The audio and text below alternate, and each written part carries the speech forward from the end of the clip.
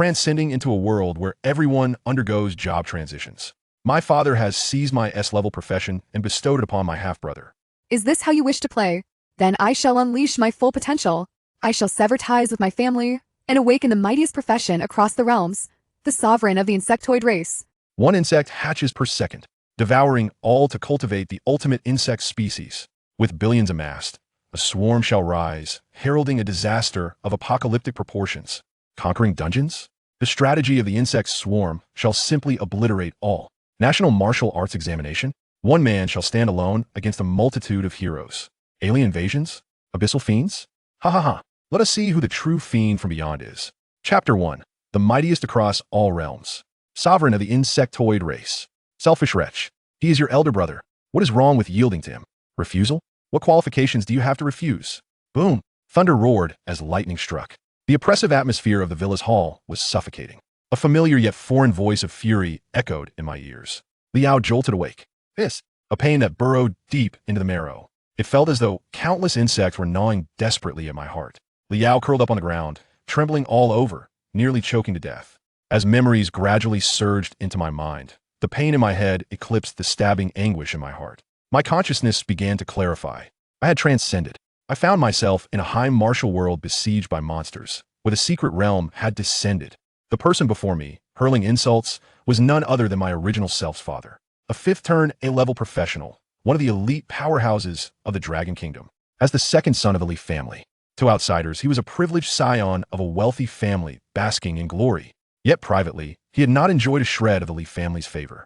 His mother was merely a servant of the Leaf family and tragically perished shortly after giving birth to him. For reasons unknown, she succumbed to an accident.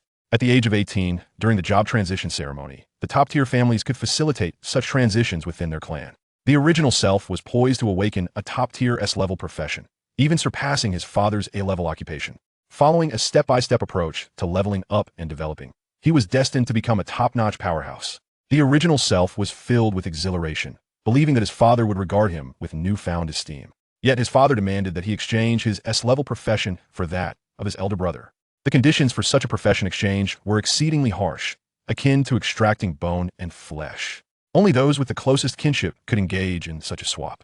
The awakening of a profession must occur within 24 hours, the sooner the better.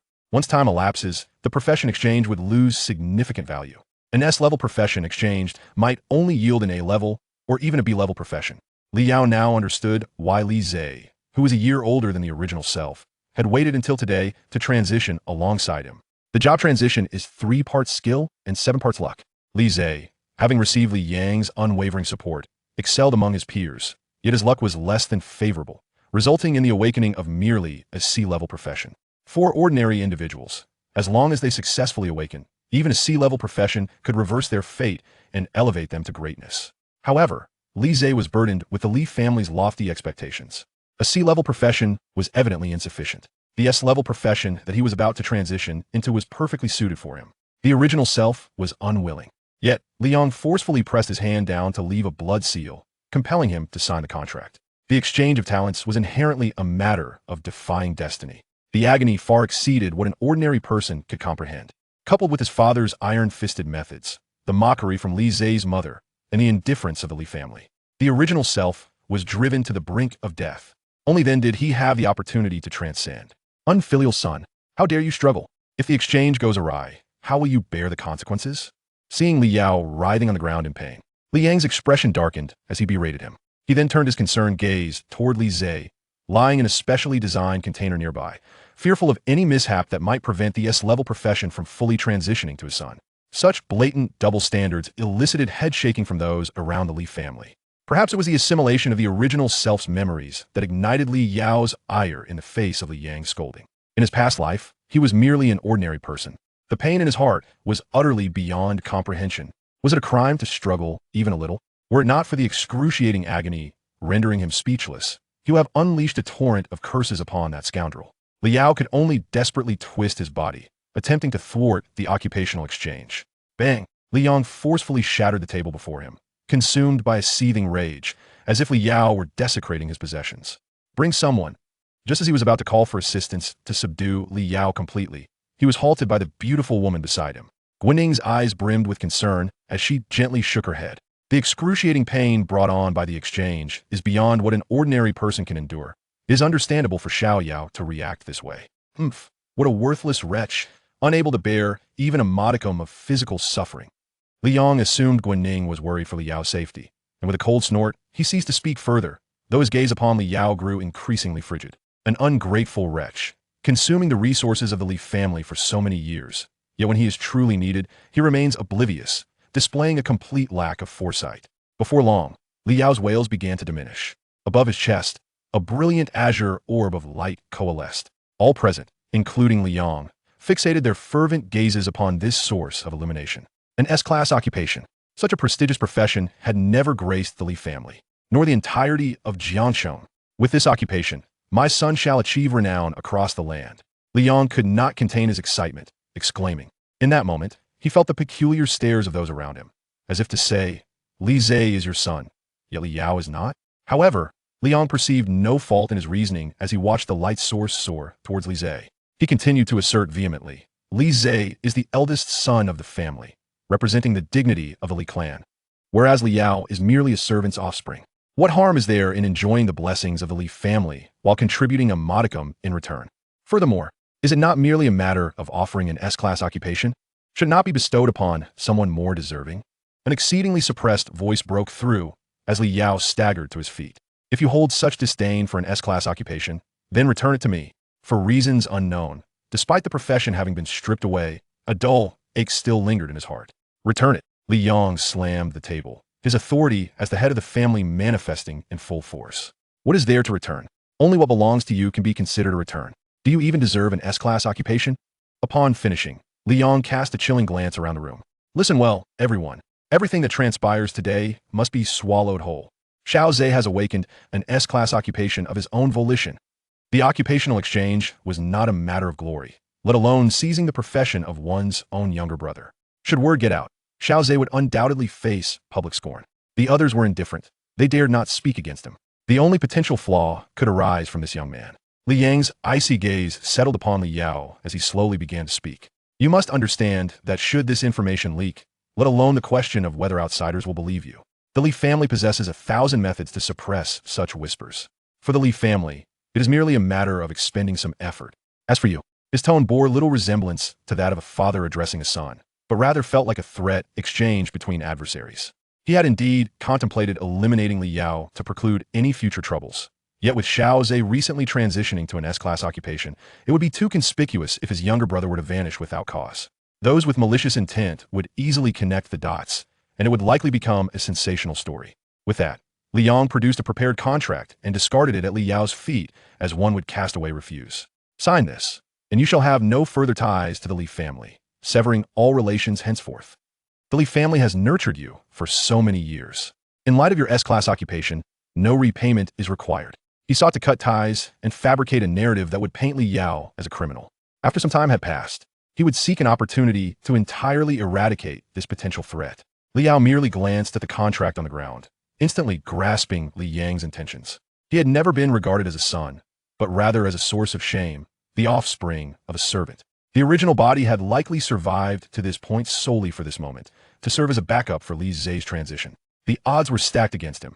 Anyone present could crush him as one would an ant. He had no choice but to sign, while simultaneously yearning to sever all ties with the Li family. Upon seeing Li Yao pick up the contract, an observant servant promptly provided him with a pen and seal. Li Yao lifted his gaze, casting one final glance at Li Yong and the beautiful woman beside him. If his suspicions were correct, the one responsible for his original mother's demise was indeed her. Your body bears a resemblance to mine, barely passing muster. Therefore, I shall aid you in avenging your grievances. With the contract signed, henceforth, Li Yao's surname would no longer be tied to the Li family. Ding! C-class occupation has been fully severed. Awaken the strongest profession in the myriad worlds. Sovereign. Chapter 2. A worm hatched every second. The terrifying fundamental skill. Brother Tongzi, that seems quite reasonable. What kind of traversal would be complete without a system? Thus, the residual pain I experienced earlier was the system's way of assisting me in purging Li Zhe's C-rank occupation? Why the days? Noticing Li Yao frozen in place, Li Yong barked, why are you still here? Should I have to ask you to leave? Li Yao departed, feeling utterly alone. Within the Li family, he didn't even need to gather his belongings. If it weren't for today's family awakening ceremony, as a mere servant, he wouldn't have had the right to step foot in the Li family villa. He usually resided in a modest apartment near the school gate. Wherever he came from, he would return there. He was not reliant on the Lee family for sustenance. Completely severing ties with the Lee family, he felt a sense of liberation. Stepping outside, the rain had ceased, and the sun shone down on the puddles, reflecting its brilliance. Li Yao gazed into the water's surface, standing at over 6 feet tall. His chiseled features were undeniable. With such a physique and stature, there was no place where he couldn't earn a living. Not to mention, he had awakened what was touted as the strongest occupation among the realms. Li Yao made his way towards the bus station while simultaneously introspecting, examining the panel shared by all practitioners. Name, Li Yao. Occupation, Sovereign, Hidden Unique. Level, 10. Health, 500,500. Strength, 10. Mentality, 10. Agility, 10. Stamina, 10. Free attribute points, 10. Worm Abyss, Foraging, Ant 104. Equipment, None 08. Skills, Source of Sovereignty, King's Favor, Worm Abyss Ladder. What on earth? What is a foraging ant? Just as he was lost in thought, the number following foraging ant changed to 110, continuously rising at a rate of 1 per second. Li Yao hastily scrutinized the 3 new skills. Source of Sovereignty, unknown passive skill core of the Worm Abyss, perpetually generating a foundational swarm of insects, with all insect swarms revolving around you. Current base species, Foraging Ant, current speed, 1s. King's Favor, unknown passive skill as the sovereign of the Worm Abyss. The king of all swarms, designate a subordinate to enjoy all of its benefits. Current designation, none. Worm Abyss Ladder, unknown active skill the racial hierarchy of the Worm Abyss world. Click to view details. Sovereign, master of the swarms. The 2 passive skills were quite comprehensible. However, isn't this a bit too extravagant? Li Yao displayed an incredulous expression. 1 worm every second translates to 3,600 in an hour, 86,400 in a day.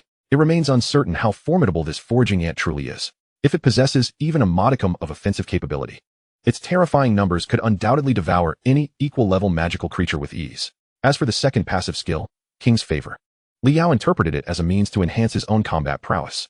If he could nurture an individual insect of immense strength, he would command all its abilities, including but not limited to attributes, health, and skills. The pressing question arises, how does one cultivate a superlative insect? The foundational swarm certainly won't suffice.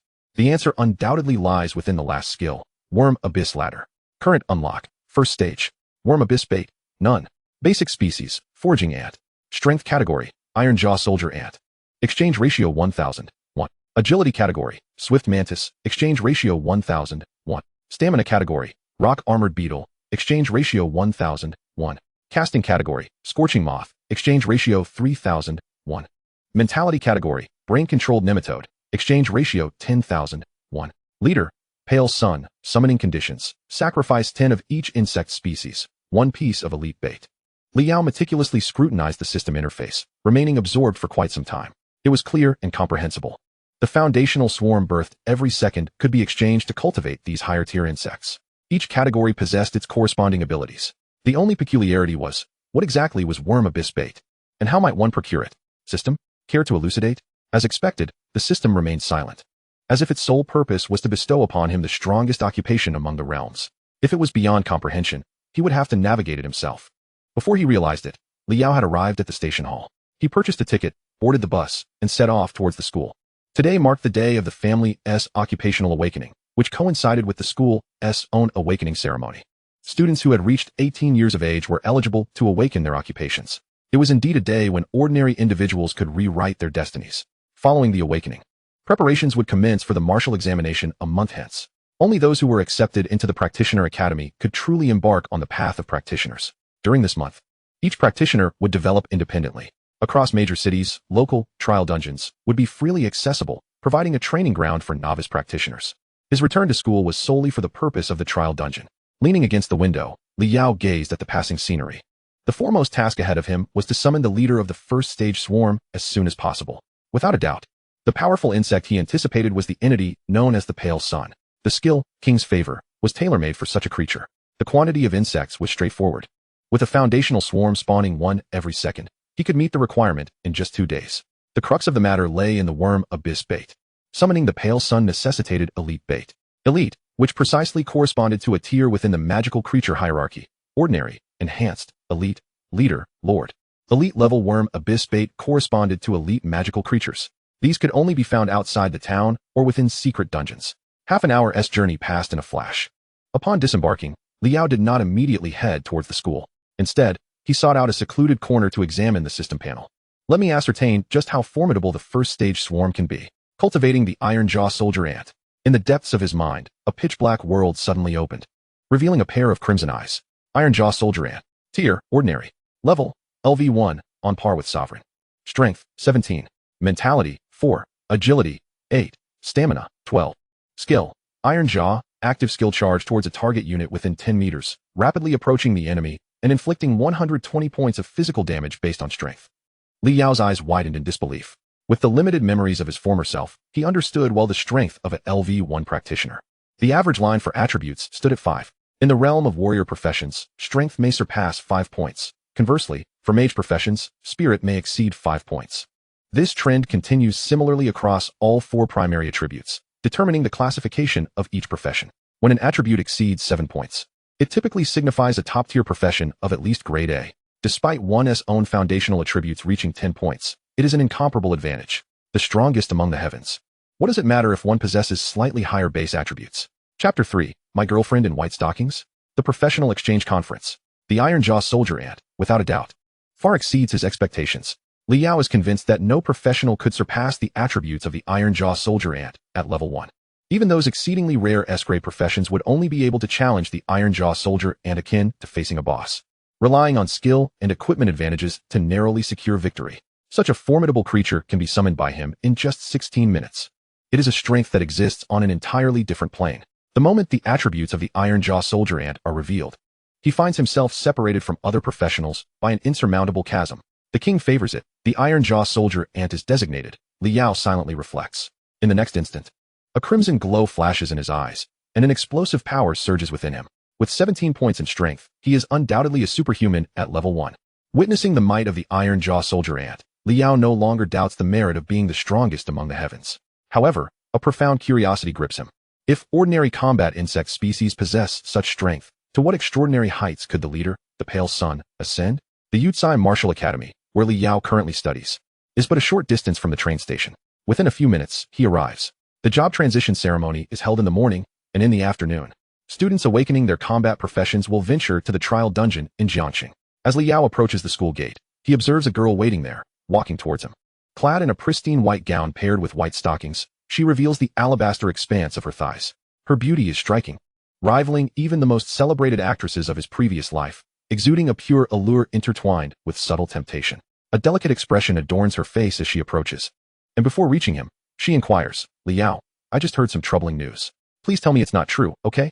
Li Yao does not respond immediately. Instead, he gazes at the girl named Jiang Ningyu. Memories flood his mind. The Li family, shrouded in gloom, while thoughts of Jiang Ningyu are painted in vivid shades of pink. A girlfriend? With such a profile, excelling academically, having a campus beauty as a girlfriend is hardly surprising. Just then, as he prepares to ask her something, a series of images flash through his mind. This woman is not simple. His original self pursued her for 2 years, diligently working part-time to spend every bit of his earnings on Jiang Ningyu. At times of financial strain, she would subtly hint, masterfully executing the art of being nonchalant, non-rejecting, and non-responsible. Then, just a few days ago, her attitude took a complete 180-degree turn. She readily agreed to be his girlfriend. The original self could not comprehend it. However, he has figured it out. The original self had never revealed his ties to the Li family at school. Those days, he applied for independent awakening. There are only a few families in Jiangxing with the conditions for independent awakening: the Li family, the Wang family, and the Yuan family. Wasn't he that bound to be discovered? Li Yao's gaze cools slightly as he asks, what happened? It's about the Li family. Jiang Ningyu, now anxious, fails to notice Li Yao's expression. Just now, the Li family intervened, requesting the Federation to cease its pursuit of you. They are willing to forgive your transgressions, but they declare that you are no longer a member of the Li family. Pursuit? Forgiveness? Li Yao is momentarily taken aback. He did not anticipate such swift action from the Li family. You didn't know? Jiang Ningyu seems a bit dazed. Yes. The letter of forgiveness from the Li family just came out. If Li Yao knew, he certainly would not have dared to come to school at this time. I said it must be fake news. How could you possibly covet your elder brother's S-grade profession and steal items meant for the clan? Oh, by the way, Jiang Ningyu glances at Li Yao, seemingly recalling something. What profession did you awaken to? A C-grade main combat profession. Li Yao genuinely has no knowledge of what rubbish profession Li Zhe awakened.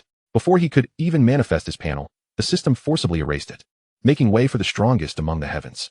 C-grade, huh? Jiang Ningyu quickly masks the disappointment in her eyes. Even so, with your abilities, you could still stand out, even as a C-grade. She herself is a B-grade professional, the only one in Yutsai Martial Academy to awaken such a grade. Above her, there is one A-grade professional, enjoying great acclaim. All the instructors and leaders regard him as a prized possession, even being nominated as one of Jiangqing's 3 great prodigies. However, the recent mix-up has revealed that beyond the 3 great prodigies, there is also Li Zhe from the Li family, who has awakened an S-grade profession. Unprecedented in Jiangqing for decades.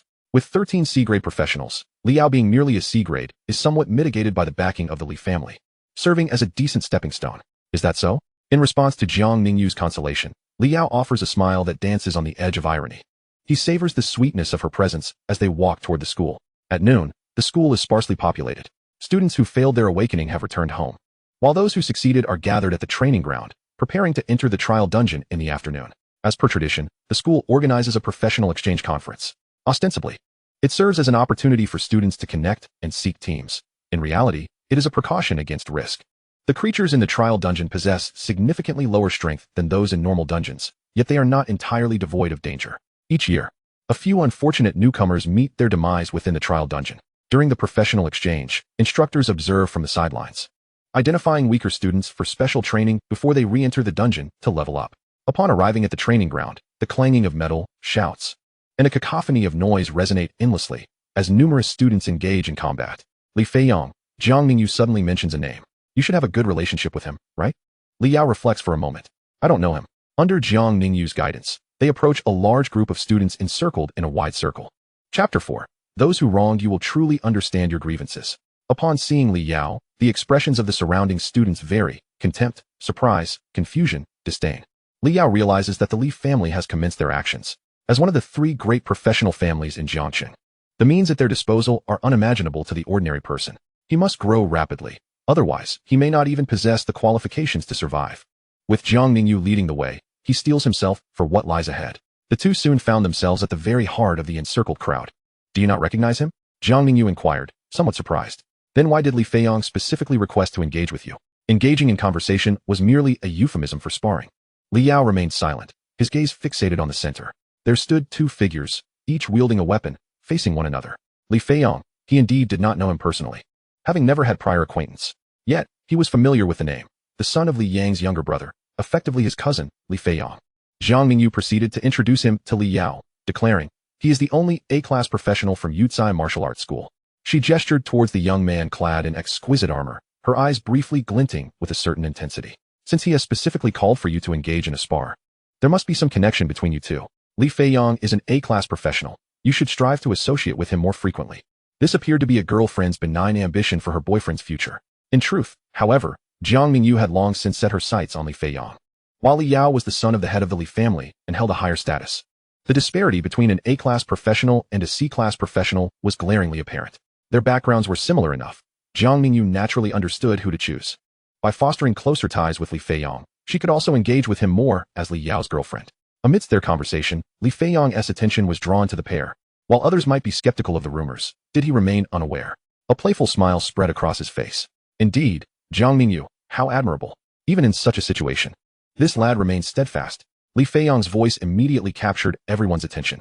Jiang Ningyu froze momentarily, stiffly withdrawing her arm from around Li Yao. What did he mean? Oh. Li Feiyong feigned confusion. Does the beautiful Jiang not know?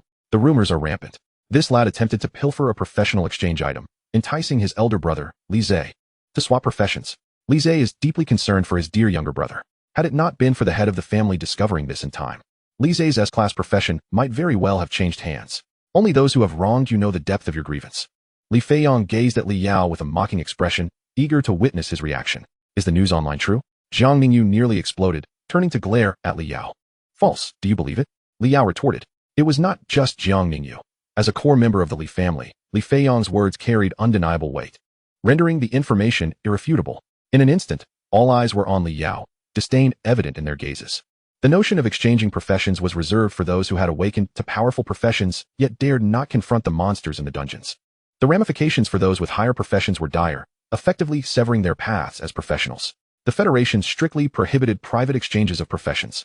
The audacity of Li Yao to entice his own elder brother was nothing short of vile. Faced with the contemptuous stares of the crowd, Li Yao found himself unable to refute their accusations. The public was not interested in the truth. They were more concerned with which side would raise a louder outcry. At that moment, he lacked the standing to challenge the Li family. Jiang Ningyu felt dizzy, acutely aware of her reputation. She had inadvertently entangled herself with Li Yao at such a critical time. In a moment of decisive clarity, she took a slight step back, adopting a pitiful demeanor, and remarked pointedly, when he declared himself a member of the Li family, I had no right to refuse. Jiang Mingyu had always been perceived as a delicate and charming figure, reminiscent of the first love of a common schoolgirl. Her words ignited a firestorm of emotions among the crowd. That statement was a grave misstep. It was nothing but prejudice, absolute prejudice. The Li family would never impose restrictions on anyone's freedom. Particularly with Li Feiyang glaring at Li Yao, he indignantly exclaimed, someone like him, who attempts to steal another's profession. I bear no grudge against Li Yao, but this boy should never have awakened to an S-class profession. He was meant to be the sole A-class professional of our generation, deserving of preferential resources. In fact, as he matured, it was not inconceivable that his father would ascend to become the head of the Li family. Yet because of this lad, the S-class profession has been transferred to Li Zhe, making him even more untouchable. All this fury can only be vented upon this boy. This is why I specifically requested to engage with Li Yao. Senior Li, since the person you sought has arrived, shall we consider canceling our engagement? Li Feiyang's opponent cautiously suggested. He genuinely wished to avoid sparring with Li Feiyang. He stood no chance in a fight and feared retaliation for embarrassing the young master of the Li family in front of so many. How could we cancel? Before the main course, we must have an appetizer. The C-class professional before him was the perfect opportunity to test his strength. In the audience of the training arena sat numerous school leaders, who were more invested in Li Feiyang's performance than anyone else. Simultaneously, beside the audience, a prominent large screen displayed the list of sparring matches. Next up was Li Yao versus Li Feiyang. To vent his frustrations, Li Feiyang had already cut off Li Yao's retreat. The battle was about to commence. Rather than a sparring match, it was poised to become a one-sided beating. Li Yao stood motionless, while those around instinctively distanced themselves from him. As for Jiang Mingyu, she had already retreated far away, not daring to cast a glance at Li Yao, fearful of being associated with him. Li Yao relished the tranquility, focusing intently on the battlefield. Li Feiyang, as an A-class professional, faced an opponent of considerable strength, one of the 13 C-class professionals from Yutsai Martial Arts School. The disparity in professional prowess was stark. However, the purpose of the sparring match was to assess students' adaptability to combat monsters. There was an unwritten rule that prohibited the use of professional skills. Yet, Li Feiyang was notorious for his reckless behavior, while his opponent epitomized diligence and seriousness in training. In a true confrontation, Li Feiyang's chances of victory were slim. However, as Li Feiyang launched his onslaught, his opponent dared not retaliate, forced instead to evade and block. The clash devolved into a one-sided barrage, with Li Feiyang relentlessly pummeling his adversary. Before long, the C-class professional was left bruised and gasping for breath. Frustrated by his inability to secure a swift victory, Li Feiyang's temper flared. As an A-class professional, I cannot be stymied by a C-class. This was utterly humiliating. Raising his fist, he summoned forth his energy. Waves of heat radiating from him. The A-class primary combat profession, the blazing fist master. The expression on his opponent's face shifted drastically. Using skills in a sparring match? Haven't even retaliated. How could he still be dissatisfied? The A-class professional skill was beyond his capacity to counter. The surrounding students erupted into chaos. The countenances rife with dread towards the formidable. I concede. Li Feiyang, in a fervent frenzy, pounced like a ravenous tiger, delivering a devastating punch. Enveloped in flames, the unfortunate student did not even emit a cry of anguish. With a resounding crash, he was hurled into the distance, crashing to the ground. His body marred by extensive burns and a conspicuous indentation in his chest. The martial examination looms ahead, and with grievous injuries, he would be unable to enter the dungeon for training in the foreseeable future. One punch from Li Feiyang equated to obliterating this student's prospects. Surrender? When confronting monstrous foes in the dungeon, does surrender truly halt the adversary? Li Feiyang scoffed derisively, brushing off the dust from his attire. Such naivete signifies your unsuitability for the dungeon. I am merely rescuing you. With that, Li Feiyang turned, extending his hand and beckoning towards Li Yao with a twisted smile. Come now, it is your turn. Chapter 5. Li Yao accepts the challenge. 5 forging ants will suffice. With these words, all eyes turned towards Li Yao. The C-grade practitioner lay on the ground, neglected by all. Li Feiyang tilted his head back, twisting his neck, a look of satisfaction on his face. As if oblivious to the plight of the C-grade practitioner, the onlookers marveled at the cruelty of the strong, while simultaneously yearning to occupy Li Feiyang's position, relishing the misfortune of the next victim. Thus, everyone, wearing expressions of complex mockery, gazed at Li Yao. Hurry up, the list for the exchange battle has already been released. Do you still intend to flee? When it was your turn to change professions, did you not hesitate? The pitiful must have their reasons. Li Feiyang has called you out for a spar, surely to avenge that fellow Li Zhe? Witnessing such a scene, Li Feiyang was momentarily taken aback. Accustomed to a life of indulgence, he never anticipated that by relying on this lad, he could garner public favor. he could now act with even greater impunity. His gaze fixed maliciously on Li Yao. Blame yourself for awakening an S-grade profession. The commotion in the arena attracted the attention of school leaders in the stands. An elderly man furrowed his brow in confusion. Two scions of the Li family? Why are they fighting amongst themselves? If one were to get injured, wouldn't that rascal Li Yang come after me? The principal had yet to catch up on the news. A middle-aged man chuckled and inquired. That's right, the C-grade practitioner. Li Yao has been expelled from the Li family for inciting his elder brother to switch professions.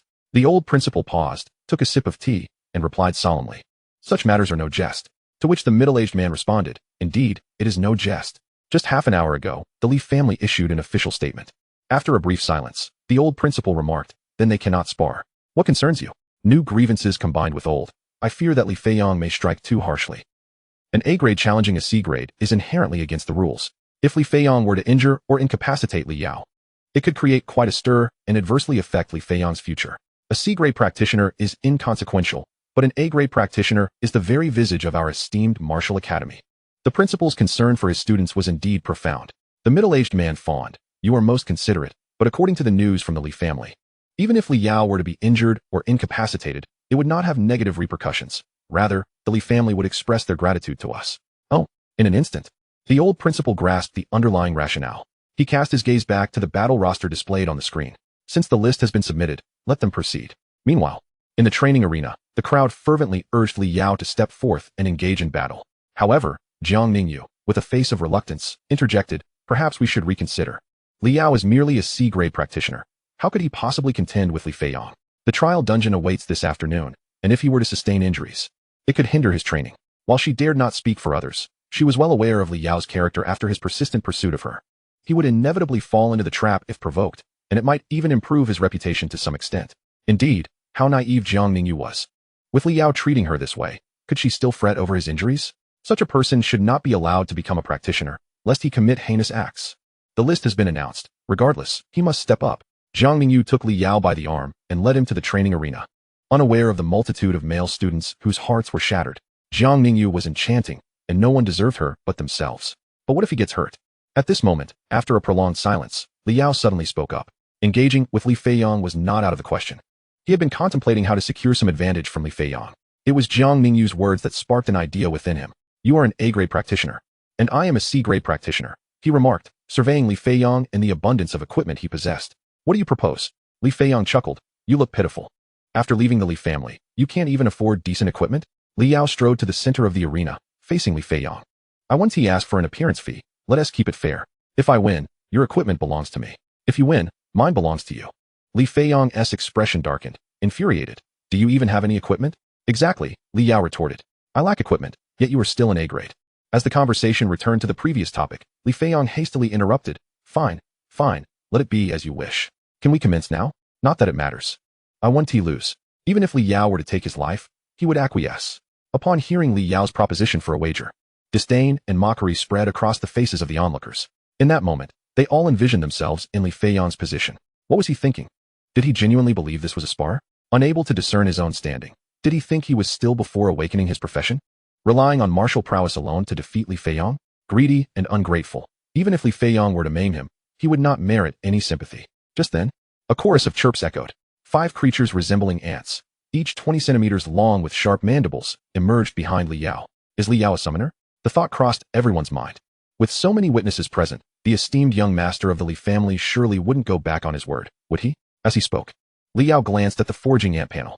Foraging ant, grade, common, level, LV1, on par with the sovereign. Strength, 5. Mentality, 5. Agility, 5. Stamina, 5. Skill, food transmutation. Active skill converts any living being's corpse into insect bait. No cost, no cooldown. If he is indeed a C-grade practitioner, at level 1, he could barely match a foraging ant. As a foundational swarm, it could spawn in a mere second. Such attributes exceeded Li Yao's expectations by far. In dealing with Li Feiyong, a level 1 S-class practitioner armed only with basic skills would suffice. 5 ants were more than adequate. Chapter 6. This principle was something I had only just learned. Just 5 insects? Summoners are indeed a rare breed, belonging to a profession with immense financial potential. If his A-class occupation were that of a summoner, the level of esteem he received from the Li family would ascend several tiers. Yet, the drawbacks were glaringly apparent. Without financial backing, it was a worthless profession. Look at that. Li Yao had contracted 5 palm-sized insects. Li Feiyong's disdain deepened. As the battle commenced, Li Yao would not waste words with Li Feiyong. With a mere thought, the 5 insects surged towards Li Feiyong. One could hatch every second, breeding infinitely. This was the core capability of a dominator, an ability that must never be carelessly revealed. However, this was the world of practitioners, where all resources must be fought for and seized. He possessed talent but chose to conceal it. He would never commit such folly. Boom. Li Feiyong unleashed a fiery punch. When stakes were involved in a duel, it transcended mere sparring. Even when using skills, no one would utter a word. Flames engulfed one of the ebony ants. Yet, the sensation of flesh exploding did not ensue. Splurt. The sound of a blade piercing flesh echoed. Ah! Li Feiyong screamed, desperately flailing his right hand. Only then did the onlookers realize that a flaming ant was gnawing on his fist. Blood splattered forth. The remaining 4 insects immediately pounced upon Li Feiyong, tearing and devouring him. Cries of agony filled the air. Even the leaders in the stands sprang to their feet. Principal, do not panic. These insects have only 5 points and attributes. A mere flesh wound cannot harm Li Feiyong. As the words fell, Li Feiyong, his face contorted in rage, rose from the ground. For someone like him, physical pain paled in comparison to the shame of losing face before the crowd. Damn it, I will kill you. Boom. Flames erupted, instantly reducing the injured insects to ashes. He began to methodically deal with each insect on him, each removal accompanied by horrific screams. Die, all of you die. Summoned creatures cannot be resurrected. Without these damned insects, let us see how you can fight me. Having dealt with the insects, Li Feiyong stood, bloodied and staggering. Unbeknownst to him, Li Yao had already approached him. You. Li Feiyong then realized that Li Yao's expression was chillingly cold. In a voice only he could discern, Li Yao spoke. 5 insects are indeed sufficient to deal with you. But is merely sufficient truly enough? A sudden chill gripped Li Feiyong's heart. An inexplicable wave of dread surged from his spine to the crown of his head. Stop. A chorus of mentors in the stands gasped in alarm. Stop it. Li Feiyong. Quickly concede. In a daze, Li Feiyong's eyes lost focus. He saw Li Yao enveloped in shadow. The shadow loomed larger in his vision, engulfing him entirely. Li Yao tilted slightly, and beneath the shadow, a pair of crimson eyes glared back at him. What kind of eyes were those? What creature possessed such eyes? I concede, Li Feiyong murmured, then summoned all his strength to shout. I concede. Iron Jaw, Li Yao whispered softly. In the next instant, the crimson eyes left behind a blood-red afterimage. Bang! There was no time for reaction. It was as though he had been struck by a speeding truck. Li Feiyong felt his insides shift violently as he was sent flying backward. Bang! He crashed heavily onto the ground, rolling several times and carving a deep groove, ultimately losing consciousness. For a moment, the entire arena fell silent. Only the faint chirps of the insects could be heard. Soon after, hurried footsteps echoed as several mentors rushed from afar. They gathered around Li Feiyong, cautiously examining his condition. A fractured sternum, 3 broken ribs, one nearly piercing along. Li Yao, do you know what you are doing? One mentor stood and chastised. With such severe injuries, even with a healing practitioner, it will take days for those fractures to mend. How can Li Feiyong enter a dungeon now? How can he level up? Oh, Li Yao nodded, gesturing toward the distant student still lying on the ground, ignored by all. Can he enter a dungeon? Can he level up? You. The mentor was momentarily speechless, quickly shifting the topic. He has already conceded. Why continue your assault? He is your classmate. Is such cruelty necessary? Concede? In a dungeon, facing monsters, does conceding mean the opponent will cease their attack? Li Yao chuckled. Oh right. This principle is something I just learned from Li Feiyong. I am helping him. You. The mentor was again at a loss for words. After a long pause, he found no rebuttal. What are you all staring at? Hurry and treat him. Several healing mentors quickly knelt and began casting spells to heal Li Feiyong. A vibrant green light enveloped him, and he soon regained consciousness. He immediately tried to rise. Hiss! A sharp pain in his chest sent him crashing back to the ground. Where's Li Yao? Li Feiyong's eyes nearly bulged with fury. I am here, Li Yao responded promptly. The young master of the Li family was indeed exceptional. Even in such dire straits, he remembered their wager. Li Feiyong paused. What wager? As if recalling something. He opened his mouth to speak, but noticed the myriad eyes around him. The commotion had drawn all the students in the martial arena, their expressions a mix of shock and disbelief. How can I possibly deliver it to you in my current state? I will wait right here. I trust the mentors will soon have you healed. At these words, Li Feiyong felt a wave of nausea but remained silent, his eyes filled with concealed malice. Fixated on Li Yao was acutely aware of what this young man was plotting, merely seeking revenge. But he had already entangled himself with the entire Li family. Why should he concern himself with a mere Li family underling? Thus, Li Yao remained by his side, ensuring that Li Feiyong would eventually relinquish his equipment under the scrutiny of so many witnesses. A few minutes later, aside from a few fractured ribs, Li Feiyong's other injuries had healed completely. Li Yao received the 4 pieces of equipment he was owed and leisurely departed. A mentor placed a hand on Li Feiyong's shoulder. Some summoners, through fortuitous circumstances, have contracted a powerful summoned beast. leading them to rely heavily on their summoned creature's strength in the early stages. You are an A-level professional, while he is merely a C-level. With just a slight elevation in your levels, he would stand no chance against you. Seek out the principal. He possesses the means to assist you in healing your ribs. Once you emerge from the trial dungeon, you may engage him in a proper sparring session. Li Feiyong reminisced about the fleeting glimpse of those crimson eyes. A shiver running down his spine. He too would enter the trial dungeon to level up. No, his mentor replied with a smile, shaking his head. Injuring a fellow student without cause is unacceptable. Such students are not permitted to enter the dungeon at our Yutsai Martial Academy. Chapter 7. The School's Measures. Journeying solo to the border. After dealing with Li Feiyong, Liao settled himself in the stands, patiently awaiting the conclusion of the exchange battle. Soon, a bus would transport students to the Jiangzhou border to enter the trial dungeon. While the bus had not yet arrived, students were either practicing or forming teams. Li Yao sat alone, as the more formidable allies for dungeon raids were sought after. Among the other 16 C-level professionals was the student who had been knocked to the ground by Li Feiyong. Even while receiving treatment, he was surrounded by a throng of admirers, most of whom were D and F-level professionals, with only the most basic skills and no enhancements to their attributes. Their pre-class training dictated their current capabilities. At that moment, a girl and a boy hesitated before approaching Liao. What are you doing? The mentor's standing guard barked. Once you finish your sparring, go form your teams. Do not loiter here.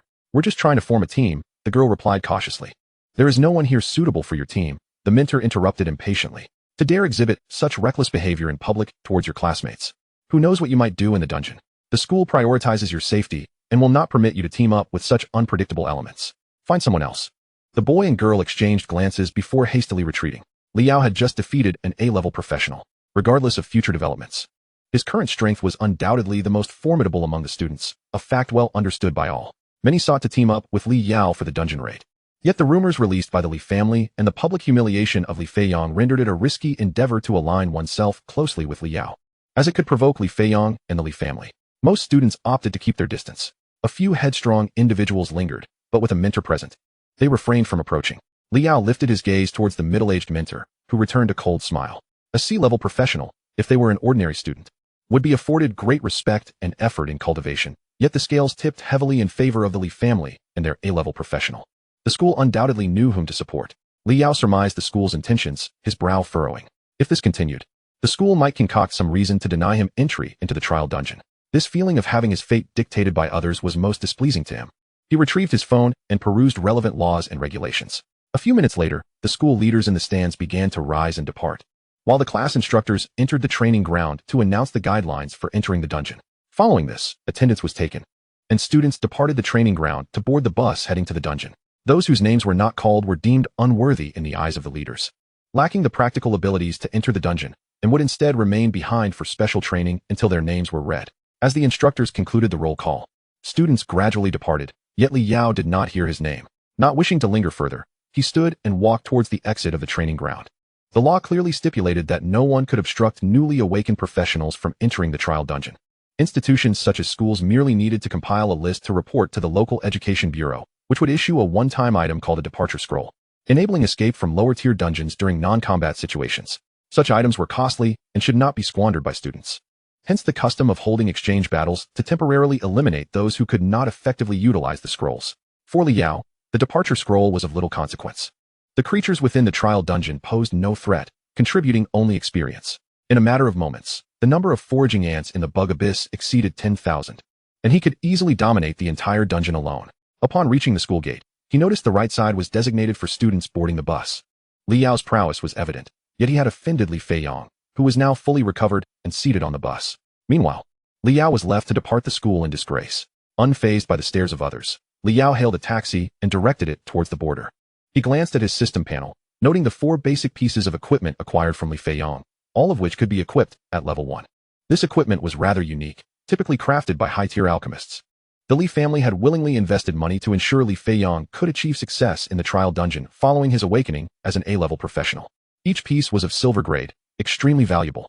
Wearing all 4 pieces of equipment was akin to donning an entire house. Such items were unattainable for the average individual. Equipment classifications included black iron, bronze, silver, gold, dark gold, and purple gold. Currently, Liao possessed no equipment, yet these 4 pieces were of no use to him.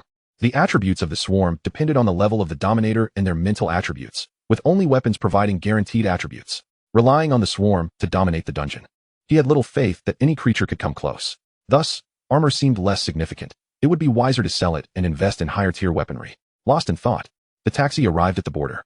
Standard vehicles were unable to cross the border checkpoint due to the absence of repaired roads beyond the border, making it impossible for ordinary vehicles to navigate. Additionally, the rampant creatures posed a safety hazard for drivers. Li Yao exited the vehicle and strode directly towards the checkpoint. The flow of people at the border was sparse. Only professionals ventured here, often seasoned hunters who spent years at the border slaying creatures and exchanging materials for bounties. Upon reaching the checkpoint, he underwent a simple facial recognition process before being swiftly granted passage. Li Yao pressed on, following the information he had found online. The air grew increasingly pungent, the distant roars of beasts echoing through the atmosphere, and occasionally, he spotted individuals nearby battling monsters. The environment beyond the city differed greatly from his expectations. Ruins of various structures surrounded him. The former border may have once been a thriving human settlement. One could only imagine that in the face of the creature onslaught, humanity did not emerge victorious as the news had suggested. The fact that humans could enjoy stable lives in the city was due to the sacrifices made by those who toiled in the shadows. The trial dungeon was not far from the border, and soon, Li Yao gazed at the colossal vortex looming in the distance. Accompanied by the faint sounds of commotion wafting through the air, he quickened his pace and soon arrived at the base of the vortex. Li Yao, an instructor, his face etched with anger, approached him briskly. What are you doing here without permission? Chapter 8, 5 S-Class Professionals. United Strategy Against the Final Boss. Dungeon Rating. Li Yao responded calmly. The instructor's furious exclamation instantly attracted numerous curious glances. Li Yao? How did he get here? Whispers circulated. Did he not hear his name? How dare he enter the dungeon without a departure scroll? Such audacity. Some scoffed, what audacity? It's sheer unwillingness. He possesses such formidable strength, yet cannot enter the dungeon. His reluctance is futile. The trial dungeon is specifically designed for novice professionals to level up, to acquire sufficient experience and equipment before using a departure scroll to exit. Besides, only by defeating the final boss within the dungeon can one unlock the vortex passage. Does he intend to challenge the boss? The final boss is not meant to be taken down by professionals of their caliber. All novice professionals in the Dragon Kingdom enter the same trial dungeon. There are D-Class and F-Class professionals, as well as S-Class and even SS-Class professionals. The final boss is a powerful creature designed to create a stark disparity between elite professionals and ordinary individuals. At least in Jiang City, there has not been a record of anyone defeating the final boss for decades. You're overthinking it, someone remarked dismissively. Even as an S-Class professional, to challenge the final boss, one needs a full party of at least 5. In the current situation, who would dare team up with him? I suspect Li Yao is considering an alternative plan. What plan? I'm not certain. I cannot speculate recklessly.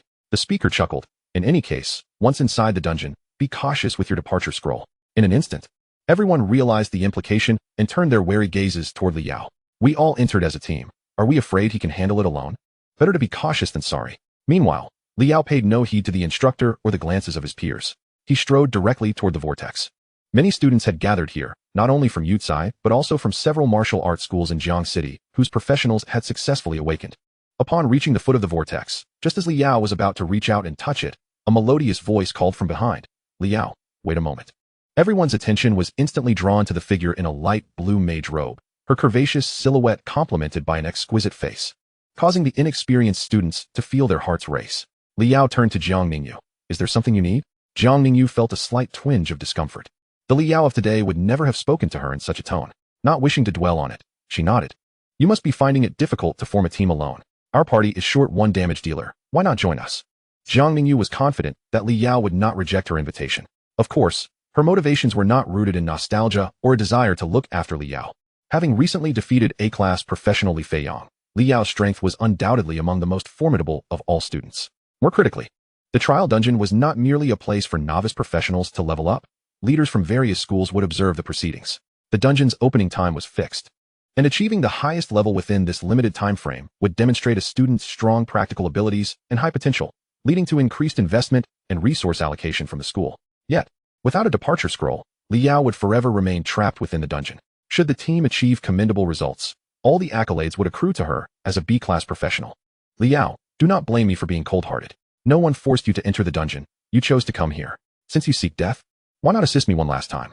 Unlike other students who feared approaching Li Yao, she harbored no concerns about retaliation from the Li family. The carefully maintained persona she had cultivated for so long would lead Li Feiyang to believe she was merely acting out of compassion, wishing to assist Li Yao. Is Jiang Ningyu not the one who pressured Li Yao? Why is she seeking him out for a team now? Is it out of pity for him? Alone and isolated. How can he possibly hunt monsters and level up? Even if he gains something within the dungeon, he cannot escape. Sigh, perhaps Jiang Ningyu wishes to help. She might as well try. She doesn't want to watch her classmate perish. She really is too kind. Even if Jiang Ningyu's team sought to challenge that legendary boss, they would likely suffer severe injuries.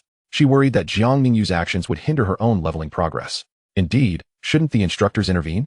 No student present believed that Li Yao would refuse. However, Li Yao casually replied, "That's quite an optimistic thought," before leaving Jiang Ningyu standing there and reaching out to touch the vortex. Wait, but Li Yao no longer paid her any mind, transforming into a streak of light as he plunged into the vortex. Stunned for a moment, Jiang Ningyu glared fiercely at the spot where Li Yao had vanished. "Jiang, we should go in as well," suggested Xiao Hasong, a C-class tank professional, as he rubbed the bronze shield in his hands with a sneer. "Even without Li Yao, our team's strength is still top tier. He is merely a pitiful soul unable to escape the dungeon." Upon hearing this, Jiang Ningyu withdrew her gaze, snorting coldly as she led her team into the dungeon. "When I leave the dungeon, I will certainly find Li Yao. Right in front of him. I will use my departure scroll to exit. At that moment, his expression will surely be splendid." Meanwhile, not far from the vortex, several elderly men sat in a circle. "Who is that child?" one of them inquired. Xuerenqi, the principal of Yutsai, chuckled. "He is a student from our school who, having not received permission, is likely seeking to test his mettle." "Disregard him," another elder remarked. "Testing? You mean to let him walk to his doom without a departure scroll?" Principal Zhang, "Do not be overly agitated. Though departure scrolls are costly, they are not astronomical. If he dares to come, he must have brought one with him. A discarded child expelled from the Li family cannot possibly afford a departure scroll. Moreover, prior to this, he specifically contacted the head of the Li family." The implication was subtle yet clear. "Let him be. Do not obstruct him. The school bears no responsibility." Now it seems that S-class professional from the Li family has an unclear background. "By the way, Principal Zhang, Li Zhe is at your school, correct? Why have I not seen him?" Hearing Xuerenqi's explanation, the elder's demeanor softened considerably. Mentioning Li Zhe brought a proud expression to his face. "He has gone to the trial dungeon in another city." In Jiang City, he stood as the sole S-rank professional, unable to assemble a team for the boss hunt. He relied on the connections of the Li family to reach out to several surrounding cities, gathering 5 S-rank professionals to confront the ultimate boss. Yet, there was a hint of regret. The old man shook his head wistfully. If only the location had been set in Jiang City, the decades-long record of no successful boss defeats would have been shattered. Chapter 9. The Horror of the Insect Abyss. The Relentless Trial Dungeon. A tumultuous whirlwind of vision engulfed him, and Li Yao regained the sensation of solid ground beneath his feet. As he surveyed his surroundings, he realized he was indeed at the border. The ruins of structures were cloaked in verdant foliage, interspersed with towering ancient trees. Numerous smaller magical creatures lurked within the woods. The density of magical creatures here was relatively low, rendering it quite safe. Thus, the trial dungeon seemed to be a projection of the local border, with some lesser magical creatures introduced into the mix. Without further contemplation, Li Yao directed his gaze towards the Insect Abyss panel. Foraging Ants, 21,948. With 20,000 base insects at his disposal, he could unleash a grand consumption spree. He summoned 5 iron jaw soldier ants, 5 swift mantises, and 5 rock armored beetles. Warriors adept in close combat, assassins skilled in harvesting, and tanks as solid as rock. These were the cornerstones of his swarm's combat power, summoned in abundance. In the world of the Insect Abyss, a vast multitude of insects promptly vanished. Soon after, pairs of crimson eyes silently opened. With 6,948 foraging ants remaining, he decided to summon 2 spellcasting moths. These spellcasters served as the primary firepower of the insect swarm, but given their inherent fragility, they required protection from other insects, limiting their numbers. As for the final brain-controlled nematodes, Li Yao opted not to summon them for the time being, as cultivating one necessitated 10,000 foraging ants. An excessive expenditure for dealing with the low-tier magical creatures of the trial dungeon. With a mere thought, a mirage of insect nests emerged on the ground, and countless insects crawled forth from the caverns. Half-meter-tall mantises, nearly 2-meter-long beetles, flame-imbued moths, and countless black-armored ants accompanied them.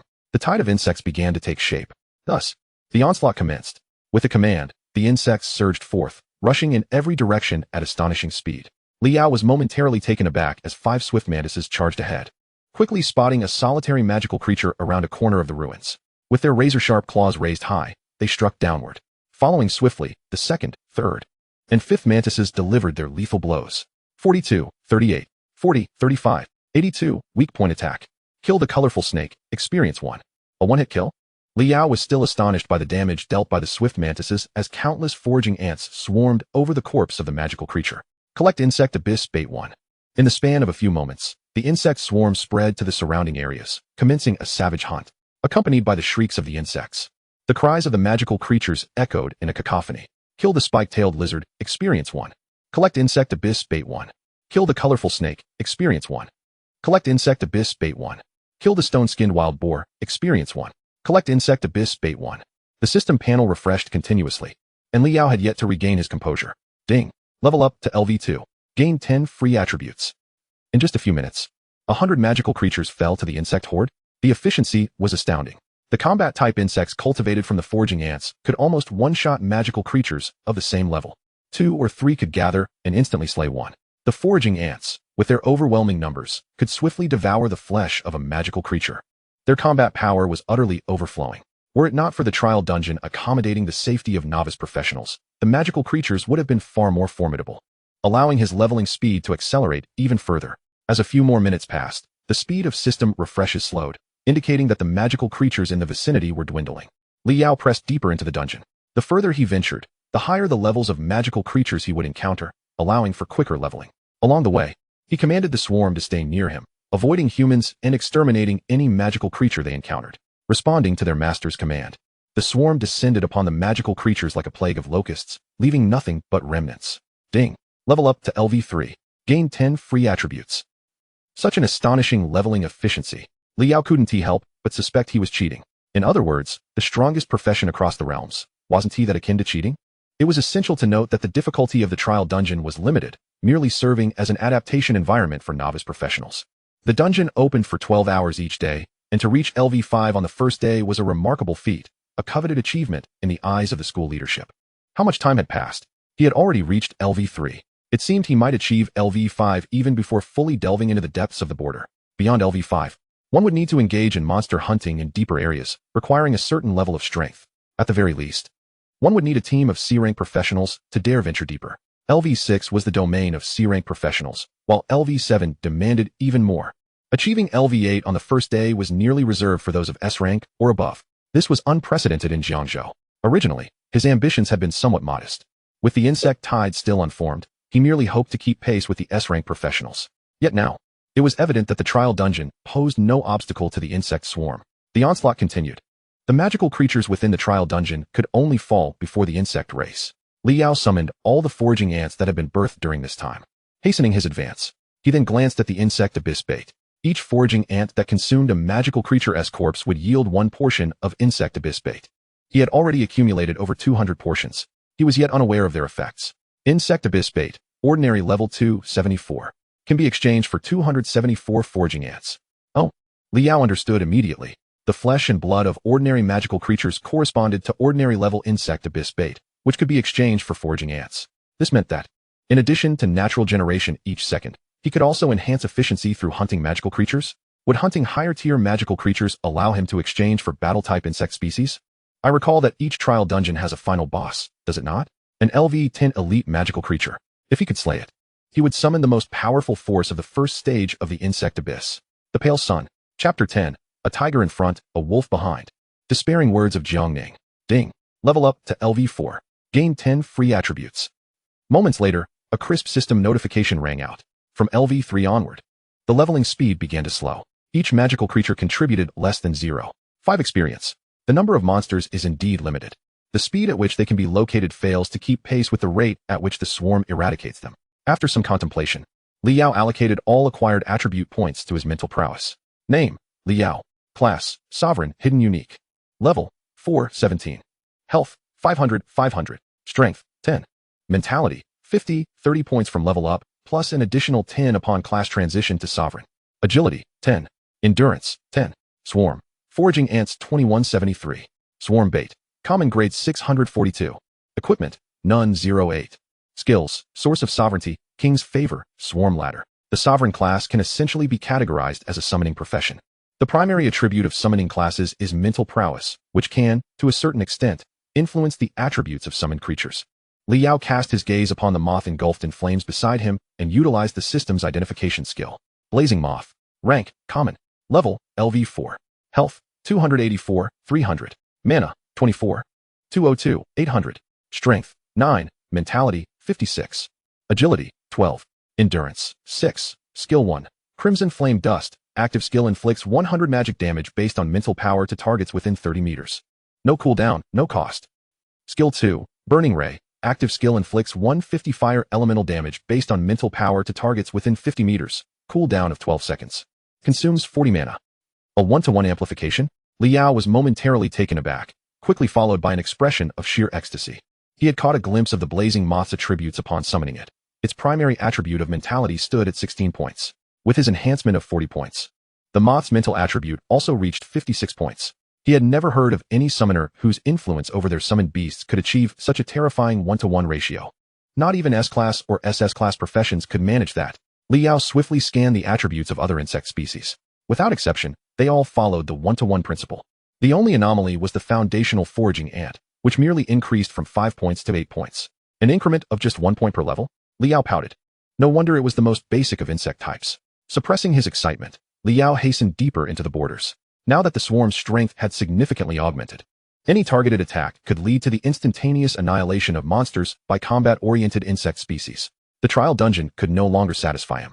He was eager to cleanse all monsters swiftly. Then he would venture into the true wilderness, perhaps even into authentic dungeons.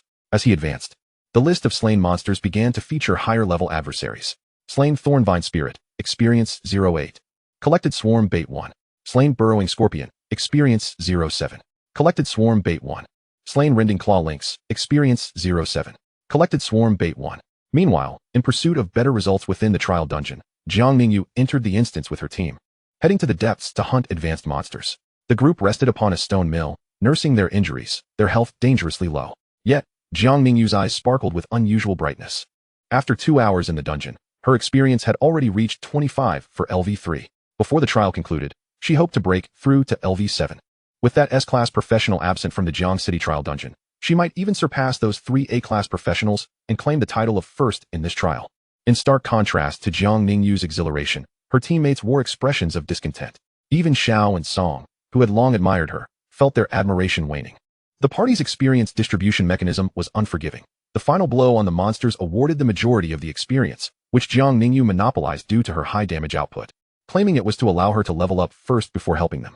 In reality, 2 hours had passed, and while Jiang Ningyu reached LV3, they barely scraped by at LV2. Yet, they were powerless to contest her. Complaining? Jiang Ningyu was the only B-class professional in the school, second only to Li Feiyang. The principal treasured her greatly. Noticing her teammates' expressions, Jiang Ningyu was well aware of their thoughts. But why should she care? If they lacked the capability, should they resent her for claiming the monsters? Her only concern was herself. Born into poverty, she relied on her outstanding looks and meticulously crafted persona. Over 3 years of high school, she had received countless gifts from male classmates, with Li Yao being the most generous among them. Yet, she did not flaunt these gifts. Instead, she bundled them all for sale.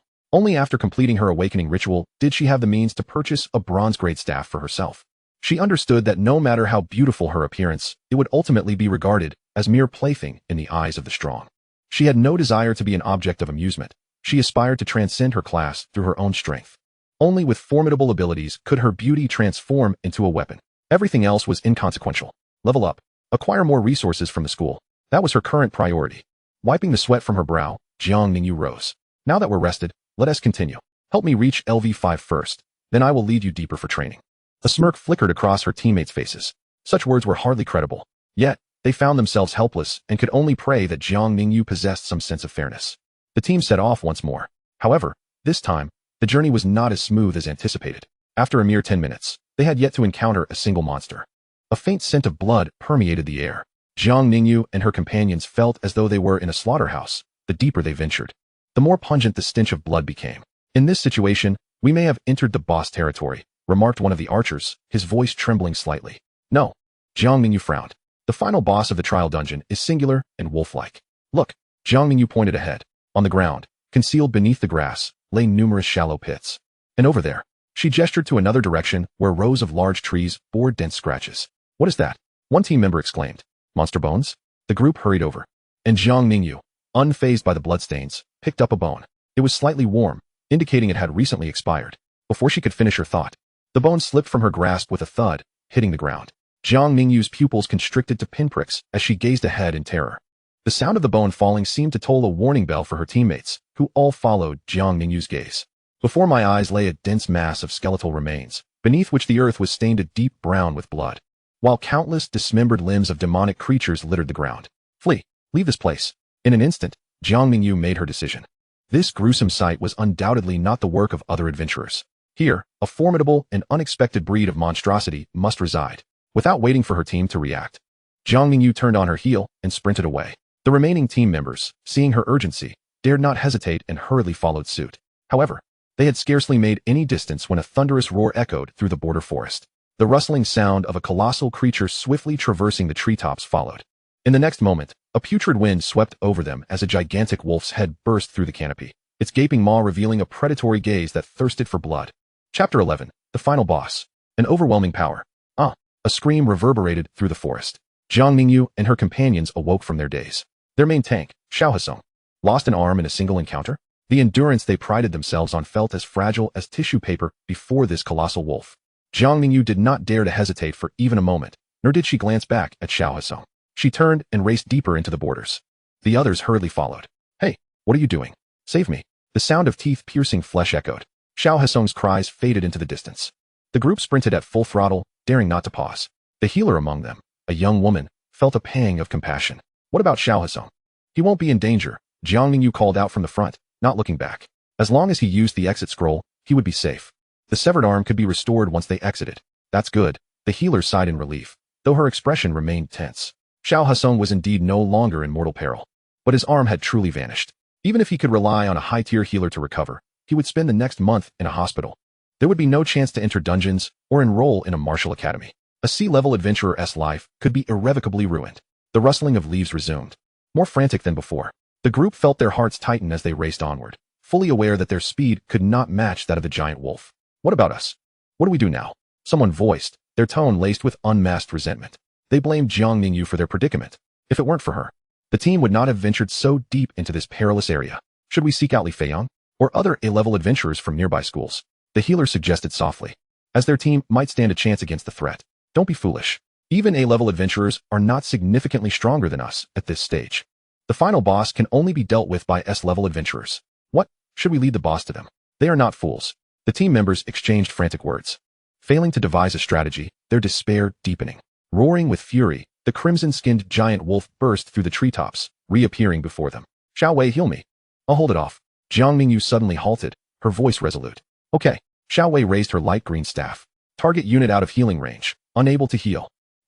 Xiao Wei looked up in disbelief, realizing Jiang Ningyu's figure had vanished. A wave of foul odor assaulted her nostrils as the wolf's menacing visage reflected in her widened pupils. I'm just a mage, I can't hold it off, came Jiang Ningyu's distant voice. Use the escape scroll. With a sickening crunch, the ferocious wolf sank its teeth into Xiao Wei's midsection. The escape scroll was torn to shreds. Xiao Wei transformed into a wisp of white light, slowly dissipating. In her final moments, Xiao Wei's face twisted in agony. Her gaze filled with venomous resentment directed at Jiang Ningyu as she fled. Jiang Ningyu, I curse you. Yet, Jiang Ningyu paid no heed to the curses hurled at her. Her mind was consumed with terror. This was a creature only an S-level adventurer could contend with. Even her escape required the sacrifice of her teammates. The thought of resistance never even crossed her mind. What now? As she fled, Jiang Ningyu cast a glance at the remaining two teammates, who regarded her with wary eyes. The same old tricks would not work. She had to devise a new approach. Unbeknownst to them, the three had stumbled into a pile of bones. The thick stench of blood filled the air. They suddenly halted, unwilling to proceed further. Jiang Ningyu recalled that they were deep within the dungeon, yet far from the final boss's lair. The final boss, that elite-level creature, the frenzied, bloodthirsty wolf, a beast reminiscent of a shark, thrived on carnage. In other words, the boss had been attracted by the scent of blood, and they had unwittingly walked into a disaster. Moreover, another formidable creature lurked here, reveling in slaughter. Keep moving forward, Jiang Ningyu urged, hastily explaining to her teammates, there's a monster ahead, and a boss behind. Let them encounter each other. Without room for hesitation, the trio dashed forward with reckless abandon, weaving through the dense foliage. The sound of insects began to fill the air, and the stench of blood intensified, coalescing into a tangible presence, as if blood and viscera were splattered across their faces. Ahead, in a clearing, a lone adventurer was seen striding forward, flanked by two flame-spitting moths that unleashed fireballs at the surrounding underbrush. Upon hearing the commotion behind, the figure turned. Liao? The group could hardly believe their eyes. The surrounding trees crackled with the sound of rustling leaves, as if countless monsters were lurking nearby. Yet Liao stood proudly in the center, the least likely place for an adventurer to be. With a thunderous crash, a colossal tree with a diameter exceeding a meter fell. The giant wolf, its body of vivid crimson and fur spiked like barbs, emerged, trampling the fallen tree as it appeared before the group. Jiang Ningyu, disregarding everything else, sprinted desperately toward Li Yao. Upon seeing the giant wolf, Li Yao's lips curled into a smile, and he turned to approach the beast. The frantic trio, racing for their lives, stood in stark contrast to Li Yao's leisurely pace. In the blink of an eye, both parties were mere steps apart. Li Yao cast a dispassionate glance at them. Jiang Mingyu, too, looked at Li Yao, her eyes gleaming with a mix of relief at their unexpected salvation and sympathy for Li Yao, who was about to suffer grievous injury and lose his chance at martial examination. Wait, Li Yao seemed to have no escape scroll. Just then, Li Yao's indifferent voice pierced through Jiang Mingyu's thoughts. You wish to kill me? Chapter 12 Li Yao, you were not like this before. It was your own choice to enter the instance, your own volition to venture into its depths. You cannot blame others. Li Yao's voice did not cause Jiang Mingyu to hesitate for even a moment. She sprinted forward with all her might. The sound around them grew increasingly dense, like torrential rain pounding on a roof. What on earth is happening? The trio traversed the flat ground, leaping over towering trees, and parted the treetops that obscured their vision. In the next moment, their bodies came to an abrupt halt. At this instant, they even forgot the rampant, bloodthirsty wolf trailing behind them. The rustling sound, akin to a whisper from the Grim Reaper, echoed in their ears as countless black insects surged toward them like a tidal wave. With crimson eyes, razor-sharp mandibles, and spiny limbs, they covered the earth in a reflective pitch-black sheen. A nest of insects. This was indeed a nest of horror, teeming with monstrous creatures. The three turned sharply. At this moment, Li Yao was less than a meter away from the bloodthirsty wolf, which opened its gaping maw to lunge at him. Whoosh! In an instant, 5 green figures surrounded the giant wolf. The crimson pupils locked onto their prey. In the following second, side-like claws struck. Thud! Thud! Weak point attack. 83. 67. Boom! Boom! Boom! Trees collapsed, and countless tiny black insects were sent flying into the air. Several enormous ants charged from 5 directions simultaneously, crashing into the giant wolf like trucks. 82. Weak point attack. 73. Roar! The giant wolf let out a chilling howl, crashing heavily to the ground. Immediately, from the crevices of the surrounding forest, swarms of small black ants emerged, swiftly covering the giant wolf's body. Blood gushed forth, enveloping the scene in a mist of crimson. The wolf's howls gradually faded into silence. Kill the bloodthirsty wolf. Experience 20. Collect insect nest bait 1. Ding. Level up to LV7. Gain 10 free attributes. Throughout this chaos, Li Yao maintained a leisurely gait. As he approached the giant wolf, the tide of black insects parted like flowing water, revealing a bare skeleton and a treasure chest lying quietly on the ground. Elite monsters have a certain probability of dropping loot chests. Equipment for professionals and various skill scrolls could all be found within these chests. Li Yao picked it up and cradled it in his arms, choosing not to open it immediately, but instead casting a wry smile at the three before him. He had not strayed from the instance. It was a well-known fact. Jiang Mingyu's previous actions, as seen from his perspective, indicated her intent to kill him. The gift of deceiving the original self hung over her like a noose. He could regard it as the original self's own folly, choosing to be a sycophant. However, he would show no mercy to those who sought his demise. Jiang Mingyu stared dumbfounded at Li Yao, as if in a trance, and absent-mindedly pinched her thigh. The sharp pain reminded her that everything before her was not a dream. Li Yao was indeed the master of the insect nest. He commanded the nest and single-handedly defeated the final boss of the trial instance. Regardless of how he acquired the nest, or how he wielded such formidable power, he was now the most formidable ally within the trial instance. Jiang Mingyu was completely oblivious to Li Yao's expression, as she became engrossed in the prospect of rapidly leveling up under his guidance. Her face transformed with each emotion, ultimately settling into a pitiful visage as she spoke with a quivering voice. Li Yao, you have finally come to rescue me.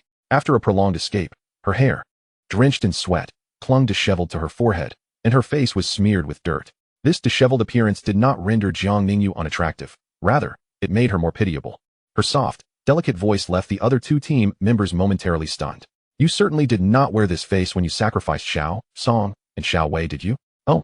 Li Yao raised an eyebrow, marveling at the woman's acting skills. I came here specifically to rescue you? Wasn't that the case? Oh, right. I did come specifically to save you, Li Yao replied with a grin. Regardless, within the trial instance, he could not act against Jiang Mingyu. Each participant possessed a means of escape. He was uncertain if he could incapacitate all 3 before him in an instant. If even one managed to escape, it would pose a significant inconvenience for him. Given Jiang Mingyu's penchant for taking advantage of situations, there would be plenty of opportunities for her later.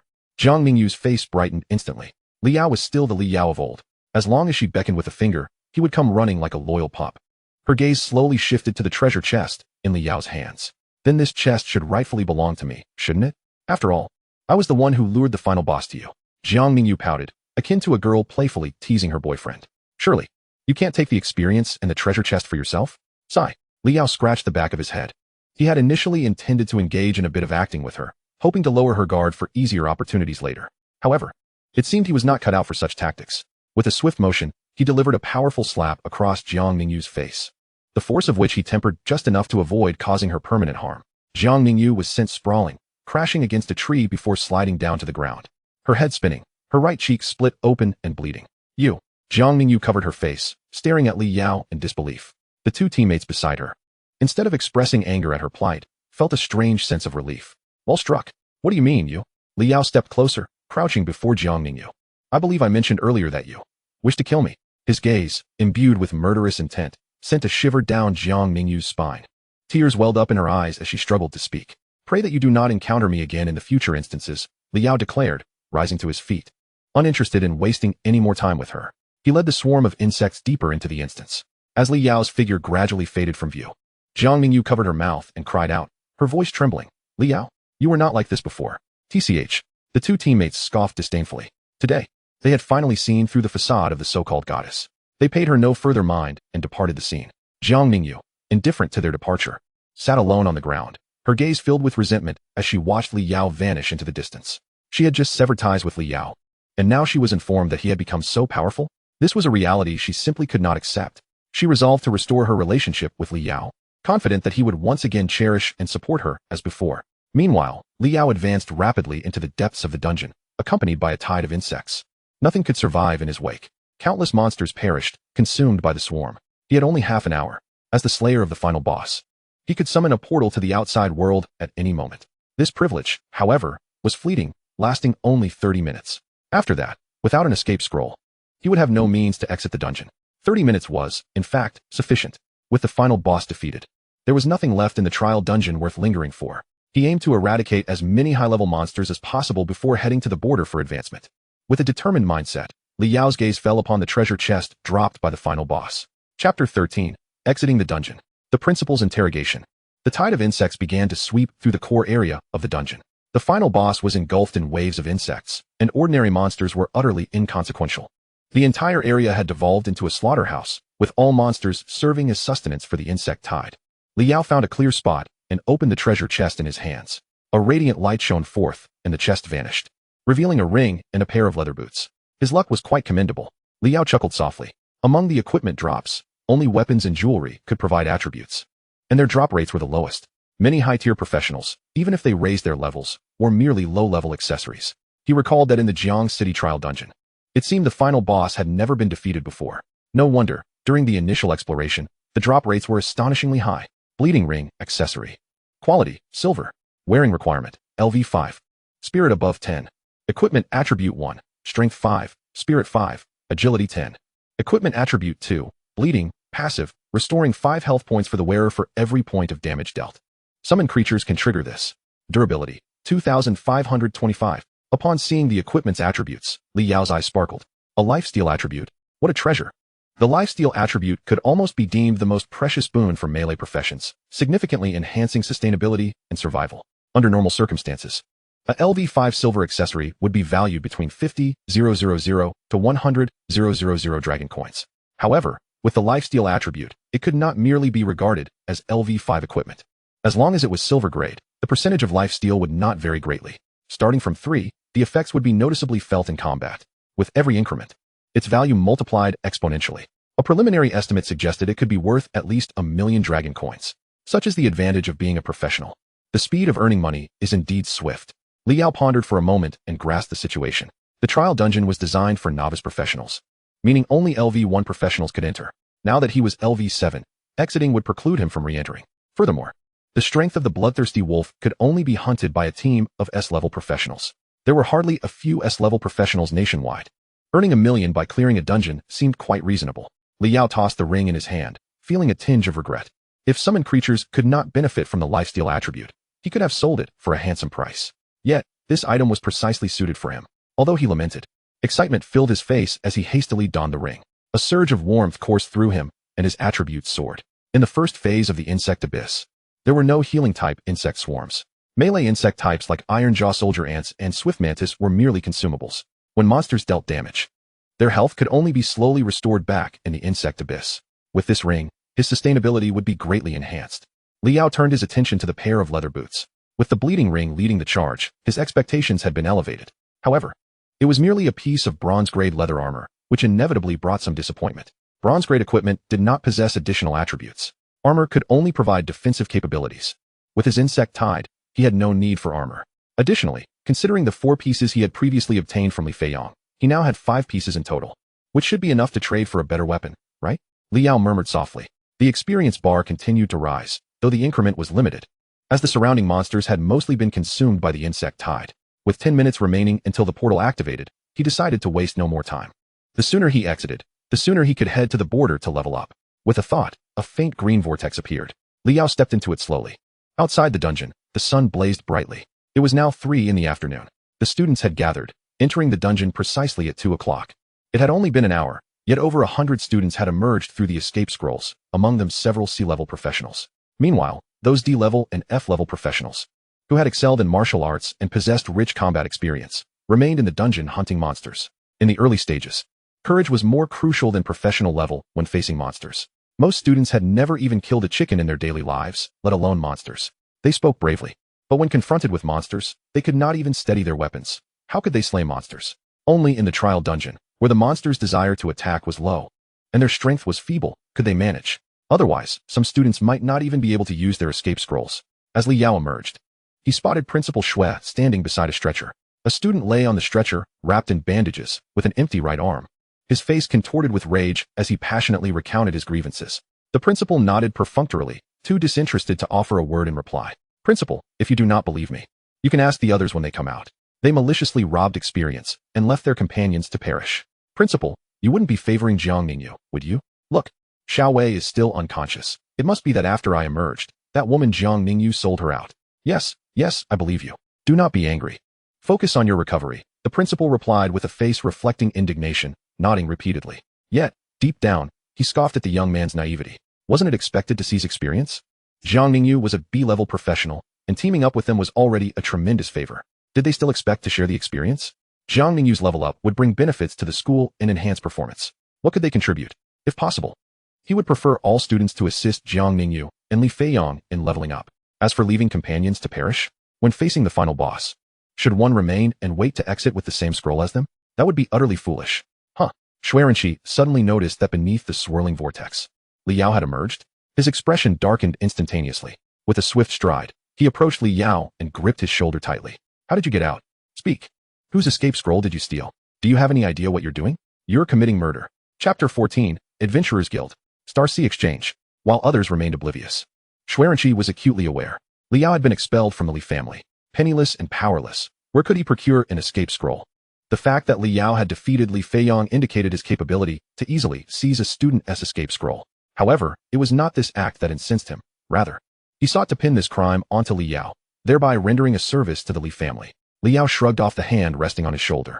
Surprised by the strength of Li Yao's arm, Xuerenqi felt a flicker of astonishment. The principal had misunderstood. With an indifferent demeanor, Li Yao stood poised to summon a swarm of insects. I didn't take anyone's escape scroll. I defeated the boss and simply came out. The principal's mouth gaped open, and then he burst into laughter. Realizing his lapse in composure, he stroked his beard, his expression shifting from amusement to anger. Listen to yourself. Does that make any sense?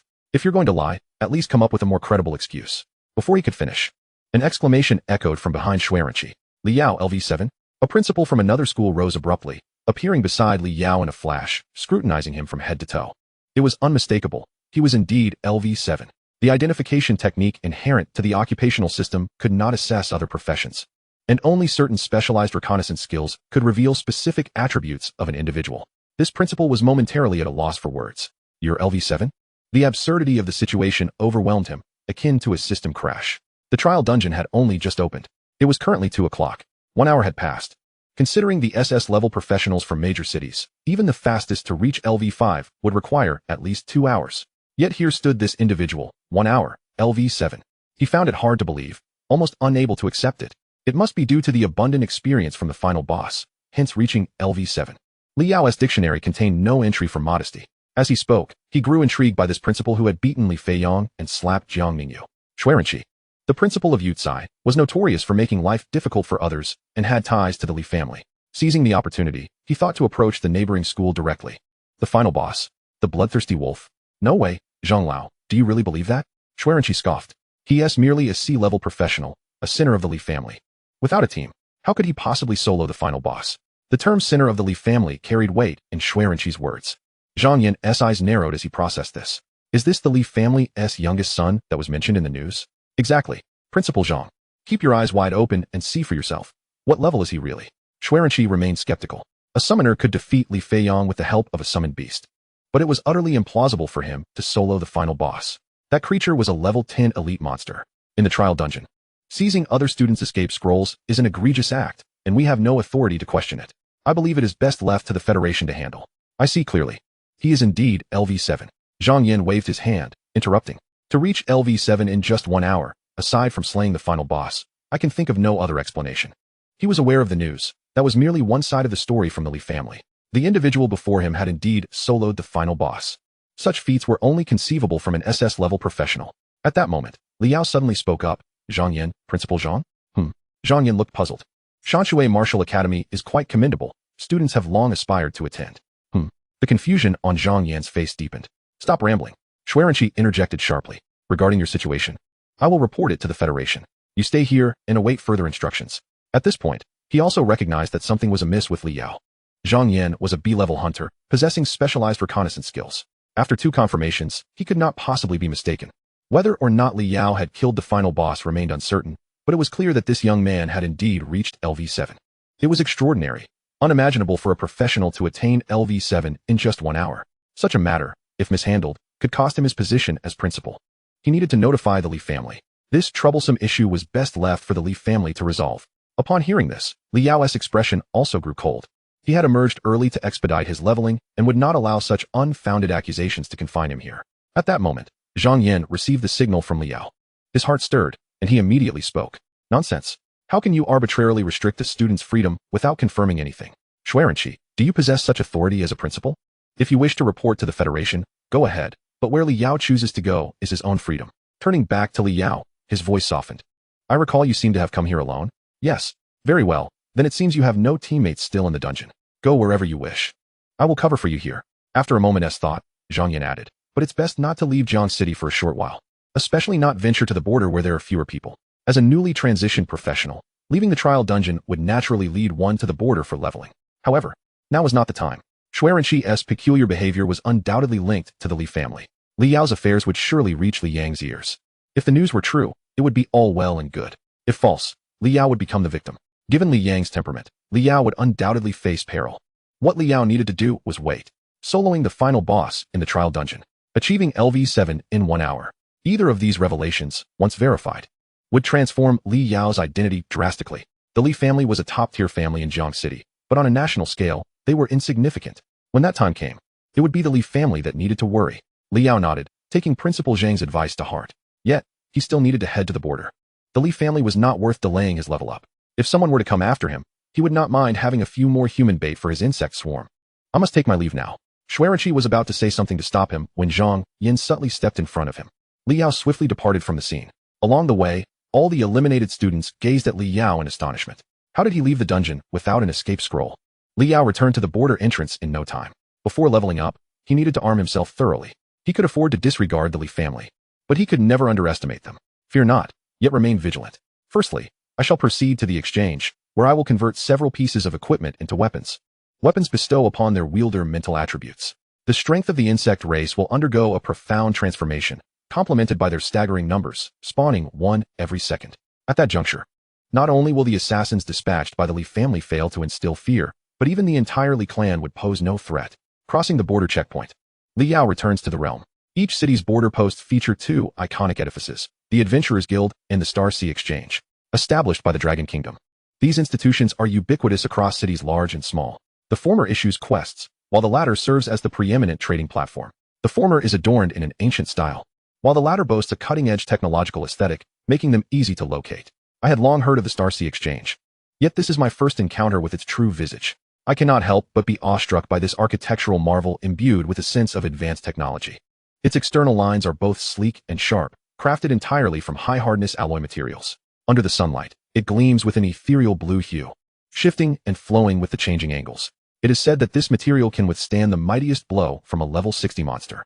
Should the day come when monsters besiege the city and the border falls, the Star Sea Exchange will stand as Jiangqing's final sanctuary. Chapter 15, Master Level Dungeon. The Howling Prison. In Jiangcheng, within the Li family villa, the head of the family sits in his study. Li Yang ends the communication, his eyes icy. His expression as dark as a stormy sea. An hour at level 7? Solo hunting the final boss of a trial dungeon? Huh, what a jest. Li Yao? Does he even have the right? Upon receiving news from Xuerenqi, Li Yang's initial reaction is not shock, but rather rage. He is no fool. With Zhang Yan, Principal Zhang, as a guarantor, the information that reaches his ears must be the genuine happenings from the border. Li Yao's profession was personally altered by him, stripping away the S rank to transform it into the C rank summoning class of Xiaojia. There can be no mistake regarding this. Thus, only one possibility remains. That scoundrel Li Yao, during his time away from the Li family, must have encountered unimaginable fortuity. By what right? By what right should such an inferior being obtain such fortune? Born into the Li family, all sustenance is provided by the Li clan. Why should such an opportunity not be bestowed upon the Li family? Bang! In his fury, Li Yang sweeps everything off the table. Anything taken from the Li family is, without question, the property of the Li family. Allowing a C-rank class to single-handedly slay a level 10 elite monster. What exceptional twist of fate is this? Merely imagining it causes Li Yang's eyes to redden with envy, yearning to claim it for himself. Thieves, the Li family shall never let this go unpunished. Meanwhile, Li Yao strides into the Star Sea Trading Hall. A security gate stands at the entrance, and as he passes through, a crisp beep resonates. Identity verification in progress. Verification successful, Dragon Kingdom Practitioner Li Yao. Access granted to Star Sea. Permission level, 2. As long as he does not contravene any laws of the Dragon Kingdom, his permission level remains at 2. Level 1 is reserved for those with criminal records, who are only permitted to purchase, not sell goods. Li Yao steps into the clean and spacious hall, instantly feeling like a bumpkin entering the city. The premier marketplaces of his past life pale in comparison to the Star Sea. An array of goods is displayed before him. The foot traffic is sparse, and Li Yao heads straight for the heart of the exchange. His current assets consist only of 5 pieces of bronze and silver equipment, hardly sufficient to entice him towards the wares present here. Moreover, he has always held the belief that the equipment and items available for purchase are never the finest. Truly top-tier gear has long been absorbed internally, never to grace the eyes of the public. Approaching the counter, Li Yao notices not only the glass display of equipment, but also a tablet positioned atop it. Equipment, materials, and skills are clearly delineated. He selects equipment, magic type, staves, setting the level to below level 10. Instantly, over 100 pages of staves are retrieved. While he sifts through the options, he summons a server from afar. Could you assist me in converting these pieces of equipment into dragon coins? Or I would be amenable to directly exchanging for this staff. Li Yao places 5 pieces of armor on the counter and points to a staff of deep azure. On the official trading platform of Star Sea, one need not worry about pricing. The server approaches with a smile, glancing at Li Yao's selection, and remarks, the silver-grade azure staff requires 3 pieces of silver-grade armor for exchange. I apologize, let me reconsider. Mid-sentence, the server picks up a piece of equipment to examine closely. This is a special silver item with no level restrictions. My apologies for not noticing earlier. With just one of these 4 pieces of armor, you can obtain the staff. As for the remaining equipment, shall I convert them into dragon coins? Or would you like to peruse further? Convert them into dragon coins, Li Yao replies. The lack of level restrictions means it can be utilized even at level 1. It is a set specifically crafted for Li Feiyang by the Li family, meant for preparation for trial dungeons.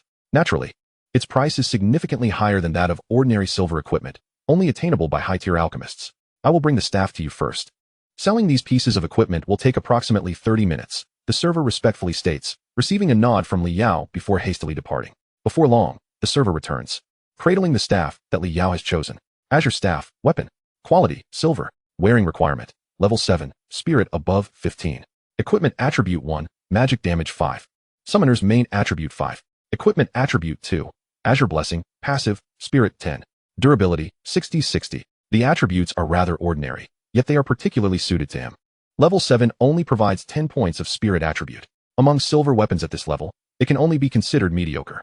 What catches his eye is the first attribute, the enhancement of the summoner's main attribute. The insect swarm is indeed his summoned entity. This means that the increase of 5 attributes can be applied to tens of thousands of insects. As for the other equipment, only jewelry and weapons might possess additional attribute enhancements. The attributes of armor tend to lean towards defense. Anything too exceptional remains beyond his means, while equipment with average attributes would be of little use. The server mentioned it would take half an hour, and Li Yao does not wish to squander time here. He exits the Star Sea and strides into the adjacent guild hall. The decorative styles of these 2 large edifices are polar opposites. Star Sea epitomizes the ultimate in modernity, whereas stepping into the Adventurers Guild feels akin to being transported back to antiquity. All facilities appear rustic, yet are opulently lavish. The foot traffic here far exceeds that of Star C, and the din of voices fills the air, predominantly comprising calls for teammates to undertake tasks issued by the Adventurers Guild. Additionally, the guild is actively recruiting, seeking to gather manpower. In the center of the hall stands a screen resembling an ancient tablet, displaying numerous tasks, both official and otherwise. Professionals also invest dragon coins or other resources to commission the Adventurers Guild for postings. Bulk purchase of sharp fongboar's quills, unit price 400. Bulk purchase of centipede limbs. Unit price 750. Bulk purchase of complete beast hides above level 10, price negotiable. From top to bottom, from easy to difficult, Liao casually skimmed through the listings. He intended to train at the border. He could accept several tasks without hindering his leveling speed, thereby gaining additional benefits. Soon, Liao's attention was drawn to the task at the very bottom. Could such a price indicate a raid mission? Exterminate the level 10 dungeon, Wailing Prison, and obtain the dungeon boss's drop, material, the Headless General's sword hilt. Note, elite level boss, the Headless General, only appears at master difficulty or above. Reward, 18 million dragon coins, or for other requirements, contact the Silver Moon Guild leader for negotiation. Chapter 16, Slaughtering Monsters. Frantic leveling. He had heard of the Wailing Prison dungeon. In all of Jiangzhou, it was impossible to find someone unfamiliar with this dungeon. Each city possessed a foundational dungeon, serving as a cornerstone for safety and development. The Wailing Prison was the foundational dungeon of Jiangzhou. Throughout 3 years of high school, nearly all courses related to monsters revolved around the creatures found within the Wailing Prison. The difficulty levels were categorized as normal, hard, and master. Liao was uncertain about the intricacies of master-level challenges. However, he was aware that the initiator of this task was the Silver Moon Guild, one of the 3 major guilds in Jiangzhou, primarily engaged in dungeon raids. To date, no strategy for master-level difficulty had been established. With that in mind, the reward of 18 million dragon coins became quite comprehensible. Once he reached level 10 and fulfilled the minimum entry requirement for the Wailing Prison, it would undoubtedly become his grinding location. Should he acquire the Headless General's sword hilt, he could trade it to the Silver Moon Guild in exchange for that 18 million. Calculating the time, he realized that Star C was also nearing completion. Liao casually accepted a few tasks before departing from the Adventurers Guild and returning to the Star C Hall. Observing the server deposit 1.7 million into his account was quite pleasing. One must admit, the Li family was indeed affluent, merely for a level 1A class profession. They were willing to spend such an extravagant sum on equipment. He could hardly imagine the opulence of the gear Li Zhe would possess upon acquiring his S-class profession. Shaking his head, he made his way towards the border checkpoint. Upon exiting, he proceeded directly northwest. This route would lead him past the vortex of the Wailing Prison dungeon. Once he reached level 10, he could conveniently grind there on his way back. As he ventured deeper into the borderlands, the population began to dwindle. A thought crossed his mind, and 5 swift mantises materialized beside him. He leaped onto one, using it as a steed while the other 4 served as bodyguards. The other insect types could not keep pace with the swift mantis's speed. He would summon them only when danger arose. Liao estimated that if the Li family intended to take action, it would likely be during this moment. Principal Zhang had previously advised him in front of Xuerenqi not to leave the city at this time. However, given Li Yang's nature, he would undoubtedly have spies positioned at the border checkpoint. In this very instant, Liang might already be aware of his departure from the border. While pondering, faint mournful cries emerged from the surrounding ruins. Liao raised his hand, and the swift mantis halted abruptly. If memory served him correctly, such a sound should belong to the tier cats. Thanks to his diligent studies, Liao was well acquainted with the habits of the monsters surrounding Jiangzhou. He had underestimated the swift mantis's speed. It had already ventured this deep. Tier cats were a minimum of level 10, social creatures known for their speed and blood-inflicting attacks. In the Jiang City border area, the number of professionals who perished at the hands of tier cats ranked highest annually. Elusive and stealthy. Many times one would not even notice a tier cat's presence before meeting a grim fate. Truly terrifying. As social creatures, they were ideal for leveling. Liao leaped down from the back of the swift mantis. Beneath his feet lay a dark, bottomless pit, an entrance to the insect abyss. The sound of rustling echoed as a swarm of insects surged forth like a tide from the abyss. Swift in movement. Even some powerful professionals found it challenging to hunt tier cats. Consequently, the value of tier cat claws, whether in tasks posted by the Adventurers Guild or the acquisition options at Star C, was remarkably high. Difficult to capture? Then surround them completely. Trap them like fish in a barrel. Liao was not one to hold back. Once engaged in battle, he would exert his full strength, leaving none behind. He summoned all his insects and surged towards the source of the sound he had just heard. Hiss hiss hiss. Noticing the commotion, several tier cats leaped from the crevices of the ruins. With arched backs, their brown fur glistened, their heads darker, nearing a brown hue, concealing half their feline faces while exposing their menacing fangs to the air. Hissing, they brandished their claws in search of foes. In the next moment, Several tier cats stood frozen in place, their eyes wide in shock at the massive swarm of insects encircling them, darkening the very ground beneath. Among them were several figures exuding an aura so powerful it sent shivers down the spines of the felines. Liao paid no heed to the tier cat's sentiments. He cast an identification spell to discern how the external monsters differed from those in the trial dungeon. Wild tier cat. Level 12. Health, 1250. Strength, 54. Spirit, 16. Agility, 68.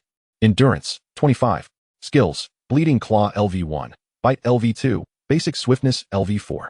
Their attributes were highly specialized yet exceedingly intimidating, with elevated strength and agility. As long as they overpowered their adversaries, they could deliver fatal strikes in an instant. With such prowess, each one would pose a threat comparable to the bloodthirsty wolf student killers in the trial dungeon. No wonder such trial dungeons existed. In those trials, one had to be prepared with escape scrolls. If one were to venture directly into the borderlands for leveling, the mortality rate would soar to 70, even 80. Even he, when confronted with a horde of tier cats, dared not underestimate them in the slightest. Boom. The scorching flame moths made the first move. 3 moths unleashed 3 fireballs, concentrating their fire on one of the hissing creatures. Surrounded by the swarm, the tier cat found its speed rendered useless. The fireball struck, exploding upon impact. 148. 342, weak point attack. 177. As the black smoke dissipated, the tier cat lay on the ground, barely clinging to life. Its health was not entirely depleted, but extensive burns rendered it immobile. A swarm of foraging ants rushed in to devour it. Following closely, the iron jaw soldier ants and swift mantises launched their attacks. The insect species, unafraid of pain or death, pressed forward, while the tier cat was powerless to retaliate. The swarm surged like an ocean, engulfed in despair and terror. Their speed and strength could not be fully realized. In less than 3 seconds, 6 savage cats were reduced to mere skeletons. Kill the wild savage cat, experience 29. Collect insect abyss bait 1. Kill the wild savage cat, experience 34. Collect insect abyss bait 1. Kill the wild savage cat, experience 32. Collect insect abyss bait 1. The insect horde showed no signs of respite, flooding into the fissures left by the savage cats like a tide of darkness. They could sense the presence of other living beings within. Kill the wild savage cat, experience 29. Collect insect abyss bait 1. Kill the wild savage cat, experience 34. Collect insect abyss bait 1. The notifications of experience gained came in rapid succession. It was easy to forget that upon reaching LV7, the insects had gained an additional 30 attribute points, complemented by 2 pieces of equipment. Combat insects like the blazing moth, in their initial stage, had already surpassed the 100-point threshold in primary attributes. The savage cats posed no threat whatsoever. Liao strolled towards the several skeletons before him and pried off their claws. This particular group of savage cats numbered 17, equating to 68 savage cat claws. It seemed imperative to acquire a storage ring. Chapter 17. They emerged. But now they are dead. Ding. Level up to LV8. Gain 10 free attributes. Half an hour had passed. The insect tide had consumed 2 more groups of savage cats. Liao found himself in a quandary. Compared to the trial dungeons, the border monsters were indeed far more concentrated.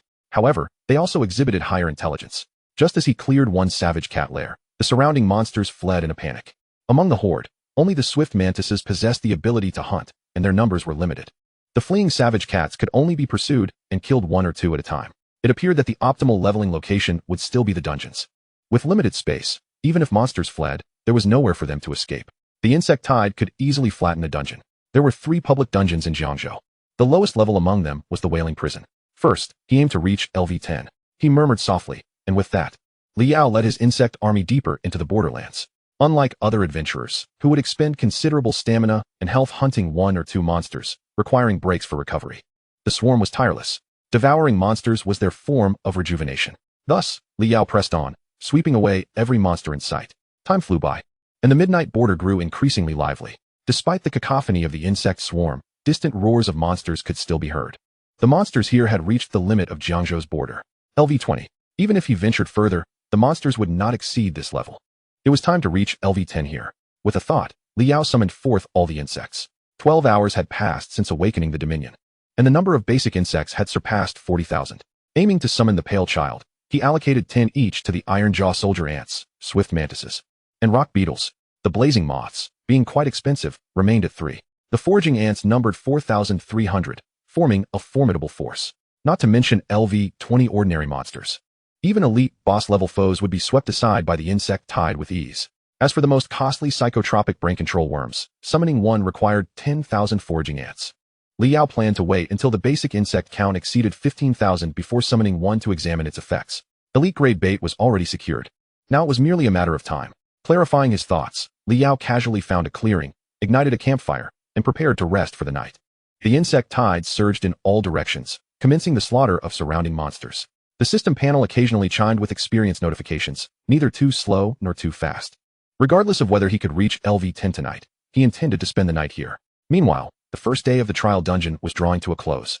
Students still alive in the dungeon began to teleport out one after another. From the Shanshui Martial School, Lingyu, LV5, ranked 14th. An instructor stood by the vortex, recording each student's rank as they emerged. After receiving this list, the 3 martial schools would grant these students certain resource rewards to assist the more talented ones in their swift development. Preparing for the National Martial Arts examination a month later. From the Yutsai Martial School, Jiang Ningyu, LV6, ranked 9th. From the Yutsai Martial School, Li Feiyang, LV7, ranked 3rd. From the Thailand Martial School, Shu Taiha, LV7, ranked 1st. Soon, all students had emerged from the dungeon, returning to their respective school teams. LV7, 5 experience. And still ranked 3rd? Li Feiyang exclaimed in frustration. How on earth did these two level up? He had utilized the same method as Jiang Ningyu. His teammates killed monsters, and he claimed the final blow. However, he relied on his financial prowess, while Jiang Ningyu depended on her shamelessness. After LV5, every level's experience increased exponentially. Reaching LV7 was already quite impressive for Li Gu. Despite being a C-class profession, he could barely reach LV3 by the end of the dungeon. Even falling behind some D-class professions, his companion flattered, though he wore a smile as bright as a flower. Leveling up is merely for the sake of gaining the strength to earn money, right? Li Feiyang has provided so generously. This money is already enough to buy a silver-grade weapon. After that, I can level up in the wild, and in a few days, I'll make up for the experience I missed today. Afterward, it will be pure profit. Humph. If it weren't for my injuries, I would have leveled up much more. Though he said this, pride was evident on Li Feiyang's face. The other two who reached LV7 were all A-class professionals from other schools. Even if they surpassed him, it wouldn't be by much. Once they ventured into the wild later, his advantage would only grow, and he would surely surpass them. By the way, what about Li Yao? I thought he entered the dungeon. He can't still be inside, can he? Come out. Li Yao can't come out. His companion chuckled. There's no exit scroll. The only way to open the teleportation portal is by defeating the boss. What could he use to escape? Now that the dungeon is closed, he can only remain trapped within forever. Oh, but that requires strength as well. Who knows? He might have been devoured by monsters by now. However, Li Yao had long since left the dungeon. At that moment, a melodious voice rang from behind. Li Feiyang turned around. The figure looked somewhat familiar, yet he could not place her. Who are you? Jiang Ningyu quickly covered her right cheek. She had not encountered anyone in the dungeon and nearly forgot about the injury on her face. Feeling the gazes of the surrounding students, she swiftly fled the scene. Li Gu, that person seems to be Jiang Ningyu's subordinate, he said uncertainly. Jiang Ningyu? How could someone so unattractive possibly be Jiang Ningyu? Li Feiyang expressed his disbelief. Her face looks as swollen as a pig's head. How could she be the illustrious Jiang de Shuohua? By the way, didn't she mention that Li Yao left the instance long ago? Indeed. At this, Li Feiyang furrowed his brow. Though he was skeptical, an unsettling feeling gnawed at him. He had never believed that Li Yao could defeat him. After all, hadn't his opponent treated him like a mere punching bag? Just as he contemplated asking a few principals, Li Feiyang realized that the seats of the principals were all empty. Logically, they should have been waiting there until all the students exited the instance. Something was amiss. He quickly dialed home. When the call connected, his father's voice came through. Indeed, Li Yao made it out alive. But he is dead now. You need not concern yourself with his affairs. Chapter 18. The assassination approaches. Second-order professionals. In the depths of the forest along the Jiangzhou border, Li Yao sat beside a campfire, feigning sleep. This was the first time since leaving Jiang City that he had summoned the swarm back to the insect abyss. For several kilometers around, there was not a single living creature left. Everything had been devoured by the swarm, leaving no trace behind. His level had also risen to LV11, 42. There were more monsters than he had anticipated, yet the pace of his leveling was slower than expected. Since LV5, the experience required for each subsequent level had nearly doubled. From LV7 to LV8, the experience needed was almost equivalent to the total accumulated from all previous levels. It was no wonder he had previously pondered why novice professionals leveled so slowly. Some media had recorded historical data regarding trial instances. For example, during a 12-hour instance, the highest level ever achieved was by the current Dragon Kingdom's esteemed general, an SS-level professional, Chen Zhen. Within 12 hours, without a team, he single-handedly reached LV9. This record still stands unbroken. Even subsequent SS-level prodigies have been unable to surpass this feat, even reaching LV9. Their experience percentage could not exceed that of General Chen. One could imagine how such a formidable figure maintained an overwhelming advantage during the early stages of their profession. His situation was akin to possessing a cheat, controlling the insect nest without the need for rest. The number of monsters he encountered was dictated by the swarm's population. Today, he had indeed leveled slowly. However, in a few days, as the swarm's numbers increased, he anticipated a swifter ascent. Currently, he encountered situations where monsters fled. After a few days, once the battle insect count reached a certain threshold, he would be able to completely surround the areas inhabited by monsters. It would truly be a massacre. Wherever the swarm went, there would be no escape. Suddenly, a faint rustling sound of branches and grass being brushed aside reached his ears. Finally, they had arrived. Liao, who had nearly drifted off to sleep, propped himself up on his knees and smirked coldly. He had to admit, a languid female voice emerged from the thicket ahead. "Young Master Li, your luck is quite remarkable." From the front, left, and right behind, footsteps echoed simultaneously, 3 figures slowly advancing towards Li Yao in a surrounding formation. The flickering light of the campfire illuminated the dense foliage ahead, revealing a shadowy figure. A pair of slender hands reached out to part the obstructing leaves. It was this individual? Li Yao was momentarily taken aback. Li Yang was cunning and appeared to be temperamental. If he lacked genuine skill, how could he have become the head of the Li family in this generation? He had speculated that upon learning of Li Yao's solo defeat of the final boss, Li Yang would send assassins far surpassing the boss's strength to ensure success. Yet, he had never imagined it would be this person, Li Zhe's personal maid, who also served as a bodyguard. A maid, far from the stereotypical image of a servant. Even Li Zhe treated her with utmost respect. Though she was beautiful, he dared not overstep. Su Yunhua, between LV30 and LV40, if memory served, she was an B-class professional. As for the other two, Li Yao did not recognize them, but their association with Su Yunhua certainly indicated they were not to be underestimated. Su Yunhua scratched her head, lacking any intent to kill, and seemed to regard Li Yao with disdain. The task that was supposed to be completed by afternoon had been delayed by a once-in-a-century insect disaster, which was why they could only approach now. By the way, I'm rather curious, Su Yunhua remarked with a smile. Could young Master Li enlighten me on how you managed to survive the insect disaster? The air was thick with the distinctive and putrid stench of insects. Su Yunhua wrinkled her nose in disgust, lamenting her arrival in such a repulsive place. She would not allow Li Yao to leave easily. In the Li family, aside from serving as Li Zhe's personal bodyguard, she also handled some of the family's darker affairs in her spare time. Threats, interrogations, and executions, not for monetary gain, but out of interest. The head of the family had sent her here, not only for assurance, but also because he did not want Li Yao to die easily. The pervasive stench also confirmed that the insect disaster had indeed occurred in this area. She simply could not fathom how a newly transitioned professional like Li Yao could have survived such a substantial insect calamity. You may soon find out, Li Yao replied. His momentary surprise swiftly returning to calm, his face devoid of fear, even revealing a hint of amusement. Fortunately, he had retracted the swarm. Otherwise, he would have truly been unable to wait for these assassins to arrive. What do you mean? Su Yunhua slightly paused, her eyes narrowing. I can enlighten Miss Su. But would you be so kind as to enlighten me first? Li Yao inquired. Without waiting for her response, he continued. Might I ask what level the storage ring you wear is? Has it reached the intermediate tier?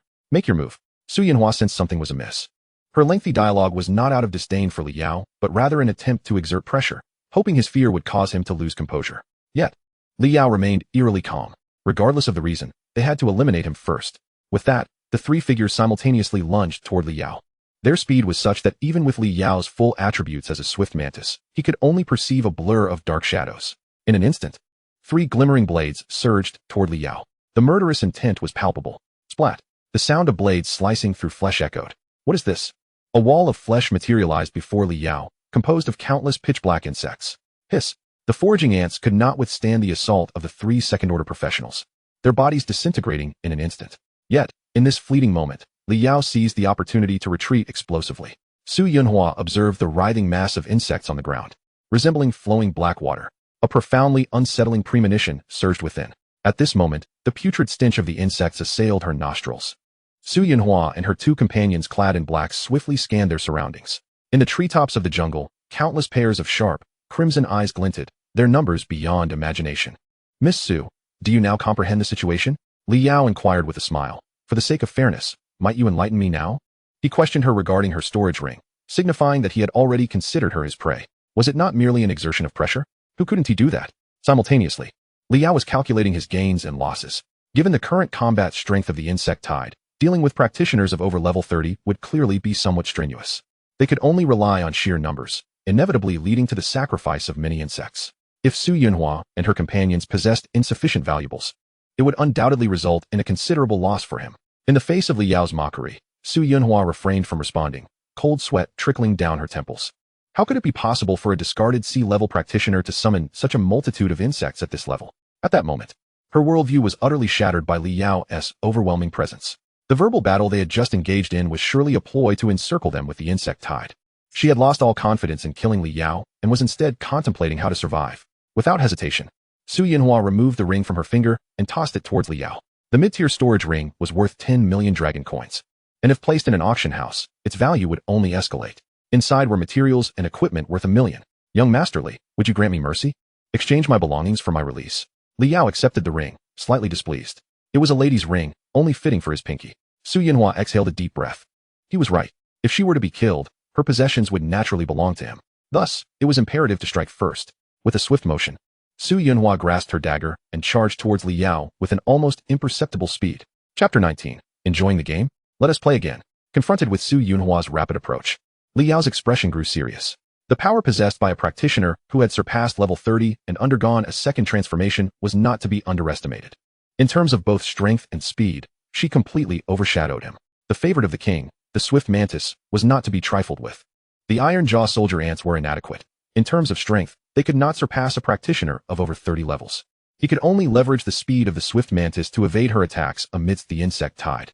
With a thought, 10 iron jaw soldier ants simultaneously charged forth, intercepting Su Yinhua's route of attack. Get away! Su Yinhua shouted furiously. The swarm collided with her, delivering a solid blow that elicited a muffled groan. Yet she did not falter. Su Yinhua understood well that under the encirclement of the insect tide, her demise was inevitable. She must tear open a gap with utmost speed and strike at Li Yao himself. Perhaps, by eliminating Li Yao, the summoner, the insect tide would dissipate on its own. Only then would she have a sliver of hope. With a sweeping motion of her dagger, she dispatched several iron jaw soldier ants in her path. Her extensive battle experience allowed her to make swift judgments. The primary attribute of strength was exceedingly high, reaching the level of a common magical creature at LV20, while the remaining attributes were average, at LV10. This indicated a significant specialization in summoning. Given Li Yao's current level, to specialize, he must have allocated all his free attribute points to a single attribute. In other words, this fellow was a quintessential glass cannon, fragile and easily shattered. Clearing the obstructive iron jaw soldier ants, the surrounding insect tide closed in at an accelerated pace. Su Yinhua paid no heed to the ants the size of her palm. Even if they bit her, her health was sufficient to endure for a while, as long as she could kill Li Yao before her demise. Her health points were the least of her concerns. Resolutely disregarding the insect tide, she surged past the iron jaw soldier ants, plunging into the heart of the swarm, heading straight for Li Yao. However, even as Su Yinhua resolved to dispatch the hindering iron jaw soldier ants with alacrity, she still delayed for a second. In that fleeting moment, the rock-armored beetle, a tank unit of the insect race, was already in position, its head retracted into its rocky shell, resembling a boulder, and it obstructed Su Yinhua's path. Rock-armored beetle. Grade, common. Level, LV11. Health, 7450-7450. Strength, 21. Mentality, 12. Agility, 5. Endurance, 149. Primary attribute. Skill, rock wall. Active skill after release. Its body transforms into rock armor, reducing damage taken by 30. Fixed damage reduction of 120. Duration of 15 seconds. Cooldown of 12 seconds. Su Yinhua swung her blade. Clang. The metallic clash reverberated, accompanied by a powerful recoil that sent pain shooting through her hands. In an instant, Su Yinhua realized that this tortoise-like insect could not be slain by her strength in such a short time. To circumvent it would lead her into the encirclement of the insect tide, wasting even more time. However, it was often the case that magical creatures with high physical resistance had relatively weak magical defenses. What are you dawdling for? Attack! Or I will kill you right now. Su Yinhua glared menacingly at the other two assassins. Their strength paled in comparison to hers, and they were now completely covered in foraging ants, their bodies twisted in agony from the bites, rendering them incapable of fighting effectively. Yet upon hearing Su Yinhua's voice, one of the assassins mustered the strength to grasp his staff and aimed it at the rock-armored beetle to unleash a spell. Whoosh! A jet of water surged forth, striking directly at the rock-armored beetle. 48, 32. Continuous damage. So pitifully low. Su Yinhua's expression turned to one of shock. What sort of insect was this? A second transformation sea-level mage could only deal this much damage? Yet her objective had been achieved, although the damage was minimal. The potent momentum propelled the obstructing rock-armored beetle several dozen meters away, landing it in the midst of the insect tide. Su Yinhua charged forward once more. Before her lay an endless expanse of the insect tide, but she had no path of retreat. Kill! Su Yinhua plunged into the swarm. The foraging ants leaped, a dense mass of insects instantly enveloping her body. They bit and gnawed, Blood rapidly flowed through the crevices between the foraging ants. Huh. Huh. Is this what it feels like to be flayed alive? So exhilarating? Why did those fellows wail so pitifully when being flayed? Beneath the onslaught of the foraging ants, Su Yunhua's face flushed with excitement. Blood and flesh splattered, bits of meat shot forth, and before they even touched the ground, they were eagerly devoured by the ravenous ants. Su Yunhua's face, arms, and ankles were all gnawed to shreds, yet these were merely surface wounds. Dragging her body, now swarmed by the foraging ants, she charged towards Li Yao, step by determined step. Boom. A fireball hurtled towards her. A dagger sliced through the air, leaving behind a cross-shaped afterimage. The fireball was extinguished in an instant, summoning every ounce of her strength. Su Yunhua finally closed the distance to within 5 meters of Li Yao. Her speed showed no signs of waning. You have no bugs left. Ha. Su Yunhua gazed intently at Li Yao, the distance between them dwindling. 5 meters, 4 meters, 3 meters. That's enough. Her battle blade pierced forth. Almost simultaneously, a fierce wind whipped toward her. 10 azure-green mantises flitted into view, their translucent wings agitating the air. Swift mantis. Rank, common. Level, LV11. Health, 900,900. Strength, 54. Spirit, 9. Agility, 152. Primary attribute. Stamina, 18. Skill, instant kill, active skill lock onto a target unit and rush instantly to a target within 30 meters. Dealing 120 points of physical damage based on the primary attribute with the next attack. Cooldown time, 15 seconds. With a swift motion, the 10 swift mantises crossed their arms and struck down heavily. Blood gushed forth, even severing the foraging ants that clung to her. But what of it? Su Yunhua leaped into the air, disregarding the onslaught of the swift mantises, her sole focus on reaching Li Yao. As they stood mere inches apart, their eyes locked for the first time. At this proximity, she was utterly confident that she could instantaneously eliminate a fragile summoner who hadn't even reached LV10. You seem to be enjoying yourself, Li Yao suddenly remarked with a smile. Why not play once more? Swish. Su Yunhua felt a flicker of green. And in the next moment, Li Yao was no longer before her, but had instead appeared dozens of meters away at the edge of a swarm of insects. Li Yao's position was surrounded by an innumerable mass of black creatures. They leapt, clung, tore, and devoured. Between Li Yao and her, the iron-jaw soldier ants stood as an insurmountable barrier, while the rock beetles loomed behind them. The swift mantises lurked nearby, waiting for their chance. Another round? Su Yunhua's eyes lost focus entirely. How could he move so far in an instant when they had been so close? Why? Despair engulfed her. The possibility of slaying Li Yao was utterly invisible. She felt her energy drain away, collapsing to her knees with a thud. Countless insects surged toward her like fish leaping over the dragon gate, overwhelming her form in a blanket of black. The once mighty figure gradually shrank until it was as if she were standing on level ground. The swarm of insects began to part, leaving behind only a stark white skeleton. Chapter 20. The second job change. The pale child is about to be born. The swift mantis's instant kill skill indeed could not create a displacement out of thin air. However, it could lock onto foraging ants. Such techniques were not uncommon. According to the skill description, as long as it was a target unit, rather than an enemy unit, it could be utilized in this manner. Soon enough, the swarm of insects rapidly retreated, continuing to delve deeper into the surroundings. Once again, they embarked on a journey of slaughtering monsters. The earlier command to withdraw the swarm into the insect abyss was merely to grant Su Yunhua an opportunity to engage. Now that the threat had been neutralized, the swarm could assist him in leveling up. Through a continuous afternoon of precise calculations, it was determined that if the swarm moved more than 5 kilometers away from him, he would no longer gain experience or be able to relay commands. Beyond 5 kilometers, the swarm could only act autonomously or follow his orders. For now, this was of little concern. Within a 5-kilometer radius of his current position, numerous magical creatures still roamed. However, in the future, 5 kilometers might not be sufficient. He wondered if there would ever be a way to extend this distance. Shaking his head, Li Yao redirected his thoughts. He was unaccustomed to contemplating future matters. His gaze fell upon the 3 skeletal remains before him. His first act of killing did not evoke any extraordinary feelings. What the swarm consumed was of no consequence to him. A killer is perpetually hunted. If it were merely a matter of personal grievances, he did not wish to escalate it to life and death enmities. Yet for those who sought to take his life, no reason would be spared. Li Yao crouched down, rummaging through the other 2 piles of bones. As expected, the value of storage items was immensely high. The assassin bore none. These 2 assassins were of mediocre strength and common profession, merely basic subordinates of the Li family. In contrast, Su Yunhua was different. As a guard to Li Zhe, she was relatively young, yet possessed formidable strength and exceptional talent. She was likely recruited at a high cost from a prestigious institution for professionists by Li Yong. Within the Li family, her treatment was second only to that of immediate family. Her equipment was tattered beyond usability. A command would need to be issued henceforth. Under the condition of overwhelming superiority, they were to only bite flesh, avoiding all other parts. Li Yao settled back onto the ground, picking up the storage ring that Su Yunghua had thrown to him earlier, a mid-tier storage ring. Not yet at the stage requiring a master to bind it. By releasing energy, he could sense the space within and discern its contents, summoning items with but a thought. This was his first experience with such high-tier goods, and Li Yao found it quite fascinating. He played with it for a while, taking items out and putting them back in. With a capacity of 10 cubic meters, even for a mid-tier storage ring, this was considerable. No wonder it was worth millions of dragon coins. Su Yunghua had not exaggerated. The contents indeed exceeded 100,000 in value.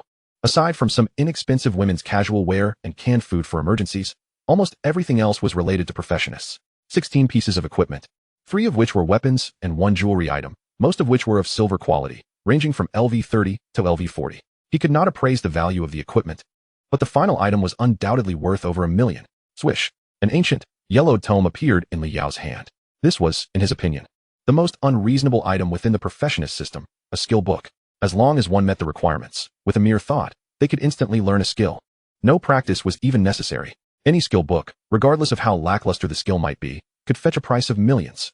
And this particular one was a quintessential example of mediocrity, the most basic F-level fire mastery, yet it was exclusively learnable by fire mages. The first skill that fire mages grasp is fire mastery. Only those who later acquire the necessary job change items to transition into fire mages could utilize it. But what are job change items? They often cost hundreds of millions, if not billions. Such top-tier items could not merely be measured in terms of money. It belongs to a realm where market value is non-existent, an item that could never grace the marketplace. How could a formidable individual wielding such an artifact possibly master the F-grade flame proficiency? The price has likely reached its nadir, with the skill book's minimum cost at a staggering 1 million dragon coins. Including the other equipment, it would amount to at least 150,000. This is indeed more profitable than hunting magical beasts. For the time being, financial worries need not plague him. Li Yao rose to his feet and commenced his journey homeward. Having surpassed level 10, the cost-effectiveness of leveling in the depths of the border diminished. Next, he would venture to the whaling prison for further advancement. There were no better locales in Jiang City. He would spend his time from level 10 to level 20 within the confines of the whaling prison, if memory serves. In years past, students who gained admission to the 4 major martial academies often exceeded the second transition during the martial examination, achieving levels beyond 25. The martial examination explicitly stipulates that the maximum level cannot exceed 30. A precaution against the offspring of wealthy families who might seek to gain an advantage by hiring powerful individuals for assistance. The initial advantage is indeed palpable. But without the rigor of dungeon trials, rapidly elevating one's level is akin to hastening the growth of seedlings, diverging from the philosophy of the martial examination aimed at selecting true talent. Moreover, every 20 levels presents a significant hurdle, necessitating the completion of a job transition quest to continue leveling. Such quests can only be undertaken solo, and the higher the completion rate, the greater the rewards. The combat prowess of a perfectly transitioned professional is beyond imagination. Those without strength, merely inflated in level, face not only the challenge of completing the transition, but, even if successful, would only achieve the most rudimentary completion, rendering them hardly useful. Given his current leveling speed, reaching level 20 within a month seems almost a certainty. Level 20 to level 40 signifies the second transition, level 40 to level 60 marks the third, and so forth. Li Yao found himself somewhat eager to discover what transformations awaited him in his second transition. Within the Insect Abyss ladder, it is clearly noted that the swarms he currently commands are all of the first stage. The stages likely correspond to the job transition progress of the professionals. If the first stage is so formidable, what terrors lie ahead in the subsequent swarms? For now, he should hasten to summon the pale child. Suppressing his curiosity, Li Yao quickened his pace. Tomorrow, the number of foraging ants would be sufficient to summon the pale child. Chapter 21. Entering the Dungeon. Silver Moon Guild. Acquiring the strongest profession in the realm feels akin to a child receiving their most cherished toy. Li Yao, sleepless and unwavering, was completely absorbed in the exhilaration of leveling up. When he beheld the swirling vortex of the whaling prison, the dawn had just begun to break. At 6 in the morning, the number of foraging ants had surpassed 18,000. To summon the pale child, he next needed to replenish the numbers of the scorching moth and mind control worm. There was no rush. He intended to experiment with the abilities of the mind control worm first, so he would enter the dungeon without hesitation. Li Yao murmured to himself, retracting the insect tied back into the insect abyss world, leaving behind 5 swift mantises to ensure his safety to the greatest extent possible. Soon, a cacophony of sounds assaulted his ears, reminiscent of stepping into a bustling marketplace. Freshly forged white bone blades. Silver grade. Only 120,000 dragon coins. No trades for dragon-slaying swords. Knight's Guild, level 4, ordinary difficulty. Seeking level 12 magic output professionals, D grade or above, a rapid clear team, no chance of failure. Hard difficulty, seeking healers for a swift run. What? You're only level 10? Why are you here instead of scavenging trash at the border? Get lost. What? 150,000 dragon coins? Sir, please come in. The Wong family strategy team. Level 3. Invites level 15 knights, at least 6 pieces of silver grade equipment, a shield guaranteed to be of golden grade. For a master level difficulty, professional mercenaries welcome, price negotiable. Potions for sale, healing skill scrolls, damage enhancement scrolls, all manner of consumables available.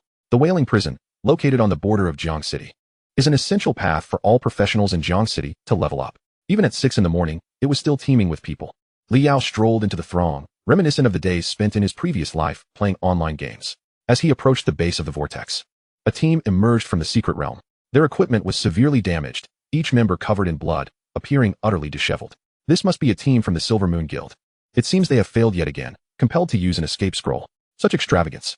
An escape scroll costs nearly 300,000 dragon coins. For 5 people, that's 1,500,000. The wear and tear on high-quality equipment also incurs expenses. Each failure results in losses amounting to millions. Was it truly worth it? You wouldn't understand. Look over there at the Wong family. Aren't they busy recruiting teams as well? The Shu family members will likely arrive soon. The 3 great prodigies of Jiang City are all preparing for the martial examination. Their families must be going all out to help their children acquire equipment. But what does that have to do with the Silver Moon Guild? The president's younger sister, Ling Yu, is merely a B-grade professional. Already a step behind the 3 great prodigies. Do you think the president wouldn't strive desperately? Thankfully, President Ling's level exceeds the entry limit. Otherwise, he would have to personally assist his sister in acquiring equipment. Everyone's gaze is quite clear. The master-level difficulty boss drops the Headless General's sword hilt. Once obtained, one can commission an alchemist to forge an exceptional golden-grade piece of equipment. If any of the 3 great prodigies were to acquire it, it would be a devastating blow to the others. Exceptional golden-grade equipment. Listening to their hushed discussions, Li Yao gradually became intrigued. It seems that this sum of over 10 million dragon coins has no connection to him. He too desires exceptional equipment. Hey, brother. At that moment, a voice called out to Li Yao. He turned to see a young man clad in leather armor, a dagger hanging from his waist, jogging toward him. I see you're alone. Would you like to team up? We're just one short. The youth's gaze fell upon the staff hanging from Li Yao's back, the Azure Staff. Their team's mage had also coveted this staff, but lacking funds, they had to forego the opportunity. Although this young man appeared youthful, possessing such equipment indicated a measure of strength.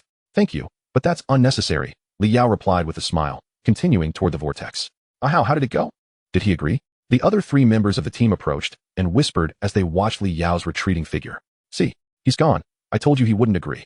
The Azure Staff is no cheap item. He must be a wealthy scion, certainly looking down on our ragtag team. Let's just find another magic output professional and run a couple of rounds on ordinary difficulty. This time, let Xiao Yu go. As an assassin, I'm not exactly welcomed. Always getting my hopes up only to be let down. You know you're not well received. Haha. Just then, the captain's smile abruptly froze, his mouth agape. The team members were taken aback, quickly following the captain's gaze. Simultaneously, all the professionals present turned to look at the dungeon vortex. It had shifted from deep blue to a shade of purplish red. Which team is that? Has anyone seen them? Master level difficulty. I wonder if they will succeed. By the way, I just saw someone enter the dungeon. One person? Isn't that utterly absurd? Everyone disperse, disperse. The awakening ceremony was only held yesterday. It must be some overconfident rookie who has just changed jobs, unaware of the true value of master level difficulty. Damn it. Such futile efforts. What a waste of expressions. The crowd chimed in, each voicing their thoughts while continuing their tasks. In the Silver Moon Guild, 5 members of the expedition team approached a girl clad in silver armor. They felt a pang of guilt and hesitated to meet her gaze. Apologies, guild leader, we have failed again. After a moment of silence, they feared the guild leader might be upset. Looking up, they discovered she was staring towards the swirling abyss. Guild leader? You've returned. Ling Yin scratched her head, finally realizing what she had just said. Was the guild leader contemplating the one who activated the master-level dungeon earlier? Ah, right, Ling Yin nodded. No need to look. We just came back from there. They were correct. It was indeed just one person who activated it. Yes, I know. I saw it as well. Ling Yin nodded again. They reminded me earlier. Yesterday, various martial academies and esteemed families held their job-changing ceremonies. Who do you think could be the newcomer entering the dungeon alone? Realization dawned on the others. Are you saying it's Li Zhe? The only S-rank adventurer in Jiangxing? Ling Yin feigned dissatisfaction. What? Just because I went to study in the capital, I no longer count as a Jiangxing adventurer? The guild leader merely grew up in Jiangxing, and that was that. Guild leader, we all know you wish to assist Miss Ling Yu in gathering equipment. However, even if that person were indeed Li Zhe, it's impractical. Soloing a master-level dungeon is a feat even SS-ranked adventurers struggle with. How could he possibly manage it alone? But what if Li Zhe is not alone? Ling Yin replied with a smile. All right, you all go back and rest. I will wait here for him to emerge. and then invite him into our expedition team. Guild leader, you're overthinking it. The healer of the group rolled her eyes in exasperation. Even if Lise were to attempt the dungeon, his goal would certainly be the head of the headless general's sword hilt. How could he possibly help us? Let us give it a try, Lingyin responded, coming to a realization. The sword hilt isn't the only item that drops. It's not that simple. Even at master level difficulty, the drop rate is exceedingly low. Chapter 22, Mastering the Master Level Difficulty. Crushing Victory. Current Dungeon, Wailing Prison. Entry Requirements, LV10, LV15, Maximum 5-member party. Please select entry difficulty. Currently unlocked. Normal, Hard, Master. At this moment, within the dungeon, Liao remained unaware that the guild leader of Silver Moon had mistaken him for Lise. He was marveling at his surroundings with a sense of wonder. The dim, profound corridors of the dungeon flickered with candlelight, and a chilling wind swept through. Liao involuntarily shivered, his hair standing on end. It was not from fear, but simply from the cold. Outside, it was still summer, with temperatures around 30 degrees Celsius. However, upon entering, the temperature plummeted. Liao estimated it to be no more than 10 degrees. Fortunately, as an adventurer, he had some basic attributes to support him. If he were an ordinary person, lingering here too long would surely lead to ailments from the cold.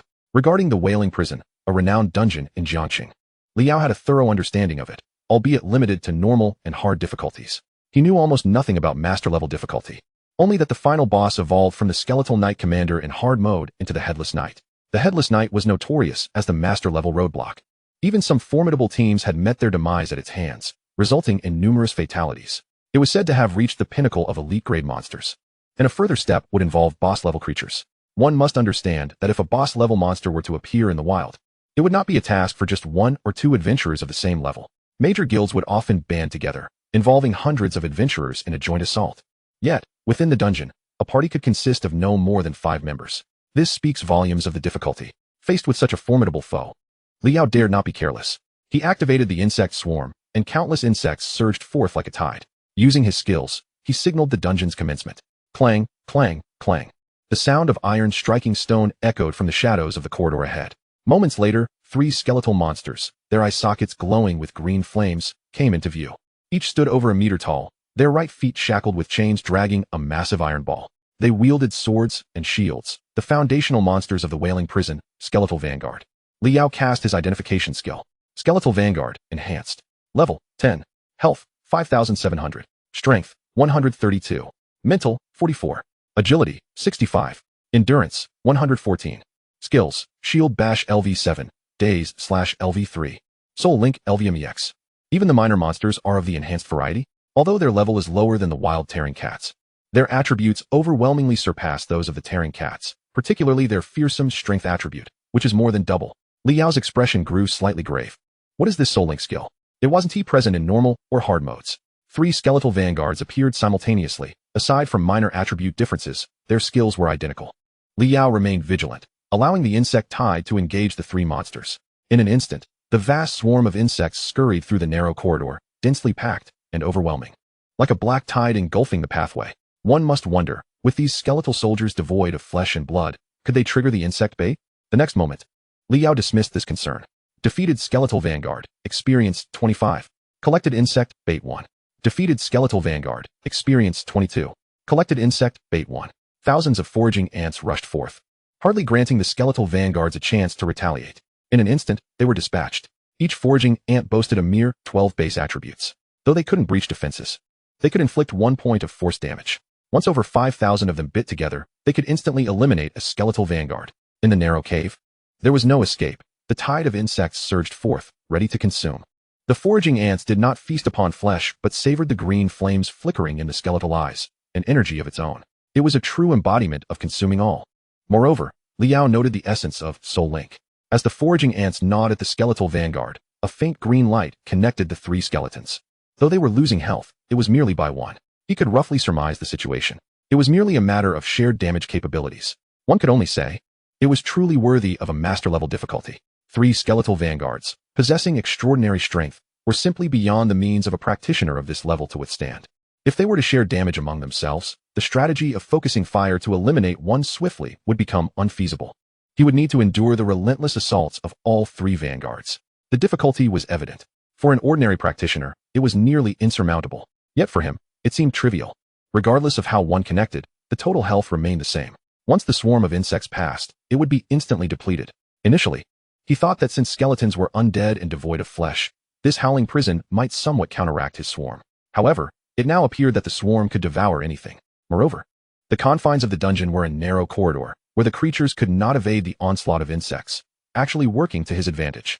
With this in mind, Liao felt no lingering worries. The insect tide surged forth, like a flood sweeping through the corridor. He scarcely had time to discern the forms of the creatures. The system interface flashed repeatedly with experience notifications. Defeated Skeletal Vanguard, Experience 19. Collected Insect, Bait 1. Defeated Skeletal Vanguard, Experience 23. Collected Insect, Bait 1. Defeated Skeletal Mage. Experience 33. Collected Insect, Bait 1. Defeated Skeletal Priest, Experience 27. Collected Insect, Bait 1. Ding.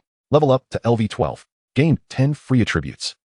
Liao's face lit up with excitement. Leveling up was even faster than he had anticipated. Killing creatures within the dungeon inherently came with an experience bonus. Coupled with the master level difficulty, all the monsters were enhanced variants. Though few in number, each kill incrementally filled his experience bar. This resulted in a peculiar situation. Although he was now at a higher level, the total experience required had doubled. The percentage of experience gained from killing monsters was even greater than before. Amidst his exhilaration, Liao remained mindful of the task at hand. In the prison corridor, the number of insects was alarmingly excessive. Most could not even engage with the skeletal vanguards, rendering them ineffective. It was merely a dark mass, intended to intimidate. Liao silently recited, consume 10,000 foraging ants. Exchange for brain control worms. Chapter 23. Deeper into the howling prison. A brand new skeletal creature. In the next moment, a pale, worm-like creature appeared at Liao's feet, approximately 80 centimeters in length. No matter how one looked at it, it certainly did not resemble a creature worth 10,000 foraging ants. Liao did not judge the worm by its appearance, but instead examined the attributes of the brain control worm. Brain control worm. Grade, enhanced. Level, LV12, on par with sovereigns. Strength, 5. Spirit, 243. Agility, 5. Endurance, 5. Skill, brain control. Active skill can be used on monsters with health below 10, cannot be dodged, consumes the brain. Controls its body, inheriting 90 of all attributes and acquiring all skills. Ineffective if the target's spirit attribute exceeds its own, cannot select targets above elite level. Controlled units enjoy attribute inheritance from sovereigns, one-time skill, no cost. A worm that controls monsters? A one-time skill, meaning that once a monster was selected, the brain control worm would permanently transform into that creature, with no possibility of change. Liao quickly considered two applications for the brain control worm. First, to compensate for the shortcomings of the insect swarm. The first phase of the swarm lacked healing-type insects. Foraging ants were manageable, easily expendable, and their loss was inconsequential. However, the swift mantises and iron jaws were equivalent to 1,000 foraging ants each. If there were healing-type insects, the rock beetles and foraging ants at the front line would sustain far fewer casualties. The swarm's endurance in prolonged battles would significantly enhance. The second application was to create a killing blow. In the event of encountering formidable monsters, where each unit of health was incredibly challenging to deplete, consuming vast quantities of the swarm, reaching a threshold of 10 health would render the brain control skill unavoidable, akin to a direct execution. Practical, with the added potential for surprise. Liao was quite satisfied with the brain control worm. He gazed at the battlefield engulfed by the insect tide. Among the skeletal vanguards, there was one known as the skeletal priest, capable of restoring the health of the skeletal vanguards. After a moment's thought, Liao refrained from sending the brain control worm into action. The skeletal priest primarily provided single-target healing, with substantial recovery and a sufficiently short cooldown. However, it did not meet his criteria. He required area healing, sufficient to support the entire swarm. There should be other monsters deeper within the prison. He would continue his relentless advance. Following the insect tide, Liao traversed the narrow corridor. There was no need for combat-type insects to engage. Thousands of foraging ants would simply need to come into contact with the skeletal creatures, and the piles of bones would be thoroughly gnawed upon. Liao did not entirely succumb to the thrill of rapid leveling. Seizing a moment of respite, he analyzed his current shortcomings. Hunting ordinary monsters was manageable. However, should he encounter those of boss level or above, there was a significant likelihood of widespread area attack skills being employed. It was rumored that leader-level monsters almost invariably possessed a large-scale clearing skill. This was a precaution against practitioners employing swarm tactics. In such a scenario, the role of the foraging ants would be minimized. They would have to rely on combat-type insects. In retrospect, the significance of specialized insect swarms and leadership units lay precisely in this. In battling high-intensity creatures, the final boss of this master-level dungeon would be the Headless General at the pinnacle of elite status. Completing the dungeon at master difficulty would unlock the nightmare difficulty. It was needless to say that the final boss for nightmare difficulty would certainly surpass elites, reaching leader level. At that point, the swarm would have no advantages.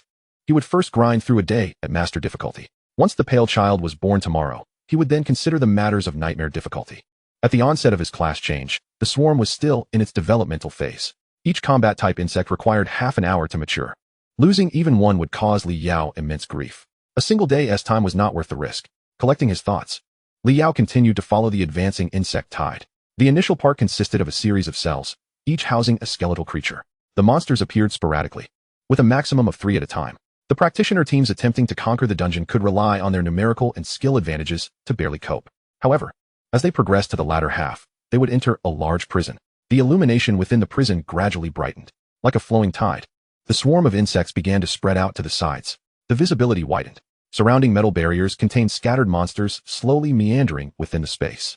They would not attack unless provoked. However, should one be struck, the entire horde of skeletons would retaliate en masse. Li Yao counted them, 30 in number.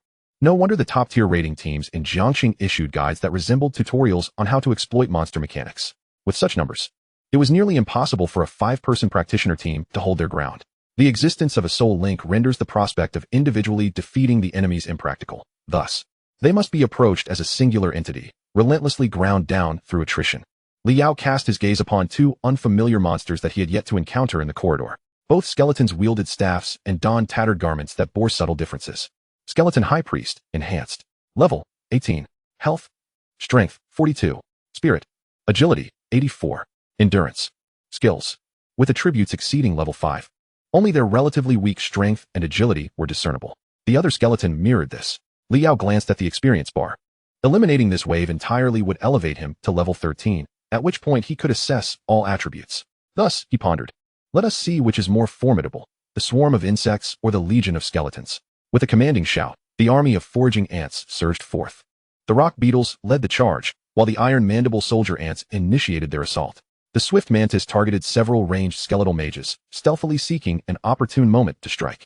3 blazing moths remained close by, unleashing indiscriminate fiery onslaughts.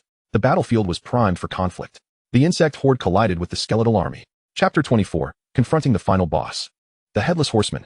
The insect swarm began to suffer casualties, yet the overall health of the skeletal monsters diminished at a quicker pace. Each attack from the blazing moths inflicted hundreds of damage, their flames a veritable area of effect assault. Their firepower rivaled that of an S-tier mage. Without hesitation, Li Yao sacrificed 6,000 foraging ants to summon 2 blazing moths. Although the number of foraging ants dwindled, their firepower became even more concentrated. The 5 blazing moths unleashed a combined barrage, complemented by the swift mantis's sudden strike. The skeletal monsters scarcely had time to balance their remaining health before being obliterated in an instant. Boom! A fierce gust of wind swept through. The skeleton high priest raised his staff, unleashing a blade-like energy that sliced through the foraging ants. They were severed into pieces as if they were stalks of wheat. A group attack? The foraging ants, with only 16 points of endurance, could not withstand the high priest's onslaught. The rock beetle fixed its gaze upon the high priest. The foraging ants retreated. Li Yao swiftly issued commands. The foraging ants suppressed their innate hunger and swiftly fell back to the side of their master. In that brief moment, another brand new monster seized the opportunity to raise its staff. The next instant, a radiant green light enveloped all skeletal monsters, their health gradually replenishing. Observing this, Li Yao felt a surge of delight. Swift Mantis, focus fire on that creature. He seized a control brain worm from the ground and hurled it at the skeletal sorcerer. The iron mandible soldier ants shielded the control brain worm. 10 iron mandible soldier ants charged forth. Almost simultaneously, 10 swift mantis's scythe-like claws struck the creature. 282, 531, weakness attack. 243. 3 successful strikes on its weakness resulted in over 3,000 terrifying damage. Additionally, one of the skeletal monsters was in a state of soul link, sharing its health. With its health already low, it plummeted below 10 in an instant. The control brain worm is attempting to control the skeletal sorcerer. Would you like to stop it? Li Yao remained unresponsive. Soon, the skeletal sorcerer's arms fell limp, and the azure flames in its eyes extinguished. Boom! The ghostly flames reignited, replaced by a crimson hue that signified the insect abyss. Skeletal sorcerer, controlled, enhanced. Level, 12. Health, 7,150. Strength, 54. Spirit, 275. Agility, 72. Endurance, 143. Skill 1, Healing Sorcery. Active skill heals a target unit, with a 30 increase in healing for undead units. Healing amount, Spirit attribute, 25. Cooldown, 7 seconds. Mana cost, 75. Skill 2, Skeleton Mystic Major Heal. Active skill heals all allied units within a 5-meter radius, with a 30 increase in healing for undead units. Healing amount, Spirit Attribute 2. Cooldown, 15 seconds. Mana cost, 400. Skill 3, Soul Link. Passive skill creates a link with other beings possessing this skill, balancing remaining health as a percentage. Liao was uncertain of the sorcerer's healing capabilities within the hierarchy of healing professions, but for his swarm, it was undoubtedly sufficient for the time being. The foraging ants were negligible. Any attack from the monsters could result in instant death. The combat insect species were not particularly large. Within a 5-meter radius, it could heal over 10 units. Given the current spirit attribute of the sorcerer, this equated to restoring over 5,000 total health. The single target healing spell could also timely save a combat insect. Liao contemplated that once he summoned the Pale Child, he would aim to collect 5 skeletal sorcerers in the Howling Jail dungeon to remedy the swarm's lack of healing capabilities in the first phase. The swarm already held an advantage. With the skeletal sorcerer turning to their side, the scales of power would shift dramatically in their favor. You have slain the skeleton high priest, earning 37 experience. You have collected 1 insect abyss bait. You have slain the skeleton elite, earning 22 experience. You have collected 1 insect abyss bait. The remaining skeletal monsters began to refuse the use of Soul Link for health sharing. They abandoned the fight and fled in disarray. Did they retain some semblance of intelligence? Liao paused momentarily, then chuckled softly. This is a prison. Where could they possibly escape to? The skeletal monsters, having lost their will to fight, were exterminated by the insect swarm without incurring any losses, their essence flowing into Liao as experience. Ding! You have risen to LV 13. You have gained 10 free attributes. The insect swarm gathered at Liao's side. Within the large prison, amidst the scattered bones and remnants, 2 faint glimmers caught the eye, a copper key, somewhat rusted, and a pair of silver-white gloves. Aside from the obligatory prison key, an item of equipment had also dropped. The drop rate for equipment is remarkably low. An elite-level creature or above will always drop 1 piece of equipment, with a small chance of yielding a loot chest. Beyond that, it is left to chance. Liao hastened towards the items, picking up the gloves. Jadeite gloves, accessory. Quality, bronze. Level requirement, LV 14. Defense index, 20. Equipment attribute, Jadeite physique, reduces physical damage taken by 15 in the equipped position. Set attribute, not activated. Durability, 7,575. Remarkably, it is part of a set. Armor does not provide attributes, only defensive capabilities. Consequently, when professionals collect armor, they tend to prefer a series of sets. Set attributes have a high probability of providing offensive capabilities. Even if the defensive values of such sets are low, professionals would refrain from switching them out, as the defensive role is covered by the knight class. This also results in the majority of civilian professions being akin to fragile glass cannons. Their output may be commendable, but their defenses are alarmingly low. A mere brush with a monster shatters them. Consequently, the value of set attributes has soared, nearly transcending the boundaries of economic class. A bronze-level set can fetch the price of ordinary silver-level equipment. However, he currently lacks the requisite level to don it. Liao stowed it away in his storage ring, knowing that other set pieces would surely drop within the Howling Prison. After a few dungeon runs, if the set remains incomplete, he would sell the pieces in the Star Sea. If completed, he would, of course, equip them himself. Liao did not dwell on this matter excessively.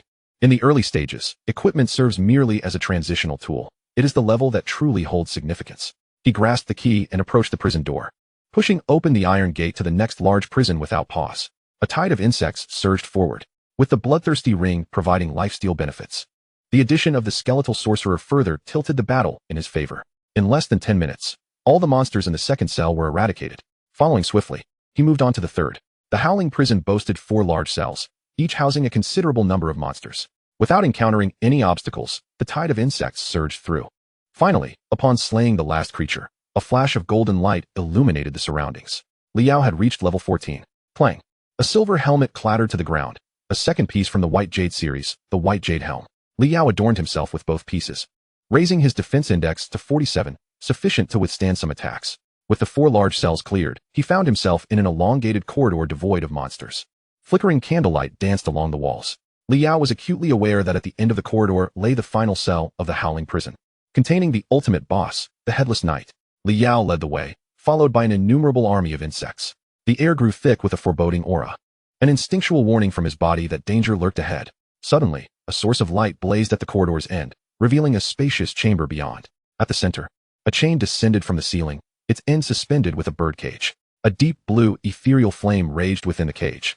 All ominous forces emanated from this seemingly inconsequential, ghostly fire. Chapter 25. Fierce Battle Against the Final Boss. Even the ultimate boss is but a prisoner confined within the cage of the Howling Prison. Li Yao mused softly. The blazing moth at his side flapped its wings, launching a fireball toward the iron cage. Boom. Flames engulfed the cage. Crack. The sound of shackles being released echoed. The blue ethereal flame instantly consumed the crimson blaze and rapidly expanded to several meters high. The ghostly fire continued to burn, revealing a figure flickering within the flames.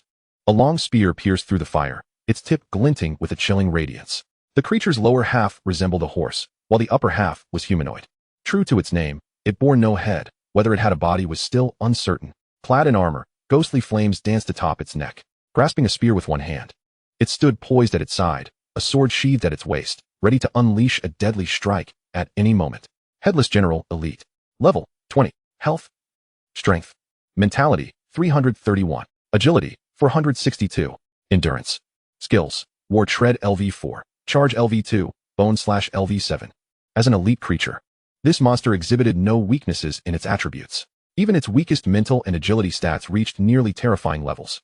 Without hesitation, Li Yao recalled all the foraging ants back into the insect abyss. Against such a boss-level monster with area skills, each foraging ant could only attack once before being effortlessly eliminated by the opponent, inflicting a mere 1 point of damage. The current size of the insect tide could not withstand such losses. With a command, 10 rock-armored beetles formed a triangular formation at the forefront. The one positioned at the front activated its defensive skill. The blazing moth and swift mantises remained sheltered behind, biding their time. One of the iron-jawed soldier ants initiated an iron jaw charge to test the waters, gauging the opponent's strength before determining their battle strategy. In the blink of an eye, the iron-jawed soldier ant appeared before the headless general, its sharp mandibles piercing through the armor. Clang. A piercing metallic sound rang out. 42. The headless knight remained unmoved, casually sweeping its spear in retaliation. 692. Following this, it drew its sword for a heavy strike. 2,495. Weak point attack. The iron-jawed soldier ant was cleaved in half. Li Yao squinted, feeling a pang of regret. However, it was not without gain. While the iron-jawed soldier ant could not breach the headless general's defenses, the headless general also could not completely block its attack. With the more potent strikes of the swift mantises and blazing moth, he hoped to inflict considerable damage. The key was that as long as they avoided being struck at their weak point, the rock-armored beetles could withstand the headless knight's onslaught. The probing phase concluded, and the full assault commenced. The rock-armored beetles advanced steadily toward the headless knight. The beetles in the rear filled in the gaps, forming a line to restrict the headless knight's movements as much as possible. However, the headless knight clearly possessed a degree of intelligence. With a swift kick of its forelegs, it maneuvered around the rock-armored beetles and charged toward Li Yao, the summoner. This was the first monster that prioritized attacking him. Li Yao chuckled softly, his expression suddenly turning icy. Blazing moth, focus your fire. The rock-armored beetles lined up in a row. The space here was limited. The headless knight could only pass through from the gaps on either side, no matter which side it chose. The flames from the blazing moth would be sufficient to engulf the entrance. Boom. Crimson flames roared. The headless knight sensed the imminent danger, raising its forelegs just in time to halt before the flames. Swish. 5 swift mantises materialized beside the headless knight, their claws raised, their sickles glimmering with a frigid gleam. The headless knight had no time to evade, raising its long spear to sweep before it. Now, iron jaw charge. Another iron-jawed soldier ant, moving with remarkable speed, struck the headless knight's side like a streak of black light. 32. The damage was meager, but the force of the collision remained. The headless knight's form momentarily stiffened. At that moment, the attacks of the 5 swift mantises descended. 132. 245. Weak point attack. 119. 142. 127. Li Yao felt a twinge of regret. He worried that the iron-jawed soldier ant would fail to interrupt the headless knight's skill release, fearing casualties would ensue. Only 5 mantises were dispatched. 5 assaults, with a mere single point of vulnerability, inflicting damage of less than 1,000. The blazing moth target the gaps in the armor. Boom. Fireballs erupted, one after another, striking the headless knight. In the face of the swarm, even the briefest moment of hesitation would result in a deluge of attacks. 204. 495. Weak point attack. 448. Weak point attack. Clearly identifying the weak point, 5 fireballs unleashed 4 instances of critical effect. The headless general staggered backwards. The armored beetle pressed forward, cornering the headless general. The swift mantis returned. The blazing moth continued its relentless assault. Li Yao remained unperturbed by the passage of time. The headless general possessed formidable attack power, with skills yet to be unleashed. He was determined to prevent any casualties among his swarm. The armored beetle could withstand the blows, but the swift mantis could not. Roar. A deep, menacing growl reverberated. Li Yao sensed something was amiss. Iron jaw. A wave of dizziness washed over him. For the first time, Li Yao truly comprehended the sensation of seeing stars. As his eyes opened, he could faintly perceive swirling golden dots. Receiving the command from his overlord, an iron-jaw soldier ant surged forth, only to halt abruptly midway. Its crimson eyes revealed a glimmer of intelligence. All the insects present exhibited the same awareness. At the moment Li Yao regained consciousness, a shadowy figure of steel loomed before him. The headless general, weapon in hand, leapt high into the air. A chilling sense of danger coursed through him, igniting a primal fear. To endure this blow would undoubtedly spell his doom. Chapter 26. Li Zhe, Mastering the Expert Difficulty. Instant kill. Li Yao vanished, reappearing behind an armored beetle. In the next moment, boom. The entire space trembled violently. The forceful gunshot struck the ground, shattering the floor and creating a deep crater. The primary target had vanished. The headless knight turned, the spectral blue flames reflecting the presence of several blazing moths. Clang. The long sword was drawn. Its blade, as pale as bone, sliced through the air, leaving a white scar in its wake. In an instant, Li Yao recognized the skill, bone slash. There was no time to evade. Each blazing moth displayed horrendous damage values above their heads. 642, 823, 553, 1055, weak point attack. 584. One unfortunate blazing moth suffered a critical hit, severed in half. It must be noted that it had allocated all its points to spirit, embracing an extreme path of violence. The endurance attribute of the blazing moth could only increase slightly with level ups.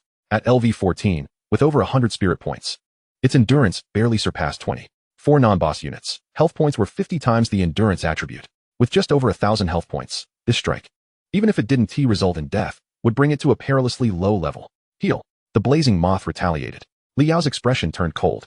The blazing moth was even more valuable than the iron-jaw soldier ant. The control brainworm commanded the skeleton wizard to raise its staff. A green light enveloped the 5 blazing moths. Simultaneously, the burn ray's cooldown ended. For moths launched their attacks. 346, 745, weak point attack. 827, weak point attack. 752, weak point attack. With the bloodthirsty rings enhancement, dozens of green numbers indicating healing appeared above the moths. Meanwhile, the skeleton wizard's healing began to take effect, restoring their health by several hundred points. The headless knight's next attack came.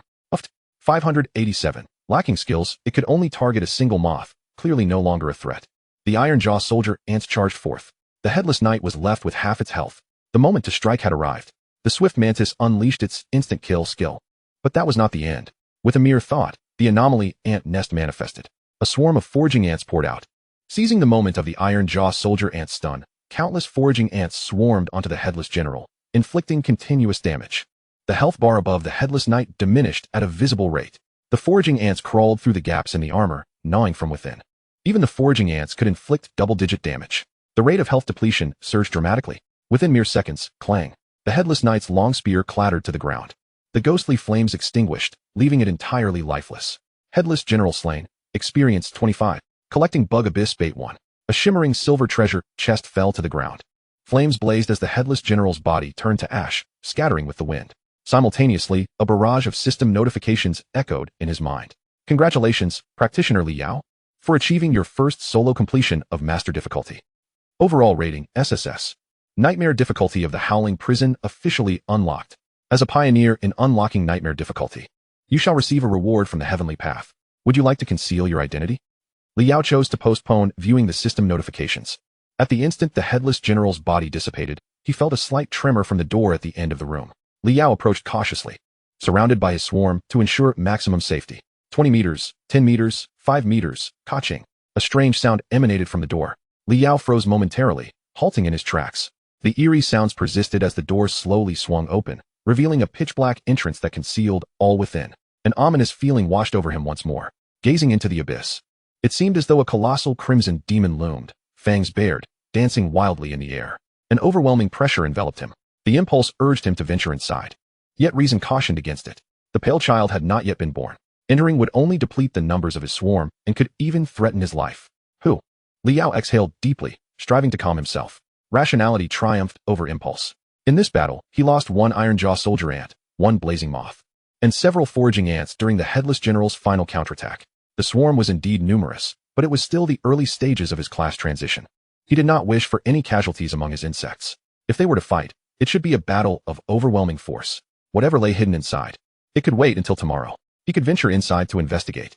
Li Yao withdrew his thoughts and distanced himself from the ominous door that loomed before him. Returning to the spot where the headless general had vanished, he picked up the treasure chest, and gazed at the system panel. To his astonishment, opening a certain difficulty level would yield a reward from the heavenly path? What a delightful surprise. A look of joy adorned Li Yao's face. It was evident without contemplation that the heavenly path rewards would undoubtedly surpass even the loot dropped by the final boss. Just as he was about to unlock the spoils from the headless general, the system's notification chime sounded once more. Would you like to conceal your identity? Conceal my identity? Was there any need to ask? Certainly not. Meanwhile, in the outside world, beneath the swirling vortex of the howling prison dungeon, a group of professionals surrounded a team that had just emerged from the instance. Wow, is this the legendary S-class profession? They just completed their transition yesterday. Today, they've already surpassed level 10, entered a dungeon, and conquered the master level difficulty. Comparisons can be utterly demoralizing. After years of struggling through difficult levels, they achieved mastery on their second day post-transition. By the way, who are the other professionals? They seem unfamiliar. Someone whispered. Could they be high-level professionals from other cities? Aren't there protections for local professionals? The resources in dungeons are limited. Each time a new difficulty level opens, the rewards from the first completion are immensely coveted. To prevent high-level professionals from traversing the country and monopolizing these resources, the Federation has issued a strict prohibition. Outsider professionals are forbidden from tackling local public dungeons. Keep it down. This is the Li family. Don't speak carelessly. Look at those individuals. Aren't they wearing the insignia of Yutsai Martial School? Regardless of their origins, they are now students of Yutsai Martial School. Let us not forget, Li Zhe is an S-class professional, reportedly an exceedingly rare type among S-classes. So isn't clearing the master level difficulty expected? Alas, some individuals are simply born different, privileged offspring, and their profession is S-class. What window did God close on him? It's quite obvious which window was closed, isn't it? I must say, the young master of the Li family doesn't possess the most appealing looks. Can appearance be a meal? How enviable. The crowd was gathered around Li Zhe and his companions, who had just cleared the master-level howling prison. Emerging from the dungeon with significant battle damage, their attire devoid of a single intact piece of equipment. However, their faces radiated exuberance. Clearing the master-level difficulty is an honor unparalleled anywhere. Li Zhe reveled in this moment of attention. He desired not just a slight edge, but an overwhelming, comprehensive superiority over others. And he had achieved it. At 5 o'clock the morning after his transition, while other rookie professionals lingered around level 7, he had reached level 10. By 9 o'clock in the morning, he led his team to conquer the master-level howling dungeon, unveiling a new difficulty. Being an S-class professional was commendable, and he accomplished it. Li Zhe and his companions moved slowly, eager for everyone to know they had conquered the master-level difficulty. In the distance, the president asked, "Shall we continue waiting?" The real Li Zhe has emerged. The one who entered alone earlier was certainly not him. Ling Yin did not respond, turning around and asking in confusion. I have not been in Jiangxing for a while. Has the master-level difficulty of the howling prison already been cleared by someone? Why have I not received a system notification until now? Suddenly, several guild members reacted, their expressions blank. In the next moment, a series of system notifications resounded in the minds of all professionals present. Chapter 27. First Completion Rewards. The Insane Li Zhe. Congratulations to the professional team for clearing the howling prison master. Congratulations to the professional team for achieving the first completion of the howling prison master. Completion time, 2 hours, 21 minutes, 21 seconds. Captain, Li Yao, profession unknown. Team members, none. Rewards, professional level 1, first completion gift pack, howling prison. Title reward, lone wanderer, unique. The howling prison, nightmare level difficulty officially opens. Entry requirements, level 15 to 20, team limit of 12 people.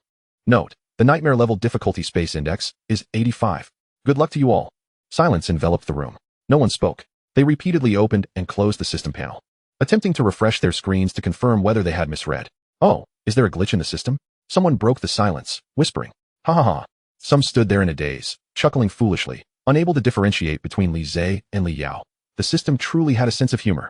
Soon after, gasps of disbelief erupted, questioning the heavenly path system. No one would be foolish enough to do that. Such outrageous claims could only be self-deception. A professional named Li Yao single-handedly cleared the master-level difficulty of the howling prison. Just like that. Wait, could that person earlier be him? Someone quickly scrolled through the system panel. The completion time was 2 hours. The timing matched perfectly. Is someone joking? Does anyone know who that guy is? Li Yao. It states it right here. I'm asking, where did this fellow come from? I should surely recognize such a powerful individual, even nationwide. They are a rarity. The crowd exchanged bewildered glances, all wearing expressions of confusion. I think I've heard that name before. This morning's news mentioned Li Yao, the second son expelled from the Li family. The likelihood of coincidence is quite low. As they spoke, the crowd realized they seemed to have forgotten something. Almost simultaneously, they cautiously turned to face the center of the crowd, where Li Zhe had just exited the dungeon. At that moment, Li Zhe lowered his head, staring at the ground. No one could see the bloodshot, furious eyes within. At this juncture, he had cast aside all thoughts. His mind was consumed solely by the pitying gazes of those around him, looking at him as if he were a pitiful creature. The glory he had so eagerly grasped had slipped away. The cliff-like lead he had prided himself on was now being trampled by another. Liao's voice, nearly a growl, was audible only to himself. Why must you covet everything from me? My profession, you want to take. Now. Even the first completion of the dungeon must be snatched away. In Li Zai's eyes, Liao was deliberately opposing him, seeking to humiliate him. Why clear the dungeon? Why seize the first completion just as he finished his own conquest? The first thing he did upon exiting the dungeon was to instruct his subordinates to spread the news of his first completion of the master-level dungeon. Within an hour, everyone in Jianshang would know that he, Li Zai, had led the first completion of the master-level difficulty. Yet now, they were being told that the one who pioneered the master difficulty was someone else. The completion time didn't even match the seconds of his own. All of this felt akin to being roasted alive over an open flame. Naked humiliation. Is the Li family afflicted with madness? Just as Li Zai was engulfed in impotent rage, a professional behind him impatiently voiced his discontent. With someone already clearing the way, why summon us here? Isn't this merely a waste of our precious time? Several S-rank professionals expressed their dissatisfaction. The team they formed could undoubtedly sweep through all the initial dungeons surrounding Jiang City. What difference does it make where they obtain the first clear? Every second is invaluable between the job transition and the martial examination. Now, having failed to secure the first clear reward, they were left trailing behind Li Zai, becoming the laughingstock of the entire Jiang City. Just as Li Zai was about to respond, everyone turned to face the figure emerging from the dungeon below. Indeed, it was the professional who had entered the dungeon alone 2 hours prior. Liao, stop right there. Student Li, please wait a moment. Two voices simultaneously called out to Liao, who had just exited the dungeon. Upon hearing that familiar voice, Liao scoffed. Isn't this my dear elder brother? What's the matter? Is my profession proving useful? Oh, something's afoot. The other professionals quickly perked up their ears. Enough of your nonsense here. A pang of anxiety seized Li Zai's heart. Sensing trouble, he hastily shifted the topic, asking, who permitted you to come here? Did you acquire permission from the clan? At these words, Li Zai was tempted to place a hand on his forehead to check if this fool was feverish. Once you leave the Li family, you should have no authority to restrict me, right? Li Zai's anger flared. Of course, he was aware that Liao had been expelled from the clan. Yet, out of habit over the years, he felt compelled to scold his younger brother whenever he saw him, regardless of the circumstances. After all, one could neither retaliate nor argue back. Utterly pathetic. Even after leaving the Li family, you must still heed my commands. It is only right for a younger brother to listen to his elder. TCH. Liao disregarded him and turned his attention to the other person who had called out to him, a girl clad in silver armor. If Jiang Ningyu represented pure and innocent beauty, this one epitomized both elegance and allure. Tall and slender, with an oval face and a single ponytail. She bore a massive greatsword on her back, standing there like a captivating landscape. What is it? Liao, the second son of the Li family? Ling Yin asked uncertainly. Just Liao, he replied curtly. Apologies. Ling Yin extended her hand. I am Ling Yin, the president of the Silver Moon Guild. Each time one enters the same dungeon, there is a 2-hour cooldown period. If you have no other matters to attend to during this time, shall we converse? Upon seeing her, Liao immediately deduced Ling Yin's identity. Converse? It likely pertains to the hilt of the headless general's sword. After pondering, Liao realized that following the first clear reward, his level had risen to LV15, just a step away from LV16. Levels 16 to 20 would be spent in the Wailing Dungeon, where he might very well acquire more than one headless general's sword hilt. Moreover, he had no acquaintances who were alchemists and had no idea where to find one. Even if he obtained the hilt, he would have no means to utilize it. It would be wiser to seek assistance from the Silver Moon Guild for crafting. So shall we chat? Liao smiled. Chapter 28. The Conspiracy of the Li Father and Son. Jiang Ningyu felt as if the sky was collapsing. Liao and Ling Yin walked side by side, followed by members of the Silver Moon Guild. The group strolled away from the area, and throughout the entire time, Liao did not cast a single glance back at Li Zai. The other professionals, after a brief moment of astonishment, swiftly took out their phones to search for the news mentioned by the previous professional. Job transition. Li Zai chooses to forgive, expelled from the Li family. No longer pursuing the matter, any child of 3 could piece together the clues. They regarded Li Zai with a gaze that was laden with intrigue. Li Zai was indeed an S-rank professional now. Who was truly swapping with whom? Given Li Zai's earlier demeanor, he hardly resembled a foolish youth who would forgive others after having their profession snatched away. Yet, something seemed amiss. Someone took another look at the system panel. Captain. Liao, profession unknown? The emergence of profession unknown could signify 2 scenarios: possession of certain hidden profession items or the existence of an exceedingly rare profession. Throughout human history, such professions had never been seen before. Their strength could range from C rank to S rank, and even include rare professions on par with SS rank. Once this rare profession completed its job transition task and surpassed the second transition, there would be a clear classification of levels. Could it be that the awakening ceremony of the Li family had gone awry? Was it possible that Li Zhe had awakened a powerful rare profession? It was mistakenly classified as a C rank, swapped with Li Yao? The crowd turned their eyes toward Li Zhe, filled with mockery. Some even couldn't help but chuckle. To exchange one's own formidable rare profession for Li Yao's SS rank? An unprecedented blunder. To solo clear a master-level difficulty. This rare profession's strength would surely surpass SS rank. It might even potentially touch upon the realm of the 3 SSS rank professionals that had existed since the dawn of time in the Blue Star. This was a colossal jest. If Jiang City were to witness the birth of an SSS rank professional, it could potentially ascend to one of the 12 main cities of the Dragon Kingdom.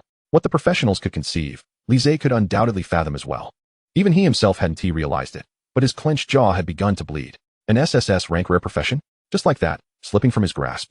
Li Zhe, your younger brother seems rather disobedient, a fellow S-rank professional teased. If I were you, I would just swap it back. After all, your S-rank profession was summoned too. Haha. Though it was mockery, Li Zhe took it to heart. He immediately sprinted to a secluded area and dialed his father. Leon, Xiaozhe, just in time, I have something to ask you too. Li Zhe, in a fit of impatience, exclaimed, I don't want to hear anything. Dad, I want to swap back my profession with Li Yao. Upon hearing this, there was a clear pause on the other end of the line. If anyone else had said such a thing, he would have slapped them hard across the face, questioning their sanity. But now it was his son. He could only speculate if something had transpired. Dad, I want to swap back. Right now, I awakened an SSS rank rare profession. Li Yao has my profession and solo cleared the master level difficulty of the Wailing Prison. What? Li Yang was noticeably taken aback. Xiaozhe, this is no laughing matter. What do you mean no laughing matter? Li Zhe retorted angrily. I just cleared the master difficulty with Long Zizhu and the others. And Li Yao's system prompt came out. He is targeting me. If my profession weren't SSS rank, how could he solo clear? Dad, you must help me reclaim my SSS rank profession. Li Zhe's voice even carried a hint of tears. I am the destined child who awakened the SSS rank profession. Xiaozhe, listen to me. Li Yang could no longer care about anything else. Your profession is C rank. The awakening ritual, based on the awakening stone, has never erred throughout history. Regardless, you are undeniably a C-level professional. Li Yang's words cut through Li Zhe's heart like a sharpened blade, inflicting deep pain. He genuinely felt for Li Zhe, yet his lack of experience rendered him only capable of speaking bluntly. Li Yang remained oblivious to Li Zhe's emotional turmoil and continued. If your information is accurate, then my sources can be confirmed. Su Yunhua is dead, killed by Li Yao. What does that have to do with me? I only desire an SSS-level profession. Listen to me. Li Yang interjected. I suspect that Li Yao's strength derives from having stolen an unparalleled opportunity from our Li family, acquiring something akin to a class-changing scroll. From this moment, regardless of your thoughts or other speculations, Li Yao remains merely a C-level professional. I will seek him out and compel him to return to the Li family. At that point, you will be bound to him.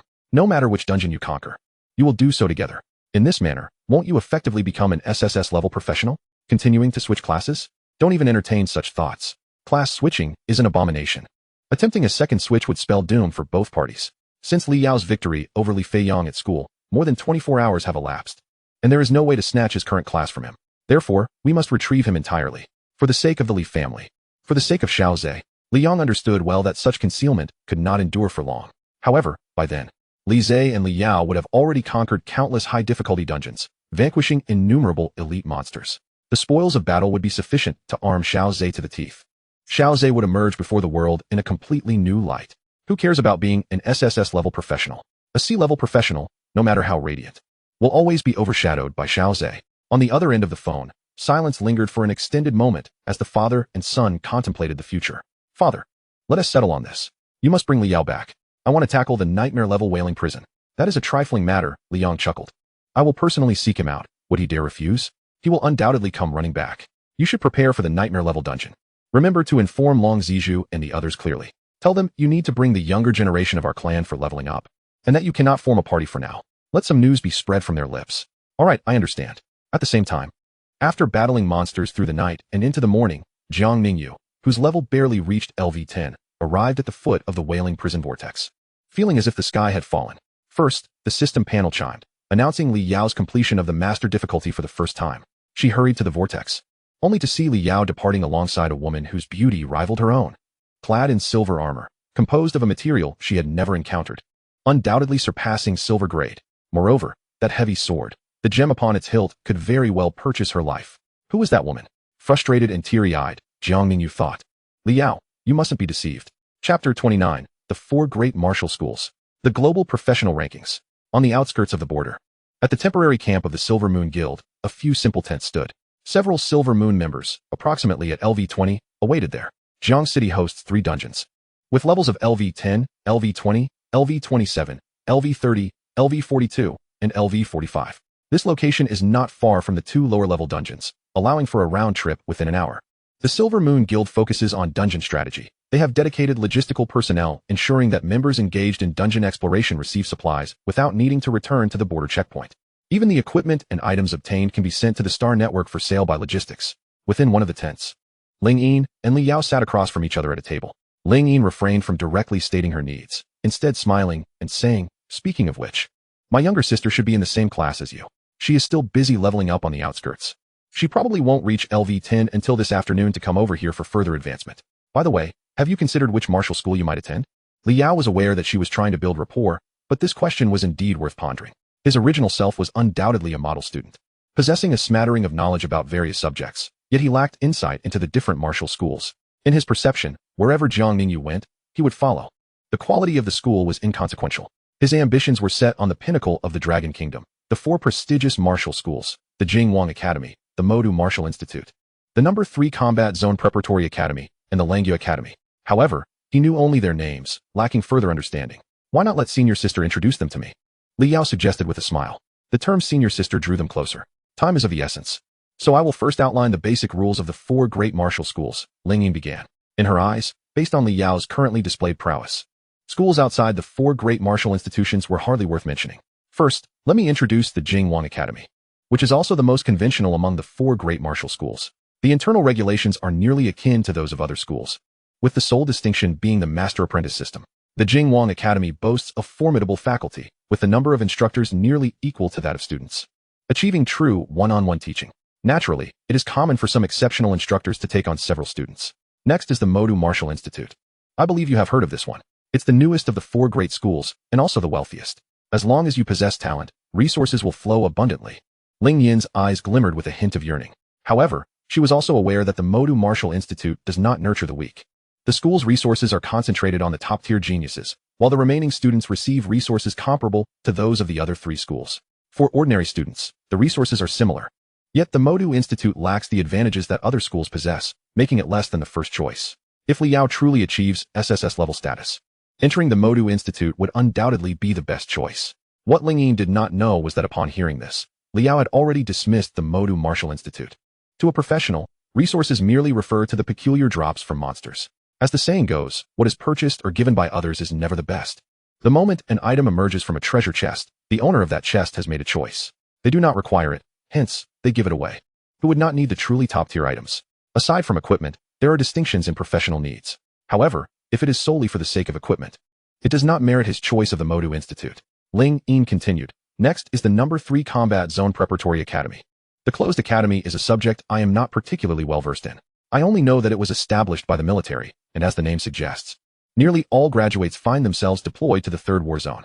This war zone represents the most significant battlefield where the Dragon Kingdom engages in combat against monstrous entities. There, the warfare never ceases, and countless professionals rush to the front lines, akin to moths drawn to a flame, often for years or even decades.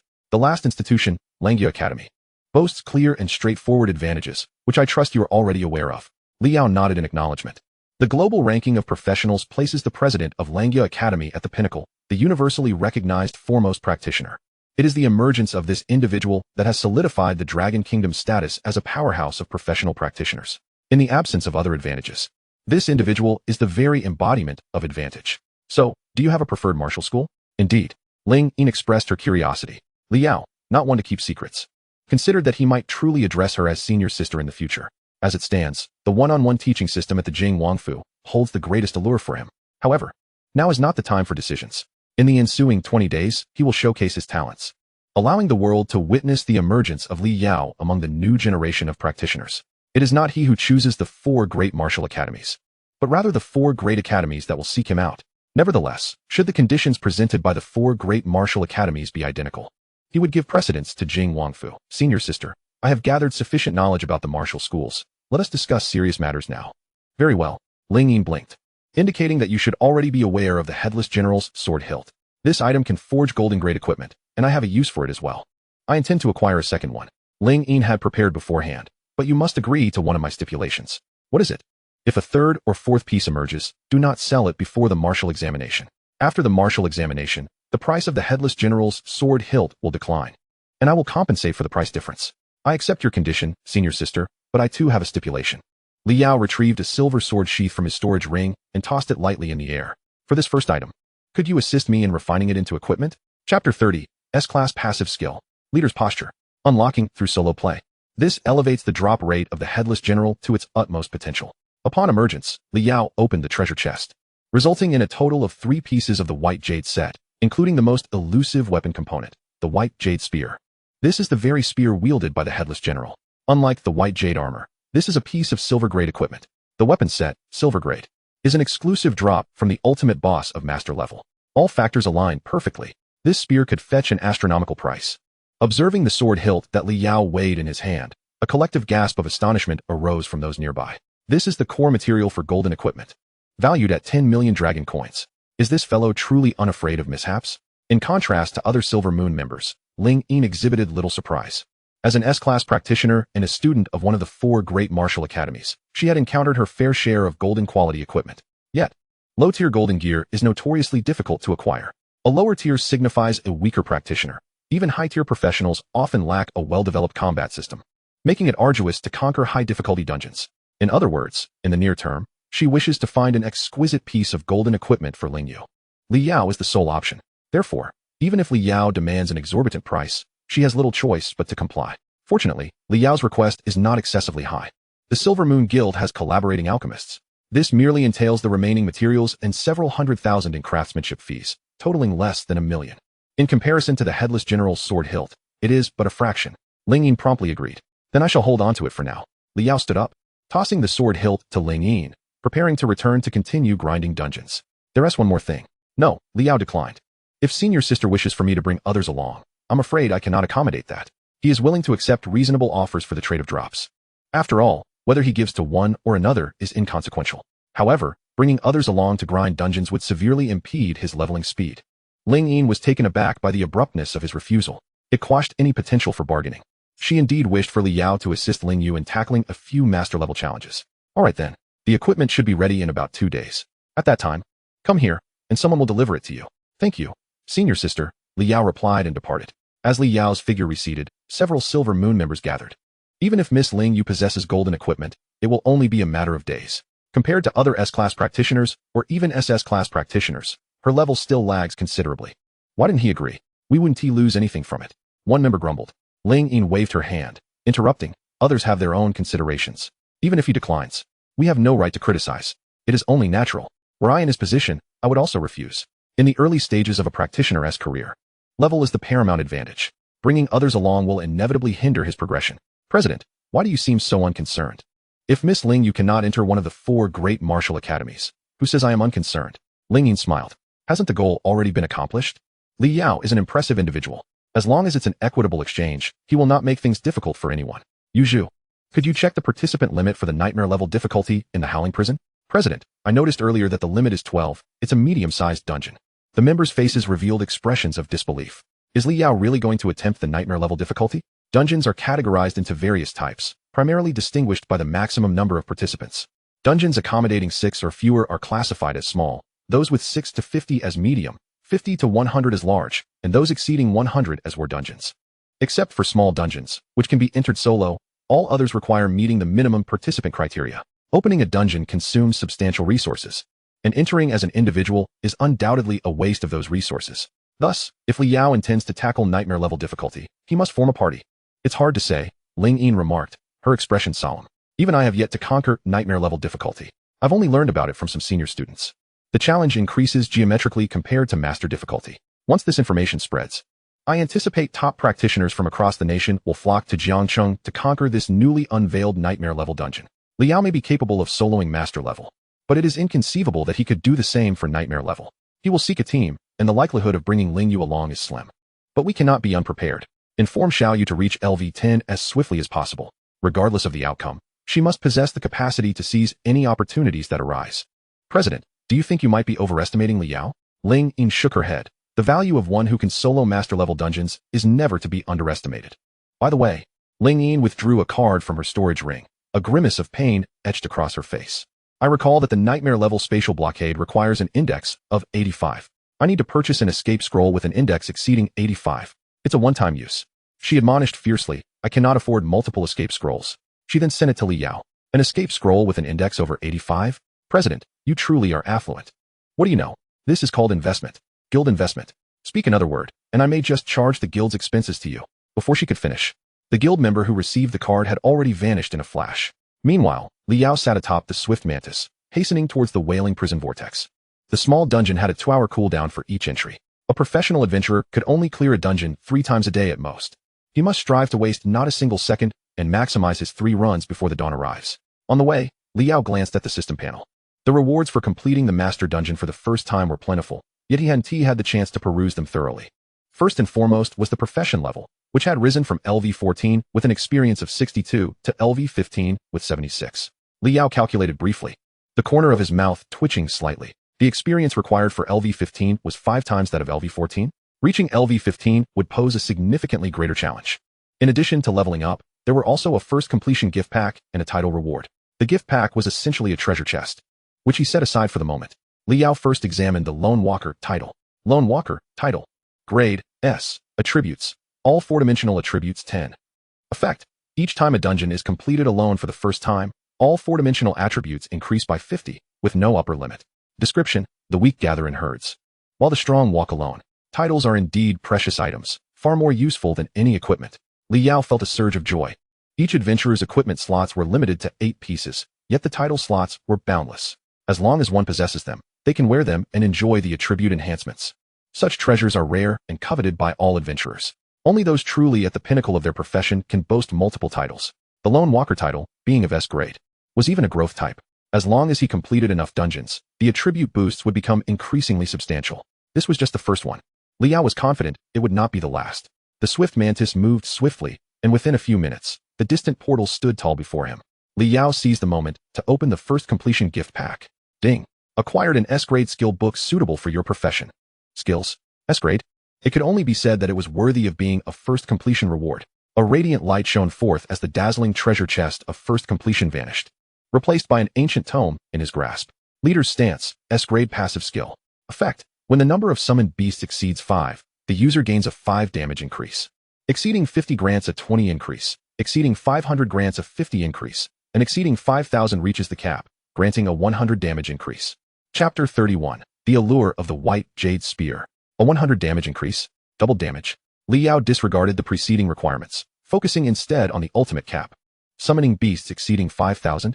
For a swarm of insects, that would be trivial. What does a doubling of damage entail? For some conventional active damage skills, the increase typically ranges between 50 to 70. An S-grade skill might transcend this boundary. However, that pertains to active skills, which necessitate mana consumption and have cooldown periods. His doubling effect, however, would be tangible, affecting every single attack. Nonetheless, Liao was also aware that if this skill were to be sold, it might not fetch its true worth. A typical summoner usually commands 3 to 5 summoned beasts. Only those with substantial resources can manage over 10. While there are some who possess over 100, they often follow a different strategy, relying on sheer numbers. High-level summoners capable of commanding over 1,000 summoned beasts would only enjoy a 50 damage increase, unable to unleash the full potential of this skill. Moreover, and most critically, a summoner's damage increase is ineffective if they lack a core skill, King's Favor, a unique and unknown quality skill reserved for the dominators. Summoners dedicate their lives to cultivating more potent summoned creatures, often neglecting their own attributes and relying on their summoned beasts for protection in battle. The King's Favor allows summoners to access the attributes of their most formidable summoned beasts, effectively doubling their cultivation benefits. This would create a synergistic effect with Leader's Stance, yielding results greater than the sum of their parts. A 100 damage increase, if unrestricted, would undoubtedly be an SSS-grade epic skill. In his eyes, the limitations were merely a facade. It was indeed an SSS-grade skill. With this skill, he would become the true ruler of the insect race, his power far surpassing that of any insect. The moment the Pale Child came into existence, he would be the enhanced version of the Pale Child. Suppressing his inner excitement, Liao turned his gaze to the number of foraging ants. Foraging ants, 8,592. In approximately 9 hours, he would be able to summon the Pale Child. Considering the bounty harvested from hunting monsters for the insect abyss bait, the time would only shorten. Arriving at the foot of the dungeon vortex, Liao navigated through the crowd and re-entered the wailing prison dungeon. When selecting the difficulty, he hesitated for a moment. Master level. With a shift in perspective, he entered the prison corridor. No rush. If he were to enter the nightmare difficulty now, the insect swarm would sustain unimaginable casualties, further delaying the birth of the pale child. It was better to level up first. The insect nest materialized. The swarm surged forth eagerly, flooding the corridor and beginning to push through the dungeon with ease. Compared to his first entry, having reached LV15, the swarm had gained substantial attribute bonuses, making the advance even smoother. Even when facing the second phase of the large prison, they pushed through in under 5 minutes, accounting for travel time. By the time Liao arrived at the Headless General's chamber, it was less than half an hour. Since this was not a first completion, the drop rates were considerably lower. Only one piece of equipment dropped, and it was not part of the white jade set. Liao commanded the blazing moth to attack the iron cage, imprisoning the Headless General. In the next moment, the figure of the Headless General emerged from the smoke. This time, Liao did not recall the forging ants. The Headless General possessed a wide-range stun skill, which could potentially inflict casualties upon the blazing moth once more. The forging ants would serve as the primary tank in numbers, while the flame beetles split into 5, remaining inactive to ensure the safety of the blazing moth. The forging ants might expend hundreds, yet the value of the blazing moth, worth 3,000 forging ants, would guarantee absolute safety. The strategy proceeded smoothly, unfolding precisely as Li Yao had envisioned. When the wide-range stun occurred, the mind-controlling nematodes manipulate the skeletal sorcerer, casting a widespread healing spell that envelopes both the rock beetle and the blazing moth. The healing, however, incurs a delay. As the Headless General's attack descends, a green radiance bursts forth, instantly replenishing health to full capacity. Awakening from the daze, the rock beetle separates the Headless General from the blazing moth. A second wave of firepower ensues, leaving the Headless General unable to resist. Headless General defeated, experience gained, 5. Collected 1 worm abyss bait. It transforms into a copper-colored treasure chest, clanging as it lands on the ground. The experience gained was less than anticipated. Liao murmured, contemplating another run to reach LV16. Completing the dungeon took a total of 36 minutes, from entry to the hunt for the Headless General. However, each entry incurs a 2-hour cooldown. Liao picked up the treasure chest, intending to use this time to manage the surplus equipment on him. Upon opening the chest, a bone-long sword materialized in his hand. While it lacked a hilt, it was nonetheless a weapon, marking a stroke of fortune. A long sword from the Jade series. A silver-tier weapon set valued at no less than $1 million. Yet, compared to a sword hilt capable of forging golden equipment, its worth paled by a factor of 10. Besides the spear, there was also another weapon from the Jade series. Could it possibly yield a staff?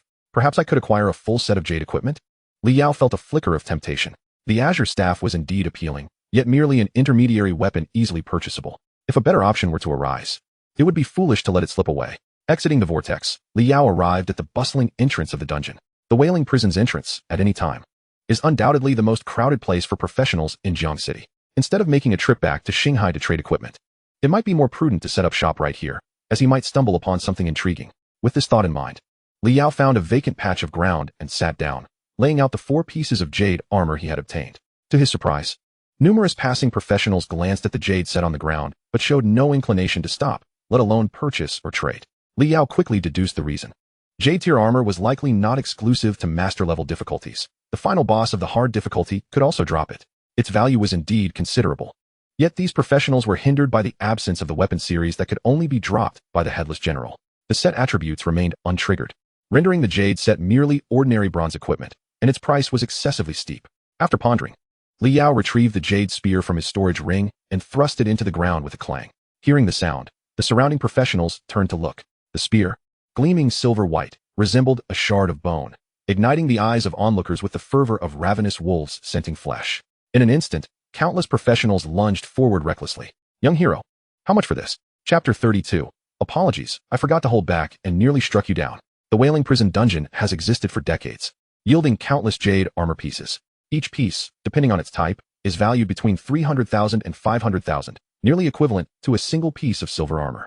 However, jade armor has consistently languished in a state of high value yet low demand, as no one has cleared it at the master level, and the weapon slots have never been dropped. The set, devoid of any set attributes, has led to a gradual aversion towards jade armor among the populace.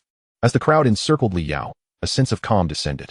Currently, only 2 individuals possessed the capability to present a jade weapon, the team led by Li Zhe and that solitary professional who had soloed the master difficulty, Liao, the discarded son of the Li family.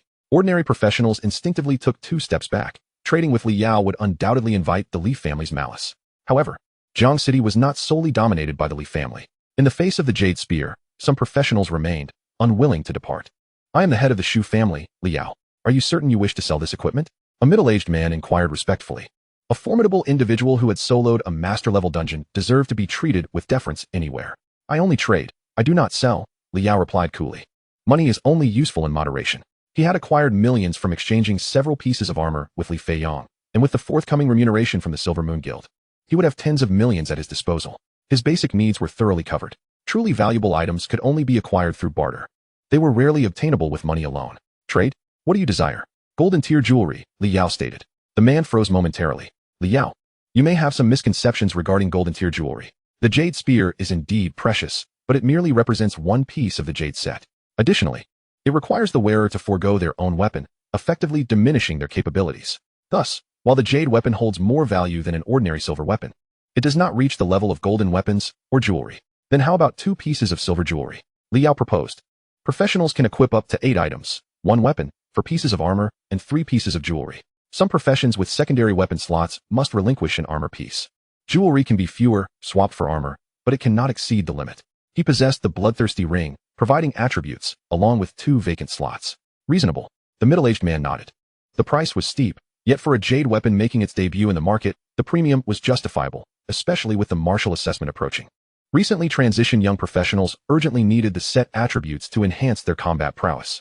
I will summon my young master at once to discuss this with you. Wait. Li Yao suddenly interjected. Is your young master a gun wielder? The middle-aged man chuckled and shook his head. No, his profession is suited for swords. However, at this initial stage of transition, the advantages of exclusive weapons do not compare favorably to the benefits of said attributes. Before he could finish speaking, a long sword was thrust into the ground. I will trade you this jade long sword, 2 pieces of silver jewelry, plus 5 million dragon coins. Let your young master come forth. Li Yao's expression remained as inscrutable as a deep well. Money was of little consequence in excess. Yet no one would refuse an abundance of it. The middle-aged man's eyes widened, and gasps of astonishment rippled through the crowd. Compared to the spear, the sword was a far more common weapon. Sensing the fervor of those around him, the middle-aged man decisively declared, agreed. Low-tier silver jewelry was valued at around 1 million each. Li Yao's offer was worth a staggering 7 million. He understood that Li Yao had granted him some leeway in negotiations, yet the urgency of the situation left him with no choice. The young master of the Shu family needed this powerful weapon to transition up a level before the martial assessment, gaining a significant advantage. There could be no room for error. I shall first transfer 500,000 to you as a deposit. The specifics regarding the silver jewelry can be discussed once my young master confers with you. Just then, a voice pierced through the outer circle of the crowd. All these items belong to the Li family. I do not consent to this exchange. Li Zhe forcefully parted the throng, his expression fraught with agitation, and boldly declared, Li Yao, that sword is mine. And those jade armor pieces, they conveniently form a complete set. I am too lethargic to procure them myself. Li Yao regarded him with a bemused expression, akin to that of a fool. What audacity propelled him to utter such words? A middle-aged man beside Li Yao hesitated, his countenance darkening. This is my card, Li Yao stated as he extracted a bank card from his storage ring. You may transfer directly. The other party acquiesced readily. And the middle-aged man, recalling recent rumors, hesitated for a moment before summoning a subordinate to facilitate the transaction for Li Yao. Li Yao. Li Zhe's voice escalated in pitch as he stormed towards the stall, drawing the long sword and gripping it tightly. I said I want these armaments. Do you not comprehend? I shall only say this once. Li Yao maintained his composure, gazing steadily at Li Zhe. Nearby, concealed within the foliage, several swift mantises remained silent, gradually inching closer. Release it. The calmness in Li Yao's tone sent an involuntary chill down Li Zhe's spine. Memories surfaced in his mind, recalling his father's words. Su Yunhua is dead. Slain by Li Yao. Clang. The sword clattered to the ground, bouncing several times in midair. Li Yao seated himself on the ground, casting a glance at the middle-aged man. You have made a deposit. Our transaction is thus concluded. You may take the long sword now. I trust in the integrity of the Shu family. Though the Shu family is not one of the 3 prominent families in Jiangxing, they are among the few esteemed by commoners. Their young master has reportedly secured first place in this trial dungeon. Thank you. The middle-aged man expressed his gratitude. Keen to distance himself from the Li family's affairs, he retrieved the long sword and left the center of the crowd. Li Zhe's expression turned desperate as he speculated. Hasn't my father spoken to you yet? Leave. Li Yao dismissed him curtly. Li Zhe's gaze followed the middle-aged man, trailing after the jade sword. Entirely oblivious to Li Yao's words. Li Yao, retrieve the sword from me at once. I have persuaded my father to allow you to return to the Li family. We are still brothers. Naturally, you should lend me your belongings. Suddenly, Li Zhe felt a fierce gust of wind approaching. Instinctively, he prepared to unleash a skill. But Li Yao's fist was quicker. Bang! Li Zhe was sent hurtling backward like a cannonball, blood arcing through the air. He tumbled several times before collapsing to the ground. Breathless. My apologies, I forgot that my strength has increased slightly these past couple of days. I only used a fraction of my power and nearly killed you. Li Yao remarked nonchalantly, returning to his previous position and addressing the others. There is also a long spear, bundled with the other jade pieces. I impose no restrictions on exchanges. As long as the items are intriguing, feel free to present them for consideration. The crowd fell into a stunned silence, utterly unable to fathom the scene before them. One punch had rendered an S-rank professional on the brink of death, and he continued as if nothing had happened, resuming his sales. Soon, whispers began to circulate from the outskirts as several healing professionals from the Li family hurried to attend to Li Zhe. Stay down. Li Zhe might truly perish. Chapter 33. The Transition Symbol. An invitation from the Silver Moon Guild. Ordinary professionals dared not speak further, nor did they wish to engage in any exchanges with Li Yao. Observing this, Li Yao opted not to linger, gathering his belongings and preparing to depart. Soon, he would broadcast across the Star Network, reaching a nationwide audience. In this period, many sought the novice-tier equipment. In Jiangcheng, the Li family's influence remained overwhelmingly formidable. You are finished. You are utterly finished. With the assistance of the healing professionals, Li Zhe soon regained consciousness, immediately shouting with a swollen face, "Stop Li Yao! And you lot from the Li family, what are you dawdling for? Seize him at once. He has merely changed jobs. How formidable could he possibly be?" An elder among the young master's subordinates whispered, "There are too many people. Such matters should await the family head's orders." Li Yao could not help but marvel at Li Zhe's lack of intellect. No matter how powerful the Li family might be, it was inconceivable for them to act publicly. The Federation enforces strict regulations on professionals. His actions were justified as it was provoked by the theft of his equipment. Furthermore, even if Li Zhe were to disregard all caution, the individuals surrounding him were not even as capable as Su Yunhua. Rebuffed by his subordinates, Li Zhe's frustration morphed into a twisted scowl as he bellowed, "Li Yao, you are a member of the Li family in life, a ghost of the Li family in death. You shall never escape the Li family, nor my control. I dare say no one in Jiangcheng will trade with you. Your belongings will rot in your hands for eternity, and do not think anyone will join your team. You shall never enter a mid-tier dungeon." This time, his subordinates did not intervene. The Li family possessed the means to enforce such a decree. Any professional daring to team up with Li Yao would find themselves swiftly dealt with the following day, a warning to ensure his isolation. The family head would have no trouble compelling Li Yao to return to the Li family and obediently serve their interests. Surrounding professionals felt a pang of sympathy for Li Yao, their hearts sinking at Li Zhe's threats. Who would dare associate with Li Yao after such proclamations? This was a particularly sensitive period, with the awakening ceremony preceding the martial examination. To safeguard local novice professionals, unless facing master-level difficulty, non-local professionals were prohibited from tackling low-tier dungeons. Li Zhe's words effectively sealed Li Yao's fate. The Li family could undertake master-level dungeons with S-rank professionals from neighboring cities, while schools and local authorities would yield to his demands. In contrast, Li Yao, lacking any background, would find himself exposed to a myriad of public humiliation in any other city. Despite possessing a top-tier profession, he faced relentless suppression, condemned to a life devoid of prominence. "What? Are you frightened?" Upon noticing Li Yao's silence, a wild grin spread across Li Zhe's distorted visage, half his face swollen and grotesque. "Apologize to me, and I might show mercy and allow you to return to the Li family." Li Yao merely shook his head. Engaging in further dialogue with this individual felt like a waste of precious life. While this tactic might restrain ordinary geniuses, it would not confine him. Nevertheless, Li Zhe continued to evoke a sense of revulsion in him, marking him as the first to be placed on his kill list. "Why are you not hurrying to apologize?" Li Zhe pressed on, growing increasingly brazen. "In Jiangcheng, no one dared defy his will. Hand over the remainder of the jade armor set to me, and perhaps I might forgive you." Just then, "Apologies, pardon me, I must pass through." In the hushed atmosphere, the voice of the young girl resonated distinctly. Unconsciously, everyone parted to clear a path. A petite figure squeezed in from outside, clad in a common priest's robe, wielding a staff of considerable value. A member of the Silver Moon Guild? Some began to ponder. Upon spotting Li Yao in the center of the crowd, the girl's eyes brightened. "Li Yao, after searching for quite some time, I never expected to find you here." The girl trotted over, presenting a piece of talisman paper to Li Yao. "This is a message from our guild leader, entrusted to me for you." Li Yao took the talisman, initially thinking it was an ordinary item. Teleportation talisman, item. Rank, A. Effect, tear the teleportation talisman to escape the current special space and return to the original location. Durability, 11. An A-rank escape scroll. Though unaware of the spatial index, Lingy knew he had soloed a master-level dungeon. At the master difficulty, one would certainly not utilize an escape scroll. Hence, it must be prepared for the nightmare-level difficulty, exceeding a spatial index of 85. Li Yao's mouth twitched. This item is certainly not less expensive than the hilt of the headless general. He understood Ling Yin's intention to befriend him, but did not expect such a lavish expenditure. I have already completed the transaction with guild leader Ling, so it would be best to return this. However, the girl clapped her hands, her palms resting behind her back. I am merely fulfilling the guild leader's task. If you refuse, you must go seek the guild leader yourself. The two exchanged words back and forth. Li Zhe, observing from the side, burned with ire. Does the Silver Moon Guild intend to oppose the Li family? His subordinate quickly pressed down on Li Zhe's shoulder, signaling him to restrain himself. The Silver Moon Guild may not pose a significant threat, but its guild leader and the entire guild serve as a protective umbrella for her sister in Jiang City. Li Zhe, at this moment, completely disregarded all caution, glaring fiercely at the young girl. The girl maintained her smile, fully aware of the situation. She had been waiting at the periphery, biding her time until the critical moment to emerge. Did you not say that no one dared to associate with Li Yao?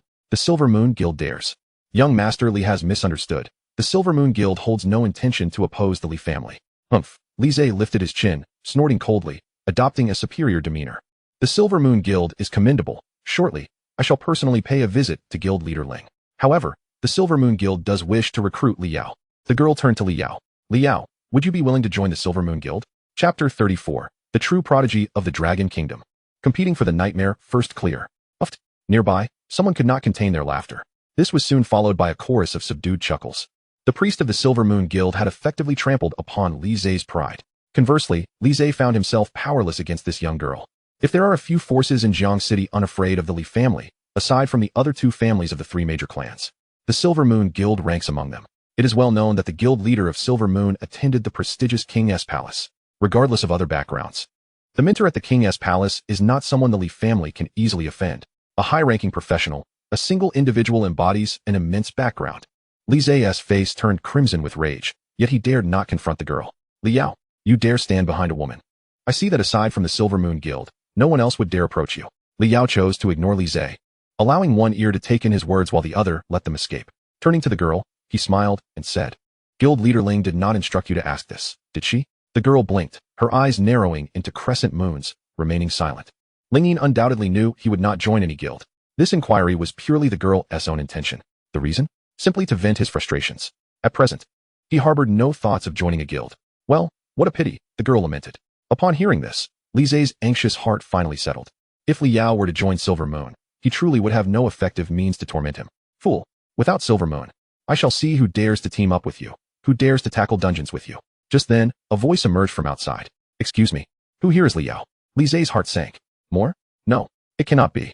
The Wang family is preoccupied with conquering dungeons, assisting Wang Yu in acquiring the hilt of the headless general. The Yuan family is not in Jiang City. They have spent a fortune hiring a raid team to aid Yuan Hao in tackling a nightmare-level dungeon. At this moment, no one in Jiang City would dare to step forward. The crowd parted. A well-equipped team advanced slowly into the center. At the forefront was a long-haired youth, bearing a long sword at his waist, dressed in a black martial arts robe. His brows were sharp like blades, and merely standing there exuded an aura that pricked at one's skin. Each member behind him unconsciously radiated an extraordinarily potent energy. Familiar yet unplaceable. Were they not from Jiang City? No one responded. The youth frowned and repeated, Excuse me, who here is Li Yao? Captain, should I just let it go? I can call someone else over. What is it? Li Yao inquired. He could sense a similar energy emanating from this youth, likely not mistaken. The title of Lone Wolf, this individual had also soloed a master-level dungeon. You are Li Yao? The youth turned to him, stating, We wish to invite you to join our raid team to tackle the nightmare-level difficulty. His expression was calm, displaying neither superiority nor coldness. Who are you? Li Zhe bellowed in anger. Before he could finish, a resounding slap echoed as a subordinate of the Li family knocked him unconscious, bowing low. Too intimidated to face the youth directly. Apologies, my young master has a mental condition. The youth merely glanced at him, offering no further comment, and then turned back to Li Yao, awaiting his response. At that moment, the girl nudged Li Yao's arm with her elbow, whispering, Lu Xingwen. You may not have heard of this name. The little Sword King of the Dragon Kingdom. The Sword King is his father. If Li Zhe is a young heir of a prestigious family in Jiang City, then this individual is the heir of the entire Dragon Kingdom's nobility. In the presence of Lu Xingwen, the girl exhibited none of the light-hearted teasing she had shown toward Li Zhe, but instead appeared taut, as if overwhelmed with excitement upon encountering an idol. Li Yao suddenly comprehended. So, they have come to seize the first clear. No need, I already have a team. Li Yao politely declined. A team? Lu Xingwen nodded and turned to leave. He had hastily arrived upon learning of the newly emerged nightmare-level dungeon. and before he could assemble a team, he rushed over. The team lacked one member. Upon hearing those around speak of this nightmare-level dungeon having been soloed by a newly transitioned professional, he had thought it would be a commendable ally. Since the other party already had a team, there was no need to press further. His teammate hastily exclaimed, "Shall I call my friend over?" Upon receiving affirmation, the teammate turned back and, with a grateful gesture, raised a fist towards Li Yao. With Lu Xingwen's presence, the nightmare-level dungeon would undoubtedly be a piece of cake. That friend of his certainly owed him a significant favor. The first clear of a nightmare-level dungeon was a rare achievement. After Lu Xingwen departed, the surrounding professionals collectively sighed in relief. They were oblivious to the identity of the young man from earlier, but his mere presence exuded an overwhelming aura that made it hard to breathe. Moreover, just as the young master of the Li family was about to unleash a tirade, he was swiftly knocked unconscious by a subordinate, not daring to utter a single word. To top it off, a label of insanity was affixed to the young master, indicating the formidable lineage of the young man who had just left. It was evident that the earlier figure had an astonishing pedigree. Many turned their gazes toward Li Yao.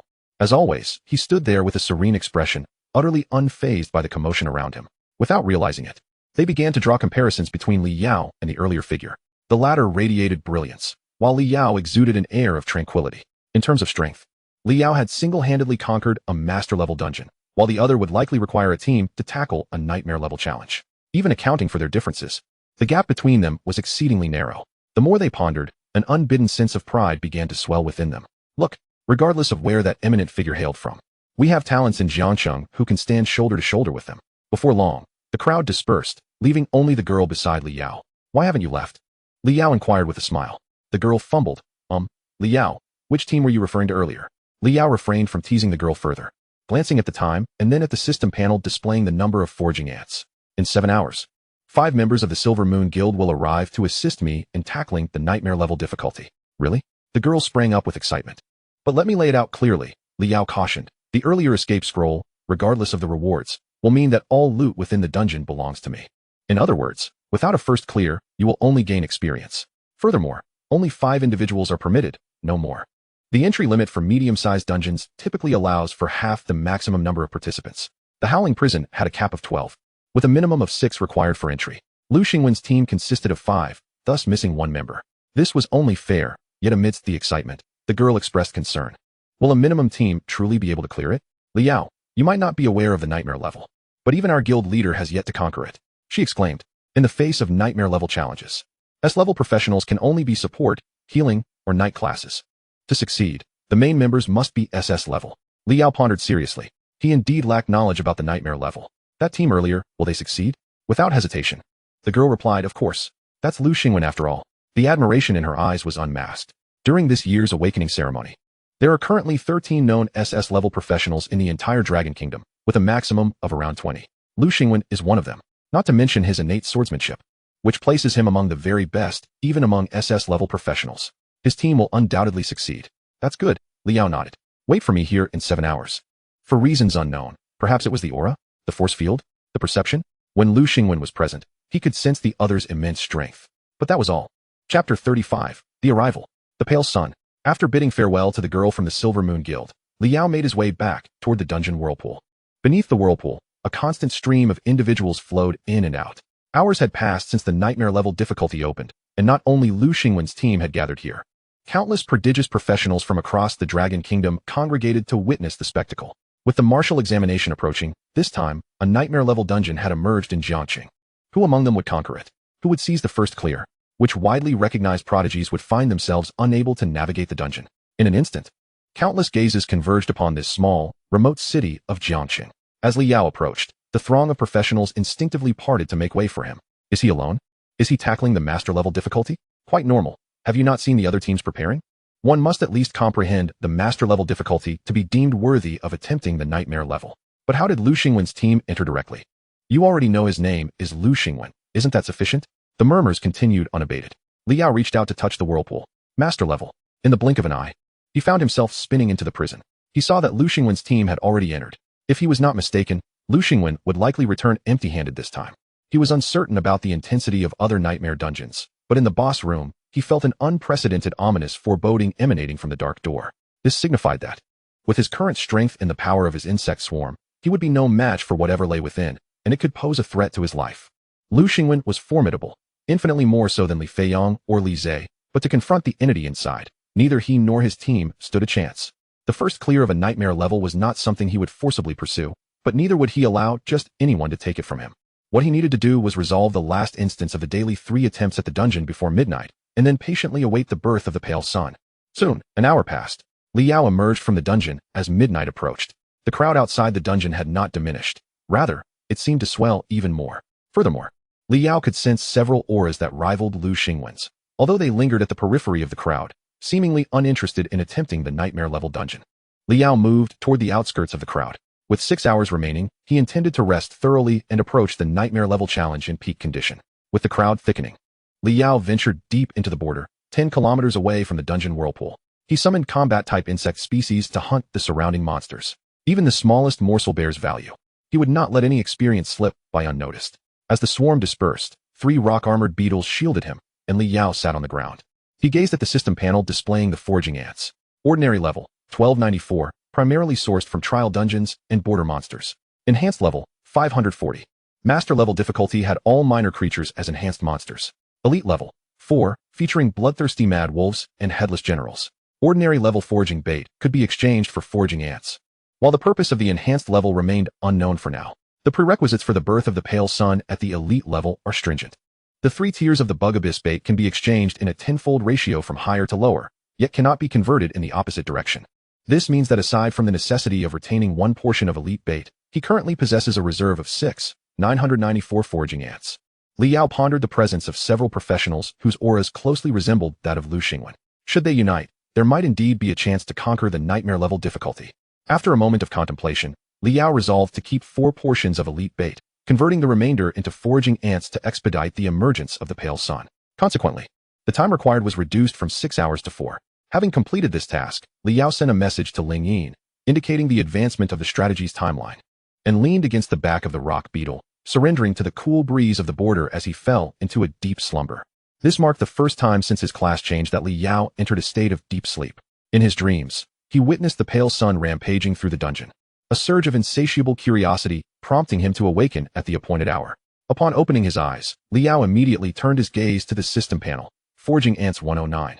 432, 100,000, just sufficient. Commence consumption. 1 iron jaw soldier ant was replenished, reaching a total of 10. 6 fire moths were supplemented, also achieving 10. 9 brain control worms were added, culminating in 10. Thus, the summoning conditions for the leader tier insect species, the pale sun, were entirely fulfilled. Summon. In the bug abyss world, swarms of foraging ants vanished in an instant. The combat insect species that roamed the surrounding forest also dissipated. A myriad of crimson auras surged toward Li Yao, flooding into the bug abyss world. The essence coiled and gathered in the air, forming a small whirlwind. At the eye of the storm, a scarlet smoke outlined a blood-red egg. With a pop, the egg shattered, and a silvery, armored arm emerged, glistening with slime, extending from the egg. The arm clung to the eggshell, tearing off a piece before retracting back into the egg, emitting a crunching sound as it chewed. Once the egg was entirely consumed by the creature within, Li Yao finally beheld the full form of the pale sun. Its entire body was a ghastly white, humanoid in shape, with its head slightly inclined forward, standing just over a meter tall. A white exoskeleton enveloped its form, with claws like blades and a fierce jaw protruding menacingly. Though its physique was not imposing, Li Yao could sense an explosive power emanating from it. Pale sun. Rank, leader. Health, 148, 000 148, 000. Level, LV16, on par with the sovereign. Strength, 1, 294, primary attribute. Spirit, 784. Agility, 1, 305, primary attribute. Stamina, 849. Skill 1, Swarm Leader, passive skill the strongest unit of the Bug Abyss ladder. The mightiest combat force under the sovereign. Possesses the ability to orchestrate swarms, with an intelligence solely dedicated to slaughter. Skill 2, Pale Body, passive skill when there are living swarms nearby, immune to 50 physical damage and 30 magical damage. Skill 3, Blink, active skill instantly displays to any position within 20 meters, cooldown time of 10 seconds, consuming 60 mana points. Skill 4, Amputation, active skill inflicts crippling damage on the target. If it results in a severed limb, damage coefficient of 500, if no limb is severed. Guaranteed to trigger a weak point attack, cooldown time of 10 seconds, consuming 200 mana points. Skill 5, Blade Slash, active skill inflicts 280 physical damage based on strength attributes to all enemies within a 10-meter range, cooldown time of 24 seconds, consuming 480 mana points. Chapter 36, Soloing a nightmare dungeon? Absurdity. At this moment, at the Silver Moon Guild's base, Ling Yin gazed at the message on her phone, her expression momentarily tense. Murmuring softly, the strategy's timeline has been unexpectedly advanced? Why? What else could it be? He's anxious, a guild member remarked, with so many top-tier professionals from across the nation. If we wait any longer, the first clear will surely be snatched away. If I were him, knowing I have the strength to compete, I certainly wouldn't be willing to let it slip away. A middle-aged man, his expression grave, spoke up, but I have some concerns. Such a hasty decision. Could Li Yao be acting too impulsively? He voiced his thoughts delicately, yet everyone understood his implication. President, should we not allow my brother to join? Ling Yin rubbed her temples. Even she could not decipher Li Yao's thoughts. In order to tackle the nightmare-level difficulty, she had summoned the 4 most elite professionals of Silver Moon Guild, all below level 15. Including Ling Yu and Li Yao, they formed a precise 6-member team. However, the escape scrolls with a spatial index exceeding 85 were limited. Even Silver Moon Guild could only muster 2. One was with Li Yao, and the other was entrusted to Ling Yu. It was all voluntary, with half an hour remaining until the designated time. Anyone unwilling to participate should voice their hesitance now, and she would arrange for replacements. President, it's not that I distrust you, but rather that I lack faith in Li Yao. This nightmare-level difficulty is no trivial matter. My brother should refrain from joining, and you ought to find someone else. Ling Yin nodded, casting a glance at the rest of the group. What about the rest? The others exchanged glances, each revealing unspoken concerns. Sister, I don't want to go in either, spoke a girl who bore a striking resemblance to Ling Yin, albeit with a softer demeanor. With an oval face, exquisite features, and not a single flaw. If Jiang Ningyu was the most popular girl at Yucai Martial School, Ling Yu was the most adored at Shanshui Martial School. The escape scrolls are prohibitively expensive. Sister, it's not too late to back out now, Ling Yu urged, presenting the scroll to Ling Yin. Others may opt out, but you must go. Ling Yin's voice was calm, yet resolute, leaving no room for argument. Why? Ling Yin questioned in disbelief. I have no faith that a fellow newly transitioned professional can solo a nightmare-level difficulty. Master level is already remarkable. I would believe he is the best professional in Jiangxing. But sister, are you not aware of the nightmare-level difficulty? We would be of no assistance. It would be tantamount to Li Yao soloing. No matter how one contemplated it, it simply seemed impossible. But you possess an escape scroll. You can gamble, Ling Yin replied. Undeterred by Ling Yu's agitated demeanor, others may face life-threatening dangers, but you do not. If you aspire to enter one of the 4 great martial academies with a B-level profession, you must seize this opportunity, even if the probability is merely 1%. President, I too must decline. The risk is simply too great. President, I am also out. You know, I have dependents to care for, and it is truly unsuitable to take such risks. In an instant, 3 of the 4 professionals summoned by Ling Yin withdrew. As for the final one, their face contorted in indecision, occasionally glancing at Ling Yu, ultimately biting their lip and remaining silent. President, if no one else is willing, I can go. Ling Yin turned to the young girl and said, Xiao Xiao, your strength is too feeble. There is no need to take unnecessary risks. However, when Li Yao seeks assistance, he does not specify the required strength. How about this, President? If we have enough people, I will refrain from going. If we lack numbers, I shall join. Mu Xiao Xiao, though not particularly strong, only holds a C-grade healing profession. Yet, she has been an esteemed member since the inception of the Silver Moon Guild. Renowned for her amiable disposition, the guild members are reluctant to allow her to venture into danger. Xiao Xiao, didn't you just go to deliver a withdrawal scroll?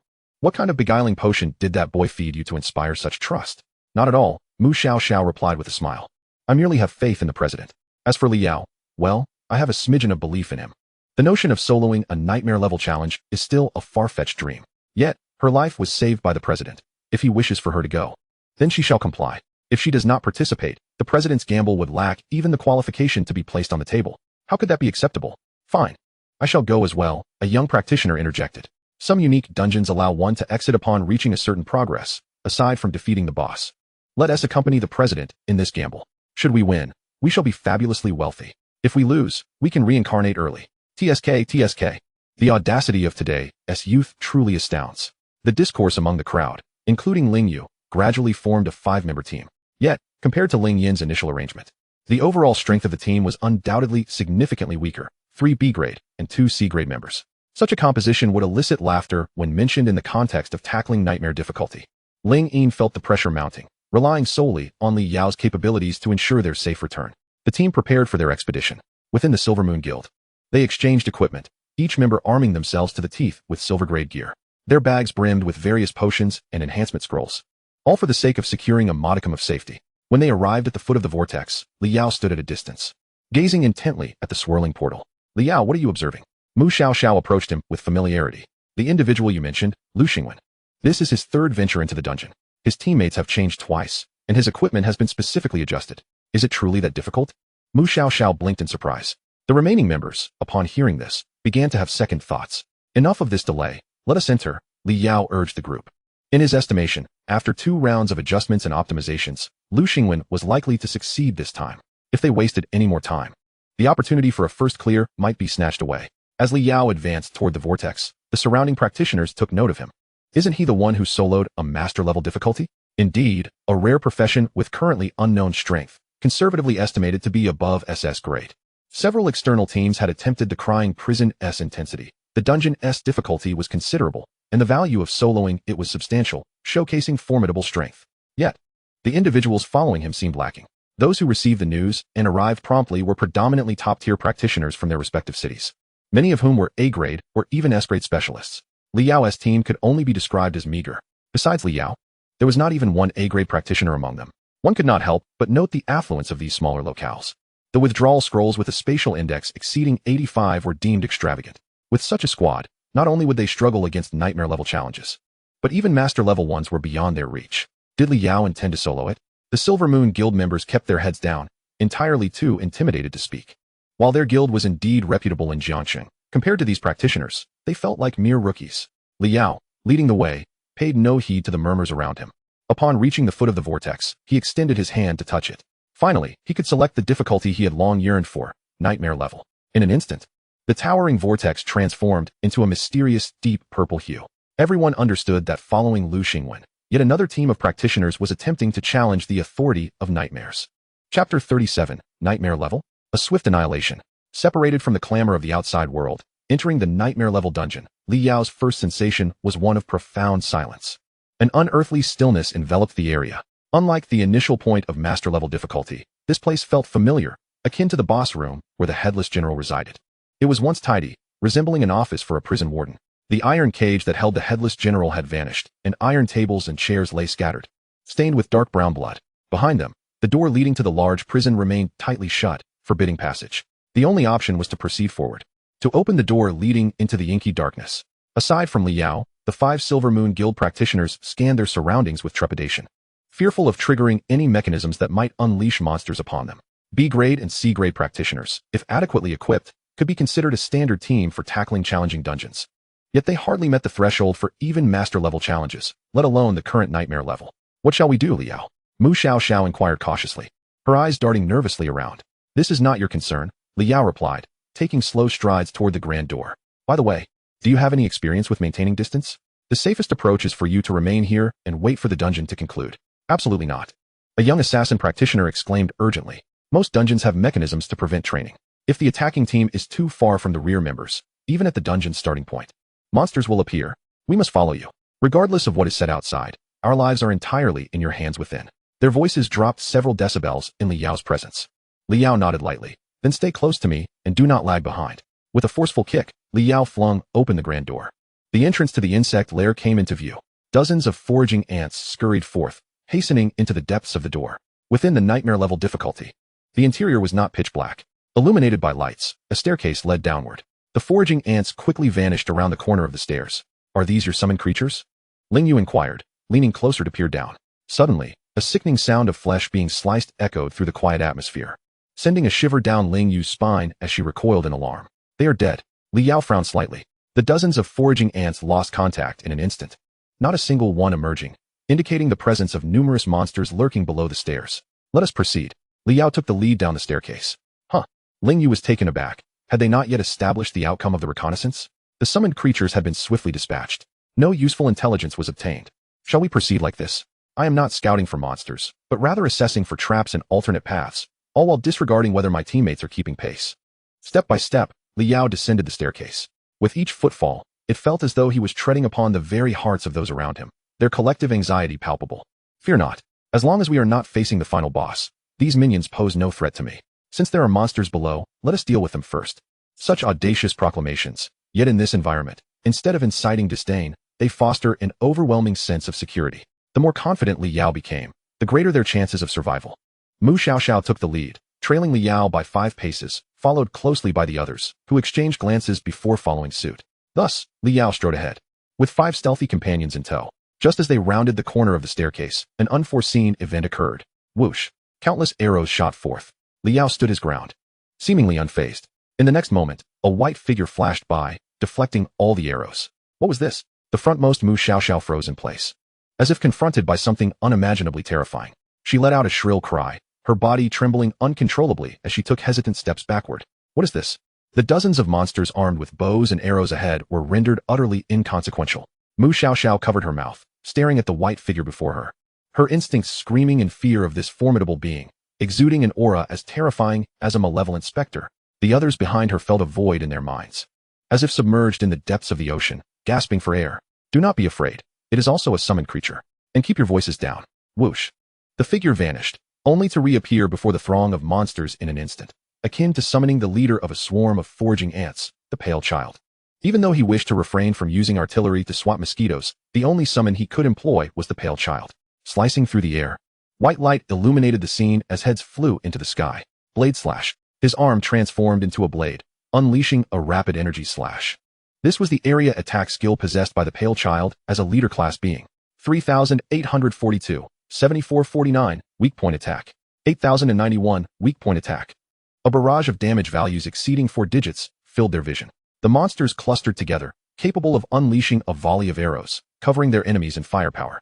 Yet their concentration also rendered them vulnerable. 1,010, an extensive area of attack, encompassed all the bow-wielding monsters.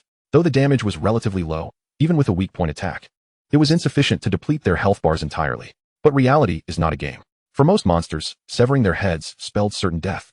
Killed bone archers, experience 13. Collected insect abyss bait 1. Killed bone archers, experience 13. Collected insect abyss bait 1. The lowest level Ling Yu suddenly glowed with a golden radiance. Her level surged from LV10 to LV11. Without causing damage or participating in the kills, she could only garner the most basic 5 experience points. For someone of LV10, defeating a LV20 enhanced monster still yielded a vast amount of experience. Slaying 36 monsters at once, the immense experience propelled her to LV11.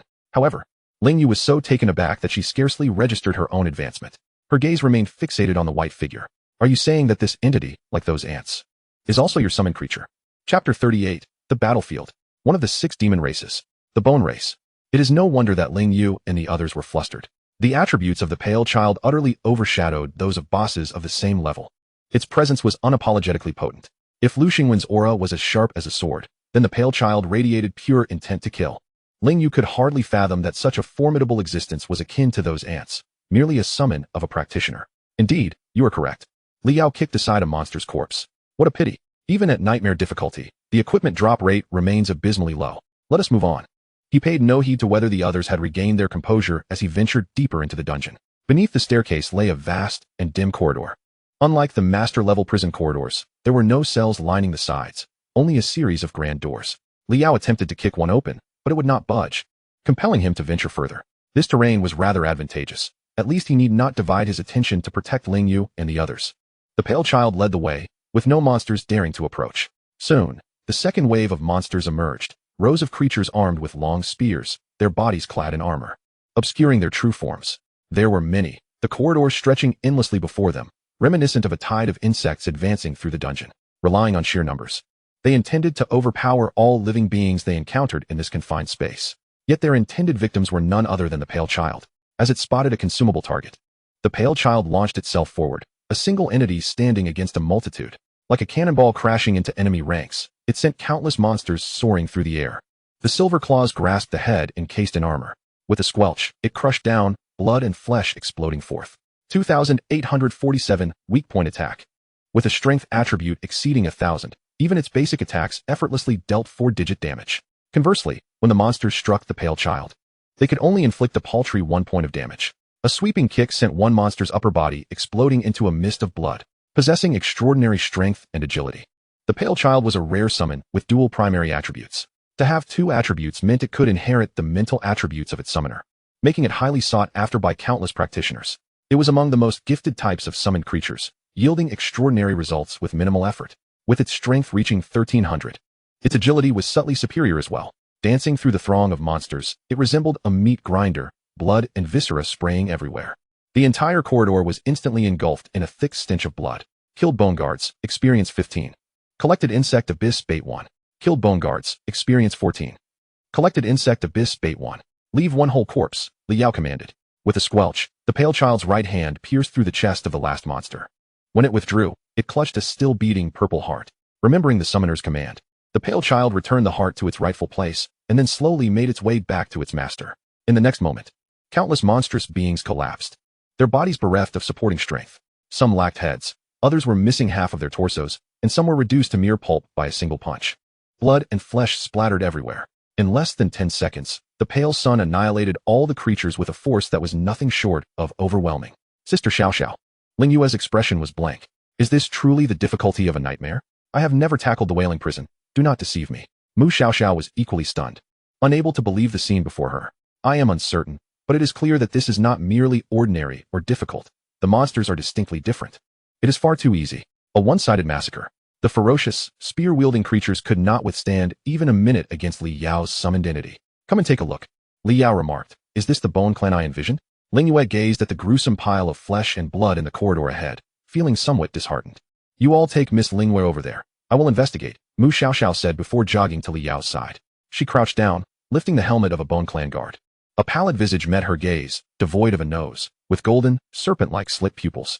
Mu Xiao Xiao then unfastened the armor of the creature, revealing flesh fibers that had yet to fully form. Inside the skeletal frame, various internal organs and deep purple muscle tissues were clearly visible. Furrowing her brow, Mu Xiao Xiao concluded. It must be the Bone Clan. On the battlefield between professionals and monsters, there existed 6 immensely formidable groups of creatures. As a nation of professionals, the Dragon Kingdom primarily contended with 2 of these factions, the Bone Clan being one of them. Living off bones, devouring flesh, and transforming it into their own. They are renowned for their individual combat prowess. The truly powerful members of the Bone Clan, aside from their pallid skin, bore a resemblance to humans. However, the soldiers before them only exhibited flesh on their heads. Li Yao had perused descriptions of such Bone Clan characteristics in literature. He recognized them, yet remained uncertain. Given that they were Bone Clan, the monsters that followed could pose some challenges. They had barely entered the dungeon when they encountered Bone Clan members with skin covering their heads. The final boss could very well be a supremely powerful Bone Clan creature. Fully flesh-covered and appearing human.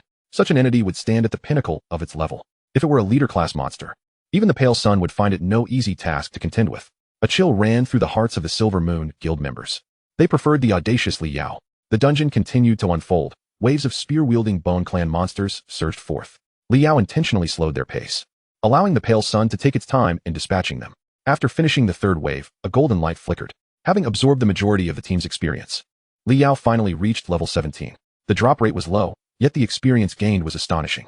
Even with a portion siphoned off by a less proficient member, it still surpassed that of a master level significantly. The 4th wave followed, bringing with it a fresh assortment of creatures, yet they still posed no threat to the Pale Sun. The slaughter continued unabated. The formidable power displayed by the Pale Sun eased Ling Yue's tension. Nightmare level difficulty?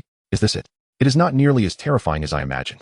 Meanwhile, the other members of the Silver Moon Guild understood that it was not that the nightmare level was easy, but that Li Yao was extraordinarily strong.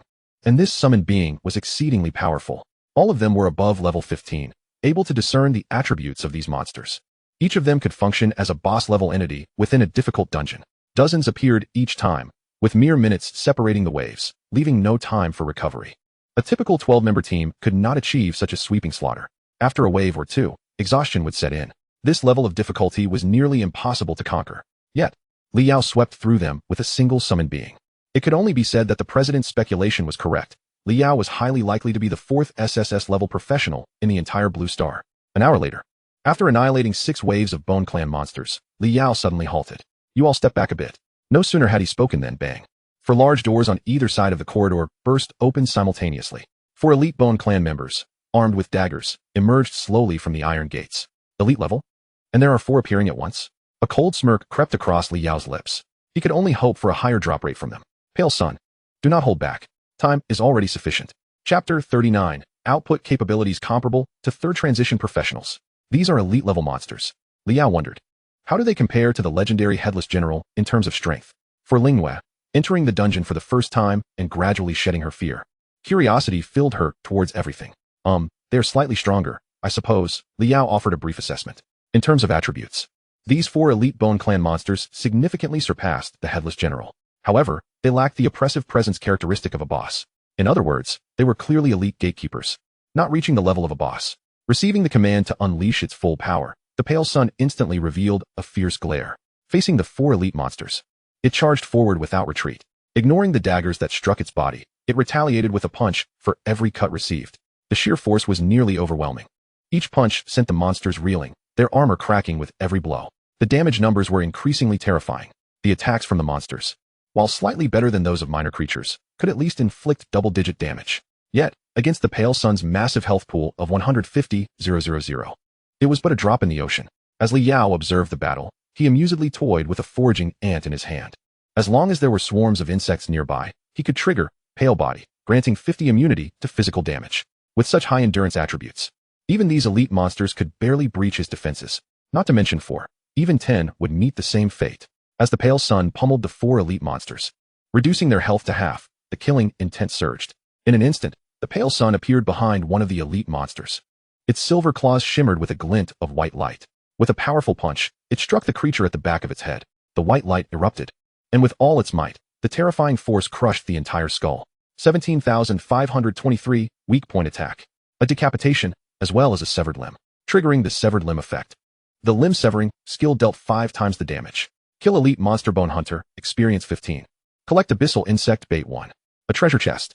Lingyue, with her keen eyes, noticed the chest that had fallen at the monster's feet. She had yet to tackle an elite monster. Never has there been a more coveted treasure than the spoils chest that all adventurers yearn for. Miss Mu Xiao, momentarily stunned, remarked, "Shouldn't our focus be on the damage output we just witnessed?" It was then that Lingyue noticed the expressions of disbelief on the faces of several senior members of the Silver Moon Guild, their pupils wide as if they could not fathom what had transpired. "You might not grasp the significance of 5-digit damage," Mu Xiao explained. "For adventurers below S rank, every level gained grants only 5 points of free attributes. Moreover, the damage coefficients of active skills for those under S rank typically do not exceed 2 times. Taking into account the offensive attributes provided by weapons and accessories, an ordinary adventurer would need to undergo at least 3 job changes, reaching level 60, to have a chance at inflicting damage that exceeds 5 digits. Li Yao, like you, only transitioned 2 days ago, right?" Lingyue, her voice rising in pitch, suddenly turned to the battlefield center. In that brief moment, the pale figure had decimated yet another elite-level monster, cleaving it in twain with an effortless brutality. "It's a boss-level creature," exclaimed an older guild member. "It must be a boss. The summoned creature's power correlates with the summoner's level. If Li Yao is only level 17, and his summons can deliver such damage, it undoubtedly indicates a boss-level being. Only level 17. Lingyue's voice escalated in incredulity as she recognized the glaring inconsistency. She quickly glanced at the party panel. She had the most authority regarding levels. Since her job change, aside from 2 hours of sleep and an hour for basic needs, she had spent every moment hunting monsters. Yet, she had barely reached level 11. Li Yao was already at level 17. It was rumored that even S-rank professionals barely reached levels 12 or 13. The experience required for leveling up increases exponentially. If she were to rely solely on her own strength to level up outside this dungeon, it would take her at least a week to reach level 15. Rubbing her eyes in disbelief, Lingyue pondered, could it be that Li Yao is truly an SSS rank professional? Or is it possible that the legendary SSS rank profession truly exists and Li Yao possesses such extraordinary strength? A minute passed, marking the longest battle yet for the pale child. Primarily contending against elite monsters, which could almost be classified as bosses, the calculation of health points starkly contrasted with the 50-fold endurance of ordinary monsters. Each elite monster boasted nearly 100,000 health points. The pale child could only create openings through relentless strikes, employing overwhelming force to deliver fatal blows. In the span of 1 minute, it had expended 1,000 health points to crush 4 elite monsters. Satisfied, Li Yao collected for treasure chests, casually toying with them as he advanced. Lingyue approached, tilting her head curiously at the chests in his hands. "Do you want to open one?" Li Yao inquired. Lingyue shook her head vigorously. Before entering, it was made abundantly clear that any loot within the dungeon belongs solely to you. We are only entitled to the experience. I meant opening the chests, not claiming the contents. Li Yao retorted. How rude. Lingyue huffed, stamping her foot. Who wants to help you open the chests? Yet her expression betrayed her true feelings, as the allure of the chests, only obtainable from elite monsters, was undeniable. Lingyue estimated that she would not have the opportunity to open any chests until she reached level 20. Well, I suppose I have quite the fortune today. So I shall benevolently assist you. Taking one chest from Li Yao, she opened it directly. A flash of white light ensued. Oh, Li Yao blinked, seemingly surprised by the outcome. Chapter 40, an unexpected ominous premonition. Inside was a piece of silver-grade leather armor.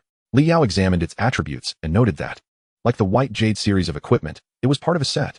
The silver-grade set differed vastly from the bronze-grade set. Alas, The set effects of leather armor typically enhance agility. A set? How about that? My luck is splendid, isn't it? Lingyue exclaimed, her excitement palpable. Better than mine, it seems. Liao replied, watching as Lingyue eagerly rubbed her hands together. Without hesitation, she seized the remaining treasure chests from him, opening each in rapid succession. White light flickered continuously as 3 chests vanished, revealing 3 additional pieces of leather armor, boots, bracers, and a headband, with the first chest yielding a tunic. They had inadvertently completed the standard 4-piece armor set. Named the Hunter Silver Grade set, they had successfully assembled it. Lingyue gazed at the 4 pieces in her hands, momentarily lost in thought, before looking up at Liao with a hopeful expression, seeking praise. One must admit, Lingyue was indeed the dream of countless young men and women at the Shanshui Martial Academy. Every smile and frown was captivating. I initially thought your luck was remarkable, but it appears that the drop rates for a nightmare-level dungeon are exceptionally high. 1 or 2 pieces could be attributed to chance, but obtaining a complete set from 4 chests defies explanation. The 4 gatekeeper bosses in this initial raid must have a fixed drop for the hunter's set.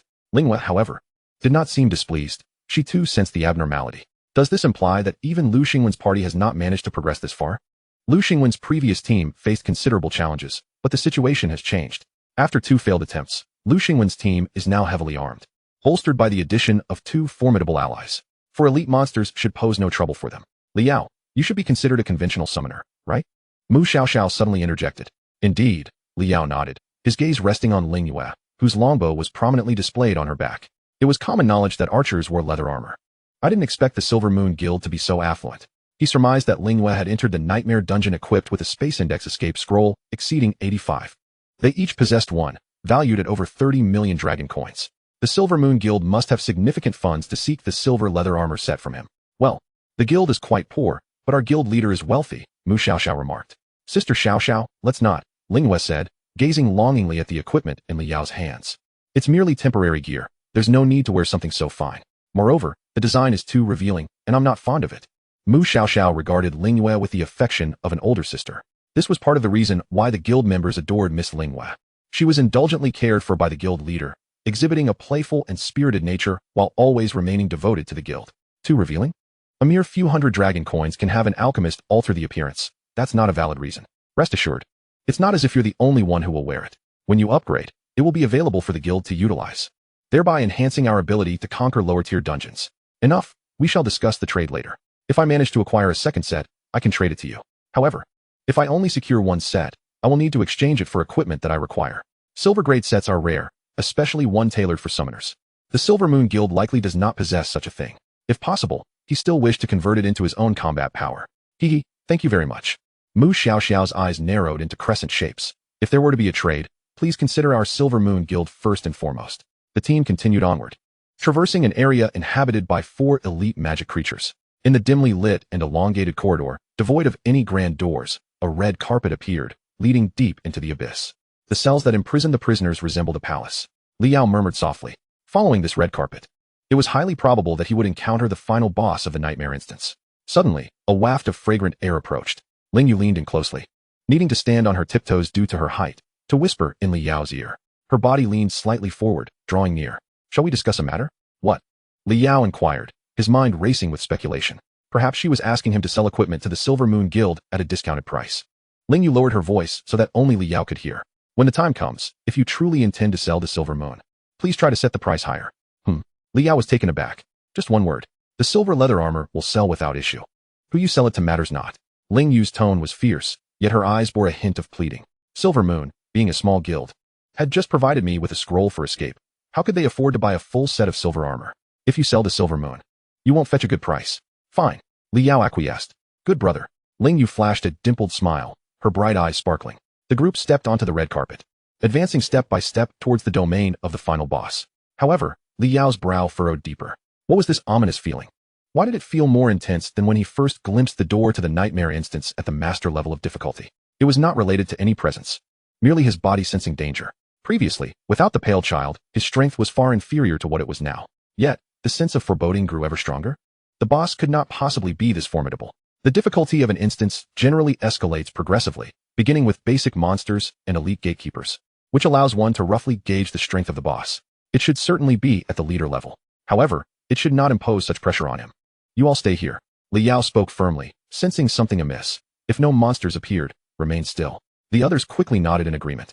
Observing Li Yao's expression, they felt an unusual tension, a sense of foreboding. After ensuring the others were settled, Li Yao and the pale child continued forward at a measured pace. Thud, thud, thud. The dim light elongated their shadows. Whether it was the sound of footsteps or the heartbeats of the Silver Moon Guild members, it resonated distinctly in the silence. Ling Yu intended to remind Li Yao to exercise caution, but she discovered that, at some point, she had lost the ability to speak. The air was thick with an unimaginable pressure emanating from the depths of the corridor where Li Yao was headed. Her body felt numb, her control over her limbs slipping away, leaving her to act purely on instinct. If the source of this pressure, the final boss of the nightmare, truly appeared before her, would she dare to draw her bow against it? Li Yao tread upon the red carpet, with the pale child following him like the most loyal of knights. Unwavering in its devotion, the light grew ever brighter. At the end of the corridor lay a vast space reminiscent of a palace. The red carpet extended straight ahead, flanked by rows of towering columns. At the far end of the carpet sat a golden throne, upon which a figure clad in full armor rested, propping one side of its head with a hand, gazing intently as Li Yao approached. Li Yao swiftly employed the identification skill bestowed upon every class by the system. Now at level 17, he could discern the complete attributes of the boss. Warden Leader. Level 20. Health 150,000. Strength 1284. Spirit 875. Agility 942. Endurance 1043. Skills. The attributes were formidable, comparable to the Headless General at level 20, yet there was a staggering disparity in power. However, facing the pale child, there remained a considerable gap. Did this invoke a sense of foreboding? Such a creature was hardly worthy. Was it not the final boss? Li Yao surveyed his surroundings. No other beings existed. Yet, that sense of dread lingered, intensifying. It felt as though something exceedingly dreadful was on the verge of occurring. In light of this, Li Yao inhaled deeply and spoke coldly. Pale child, eliminate this creature with utmost speed. Hiss, hiss, hiss. The pale child erupted with a fearsome cry. Its predatory gaze fixed upon the creature seated upon the throne, charging forward with ferocity. Chapter 41. Crushing the final boss. The ominous presence persists. In the face of the audacious and reckless enemy charging forth without restraint, the warden drew his long sword and rose to his feet. Whoosh! The white figure flickered, and in the blink of an eye, it had already appeared behind him. Clang! The claws clashed against the warden's armor, producing a sharp metallic resonance. 582. The damage failed to exceed 1,000, indicating that the warden's endurance was sufficient to withstand the pale child's assault. With one strike failing to land, the pale child swiftly retreated, the force of its movement stirring up a cloud of dust. With four limbs firmly planted, its teeth quivered slightly, emitting a deep, rumbling growl. The pale child, though human in form, was essentially an insect. Li Yao was acutely aware of this, receiving his directive to swiftly eliminate the enemy. The pale child suppressed its ruthless instincts, unleashing its full power, ready to vanquish the foe. Whoosh! The pale child vanished, reappearing instantaneously before the warden. A simple claw strike, yet imbued with extraordinary force. Clang! A hit landed, and the pale child quickly withdrew. The warden's heavy sword struck the ground, missing its target and creating a gaping hole. Whoosh! Like a flash of white lightning, the pale child offered no respite to its opponent. Clang! At the same spot, a cross-shaped claw mark appeared on the warden's armor. Just a bit deeper, and it could tear through the iron skin. The warden swung his sword horizontally, yet he could not touch the pale child.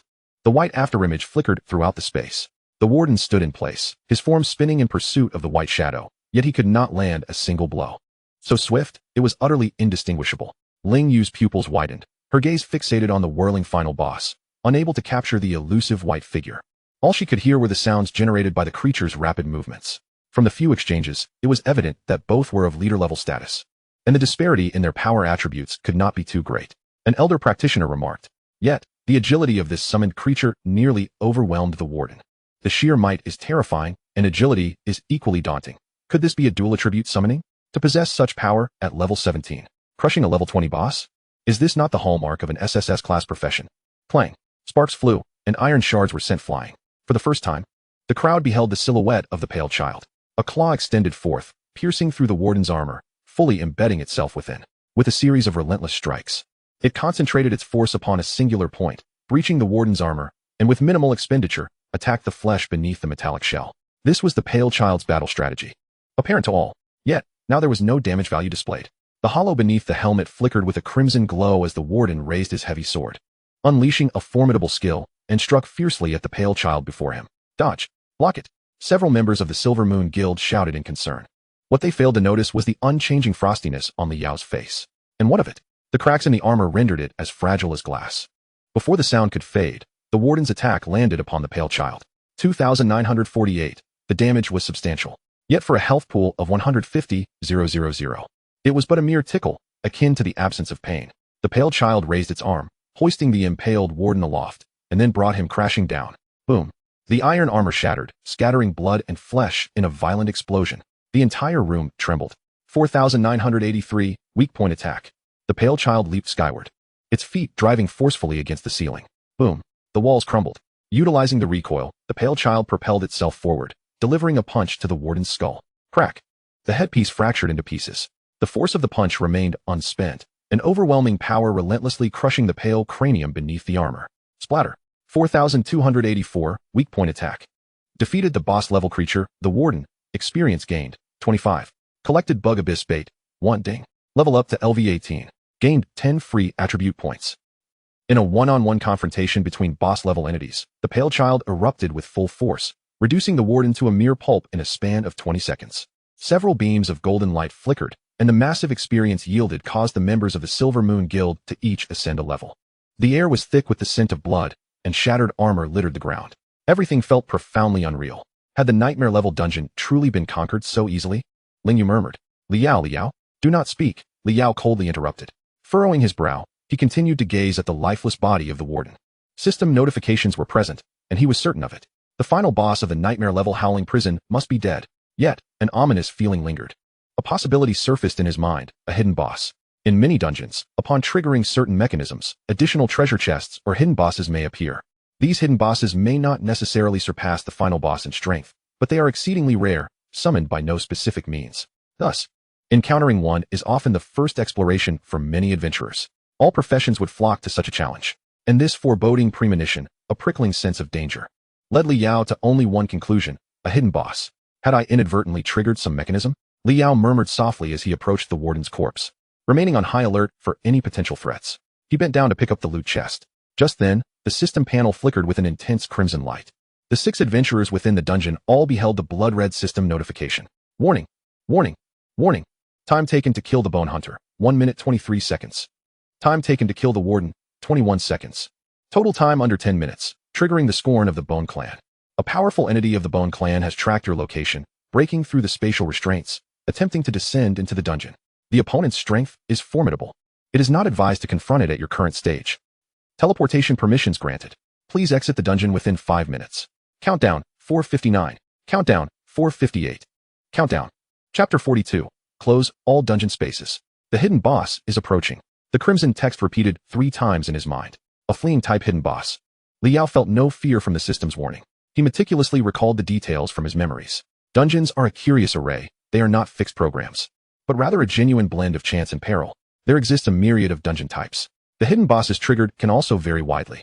In many instances, hidden bosses are not as formidable as imagined. They could be elite monsters or ordinary creatures with unique abilities. Naturally, there are situations where a hidden boss poses an extreme threat, leaving adventurers with no chance of victory. In such cases, the dungeon would expel the adventurers, marking the attempt as a failure. And in the current scenario, a fleeing type. It grants adventurers a moment to contemplate, providing a reasonable indicator of strength, allowing them to decide whether to confront the hidden boss. Choosing to exit the dungeon incurs no losses. The dungeon is still cleared, albeit without the rewards from the hidden boss. Opting to face the challenge and potentially defeating the hidden boss could yield unimaginable rewards. However, in terms of fleeing type hidden bosses, there have been no successful conquests documented throughout the entire Dragon Kingdom. Across the Blue Star, there exists only one instance of success. An SSS-class adventurer from the Eagle Nation once, in his youth, sacrificed the lives of 4 teammates to defeat a hidden boss. Countless elite adventurers, daring to challenge the unknown, have perished in its grasp. The Federation has issued a clear directive. Encountering such a situation, those below SSS class should not hesitate to retreat, publicly disclosing the triggering mechanisms to prevent future occurrences, with the Federation compensating for the hidden boss's rewards. Liao has always adhered to a principle: what others provide is never the best. With such a splendid opportunity laid before him, he could not possibly let it slip away. Given that it is a fleeing type, it does not reach an insurmountable level of difficulty. As the owner of one of the strongest professions across the heavens, if an SSS class adventurer can conquer it, why should he fear? Liao? Noticing that Liao remained stationary, Mu Xiaoxiao spoke up. You conquered it too swiftly, triggering the hidden boss. We must leave promptly. Since we possess the authority to exit the dungeon, there is no danger. No matter how formidable the hidden boss may be, they are utterly powerless against them. The formidable existence of the Bone Clan cannot simply transcend the shackles of space with ease. Well, you all should leave first. Liao nodded, not denying Mu Xiaoxiao's assertion. Upon hearing this, Mu Xiaoxiao utilized her permissions to conjure a faint green vortex. Wait a moment, you all. Several individuals turned simultaneously to gaze at Liao. A smile graced Liao's lips. After all the effort to trigger the hidden boss, I cannot let this opportunity slip by. Only through combat can one discern strength from weakness.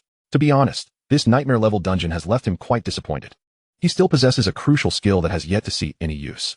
Meanwhile, in the Wailing Prison, nightmare level, in another realm, a party of 12 encircled one another, observing as the little red hand opened a treasure chest. For corpses of monsters lay scattered around, and a broken dagger rested nearby, bearing testament to the ferocity of the previous battle. It's out. This coloration should signify its silver grade. Holy cow. Lu Gu, take a look, it's a set. 4 elite-level boss, 2 pieces of silver set gear, and a silver grade dagger. Truly, during the initial exploration, the drop rates from the boss are remarkably high. Unfortunately, it's merely leather armor, and Lu Gu cannot equip it. That's enough. Lu Xingwen's expression remained calm. Although silver grade gear is rare, it does not reach the level of being exceptional. The true rewards of this dungeon primarily lie with the final boss and the first clear treasure chest. Since we have vanquished these 4 foes, let us proceed to confront the final boss, aiming to conquer the nightmare level in one fell swoop. Priest, Lu Xingwen called out. The 2 healers in the party promptly began to restore the health and mana of the main combatants. In the previous 2 encounters, they had been stymied by these 4 elite monsters. They appeared together, moving with great speed, inflicting immense damage, and even possessed considerable intelligence, skillfully avoiding night attacks to target ranged damage dealers. Their strength rivaled that of a boss-level creature. This time, Lu Xingwen summoned 2 friends. Counting himself, 3 SS-level professionals joined forces. At last, they managed to kill the 4 elites without incident. Lu Xingwen drew his sword, leading the way for the group. A red carpet, a palace, a golden throne. The warden rested his head on his hand, his expression devoid of emotion as he surveyed the crowd. A sigh of relief escaped someone. It appeared that the boss was not of the proactive trigger type. We can strategize without facing the boss directly. Almost simultaneously, everyone employed their identification skills. The atmosphere fell silent. Even Lu Xingwen's face grew exceedingly grave. After a considerable pause, another SS-level professional spoke, saying, "We can withdraw. The attribute of over 1,000 endurance is simply outrageous. We cannot breach its defenses. I have an S-grade armor-piercing scroll at home. I'll have someone deliver it. It should take about 2 hours." The group turned their gaze to Lu Xingwen. He paused, contemplating, then nodded, saying, "Very well. An S-grade armor-piercing scroll is a rare find. You may select the mage gear first when it arrives." That's what I was waiting to hear. Mu Yingying chuckled, but to be honest, this dungeon is exceedingly challenging. Lu Xingwen, have you calculated our losses thus far? I have. 36 escape scrolls, 300 million dragon coins, plus various consumables and equipment ware, totaling around 350 million. The current haul amounts to only 4 pieces of silver gear, 2 of which are a set, adding up to no more than 20 million. If the boss treasure chest or the first clear chest fails to yield a skill book, it's a loss. No matter how you look at it. Come now. Mu Yingying scoffed, calling this a loss. If given the chance to secure an S-grade first clear for you, your Lu family would gladly spend 10 times that amount. Now that the boss has been sighted, the next entry is practically a certainty, including the armor-piercing scroll. It would merely cost 400 million dragon coins. Exchanging that for an S-grade first clear would be a dream come true. Mu Yingying jested, producing a blue crystal. A permanent escape item, its value is immeasurable. 4 top-tier prodigies like them. What ordinary professionals yearn for as an escape item is merely a consumable for their dungeon exploration. Their purchasing channels differ. They acquire escape items at a significantly lower cost than regular individuals. At that moment, the system panel flashed with urgent red lights. Warning, warning, warning. A professional has triggered the hidden boss in the Wailing Prison. The Wailing Prison is about to close. All professionals, please exit the dungeon within 5 minutes. As the system's voice faded, a faint green vortex appeared before the crowd. Everyone froze momentarily. Mu Yingying's lips curled slightly. Well, it seems we no longer need the escape items, saving us 100 million. Lu Xingwen paid no heed to Mu Yingying's jest. A hidden boss? One that only manifests when the dungeon space is sealed, concentrating all energy? Who could it be? What level are they? Is this not courting death? Enough of that. It could be some unfortunate soul who inadvertently triggered the hidden mechanism. Mu Yingying remarked. Lu Xingwen, since you arrived early, do you know which party it is? Lu Xingwen shook his head. As it stands, aside from our party, no one else can navigate this dungeon. It must have been triggered by the earlier minor monsters. Suddenly, a figure flashed through Lu Xingwen's mind. Sorry, there's already a party. Chapter 43, No Salvation. Hubris has led him to this. Do you know who it is? Mu Yingying noted Lu Xingwen's expression and inquired. Lu Xingwen gently shook his head. No, it shouldn't be him. That local professional named Li Yao, He can sense it. The opponent's strength is formidable. It is said he wields a rare profession, though his exact level remains undetermined. He can be certain that he is undoubtedly above SS level. Yet he has never entered a nightmare-level dungeon, merely tackling the master difficulty solo, likely waiting for his teammates to arrive. An unfamiliar name. His companions must be local professionals from Jiangxing, whose abilities are limited. No matter how strong Li Yao may be, it would be challenging for him to lead his team deep into the dungeon, making it difficult to trigger the dungeon's hidden mechanism. Let us leave. We can inquire outside to find out.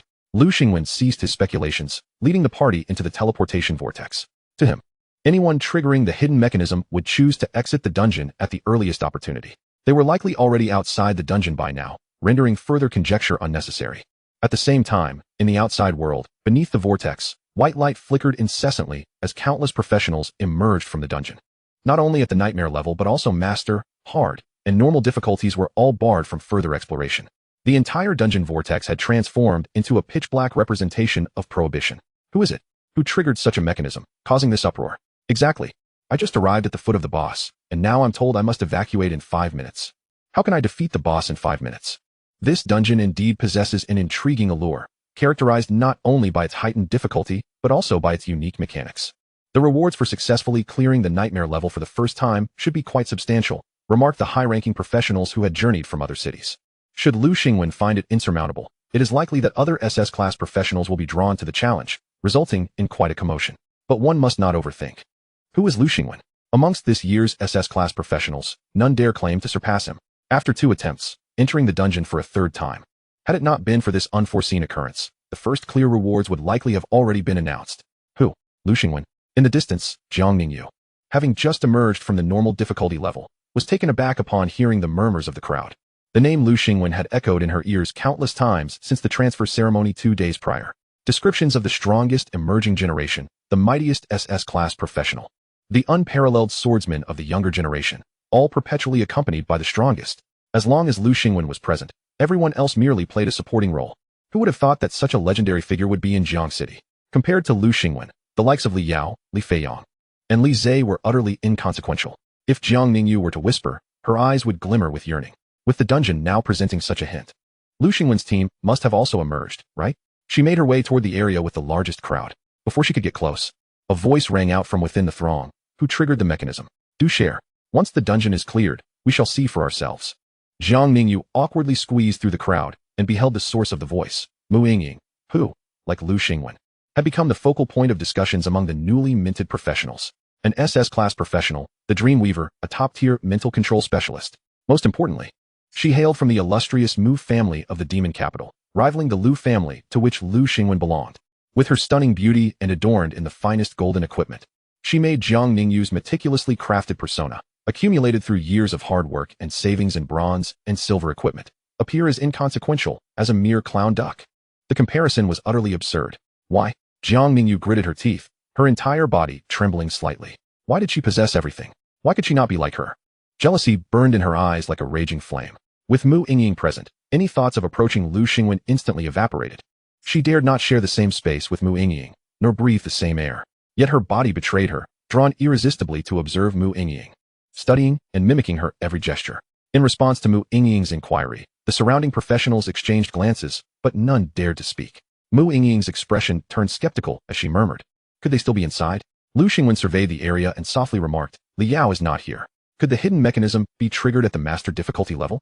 A nearby professional interjected. Li Yao entered at nightmare difficulty, alongside members of the Silver Moon Guild. At that moment, a burst of white light erupted from beneath the swirling vortex. The Silver Moon Guild, consisting of 5 individuals, materialized before the crowd. Mu Yingying immediately noticed that the Li Yao Lu Xingwen mentioned seemed to be absent from their ranks, her eyes sparkling with curiosity. Lu Xingwen, equally impatient, wondered aloud. Where's Li Yao? Why hasn't he emerged yet? The atmosphere fell into a hushed silence, all eyes fixated on the members of the Silver Moon Guild. Ling Yu remained in a daze, recalling the moment when Li Yao had expelled them from the dungeon. Even with the multitude of spectators, she remained frozen in place. How could you dare? That was a hidden boss that requires immediate escape. Though her companions offered no response, Ling Yu's soft murmurs conveyed the gravity of the situation to all present. That Li Yao had allowed his teammates to exit while he faced the hidden boss alone. Madness. Absolute madness. Was this not a death wish? In 5 minutes, the hidden boss would appear, and the dungeon would enter a state of confinement. rendering even the best escape scrolls useless. This young man was doomed. Where did you trigger the hidden mechanism? Mu Yingying seemed to have an epiphany and inquired. The final boss, where else could it be? Li Yao struck too swiftly, drawing the attention of the skeletal tribe, and thus the hidden boss arrived. None of this mattered now. Quickly tell me how to rescue Li Yao. He cannot possibly contend with a hidden boss alone. In her panic, Ling Yu failed to notice the expressions of those around her. Lu Xingwen and Mu Yingying, along with another SS-class professional in their party, stood frozen, utterly dumbfounded. The final boss was defeated so quickly that the hidden boss appeared? These words sound so familiar, yet I cannot quite comprehend them. Was this some kind of jest? 5 minutes seemed to have passed. A professional finally spoke up. Is it so? Mu Yingying's pupils dilated.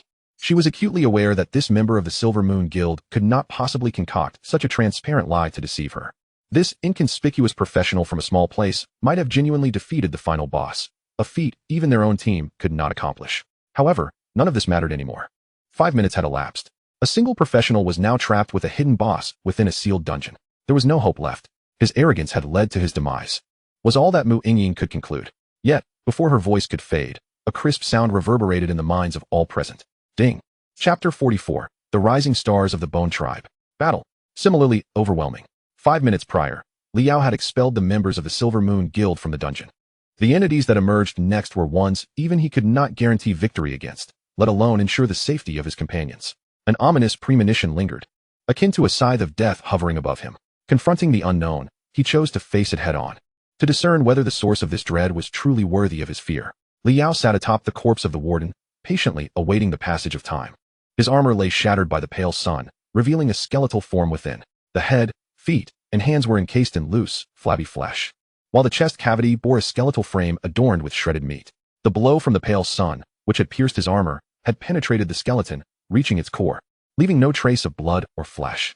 With such a superficial covering, the warden was likely of a higher order within the skeletal tribe, albeit still too low in level to have fully matured.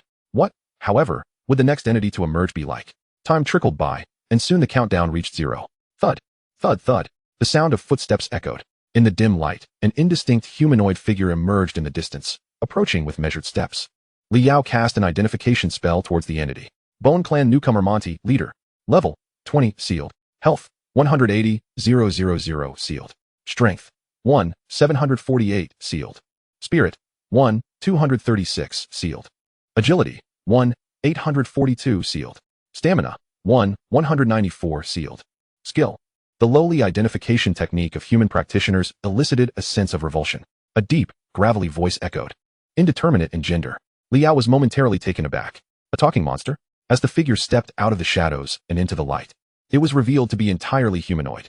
Apart from its pallid skin, it bore no discernible difference from a human, with pink, tousled hair and strikingly handsome features.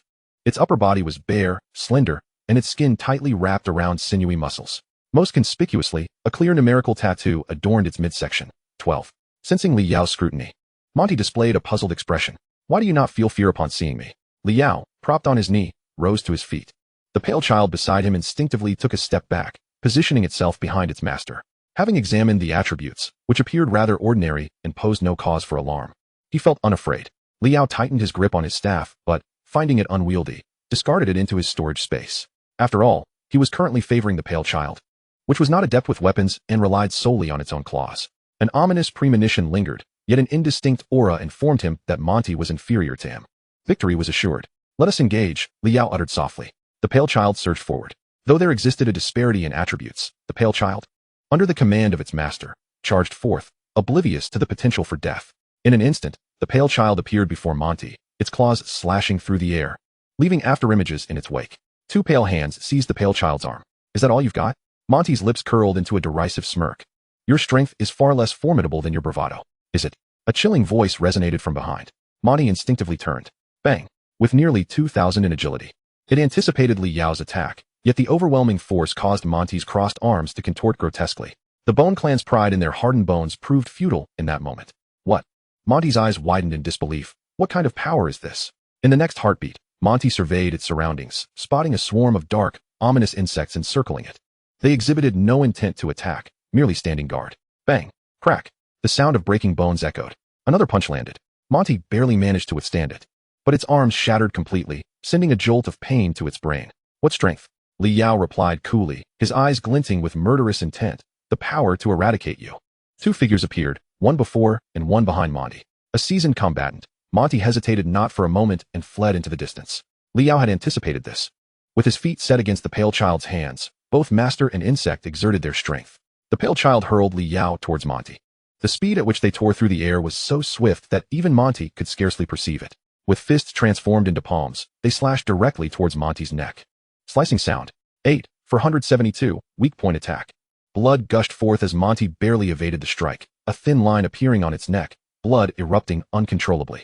It was a near miss, just a fraction away from having its head severed. Would it be so close this time? The cold voice, akin to a specter, was inescapable. Monty felt an unimaginable chill arise behind it. Swish. The world spun around.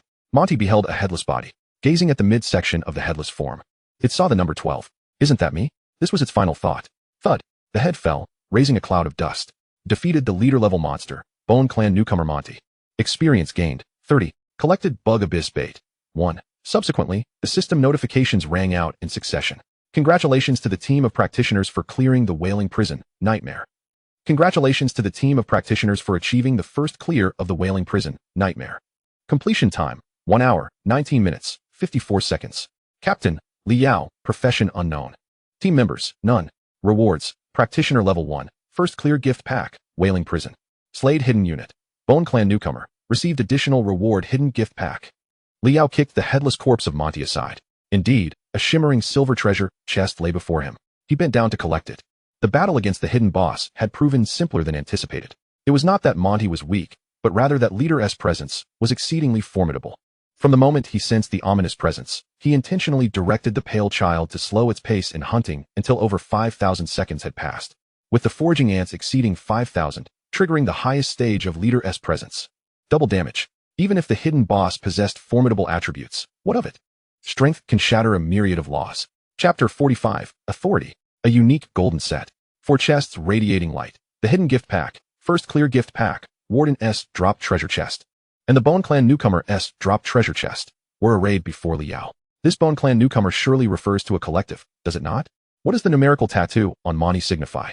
Liao pondered as he opened the 4 chests. In an instant, a vivid kaleidoscope of colors overwhelmed him, causing him to squint. Aside from 3 pieces of equipment, the hidden treasure chest also revealed a skill book. Oh, Liao halted his contemplation, his attention drawn to the skill book. Given Monty's strength, the hidden gift pack's value should be the highest, correct? Killing intent perception, S-rank passive skill. Effect, dispel illusions. Revealing all killing intent. Generates a field of consciousness. Any target harboring killing intent towards allied units will manifest within this field, providing real-time specific locations. No wonder. Liao murmured softly. The items unlocked from the hidden gift pack must pertain to Monty, the hidden boss. Killing intent perception was likely a skill Monty possessed. During their confrontation, even when he and the pale child coordinated to attack from both the front and rear, Monty could react instantaneously, utilizing its heightened agility to make the most accurate judgment. Were it not for the pale child's blink skill, he would have needed significantly more time to slay Monty. As Liao's eyes sparkled with excitement, he pondered whether those possessing the stealthy assassin class could similarly reveal their locations. The combatants were undoubtedly imbued with murderous intent. In such circumstances, all the stealthy tactics of assassins would be rendered futile, especially given his current predicament. The Li family was hell-bent on his demise. Danger lurked in every corner.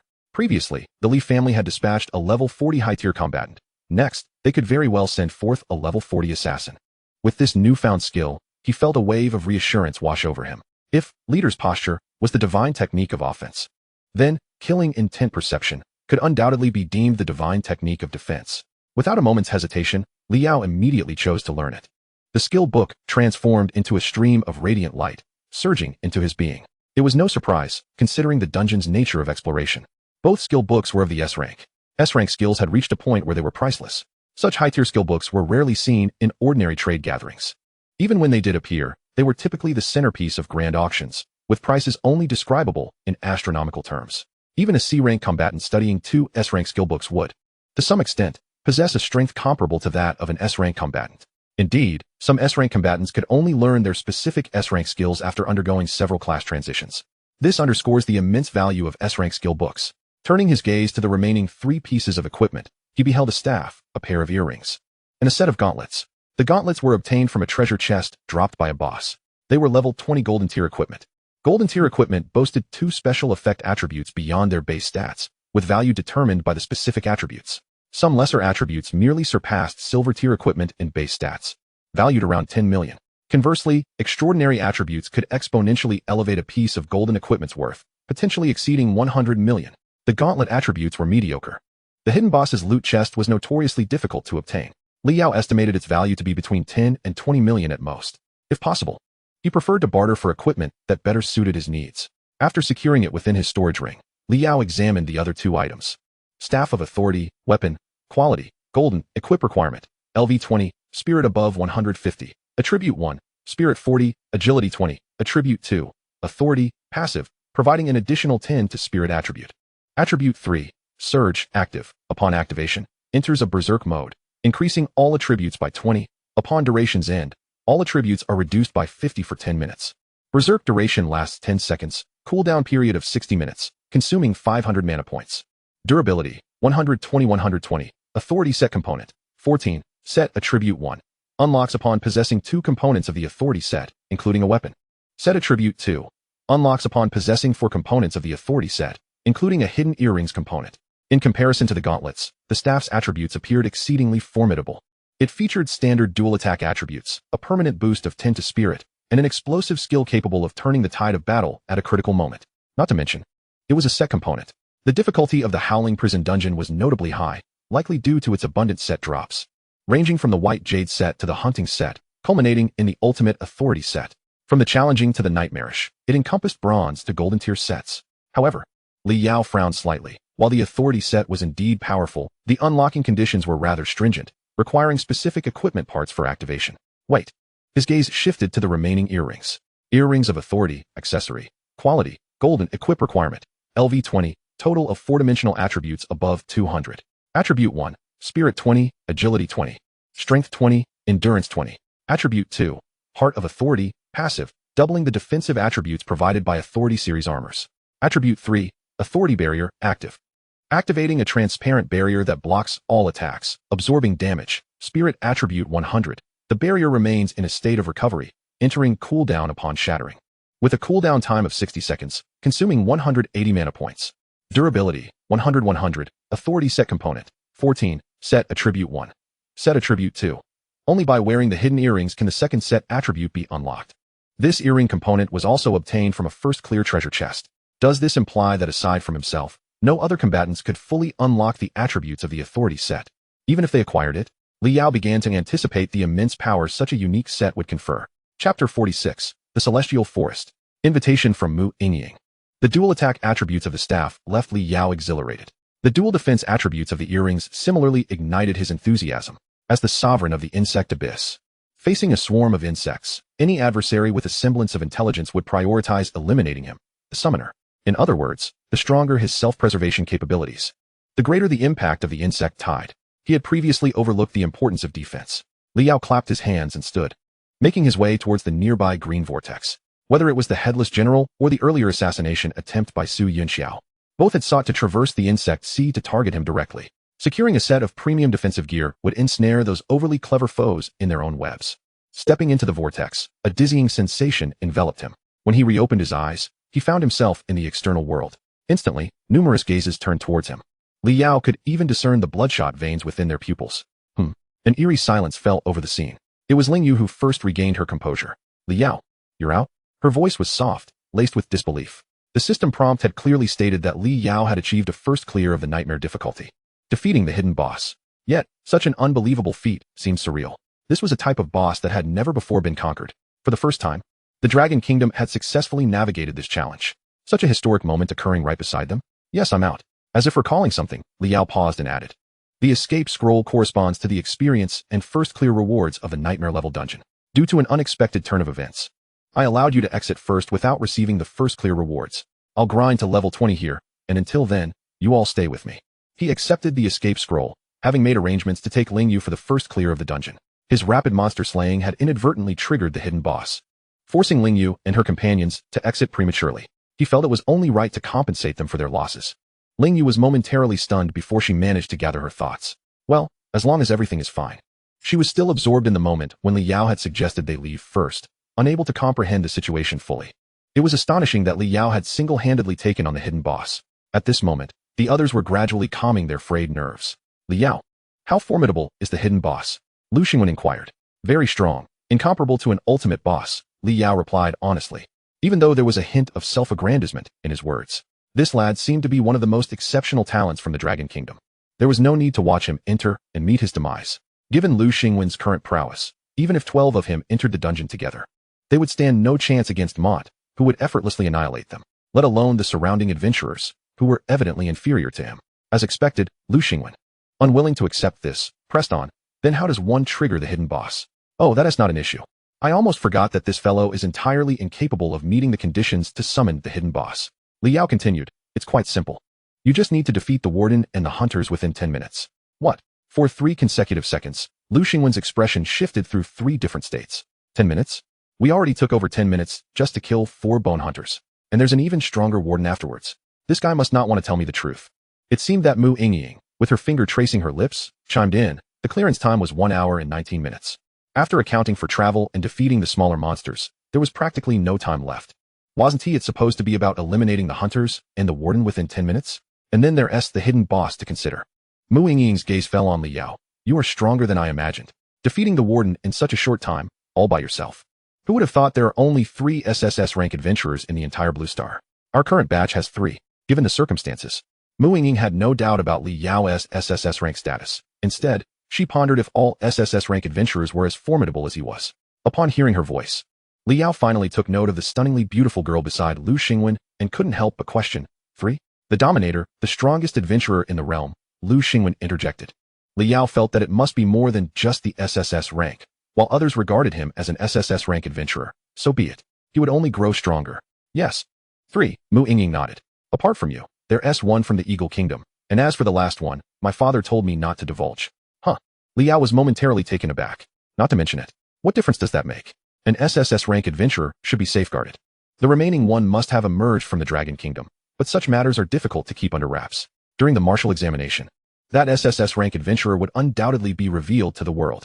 The martial examination was not merely a means to select talent for prestigious academies. It was also an indispensable opportunity for these newly minted adventurers. You are Liao, right? Mu Yingying blinked. I know of a dungeon that we in the Dragon Kingdom have yet to conquer at the nightmare difficulty level. What do you say? Would you consider teaming up with me? Ordinary adventurers cannot enter that dungeon. Her voice was enticing, as though the dungeon concealed an immense treasure.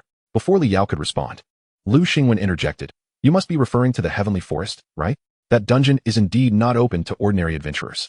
With Liao's current strength, it's only a matter of time before he receives a notification to enter without your assistance.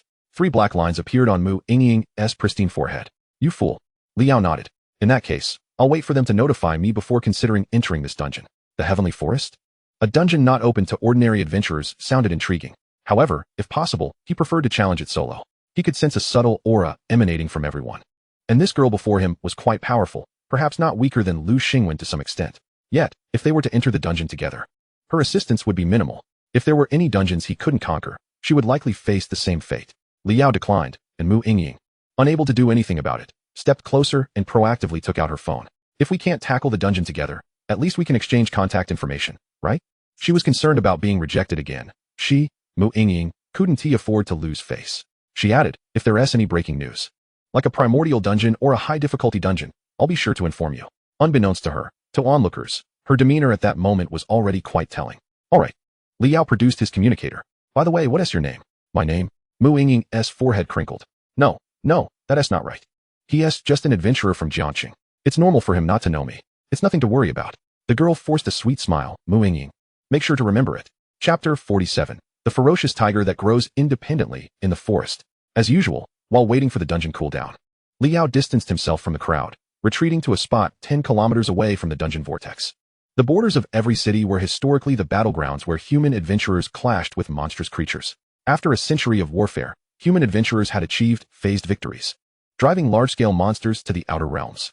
The borders were now cleared, leaving only low-level monster groups that posed no threat to the cities in the gaps between them, serving as practice grounds for novice adventurers. Thus, the borders could be described as a blend of city ruins and forests, where remnants of buildings lay scattered, overgrown with dense moss and vegetation. Liao found a former underground parking lot, igniting a campfire and resting against the back of a rock beetle. The pale child resembled a lifeless, cold machine, quietly standing guard beside the Dominator. Meanwhile, Beneath the dungeon vortex, the crowd remained densely packed. The shockwaves caused by Li Yao's departure left many in a state of unrest. Top adventurers from across the nation began contacting their families, as the emergence of such a powerful SSS rank adventurer in Jiangsheng was no small matter. The simplest reasoning dictated that at least their rankings in the martial examination would fall back one position. Some well-informed adventurers even learned about Li Yao's situation in Jiangsheng. Thoughts began to stir. Mu Yingying sat on a stone, her gaze fixed intently on her communicator. The Li family in Jiangsheng has seized the S-rank position from my elder brother, resulting in the cancellation of his trial dungeon quota by the school. How intriguing.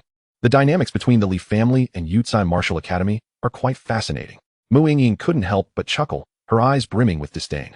The notion of backup careers within a family. Such a scenario is not uncommon among families of considerable strength, yet not quite reaching the pinnacle. The family head begets several offspring, nurturing them in secrecy, all awaiting the day of their 18th birthday to transition careers. On this day, all children undergo a transformation, selecting the most formidable vocation to be inherited by the most valuable heir of the household. Why do certain families of vocational practitioners prefer internal transitions? When the nation offers free, public career ceremonies, is it merely for the sake of face that they lavishly spend to host an awakening within the clan? The answer lies in the federal prohibition against private career exchanges. Firstly, the damage inflicted upon holders of higher-tier professions is excessively severe. A disparity in vocational exchanges could even lead to the forfeiture of life. Secondly, merging two professions into one would drastically reduce the number of practitioners across the nation, having the entire human workforce. Yet, even the Federation cannot restrain every family within the Dragon Kingdom. The present situation is such that, even among weaker families that harbor no thoughts of vocational exchanges, the career ceremonies are conducted within their clans to provide cover for the powerful families. Otherwise, they would be relentlessly attacked by numerous familial factions in the shadows. Only the truly elite families disdain career exchanges and have no regard for internal transition ceremonies. After centuries of battling monstrous entities, their lineage has already etched the finest genes. There is another notion, a blessing from the heavens. The more enemies one's ancestors vanquish, the better the professions available for their descendants upon transition. It sounds like nonsense, yet it is indeed the case. Take the Liu family from the capital, for instance. Among the practitioners transitioning this year, none fall below an A-grade vocation. The same holds true for the Mu family.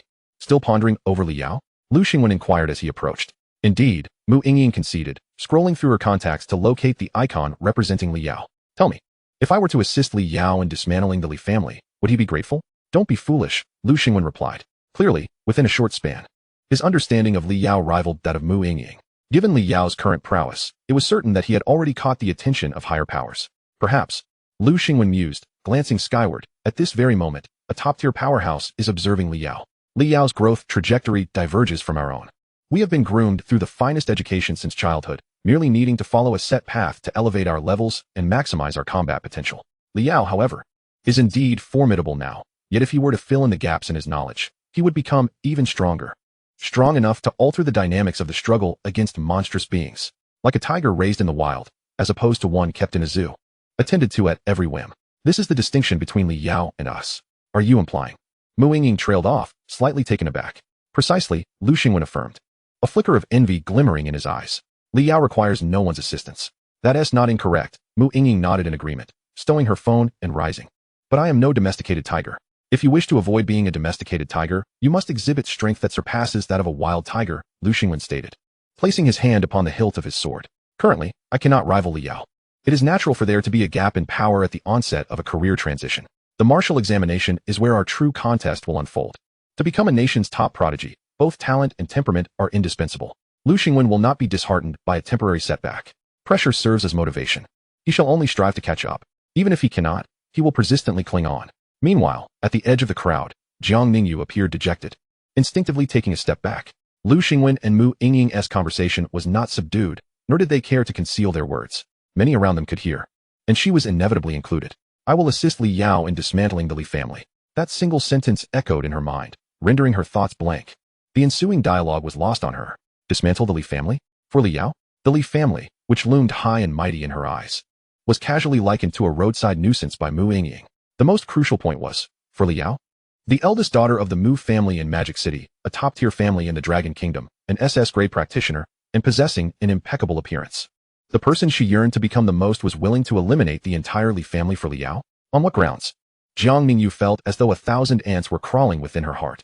Moreover, Mu Yingying had previously invited Li Yao to tackle dungeons together, actively seeking his contact information. even expressing concern about being rejected, listing myriad benefits. How many times had she deleted Li Yao's contact only for him to wag his tail and be added back again? How had things changed so drastically? Jiang Ningyu gazed at the chat history on her screen, the crimson exclamation mark incessantly prodding at her neural pathways. Her fingers turned pale. With a snap, the screen shattered, her phone crushed in her grip. On what grounds? Why? Why had it transformed into this? Had she never possessed it, she would not feel the pangs of heartache. Yet the former Li Yao had been within her grasp. In mere days, he had ascended to an unattainable status?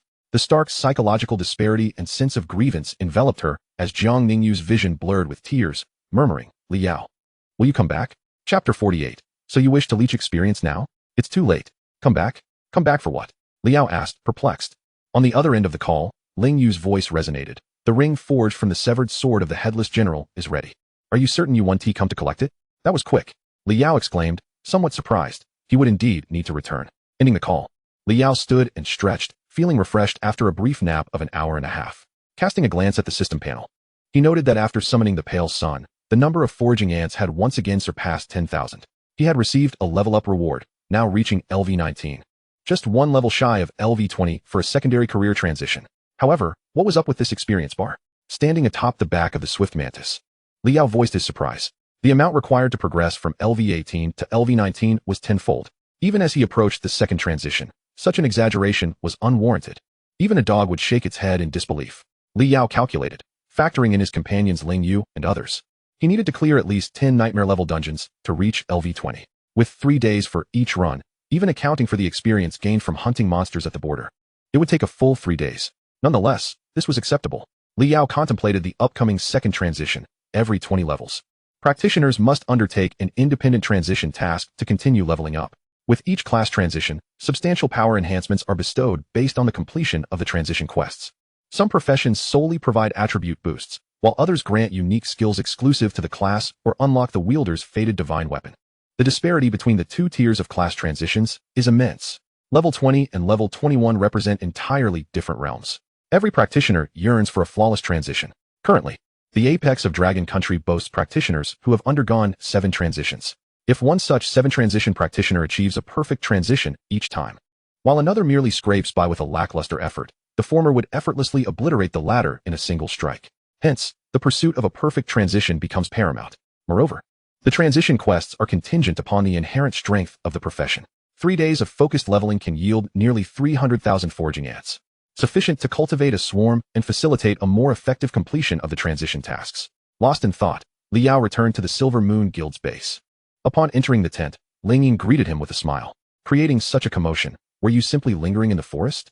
In response to Ling Yin's teasing, Li Yao was unyielding. Are the students of the Jingwang mansion so leisurely? Why have you yet to depart? Aren't you supposed to be hastening the crafting of accessories? Ling Yin placed a ring on the table, sliding it toward Li Yao. Its rich golden hue spoke volumes of its considerable worth. General's ring, accessory. Quality, gold. Wear requirement, LV 15. Equipment attribute 1, endurance 40. Equipment attribute 2, warrior's physique, passive, granting the wearer immunity to all control skills for 15 seconds. Equipment attribute 3, general's spirit/active, inflicting a violent damage of 250 strength attribute on a target within 10 meters, cooldown of 40 seconds, consuming 270 mana. Durability, 7,575. Accessories that provide endurance attributes typically see a significant depreciation in value, as they are exclusively wearable by night class professions. However, this ring possesses the rare ability to grant control immunity, which is why it is revered by Ling Yin and her companions as a top-tier golden accessory. Most monsters beyond the 3rd transition possess control skills, making the assessment of a high-level practitioner's attributes hinge primarily on their immunity to control effects. A 15-second immunity is substantial, indicating that this accessory can be equipped by practitioners of any level, thus significantly enhancing its value. The attributes it provides become secondary in comparison. Li Yao stored the ring in his storage ring, prompting Ling Yin to inquire, is there a headless general in the nightmare dungeon? No, Li Yao replied, shaking his head. He had previously promised to sell the second headless general's broken sword to the Silver Moon Guild if he encountered it. There was no way he could squander dungeon attempts on master-level difficulties. For him, the prospect of finding a second broken sword had become improbable. In truth, Ling Xuejie could afford to wait a little longer. Wait for what? Ling Yin asked, puzzled. Wait until those high-level practitioners from across the nation fail to conquer the nightmare-level difficulty and are forced to settle for the master difficulty instead. The broken sword will only drop into my hands. The drop rate should be quite favorable now. I expect that by tomorrow or the day after at the latest. Surplus broken swords will be available for trade. They might even be offered at a price more favorable than what we initially agreed upon. That makes sense. Ling Yin's eyes lit up as her earlier disappointment faded. It's nearly time. Ling Xuejia, please summon Ling Yu and the others. Li Yao checked the time. If he hurried over now, the dungeon cooldown should have reset. Soon, Ling Yu and a host of Silver Moon members arrived. Li Yao noted that apart from Ling Yu, the others were not from the previous group. Even Mu Xiaoxiao was absent from the lineup. Ling Yu, sensing Li Yao's confusion, appeared somewhat embarrassed and uncertain about how to explain. The previous members who attempted the Nightmare Dungeon had, in truth, exhausted their potential, rendering them incapable of completing their second transition quests. In other words, their levels would remain forever capped at LV20. Without potential, there was no reason to squander slots for the Nightmare Dungeon. Sister, I can accept swapping out everyone else, but not him. Ling Yu angrily confronted Ling Yin. The man she pointed at froze instantly. He had previously agreed to the dungeon roster, but was now backing out. Had it not been for Sister Xiaoxiao stepping in, they would not have even been able to enter the dungeon. Now, having learned that Li Yao could easily conquer the dungeon, those who had reneged on their agreement lacked the face to show up. Yet he appeared as if he were drawn by the scent.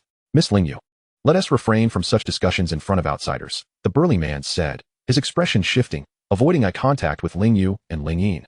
Instead casting wary glances at Li Yao.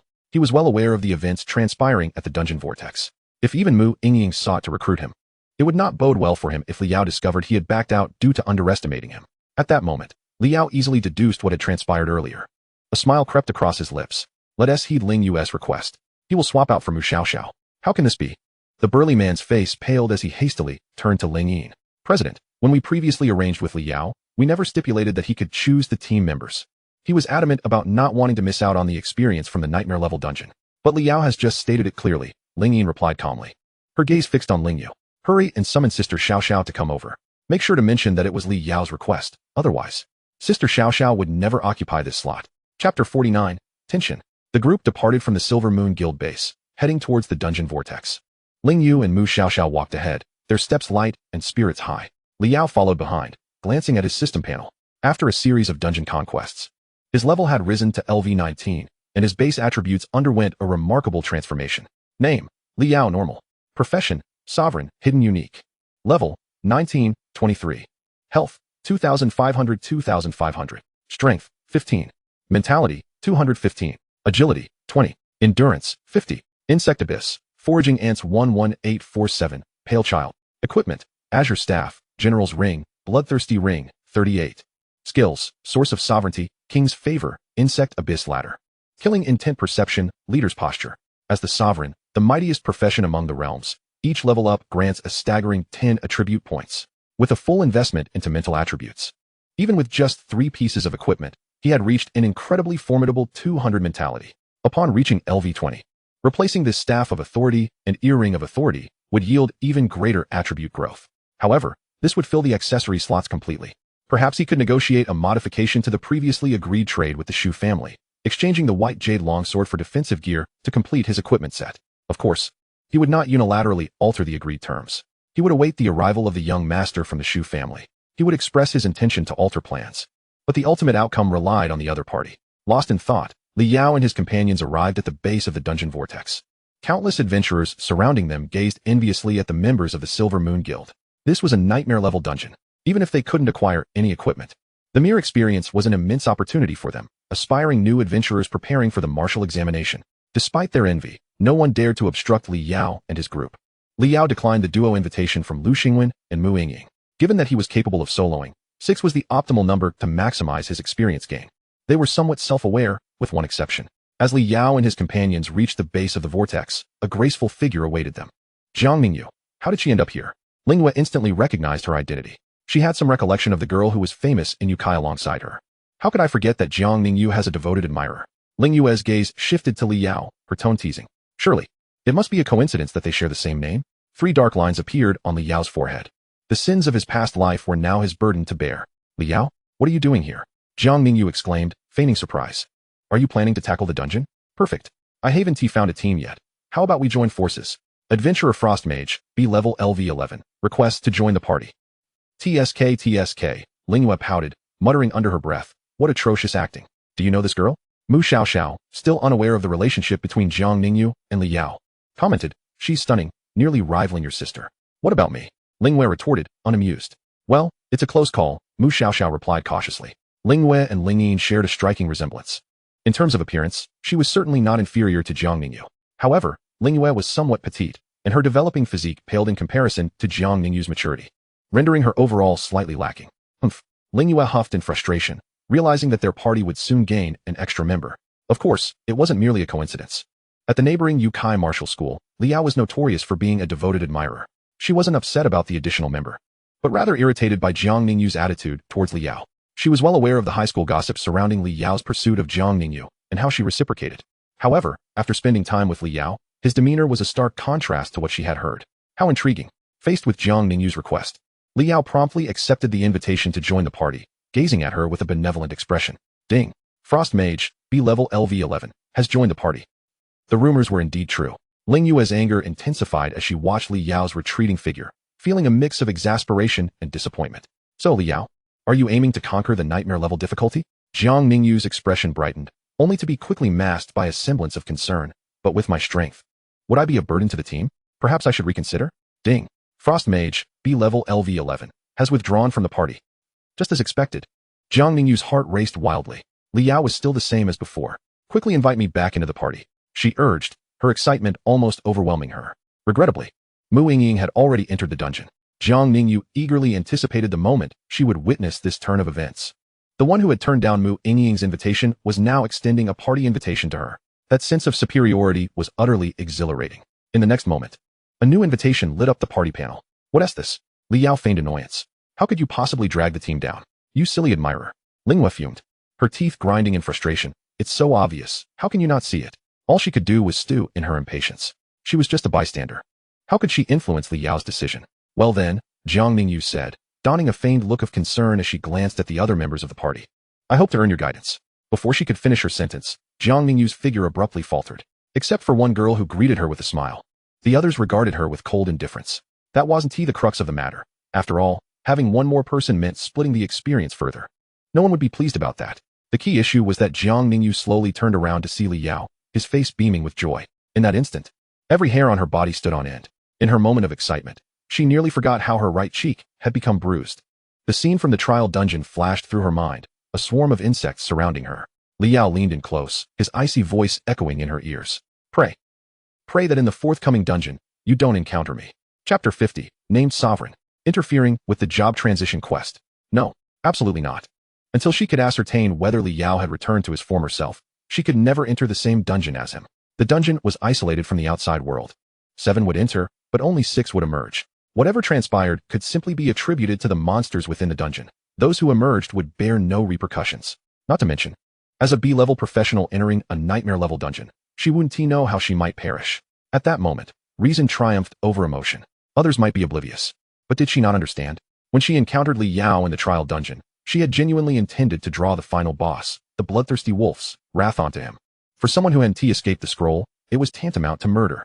What Liao had said back then was no jest. Forget it. I have matters to attend to. Liao, I must take my leave. Jiang Ningyu hurriedly departed. After running a distance of 10 meters, she halted, turned around, and flashed him a breathtaking smile, radiantly saying, Liao, please remove me from your blacklist. I long to chat with you during my free time, just like before. TCH. Liao spat, offering no response as he led the party towards the vortex below. This woman was more astute than he had anticipated. Back in the trial dungeon, he could sense her murderous intent towards him. Should the opportunity arise, he would certainly seek vengeance. There was no other reason. He simply held a grudge. He extended his hand to make the selection for nightmare difficulty. A whirlwind of light engulfed them, and the 6 of them materialized in the initial chamber of the dungeon. As soon as they entered, Ling Yue eagerly exclaimed, Liao, I'm not trying to criticize you, but you should choose your companions more wisely. She genuinely meant this as a friend.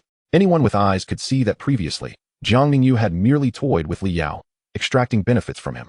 Now that Liao had risen, she clung to him like a leech. Ling Yue's upbringing had instilled in her the inability to speak ill of others behind their backs. In any case, Jiang Ningyu simply wasn't suitable for him. Who is suitable then? Liao chuckled. You? What on earth? Ling Yu's face flushed crimson, her heart racing wildly. I am speaking to you with utmost seriousness. Liao, recognizing the good intentions behind her words, refrained from jesting further. I am aware of everything you mentioned. Then why she hesitated, recalling that during the trial instance, she had sensed a murderous intent directed at him. Liao replied nonchalantly, enough of this. Let us focus on clearing the instance. In the next moment, The pale child materialized before Li Yao. Ling Yu immediately fell silent, her thoughts dissipating like blossoms in the wind. Li Yao was indeed the legendary SSS-rank professional. His summoned beast was a terrifying entity, akin to a malevolent spirit. The other 3 Silver Moon members, unacquainted with the pale child, trembled in fear, cowering behind the 2 girls.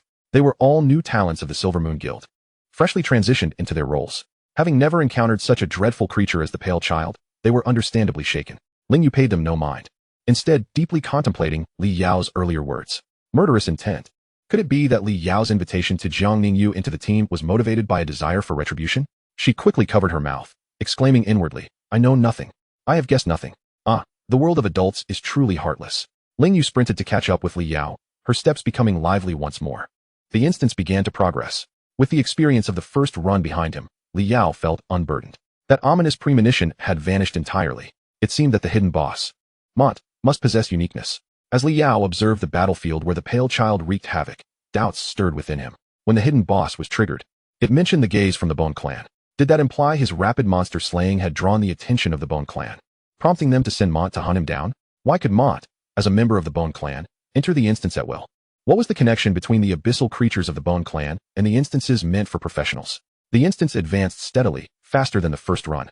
With each wave of monsters, the pale child ruthlessly annihilated them. In just 1 minute, 4 hunters were slain, yielding for treasure chests for Ling Yu to open.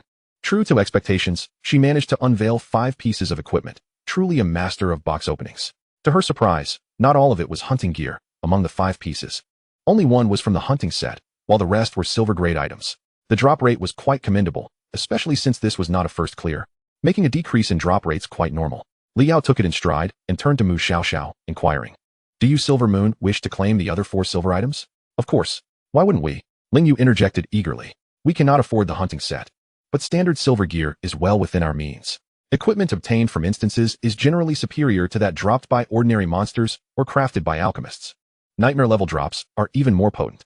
If Silver Moon could acquire these items, the efficiency of leveling up and the speed of earning money for the new professionals would see a significant boost. Just take them, calculate the market price for me, and transfer the payment to my card. There was a degree of trust in the Silver Moon Guild.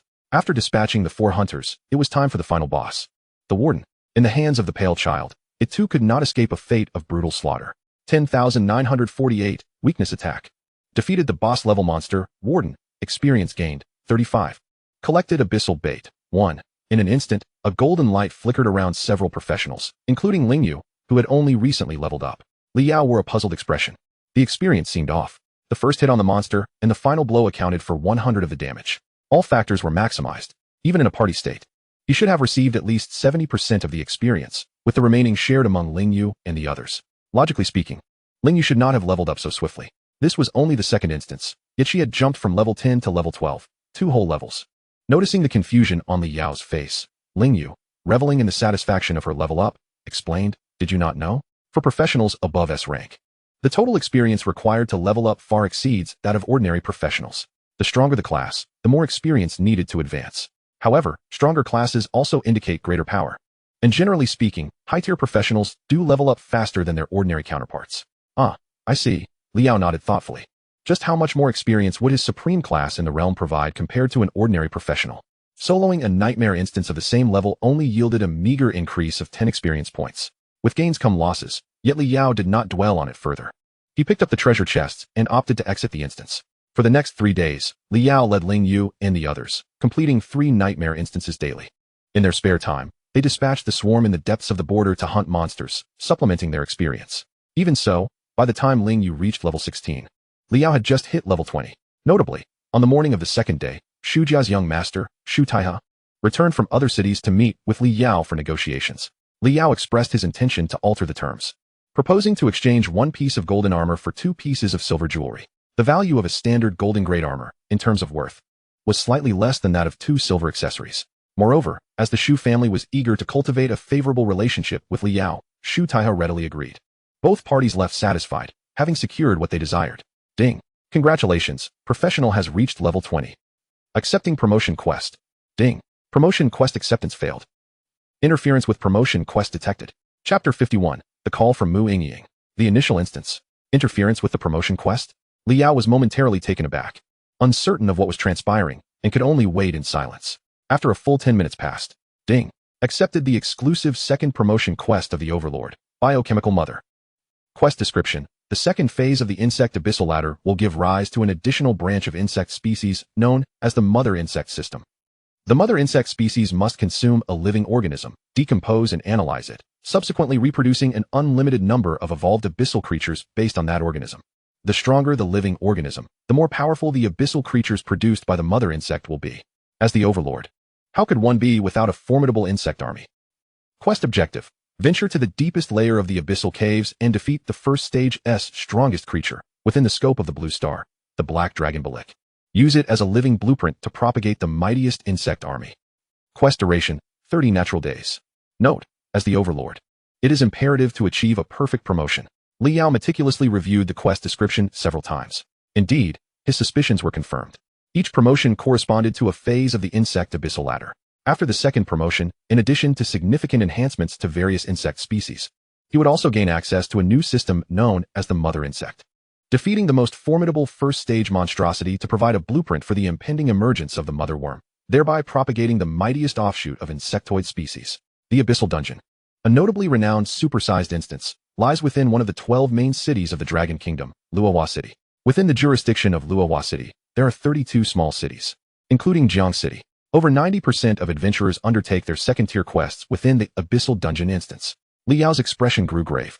Little did he anticipate that within the confines of this well-known instance, a first-tier apex creature resided. It seemed a journey to Luohua City was in order. The task deadline was set for 1 month. He could amass a formidable army of foraging ants to confront this black dragon with unparalleled strength. However, without completing the job transition task, he would reach level 20 and cease to accrue experience. The longer he delayed, the more his accumulated level advantage would be eroded without limit. The strongest profession across realms demanded an exorbitant amount of experience for leveling up.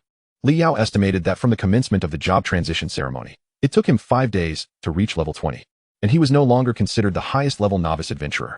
Thus, he resolved to set off immediately. Liao rose to his feet and extinguished the campfire with a swift kick. Suddenly, a series of urgent notification chimes rang out. Glancing at the screen displaying Mu Yingying's avatar, Liao inquired, "What is it? Come to South City.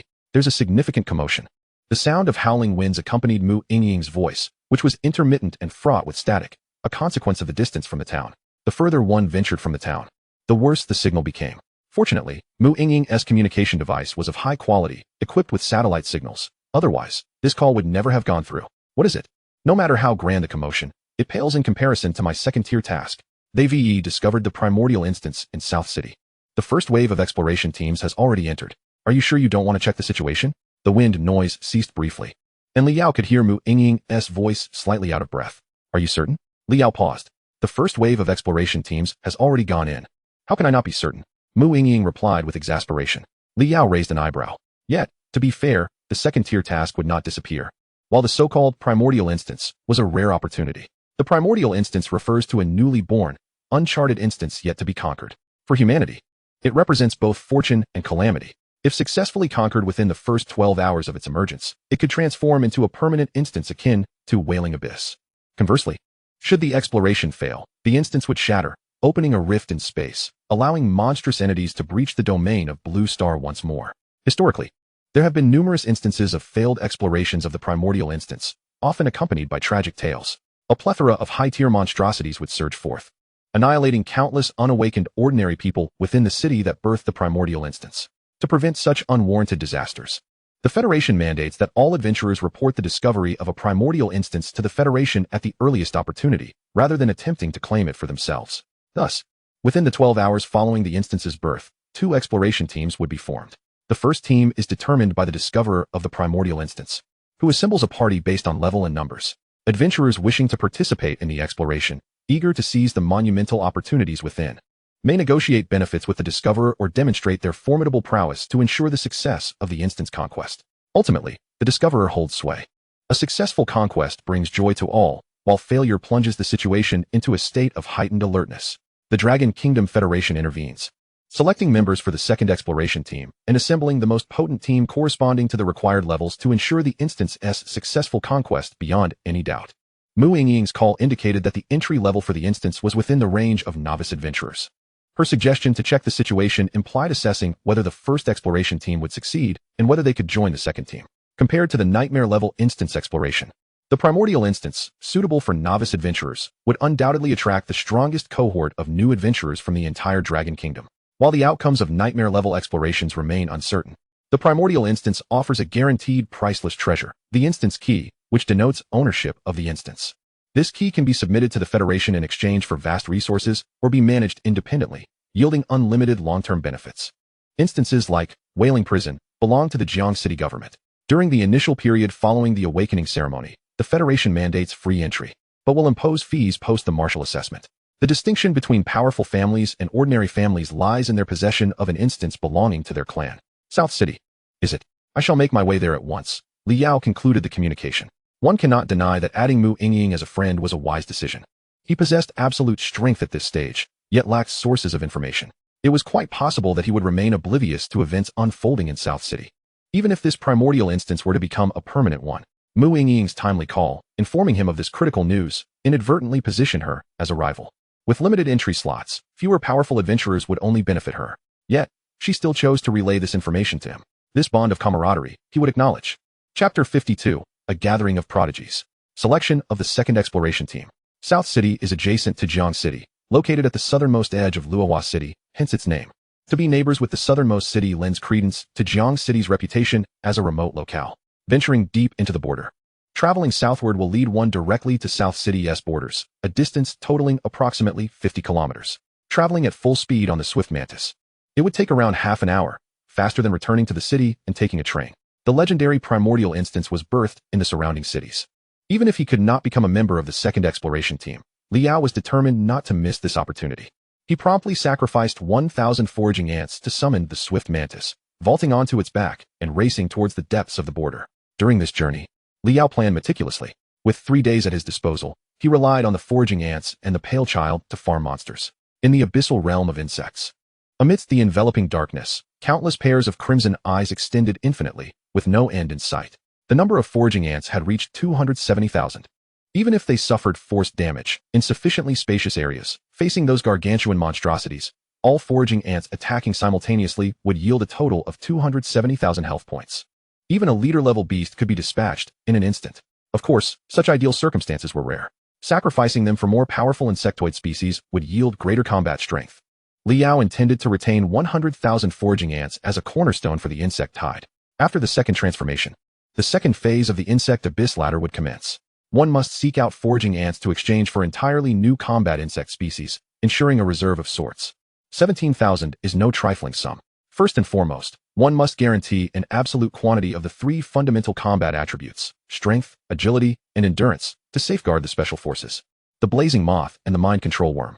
After a brief contemplation, Li Yao resolved within himself, silently reciting, sacrifice 17,000 foraging ants.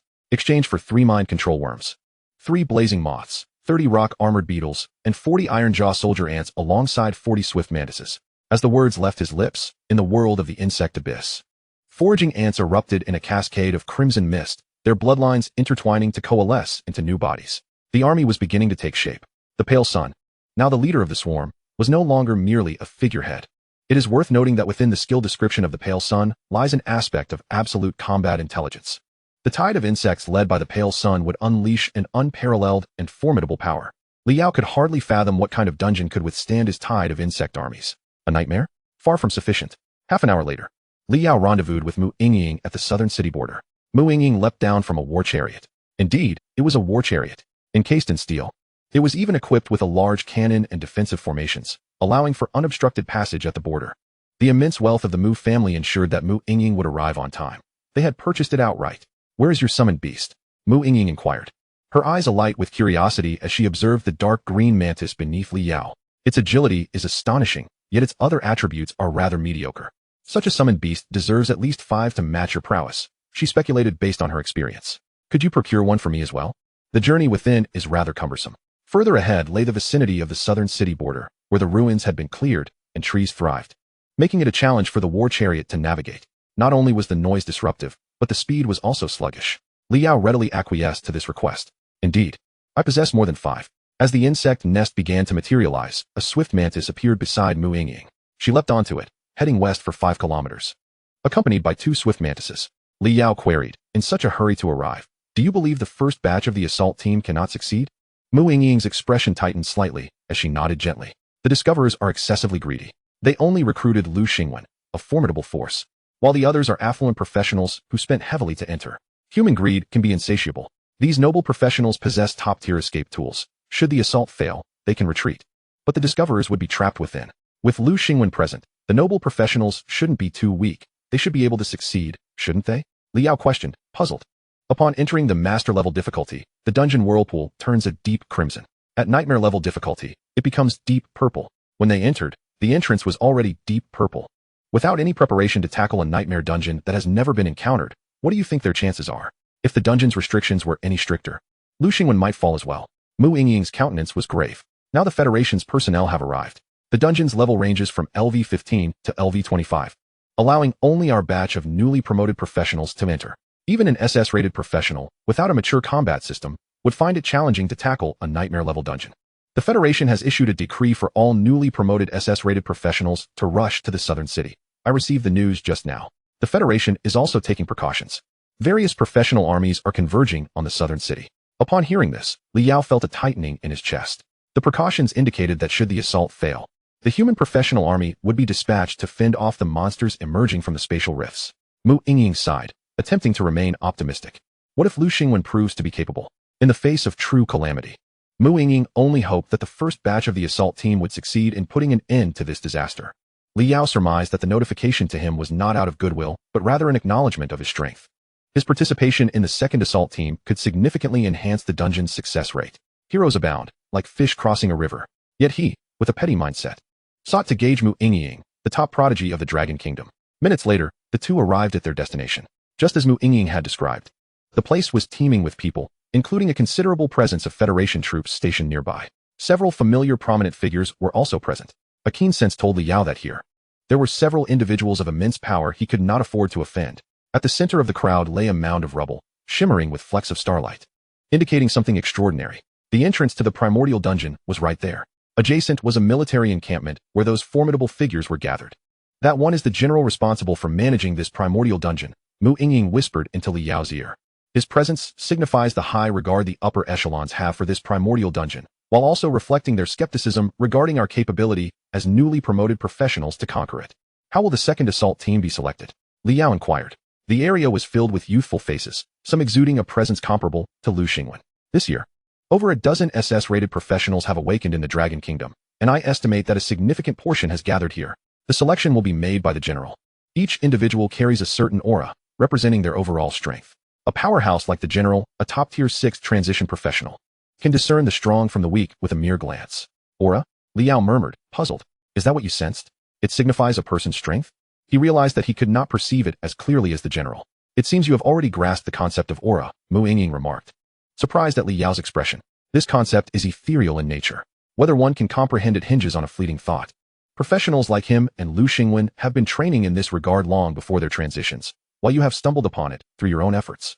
Not only are you a strong professional, but your innate talent is also remarkable. However, until you reach a certain level of power, do not place too much faith in aura, Mu Yingying cautioned. You cannot be certain if what you perceive is the true aura or merely what the opponent wishes you to see. Liao paused, absorbing her wisdom. Mu Yingying, you have come here. Just then, the general spoke up unexpectedly. Mu Yingying, unfazed, moved toward the area indicated by the general, under the gaze of countless onlookers. In that place, there stood a young man with fiery red hair, a crimson battle blade sheathed at his back. As Liao arrived, his attention was immediately drawn to this youth, who was the sole presence in the vicinity that seemed even more formidable than Lu Xingwen. Simultaneously, he sensed that the young man was scrutinizing him, whether intentionally or otherwise. As for the other youthful powerhouses, he could ascertain from his perception that 4 SS-level professionals had come forth. At such a moment, newly promoted professionals were wholly engrossed in preparing for the martial examination, making it arduous to summon the SS-level professionals from across the nation swiftly. General Wu was also troubled by this. Addressing Mu Yingying, the feeding cavern is a small dungeon for 6. You count as one, designated as the first auxiliary position. Yanming counts as another, assigned to the primary combat position. Should Lu Xingwen manage to emerge, he would take the second primary combat position. We still need 3 more. Do you two have any suggestions? In that instant, the 4 SS-level professionals sensed a shift in their expressions, fixating their gazes upon Mu Yingying and Yanming. The youth named Yanming merely cast a disdainful glance at them, his eyes betraying no hint of respect. He remained silent, perceiving them all as mere refuse. It mattered not who else was present, for he alone could conquer the dungeon. Surely, a tank and a healer are essential. Mu Yingying pointed towards one of the SS-level professionals. He can join. What about a priest? I recall there are 2 SS-level healers this year. Are they both in the dungeon? Indeed, General Wu replied with a resigned nod. We can only supplement with 1 S-level healer. Mu Yingying's expression tightened. The difference between S-level and SS-level healers isn't significant in the early stages. The crux lies in self-preservation. Entering such a high-pressure original dungeon, an S-level priest might even require protection. General Wu, with your discernment, please select a healer. And what of the 3rd primary combat position? The 3rd primary combat position typically comprised ranged attackers, primarily mages and hunters. The SS-level participants present did not belong to either of these classes, and their strength paled in comparison to the 3 selected. By inquiring of Mu Yingying and Yin Ming, he aimed to have them choose a familiar S-level professional. As synergy becomes paramount when the strength disparity is minimal, the 3rd primary combat position, Mu Yingying's brow furrowed in confusion as she turned to Li Yao. Could there be an item that conceals one's prowess, even eluding General Wu's keen eye? I recommend Li Yao, she began, but suddenly altered her stance, asserting no. It's not a recommendation. He must enter. Upon hearing this, Li Yao's eyes turned frigid, the sensation of murderous intent igniting within him. Before him materialized a translucent blueprint. Among the SS level and the remaining 7 S-level professionals present, 3 harbored murderous intentions towards him. Was there such animosity merely for the right to enter a dungeon? A cold smile crept upon Li Yao's lips. The trio exuding murderous intent adorned themselves in ostentatious gear, children of noble families. Truly, they could not tolerate the slightest speck of dust in their eyes. Oh, General Wu's gaze shifted once more to Li Yao. He was the only one among the newly promoted professionals who remained inscrutable to him. Initially, he had reservations about allowing this individual to enter for safety's sake. But with Mu Yingying's unwavering conviction, he felt no further trepidations. He can, General Wu declared decisively, slamming his hand on the table. Thus, aside from the healing profession, the 2nd squad of 6 for the dungeon raid was formed. Just then, a sudden explosion of light emanated from the central stone mill, and in the next instant, a disheveled figure was flung backward, rolling several times upon the ground. Clang! A long sword plunged into the earth, carving a deep gash as Lu Xingwen barely managed to halt his momentum. Gasping, he coughed up copious amounts of blood. The crowd gasped in horror. It was evident that Lu Xingwen's chest had caved in by half an inch. His entire demeanor radiated exhaustion. General Wu's heart sank, and he exchanged a glance with the officers in the rear. Several high-level healing professionals promptly approached Lu Xingwen's side. All present waited for Lu Xingwen to recover sufficiently to divulge the circumstances he had encountered within. Silence permeated the air. No one dared to exhale as they gazed upon Lu Xingwen's plight. Some S-level professionals even began to reconsider their involvement, preferring not to wade through such murky waters. The figure of Lu Xingwen, the true prodigy of the Dragon Nation. Even if his reputation eclipsed his strength, he could not be deemed weak. Even Li Yao felt a twinge of surprise. Setting aside other considerations, only a creature of the caliber of the Bone Clan's newcomer, Monty, could have compelled Lu Xingwen to this extent. I have arrived at the right place. This dungeon is not as simple as I imagined. Chapter 54, The Departed. The target of thousands. Apologies, I could not locate anyone else. Lu Xingwen's first words upon regaining his composure. Random initial location? General Wu inquired. Indeed.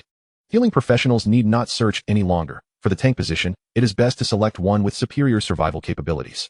Spare me the pleasantries, Yin Ming interrupted impatiently, demanding. What rank, what level, and specific attributes did the creature that left you in this state possess?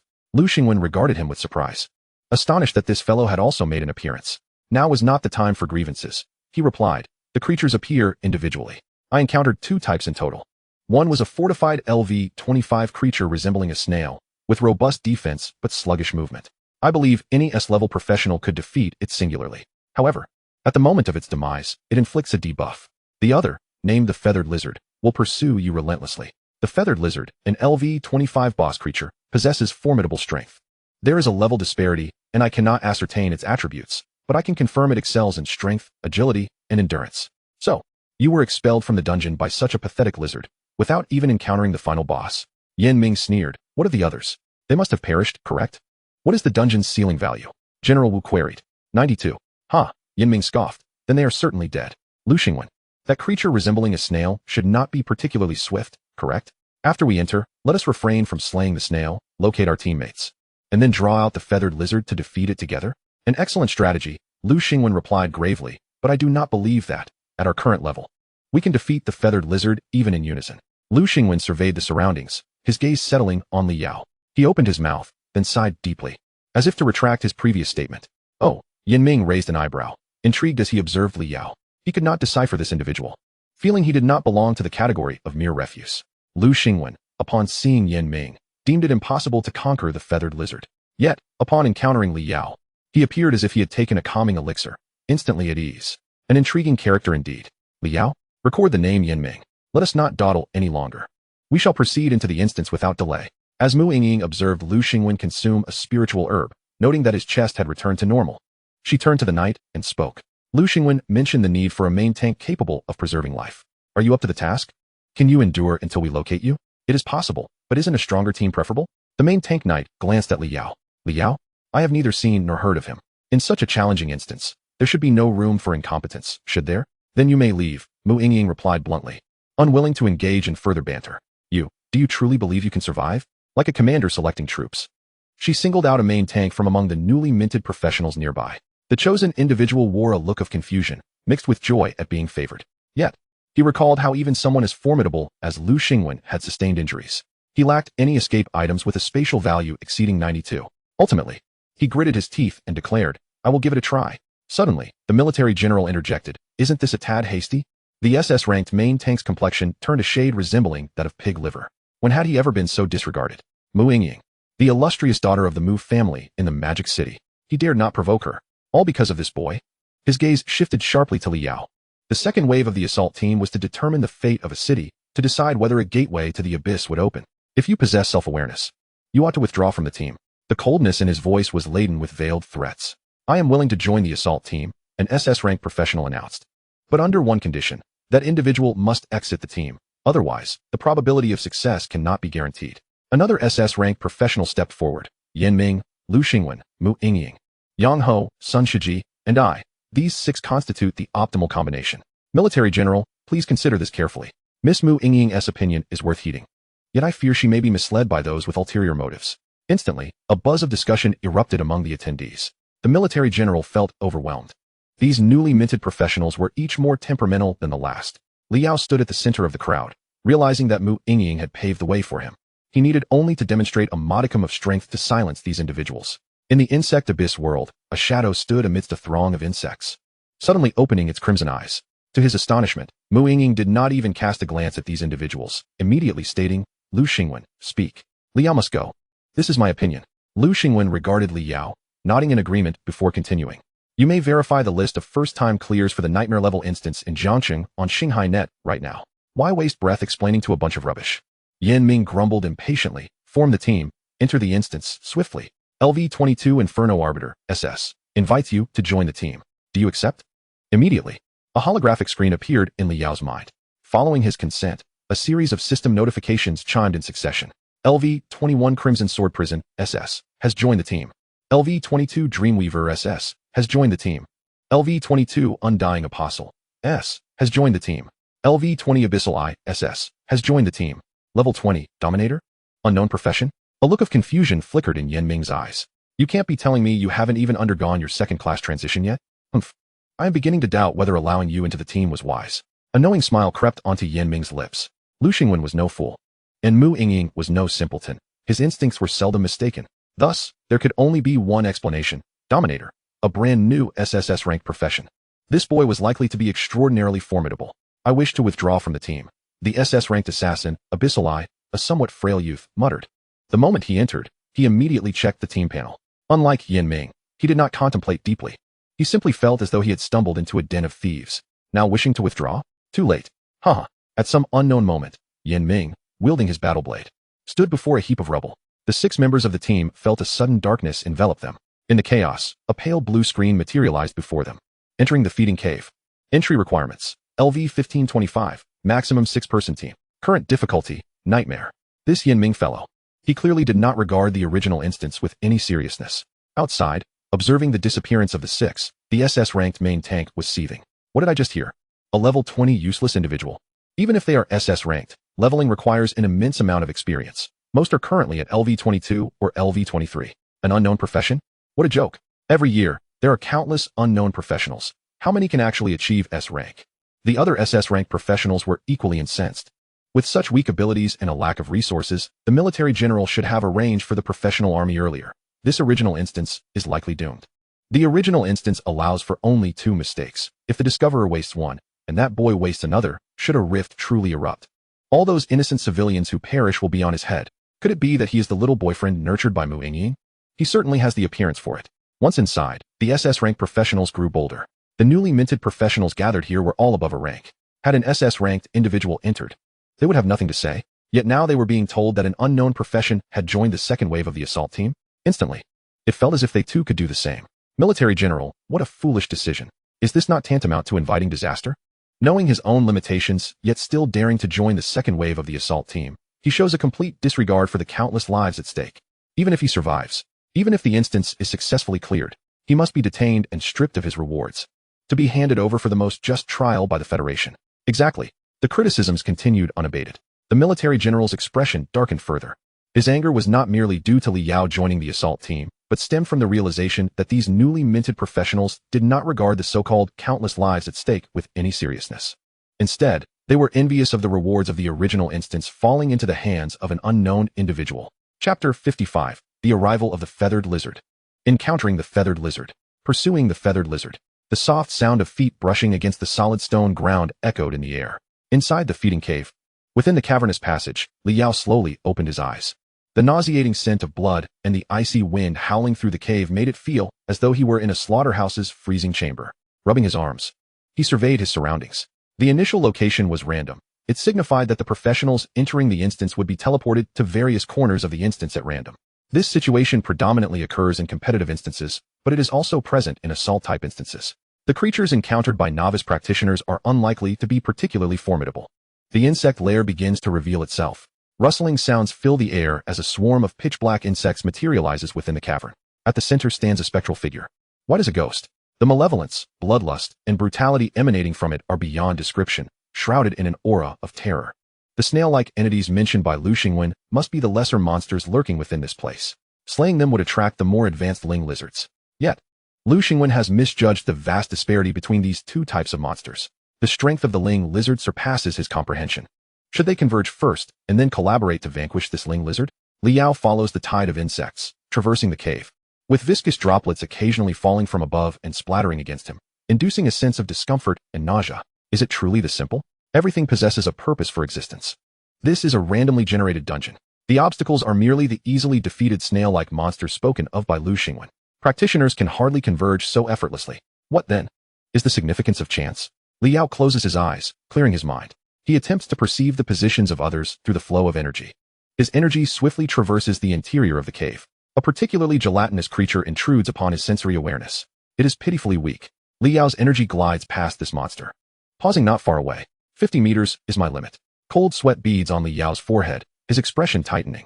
If energy fails him, he still has the tide of insects. The foraging ants on the periphery hasten their pace.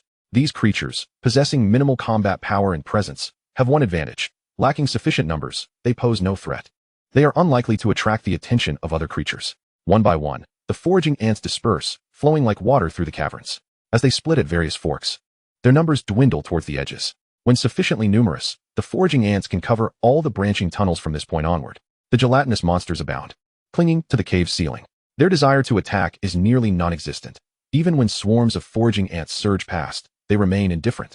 Just then, Li Yao abruptly opens his eyes, fixing his gaze in a specific direction. In the next moment, he turns to another direction, then suddenly glances back. Immediately, from all sides, the foraging ants at the periphery meet a catastrophic demise. Li Yao issues a command. The tide retracts, and the foraging ants swiftly return to the main group. Up to this point, the foragers have failed to locate any of the incoming practitioners. Instead, they encounter a super strong creature at the far end. There is no doubt. It must be the ling lizard Lu Xingwen spoke of. In other words, to unite with other practitioners, these formidable monsters blocking the passage are an unavoidable hurdle. Li Yao regains his focus. He has identified the challenge presented by this nightmarish dungeon. Based on this distribution pattern, at most 2 individuals can face a single ling lizard at the interception point. It requires a 2-to-1 advantage to have any chance of clearing this dungeon.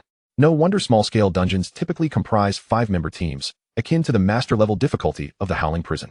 A 6-member team perfectly accommodates 3 pairs of 2. When the teams converge, it is likely the final boss will make its appearance, is it not? Li Yao muses, making his way toward the nearest ling lizard nesting site. He possesses utmost confidence in his own strength. To put it bluntly, if he cannot defeat a monster alone, Even the addition of any one of the remaining 5 would not secure victory. Soon, ahead of him, a deluge of viscous liquid cascades down like water pooling from the ceiling. Li Yao frowns, wiping the slime from his face. So it is you who has conjured this repulsive fluid, pale child. Whoosh. The white figure darts past. Crack.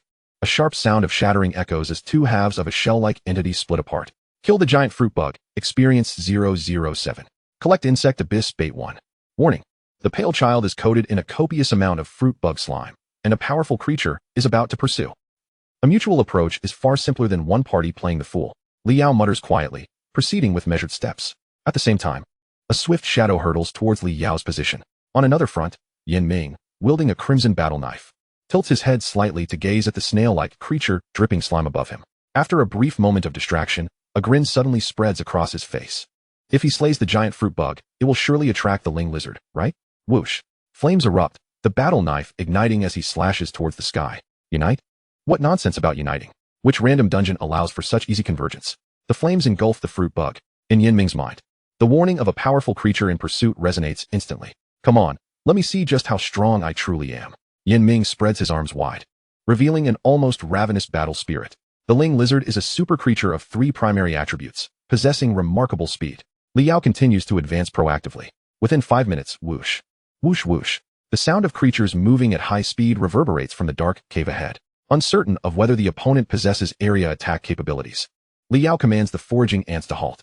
The pale child stands at the forefront, the crimson energy akin to a demon's, locking onto the shadow hurtling towards them. Whoosh. Almost the next moment, a deep purple crawling creature bursts into view. Approximately 3 meters in length, its body is sleek and devoid of scales. Its tail forks at the end. Its face is half mouth, lined with irregular rows of triangular teeth. No creature desires to be bitten by it, resembling a starving tiger pouncing upon its prey. In an instant, the ling lizard lunges in front of the pale child. At this moment, time seems to freeze. Just as the ling lizard's claws are about to descend upon the pale child, its vertical pupils flicker. Its smooth body suddenly erupts with countless scales. Just as human's hair stands on end in fear, at this very moment, the scales on the ling lizard tremble violently. It wants to flee. Pale child, Li Yao commands. As his voice falls, the pale child bursts forth. The ling lizard twists midair in an exceedingly bizarre manner, swiftly darting into the darkness at an even greater speed than before. Chapter 56. Within his capabilities, he does not hesitate to save others. Simultaneously, in another part of the cave, whoosh whoosh whoosh. The sound of creatures moving at high speed is like a death knell. Yin Ming feels his heart pounding. His instincts warn him that the approaching creature will pose an unimaginable threat. Yin Ming spits, seemingly dismissing his instincts. With both hands gripping his knife, he prepares for the impending encounter. Flames engulfed him in an instant, wrapping around his entire being. In the next moment, as if caught in a fleeting glimpse, his pupils reflected a vivid purple. The battle blade descended with ferocity, the searing heat consuming the chill of the cave. Clang! The metallic clash reverberated through the cavern. Yin Ming felt a sharp pain in his palm, blood gushing forth. The war blade emanated an overwhelming force. The flames extinguished. With a swift motion, he found himself surrounded by emptiness. Yin Ming stood firm, gripping his blade, his gaze darting rapidly around him. The bone-chilling sense of dread lingered. The ling lizard was still nearby. In this cavernous space, there was no refuge to be found. This indicated that his eyes could not keep pace with the creature's speed. He had clearly struck a blow moments ago, yet it could still maintain such velocity. Could it be that it had not been breached? Whoosh. The sound of slicing air surged from behind. Without a moment's hesitation, Yin Ming swung his blade backward with all his might. The flames slash. The blazing fire swept through, as if intent on incinerating the cavern. He had struck true, but where were the damage values? Still unbroken. Agility, strength, endurance. All had reached an unimaginable level. In that fleeting moment of contemplation, a shadow burst through the flames, aiming directly for his throat. A cold glimmer shot from his spine straight to the crown of his head. Yin Ming forced himself to turn. Splurt. Blood gushed forth. The shadow swept sideways, launching another attack. Boom. The speed was so great that evasion was impossible. Yin Ming collided with the distant stone wall like a cannonball, sending up a cloud of dust. Cough. In the thick black smoke, Yin Ming staggered to his feet, coughing up copious amounts of blood, clutching his neck with one hand. Blood continued to surge through his fingers. The pain exceeded all limits, yet it seemed to vanish. Yin Ming's vision blurred, his blood rapidly depleting. Huh. Yin Ming let out a sinister laugh. This minor injury could not kill me. Flames ignited around his neck. Sizzle. The intense agony surged back at that moment. Yin Ming grimaced, struggling to maintain the fire. Releasing his grip, the flames subsided. A large area of burn appeared on the left side of his neck. The flesh charred and stuck together, blood ceasing to flow. At this moment, Yanming finally beheld the true form of the creature before him. Its body was almost streamlined. Though called a ling lizard, it bore no scales. But that was of little consequence now. My escape item has a spatial index of only 90. If you can withstand my next strike, then what harm is there in granting you this life? Fear is a word that does not exist in Yanming's lexicon. He was aware of the spatial index of the original instance, yet entered with an escape item of only a 90 index. Should others find out, they would undoubtedly deem him insane. Clang. Yanming tightened his grip on the warblade. The path of a professional is one filled with exhilarating thrills. Just a few days in, and I refuse to die so soon. Boom. A wave of heat erupted, illuminating the dim cavern as if it were day. The heat wave swept across, causing Mu Yingying to momentarily freeze in shock. In the next moment, her expression turned grave. Did that fool Yanming realize he was courting death? There is an inherent gap between SS-level professionals. Yet this is the early stage for professionals. No matter how strong an individual, their strength is inherently limited. Lu Xingwen's swordsmanship had reached an unparalleled level. Among peers of the same rank and level, it was difficult to surpass him. Even if Yanming was stronger than him, how much stronger could he truly be? With one strike, he had shattered Lu Xingwen's chest, directly forcing out a formidable magical creature from the escape scroll. What right did Yanming have to challenge it alone? Forgetting her anger, she silently cursed the fool and hurried toward the source of the heat. Meanwhile, the pale sun and the ling lizard engaged in a relentless chase. The ling lizard fled, while the pale sun pursued. Li Yao quickly followed behind, shaking off the remaining swarm of insects. His level was lower than Lu Xingwen's, and he too could not discern the ling lizard's attributes. Yet he could roughly estimate its capabilities, assessing its overall strength. It was a leader-level magical creature, lacking the area-wide attacks typical of a boss-level beast, yet possessing formidable, three-dimensional attributes. Overall, its strength was inferior to that of the Bone Clan elite, Mani, yet superior to the warden of the Howling Prison, the final boss. The more powerful a creature, the more it could sense the strength of others through instinct. Akin to an application of power dynamics, the ling lizard sensed that the pale sun's individual strength was not weaker than its own, and with countless insects in tow, it instinctively chose to flee. At the same time, Li Yao trailed the pale sun, unhurried, his gaze always fixed on the purple figure ahead. Such creatures often possessed vast combat experience, capable of instantly perceiving the variables of a battle. The variable in this fight was me. Whoosh. The ling lizard's form twisted swiftly, using a displacement skill to leave behind a purple afterimage, suddenly appearing before Li Yao. Just like that, it lured me out of the insect swarm's protective range, then aimed to strike me down. Li Yao remained unfazed. He summoned the pale sun, with murderous intent laid bare.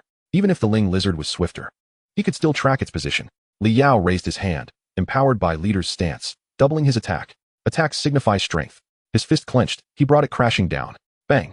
A thunderous explosion resonated. The ling lizard's gaping maw was physically sealed shut. Its entire body crashed heavily to the ground, sending countless stones scattering. Temporarily canceling his favor was merely to bait it. To save time on the hunt, Li Yao stood atop the ling lizard's head. The creature thrashed wildly, expending all its strength, yet the foot upon its head was as immovable as iron. The scorching heat wave that had surged earlier meant that others among the entering professionals were already engaged with another ling lizard. Li Yao bent down. Fire. He glanced at the team information. Flame Realm Arbiter SSLV-22. That youth named Yanming? Snap. One hand grasped the ling lizard's upper jaw, the other its lower. Splurt. A terrifying force ripped the creature in two. 3,948, weak point attack. 8,572, weak point attack. 14,923, weak point attack. Damage values cascaded from the ling lizard's head, increasing ever higher. Its body severed, it could die no more. Killed leader-level creature, ling lizard, experience 37. Collected insect abyss bait 1. Li Yao picked up the treasure chest, wiped the scorching blood from his face, and turned to gaze towards the source of the heat wave. Find a way to hasten the demise of the winged lizard. Naturally, this is to rescue the young man named Yanming. Within the realm of his capabilities, he harbors no objections to saving a life, provided, of course, that the individual in question is to his liking. Chapter 57, Li Yao arrives. Slay it. The swift mantis boasts remarkable agility and speed, yet it pales in comparison to the pale child. Li Yao, having acquired substantial attributes through favor, surged forth at full speed towards the source of the flames.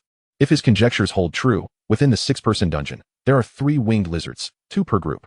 He is determined not to miss a single treasure chest from a boss-level monster. Fortunately, the dungeon is not excessively vast. Minutes later, Li Yao felt the temperature rise significantly in this vicinity. Faintly, he could hear a gentle melody. Blessed by the song of the Dreamweaver, power attributes increased by 5. Duration 360 seconds.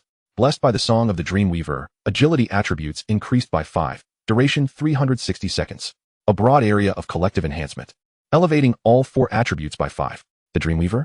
Is that Mu Yingying's profession? Is she paired with Yanming? Liao quickened his pace. Given the strength of the winged lizard, even with their combined efforts, their chances of victory remain exceedingly slim. The metallic clangs grew more pronounced. Under the enhancement of Mu Yingying, Yan Ming possessed the qualifications to contend with the winged lizard. However, he could only match its speed. His offensive capabilities still struggled to breach its defenses. Yan Ming, wielding a combat dagger, dared not let his guard down for even a second. His expression grave to the utmost. Each clash between his dagger and the lizard's body resulted in cracks appearing on the blade, its durability dwindling with each strike. He was unable to evade. He could only brace himself with his weapon. Clash. The dagger clashed against the winged lizard's jaw, the two combatants intertwining. Crack. The sound of the blade fracturing resonated clearly. Mu Yingying's eyes narrowed, her heart hanging by a thread. Yan Ming desperately adjusted his breathing, his expression frigid, fixating intently on the lurking monster not far away. After a moment, he confessed, I cannot slay this creature. Use your escape item directly. Do you think I do not wish to? Mu Yingying, holding her orange glowing staff, was in an absolute state of tension. My escape item has a blockage rate exceeding 92. Yet it cannot be used in combat. Even if I cannot kill it, I must continue to strike. We must hold on until others arrive to assist.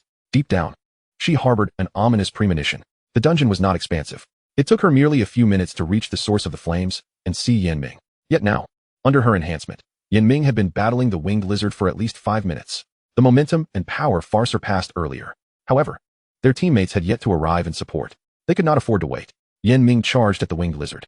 As flames surged forth, his complexion had already turned ashen. Mana and health are not fixed values. Health indicates physical injury. When health is depleted, one dies, truly dies. Yet mana represents mental fortitude. Even at 0, one can still unleash skills by overexerting their mind and body. Throughout the battle with the winged lizard, Yan Ming had long been in a state of depletion. Each time he cast a skill, it inflicted irreversible, fatal damage upon his body. Clash. Flames struck the winged lizard's head, scattering countless sparks. If I am not mistaken. Clash. His palm split, forearm fractured.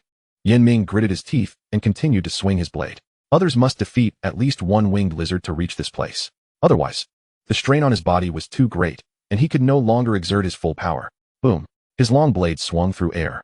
The winged lizard collided with Yan Ming, emitting a dull thud. He was sent flying as if he were refused. The long blade embedded in the ground shattered under the force of the impact, snapping with a crack. Yan Ming, gripping the hilt of the broken blade, aimed it once more at the winged lizard. Do you think I sought to challenge such a beast for no reason? He indeed yearned for combat. Yet he was not foolish enough to court death. The instinctual warnings of his body were infallible. Before the fight, Yan Ming had known that to engage with such a creature was to gamble with his life. However, his judgment contained a subtle error. He had not anticipated that two individuals could confront a single winged lizard together. Had Mu Yingying been there to assist him before he was injured? At this thought, Yan Ming suddenly paused, then burst into a laugh. I cannot be defeated. Then I shall not be foolish. Haha. Gripping the broken blade tightly, he charged at the winged lizard. Dissolve the enhancement, exit combat, and roll out of this dungeon. The flames flickered weakly, only a few embers smoldering upon his surface. Starweaving lamented. Rather than dissolving her enhancement, Mu Yingying raised her staff high, gathering all her energy. The starlight shimmered brilliantly, flames once again surged forth in a triumphant crescendo. Indeed, others might be unable to assist. How could Mu Yingying not consider the mechanics of this dungeon? But one person could. Suddenly, the winged lizard, fixated on Yan Ming, abruptly turned. Its crimson-slit pupils, hungry for prey, locked onto Mu Yingying. Thud. The broken blade struck the winged lizard, creating a gash for the first time. 498. Breached its defenses. Yan Ming exclaimed in delight. Whoosh. The winged lizard vanished, transforming into a violet afterimage, charging directly at Mu Yingying. The two were engaged in a boss battle. Support classes possess no additional combat protection. At low levels, even the strongest support class is still defensively weak. It's over. Mu Yingying's complexion turned pale. She gazed at the terrifying monster barreling toward her. Though she wished to evade, her body could not keep pace with its speed. Damn it. Yan Ming shot forward. Yet his speed was already inferior to that of the winged lizard, and now it decisively employed its acceleration skill. Flame slash. A wave of fire surged. The winged lizard darted through the flames and scathed. Mu Yingying could even see the chunks of flesh caught between its sharp teeth. Countless particles glistening on its tongue. The stench assailed her senses. Despair. Helplessness. Her pupils dilated. Her brain ceased to function. In an instant, a distant voice echoed coldly. Mu Yingying felt a tightening at her waist. She was lifted into the air. In her daze, she caught a glimpse of a familiar profile. Liao. No. Beware the winged lizard. Liao crouched low, cradling Mu Yingying. He suddenly turned, casting a detached, disdainful glance at the oncoming monster. His expression unchanged, he uttered softly. Slay it. Chapter 58. What about it? Can it contend with the winged lizard? The warmth of his embrace enveloped Mu Yingying, instilling a sense of unprecedented safety. In her momentary distraction, she spotted the relentless, terrifying creature rushing toward them. Fear washed over her once more, even more fearsome than before. Liao had come to rescue her. Mu Yingying tightly shut her eyes, too frightened to witness the unfolding events. Kill it. A detached voice echoed in her ears. Mu Yingying's expression stiffened. She opened her eyes and lifted her gaze. In an instant, dozens of figures descended around the Ling lizard, encircling it completely. Those were the mantis summons that had once carried her. It turned out there were more than just 5. A fleeting thought crossed her mind. A white figure burst into her view, delivering a powerful punch towards the Ling lizard. Bang! The force of the blow was tremendous.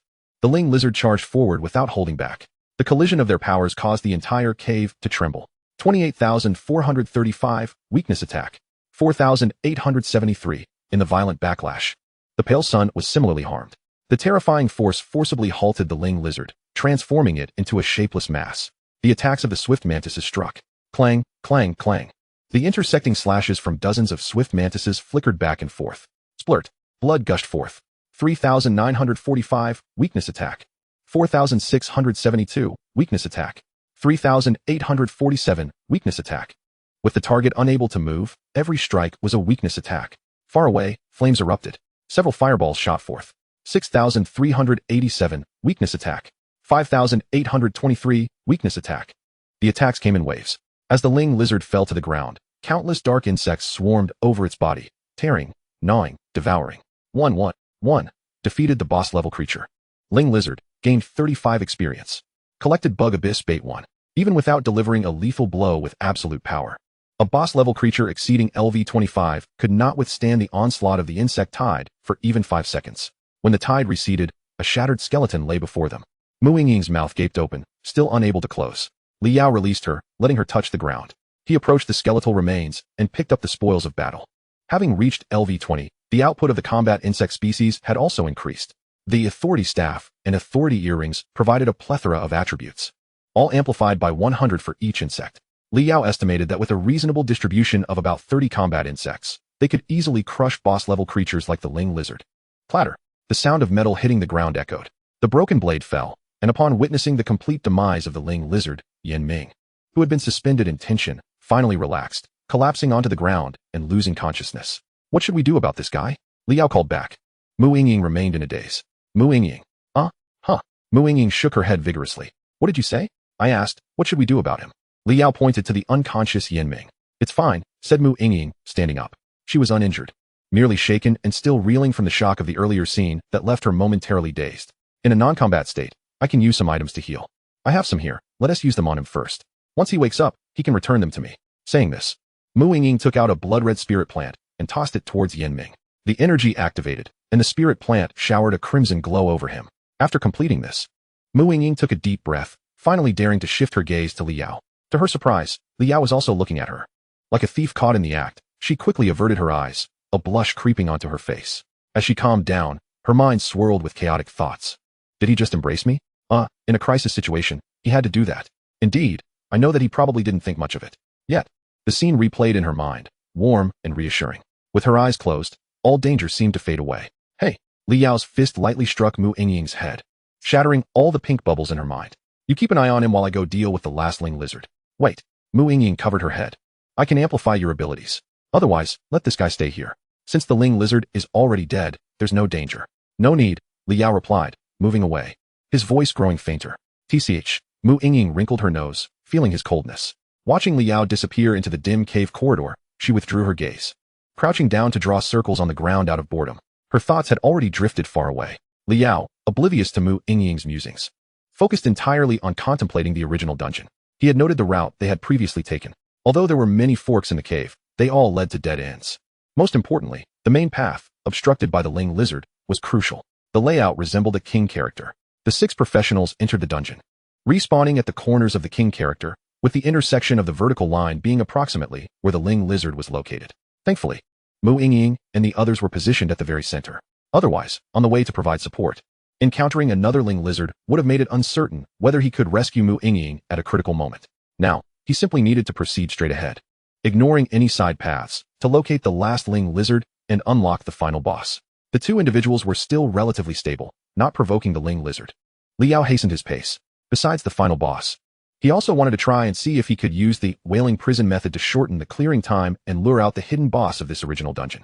Lost in thought, Liao heard faint rustling sounds in the darkness. Go, Liao commanded.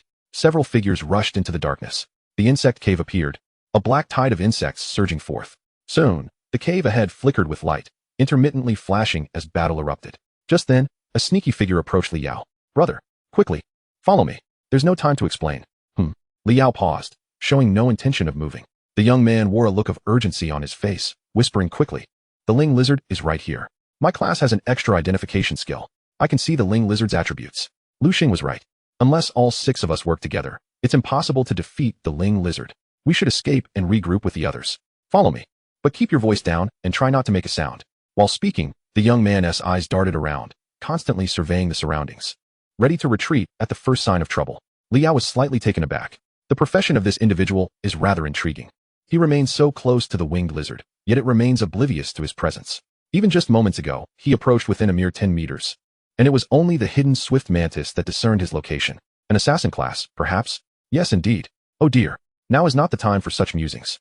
I can aid you in concealing yourself. If you do not hurry, I shall cease to be concerned for you. The young man appeared somewhat frail, with 2 daggers hanging at his waist, exuding a remarkably low presence. I know your abilities are formidable, and the insects accompanying you possess considerable strength as well. However, they are still far from capable of contending with the winged lizard. I took a significant risk in calling you out. Hurry along.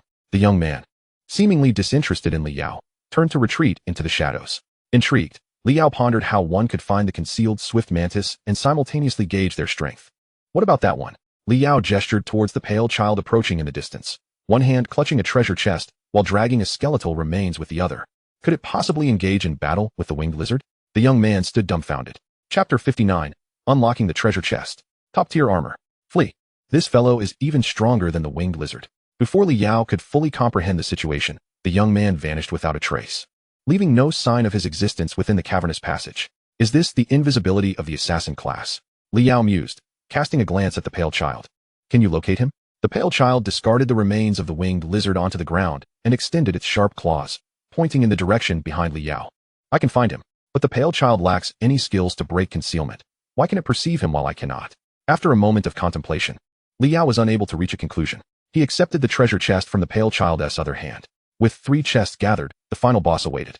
Liao summoned a swarm of insects, commanding the numerous foraging ants to surge to the sides in search of the final boss's location. He settled down, his gaze fixed upon the 3 chests. Having resolved the matter, you may join the others. When the swarm engages the winged lizard, he understood that aside from the aforementioned young man, another professional was lurking nearby. However, unlike the young man, this individual had arrived upon hearing the commotion. As the sound echoed, a figure emerged from the shadows of the cavern not far away. Lu Xingwen gazed at the skeletal remains beside Liao, momentarily taken aback. That is the winged lizard, correct? Indeed, Liao affirmed, gathering his focus to open all 3 treasure chests before him. Brilliant light shone forth, dazzling in the dim cavern. Lu Xingwen's attention was instantly captivated. 3 chests. There are only 2 types of monsters in this dungeon, the giant foraging bug and the winged lizard. The former does not meet the criteria for dropping treasure chests. Lu Xingwen stared incredulously at Liao. In such a short span, he has slain 3 winged lizards? Even when facing a single winged lizard, Lu Xingwen had judged instantly after their first exchange that, given his strength, continuing to engage would lead to certain demise. He immediately used an escape scroll to flee the dungeon. Yet Liao had dispatched 3 winged lizards? Lu Xingwen swallowed hard, steadying his composure. Did you receive a notification that the strategy was completed? No, Liao shook his head. The winged lizard is merely a roadblock elite monster. And the final boss still lies ahead. After a moment's thought, Liao added, in regard to the final boss, you will be of no assistance. So it is best to find a place to hide and not disturb me. If we were to liken this dungeon to the whaling prison, the winged lizard would be akin to the 4 elite gatekeeping monsters, the bone hunters. If one cannot contend with the winged lizard, encountering the final boss would make self-preservation exceedingly difficult. Rather than coming to assist, he would need to divert his attention to protect them. It would be better if they had not participated from the outset. Liao spoke plainly. Lu Xingwen could not refute his words. I understand. He nodded and departed from the area. Soon after, Liao heard the sound of metal clashing in the distance. Lu Xingwen was already engaging with the giant foraging bugs on the path. These creatures are formidable. Their strength is not without reason, Liao murmured, glancing at the equipment from the open treasure chests. There were no skill books, but 5 pieces of equipment, including 1 golden item. Quite a stroke of luck. Stalwart winged bracers, wrist. Quality, gold. Requirements: LV 20, Stamina over 95, Defense value 85, Equipment attribute 1, Stalwart Wing, passive, reducing physical damage taken by 10. Equipment attribute 2, Danger Insight, passive, emitting a slight tremor when the total attributes of the current enemy exceed 1's own by 10 or more. Durability 120-120. Remarkably, there is even a minor exceptional attribute. Li Yao's eyes sparkled with delight. Damage mitigation is a coveted attribute for every main tank class, though may 10th seem insignificant. If every piece of armor possesses a damage reduction attribute, reaching a total mitigation of 50 would yield a markedly noticeable effect. Even high-level main tanks often seek a complete set of high damage reduction gear. Against those powerful boss-level monsters, the defense value is as flimsy as paper. Damage mitigation becomes a lifeline. Its estimated worth rivals that of the Authority series. Such equipment belongs to an elite category that cannot be found in the market at the current level. Naturally, Liao would not sell or trade it. However, the stamina requirement is somewhat high. He had focused entirely on spirit points, counting the Authority earrings, with 20 stamina, and the General's ring, with 40 stamina. His stamina attribute barely reached 70 points, falling short of the wearing requirements. Wait a moment. An idea suddenly struck Liao. Favor. Designate the Pale Child. In the blink of an eye, a tremendous surge of power enveloped him, causing his 4 primary attributes to transform dramatically, soaring to an astonishing 4-digit figure, far surpassing his current level. Without a hitch, the Stalwart Wing bracers were successfully donned. Favor is a passive skill with no cooldown. It only lifts when he needs to catch his opponent off guard. At all other times, he mirrors the attributes of the strongest insects. Equipment like the Stalwart Wing bracers, which requires specific attributes, can now be effortlessly worn. To his surprise, there were further unexpected discoveries. Liao chuckled softly, glancing at the remaining 4 silver equipment pieces. All were armor parts. With the precedent set by the Stalwart Wing bracers, examining these pieces felt somewhat lackluster. Moreover, the most crucial aspect is that his current equipment is as follows: Authority Staff, General's Ring, Bloodthirsty Ring, Authority Earrings, Goblin Tactical Robe, provided by the Shu family, and Stalwart Wing bracers. There are a total of 8 equipment slots, with only 2 armor slots remaining. In regard to those 2 positions, Liao had long harbored feelings for someone special. The power set still required 2 pieces of armor to complete. It must be said that the drop rate was exceedingly low. In 3 days, after 9 attempts at the Wailing Prison, on Nightmare difficulty, he had yet to lay eyes on a single piece of power armor. Once the second-class advancement was concluded, and before the martial examination, he was determined to gather the entire power set. After all, merely the 2 pieces of power equipment that triggered the set attributes made Li Yao feel incredibly formidable. Should he manage to assemble this golden ensemble, his strength would undoubtedly undergo a monumental transformation. Chapter 60, The Vanishing Final Boss. For remaining pieces of silver equipment held little allure. Li Yao casually selected 2 pieces to temporarily don, augmenting his defense by 60 points, which was better than nothing. The rest were stowed away in his storage ring, to be sold to the Silver Moon Guild at a later time. After a brief respite, Li Yao grew curious. Despite the relatively small size of the dungeon, why had the swarm of insects not yet located the final boss? The cavern was a maze of passages. Yet the true main route was solely the king-shaped corridor he had surmised. Logically, the final boss should reside in the vertical axis of the king shape. A sudden unease washed over Li Yao. Had he overlooked something? The insect tide continued to spread. Wherever he had not ventured, the swarm had claimed dominion. He was attuned to any disturbances in the vicinity. I haven't explored those areas, Li Yao murmured to himself, his expression darkening. The winged lizard would actively seek out prey. Defeating 3 winged lizards would equate to lifting the restrictions on the final boss. The final boss had already vacated its resting place. Those few individuals were in peril. Li Yao surged forward, moving through the cavernous passages at a speed that eclipsed that of the Pale Child. At the end of the king-shaped corridor, just as he was about to reach the next node, Li Yao heard the sounds of combat up ahead. There were no formidable auras, merely a few people engaging with the giant fruit insects. He let out a sigh of relief and halted his sprint. The surroundings were slick with repulsive mucus. The other 5 professionals within the dungeon had converged, collaborating to purge the ordinary monsters. But the pressing question remained: where was the final boss? Li Yao recalled the young man. Could it be that the final boss also possessed means of invisibility? No, invisibility did not equate to disappearance. The insect tide sought out the final boss through unyielding force. Wherever they passed, the swarm was present. As long as the entity remained corporeal, it could not escape the tracking of the foraging ants. Li Yao? In the distance, Mu Yingying was the first to spot him, calling out loudly. Upon noticing the peculiar gazes of those around her, she realized she might have been overly excited. Returning to the matter at hand, she inquired earnestly, "How did you get here? Is the final boss difficult to deal with?" If Li Yao could not prevail against the final boss, she could not fathom a strategy for this initial dungeon. Even that SSS-class professional, in her eyes, could not possibly surpass Li Yao. "No, I haven't located the final boss. Li Yao gently shook his head, a look of perplexity on his face. With his arrival, the expressions of the other professionals varied. Yan Ming, still nursing his injuries, gazed at Li Yao with a distant stare, lost in thought. The main tank, whom Li Yao had not previously encountered, scrutinized him intently, skepticism flickering in his eyes. Surely, he could not believe it. The words Mu Yingying had just uttered, if released into the world, would surely lead others to deem her mad. A formidable creature, as powerful as Yan Ming, had been vanquished by this unknown level 20 profession? Or was it that Yan Ming was not as strong as imagined? The winged lizard he had never seen before was merely that? Despite his doubts, he chose to remain silent. Surrounded by experts, he merely needed to serve as a shield ahead. Unable to find the final boss, Lu Xingwen mused, recalling the previous combat scene. Swarms of insects, vast as mountains and seas, had collectively engaged the winged lizard. With such numbers, how could the final boss not be conspicuous? Those numerous summoned beasts ought not to be particularly powerful, right? Lu Xingwen queried. Indeed, quite weak, Li Yao affirmed. Could it be that the final boss is hiding?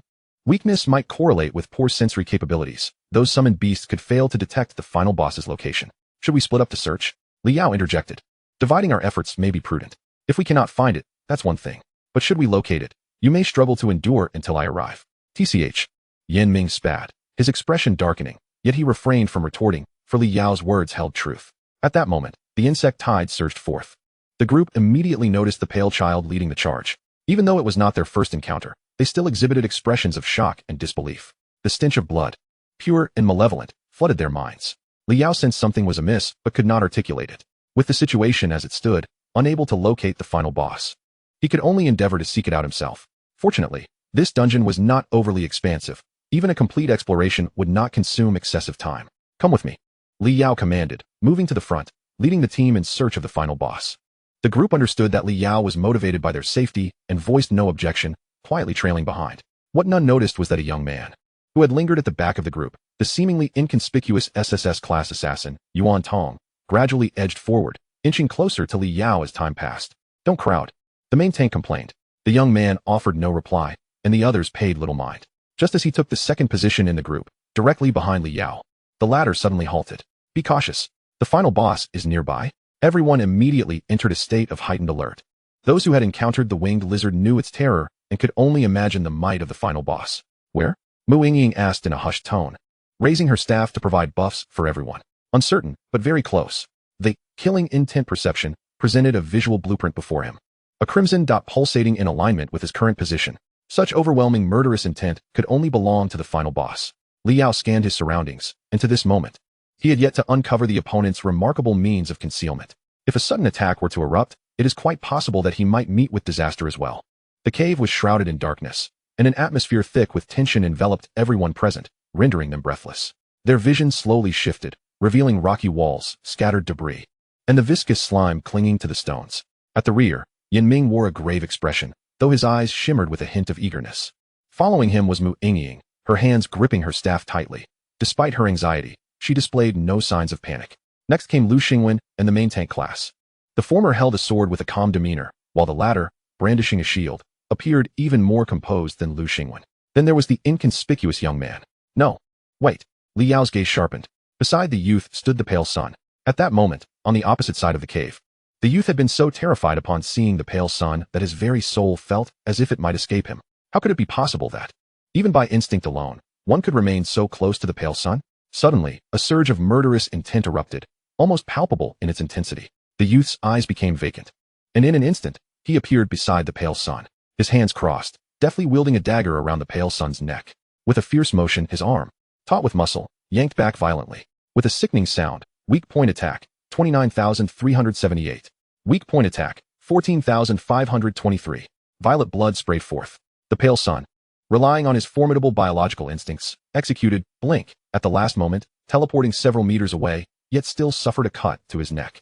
The wound ran deep, blood gushing forth, and the pale sun needed to brace his head to prevent it from falling. In Chapter 61, the swarming army of insects made their entrance. Bleeding damage, 8,472. Bleeding damage, 6,928. Bleeding damage, 5,826. A continuous barrage of terrifying damage erupted from the pale sun's head. Despite the horror and malice, the pale sun remained Li Yao's summoned entity. All onlookers were gripped with disbelief at the sudden turn of events. Remarkable damage, Li Yao murmured, surveying the youth before him. In an almost instantaneous motion, several professionals quickly formed a defensive formation. The main tank raised his shield at the forefront, while Lu Xingwen and Yin Ming positioned themselves on either side, safeguarding Mu Yingying, who served as support. Liao, fall back, Lu Xingwen commanded, his heart racing.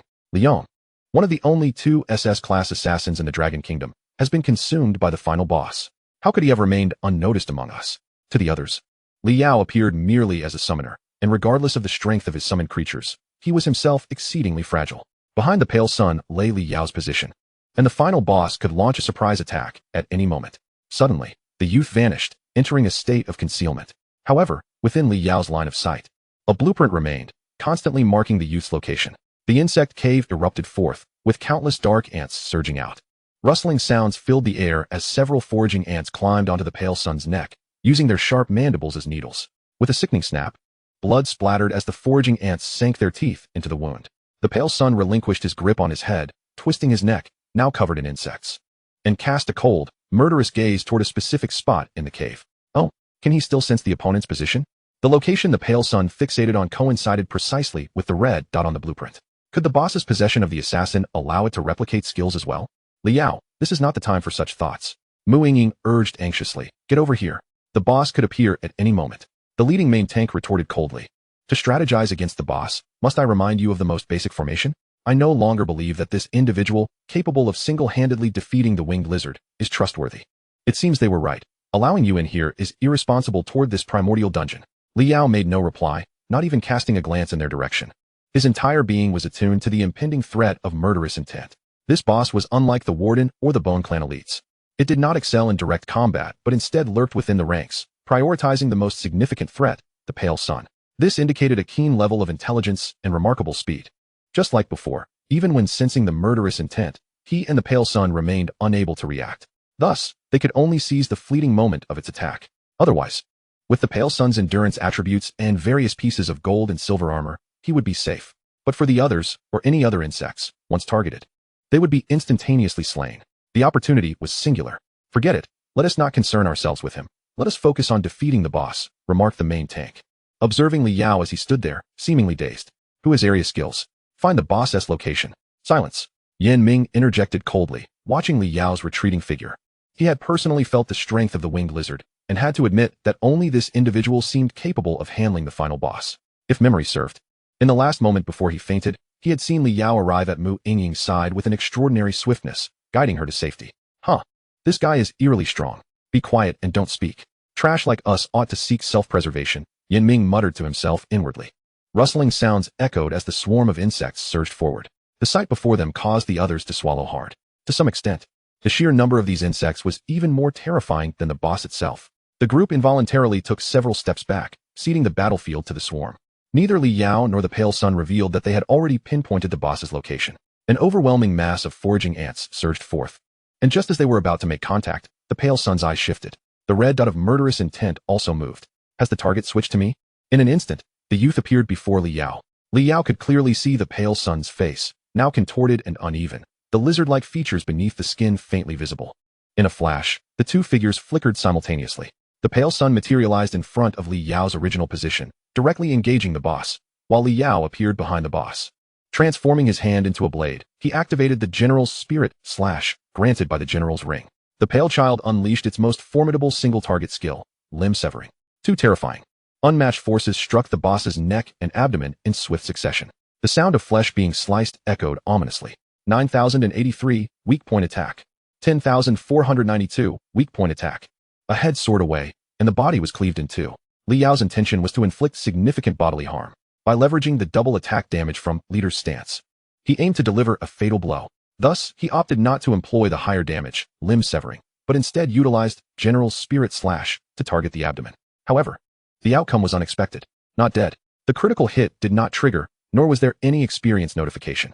How could a body and head be severed into 3 parts and still not perish? Strangely, at the severed edges, not a drop of blood flowed. Instead, pulsating flesh cells were visible. At that moment, slender threads connected, swiftly drawing the head and 2 body segments together. The blurred outline of a lizard materialized in the air, and as the body fully fused, it transformed into a 3-meter-long brown lizard. Mu Yingying covered her mouth, her expression one of terror as she beheld the creature. Its body resembled that of a feathered lizard, yet its face bore a striking resemblance to that of the young man from before. The sight was exceedingly bizarre and horrifying. A level 30 boss monster, the human-faced lizard, with its level so high that other attributes remained obscured. Lu Xingwen remarked quickly. Upon regaining its original form, Li Yao stroked his chin, pondering. That speed and stealth characteristic of an assassin should surely be gone now, right? What? Lu Xingwen momentarily failed to grasp Li Yao's implication. Just then, from the dark shadows of the caves on either side, a cacophony of rustling sounds emerged. Sparks ignited, and moths with fiery wings came into view. Following closely were swarms of giant ants, towering beetles with iron bodies, and mantises radiating a sinister crimson glow, each a formidable insectoid creature, invading the vision of the onlookers. With the loss of speed and stealth, the human-faced lizard could no longer randomly select its victims for a lethal strike.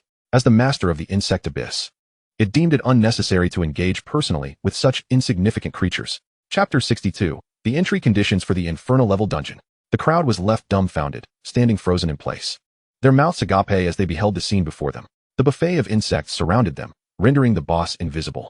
The sounds of gnawing and tearing were relentless. The cave was too narrow for the boss to evade the onslaught of the insect swarm with its speed, even if it retaliated and killed a few insects. In the face of such overwhelming numbers, what difference would it make?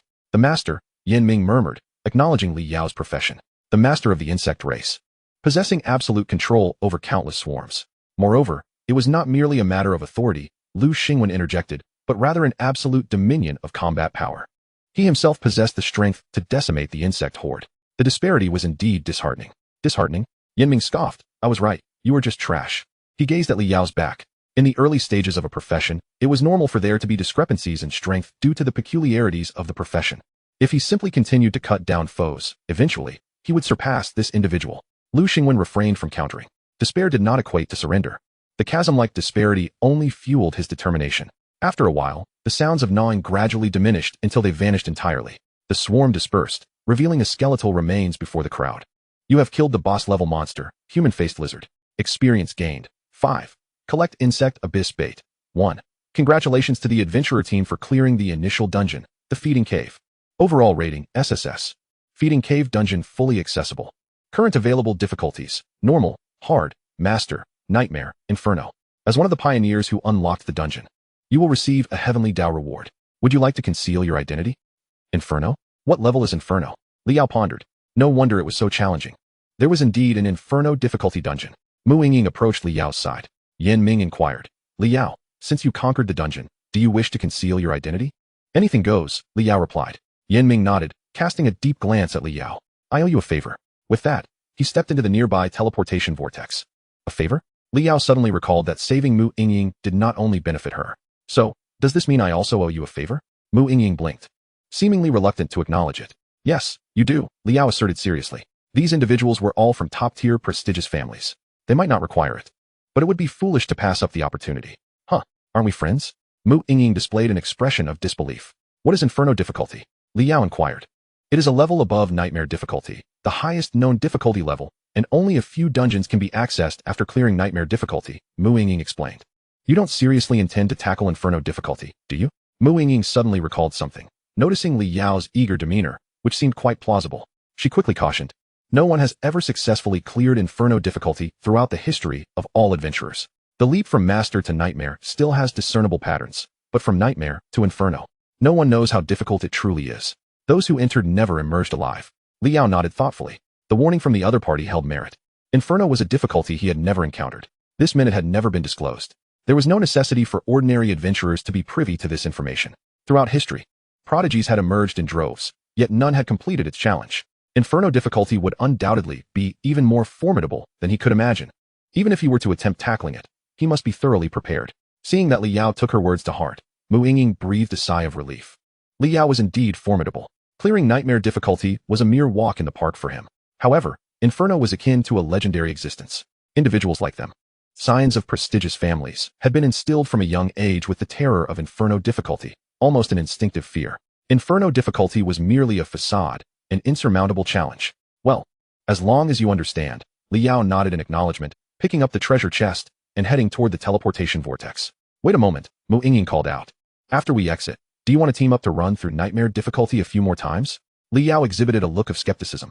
Unlike Lingyu, who was a bona fide SS-level professional, even if she could not conquer this dungeon at Nightmare difficulty, the other Nightmare levels would not pose too great a challenge for Mu Yingying. provided she was adequately prepared. Teaming up with him would yield no equipment and only a meager portion of experience, entirely unprofitable. He found it difficult to understand her line of thinking. Nevertheless, regardless of the reasons at hand, he could never acquiesce. For him, conquering this primordial instance was merely a matter of course. The priority now lay in completing the second-class advancement to further enhance his prowess. Strategies for dungeon exploration would have to be relegated to a secondary concern. You can handle the dungeon yourself, he remarked. With a nod, Liao stepped into the vortex, departing from that place.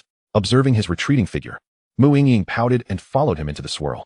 Meanwhile, as all the adventurers emerged from the dungeon, a crisp notification echoed in the minds of every professional surrounding the dungeon entrance. Congratulations to the adventurer team for successfully clearing the primordial dungeon, Nightmare. Congratulations to the adventurer team for achieving the first clear of the feeding cave, Nightmare. Completion time, 1 hour, 33 minutes, and 57 seconds. Captain, Yin Ming, Judicator of the Burning Realm. Members, Liao, Lu Xingwen, Liang, Fallen, Mu Yingying, Shuekai. Rewards obtained, Adventurer Level 1. First clear gift pack, Feeding Cave. The Feeding Cave is now fully unlocked. All difficulty levels are accessible. Note, the first clear gift pack rewards will be distributed based on contribution. Note, Hell difficulty has a spatial index of 100, making it absolutely impossible to exit the dungeon. In an instant, silence enveloped the crowd. Every gaze turned toward the few individuals emerging from the dungeon.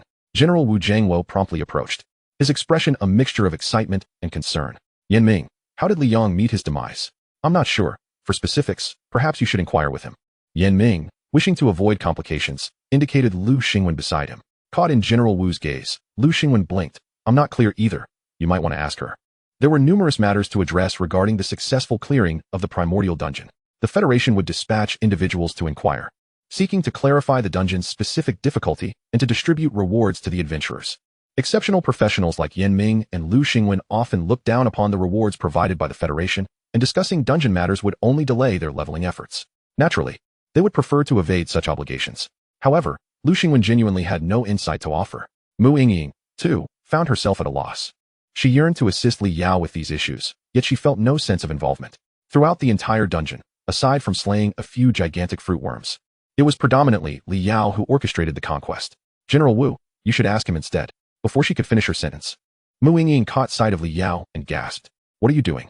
Li Yao casually touched the vortex above him, stating, I'm examining the entry requirements for Hell difficulty. It requires LV30. It seems I'll have to set this aside for a while. Chapter 63, One Individual. A Dominant Force. Hell difficulty? General Wu exclaimed in astonishment, swiftly glancing back at the recent system announcement. The dungeon's difficulty was categorized as Nightmare and Hell.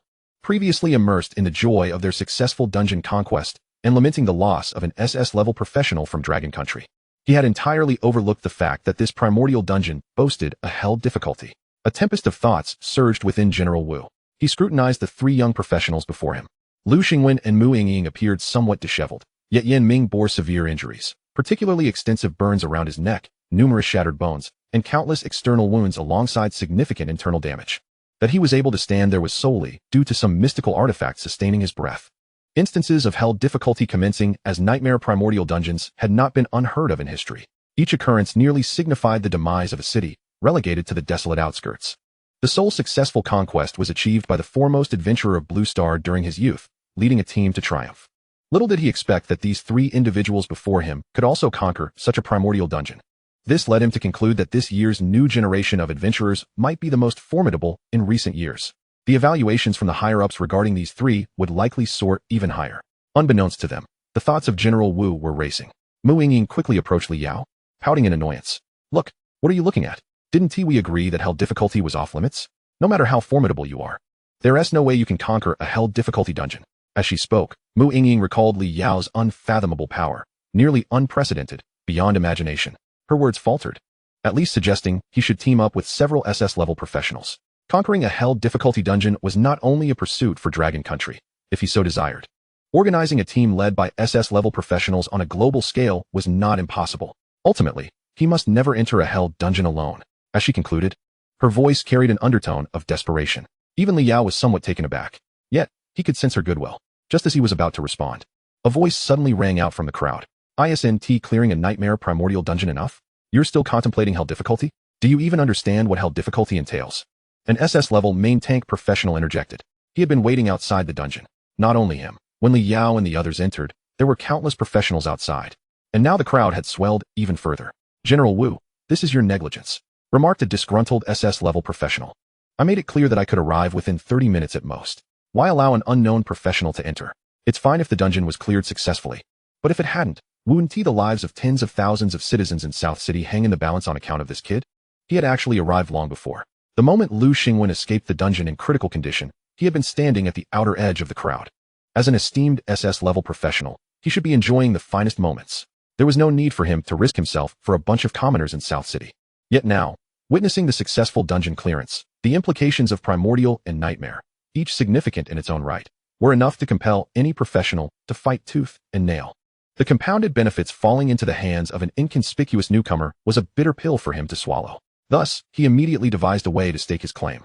It was not only this SS-level professional who thought similarly. The onlookers, including S and A-level rising stars from various regions, cast envious glances at Li Yao. The rewards for an SS-level professional were acceptable to them, but they absolutely could not allow an unheard-of adventurer from a small locale to obtain them. After all, who couldn't he simply stroll in without sustaining any injuries? With Lu Xingwen and Yan Ming cooperating, even a healer like me could clear the dungeon. Who knew what means he had used to enter the dungeon? General Wu truly found himself in a muddle, deceived by those with ulterior motives. In my opinion, he should surrender the reward, either to the other participants in the strategy or share it with those present who sought to contribute but were deprived of their opportunity by him. Indeed, it is a sheer waste for an unknown class to possess such a splendid reward. The crowd engaged in a fervent discourse, with several SS-class professionals gazing at Li Yao with amused expressions. "Share it." Li Yao retrieved the first clear treasure chest from his storage ring, weighing it in his hand, a mischievous smile playing on his lips. "According to your reasoning, to whom should I bestow this reward? Li Yao?" Mu Yingying exhibited a moment of perplexity before quickly realizing that Li Yao intended to toy with these individuals. As expected, upon his utterance, every professional present felt their blood surge, their eyes ablaze with desire. They gazed hungrily at the shimmering celestial blessing in Li Yao's grasp, yearning to seize it for themselves. Particularly, several SS-class professionals found their breath quickening. They soon discerned Li Yao's intentions, recognizing that they could not retain the reward. They were content to gain a modicum of experience. They believed he intended to offer the first clear reward to curry favor with them, the scions of prestigious families. Their expressions turning haughty. What sycophants! Even if they manage to acquire your belongings, they ought not expect to gain any advantage. "Li Yao, do you require a favor from me?" Yan Ming inquired with a grin. He was eager to observe how Li Yao would manipulate these worthless individuals. Yet, burdened by a debt of gratitude, he felt an uncomfortable sensation. Li Yao could easily handle these inept fools. However, the powerful families behind them were a challenge that Li Yao could not currently confront. "No need," Li Yao replied. "Is that so? What a pity." Yan Ming shook his head, leisurely striding away. The onlookers understood that Yan Ming was merely maintaining a facade of composure, struggling to suppress his own vulnerability in front of outsiders. Upon seeing Yan Ming depart, Lu Xingwen approached Li Yao. "That one, the Yu family from the capital. And that one, the Zheng family from Luohua City." Lu Xingwen gestured discreetly towards the two SS-class professionals standing at the forefront, providing Li Yao with insight. "Should you need assistance, do not hesitate to contact me." The Yu and Zheng families were among the most illustrious clans in Longhua, reigning supreme in their respective cities. The Li family of Jiansheng had no standing against such formidable entities. The two prominent figures exited in succession. An S-class professional, the main tank Shuai Kai, approached Li Yao. "I apologize for any offense caused during our expedition. Please do not judge my junior by the same standards as those two." He hurriedly excused himself.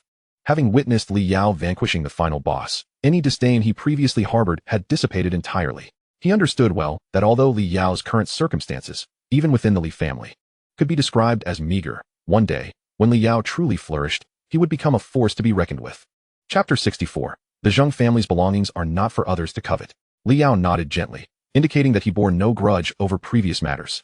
As long as he was not materially affected, he would not dwell on them. Had it not been for the conspicuous crimson glimmers on the blueprint of hostility, he would have been disinclined to engage with these individuals. Upon receiving Li Yao's response, Shuai Kai exhaled in relief and swiftly departed. Several keen-eyed high-ranking professionals noted Shuai Kai's exit and promptly dispatched someone to follow him discreetly. In their eyes, an S-class professional was equally unworthy of possessing such a monumental reward. Whether the reward would remain in their grasp depended on Shuai Kai and the strength of the Shuai family to protect it. "Are you not departing?" Li Yao inquired. Waiting to witness the unfolding drama, Mu Yingying chuckled lightly, expressing her disdain for these individuals whom she had long found irksome. Due to familial ties, she had previously restrained her impatience. Now witnessing Li Yao teach them a lesson was immensely gratifying. Moreover, the crux of it was that she believed herself to be the first to recognize Li Yao's extraordinary talent. even back in Jiangxing. She was aware of his capability to solo nightmare-level dungeons. It was she who recommended him for the strategy team. Li Yao's display of prowess felt akin to a parent witnessing their child achieve greatness, a satisfaction she would not miss for the world. As merely a support class, she harbored no grand ambitions akin to those of Lu Xingwen or Yin Ming. Li Yao was destined to stand atop the hierarchy of professionals. The path he traversed, though she could not accompany him, she would witness every step of the way. After a brief interval, the SS-class professionals appeared to have reached a consensus. The representative from the Zheng family, who had arrived later, spoke up. The distribution of the first clear reward is not for me to determine, but rather should be allocated according to the actual participants in the strategy. He regarded Li Yao, adopting a moral high ground as though he were superior. Had you not inserted yourself into the team without permission, the optimal candidates for the reward would have been Mu Yingying, her two companions, the already fallen Li Yong, myself, and Yu Ming. Yu Ming, the SS-class main tank who had consistently regarded Li Yao with disdain and exhibited the fiercest animosity. Zheng Haihe continued, the earlier departed Shui Kai, while merely an S-class, was nonetheless an indispensable main tank for the team. I will not contest his claim to the reward. However, as for you, Zheng Haihe, I truly cannot fathom what contribution you have made to the team. Thus, your reward should rightfully be surrendered to me and brother you for distribution. Of course, Zheng Haihe's gaze swept the surroundings with a hint of menace, making his intent abundantly clear. The Zheng and Yu families were united, and those insignificant individuals should not entertain thoughts of the first clear reward. By this point, Zheng Haihe had entirely claimed the first clear reward as his own, unwilling to allow any interference. This optimal strategy team was concluded in discussion with General Wu after your entry. Oh, Li Yao raised an eyebrow, glancing towards the elderly figure in the distance. General Wu maintained his composure, neither nodding nor refuting. The team that Zheng Haihe spoke of was indeed the most optimal under the current circumstances. However, in the general's view, as long as Mu Yingying and her companions were present, the other members merely needed to harmonize seamlessly with them. As long as they did not hinder progress, it mattered little who participated. He was unaware of the intricacies involved. If it were truly as Zheng Haihe claimed, he would not wish for this young man, named Li Yao, to attain such an extraordinary reward through unscrupulous means. General Wu's gaze turned quizzical as it settled on Mu Yingying, anticipating her to elucidate the matter. Unbeknownst to him, when Zheng Haihe made this declaration and he refrained from countering it, Mu Yingying had already categorized him among the foolish. Not only did he not align with Li Yao, but he also sought her explanation. How ludicrous.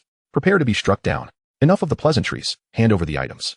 Zheng Haiyang's countenance was cold as he extended his hand. Li Yao, weighing the first completion treasure chest, paused at this moment, gripping it tightly. With a smile, he retorted, "What if I refuse? Are you attempting to toy with me?" Zheng Haiyang's eyes narrowed, his murderous intent surging to an apex. "Indeed, I am toying with you." Li Yao nodded earnestly. Zheng Haiyang stepped forward. At this very moment, everyone could sense the palpable aura of death emanating from him. "Do you still believe you are worthy of this reward? Among professionals, striking without permission is forbidden." "Zheng Haiyang, what do you intend to do?" Wu General interjected, stepping forward. He had no desire to concern himself with the distribution of rewards, yet allowing violence in his presence would be tantamount to slapping his face. "Wu General, please temper your anger. The Zheng family merely employs our own means to reclaim what rightfully belongs to us." A voice, indifferent yet commanding, resonated in the ears of the crowd, preceding its owner. "Zheng Hongyi?" Wu General's expression shifted slightly. "Zheng Haiyang, the pillar of the Zheng family, a 6th-turn S-rank professional. For the sake of a first completion treasure chest, even he has arrived?" Realizing this, Wu General momentarily hesitated. The nightmare-level initial dungeon's first completion is indeed worthy of such attention. "Zheng Lao, your words are misguided. This treasure also belongs to the Yu family." At that moment, an elderly voice echoed from above. A white-robed elder descended from the heavens, landing behind Yu Ming, and spoke with a gentle smile. "The first completion treasure should belong to its rightful owner. If it falls into the hands of a shameless brat, justice is lost." The elder of the Yu family had also arrived. Long before Li Yao entered, Zheng Haiyang and Yu Ming had already plotted in advance. Regardless of whether the dungeon expedition succeeded, they would not allow Li Yao to claim the reward. This is the tyranny of top-tier families. Wu General's expression darkened. Under no circumstances should professionals engage in private battles. As for who the first completion treasure belongs to, I shall ascertain the truth within the dungeon and render judgment. It shall not be forcibly seized as you intend. "No private battles," Zheng Haiyang scoffed, gazing at Li Yao. "I challenge you. Do you dare accept? The victor claims the treasure." "I dare not. I refuse," Li Yao responded immediately. "Huh." Zheng Haiyang's anger morphed into a chilling demeanor. "You have no say in the matter." Zheng Haiyang brandished his staff, barking, "Yu Ming, let us strike together." He was no fool. Disregarding Li Yao did not imply Li Yao was truly weak. Being noticed by Mu Yingying indicated he possessed considerable skill.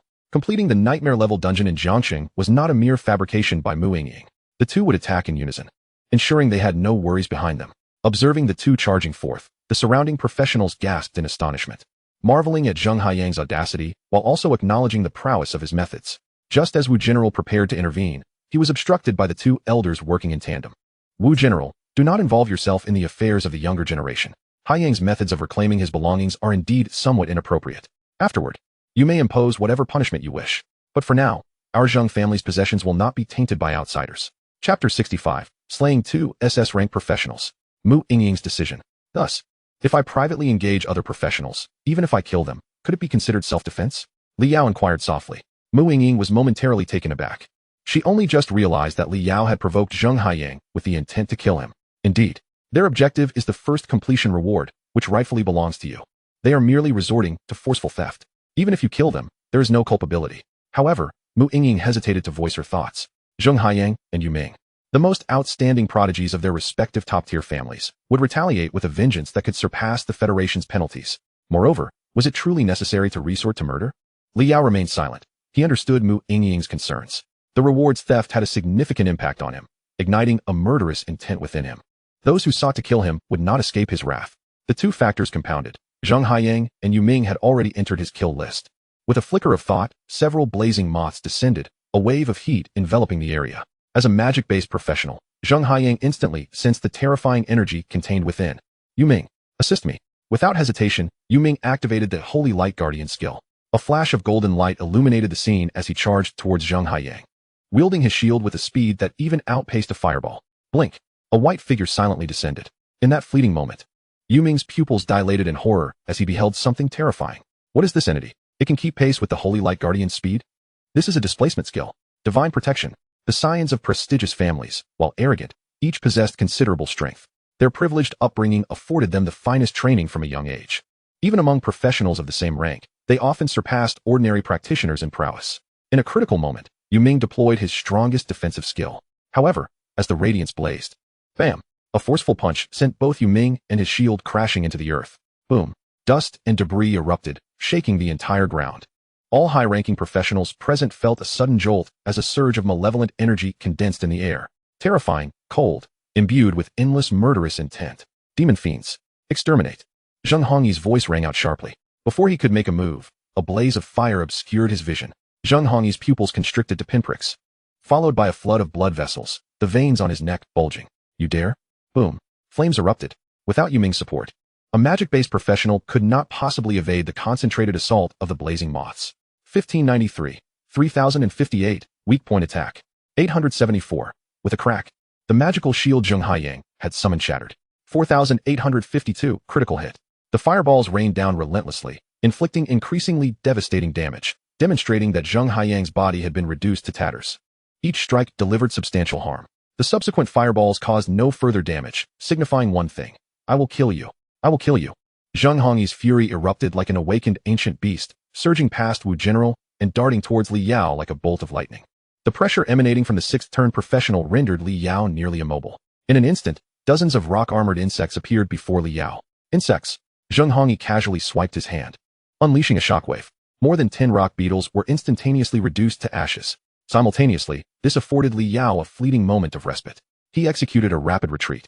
Confronted by a sixth-tier professional, he found himself utterly powerless. Yet, when he struck down Zheng Haiyang, he had envisioned this very scenario. The location of his sudden movement coincidentally placed him beside the Pale Sun.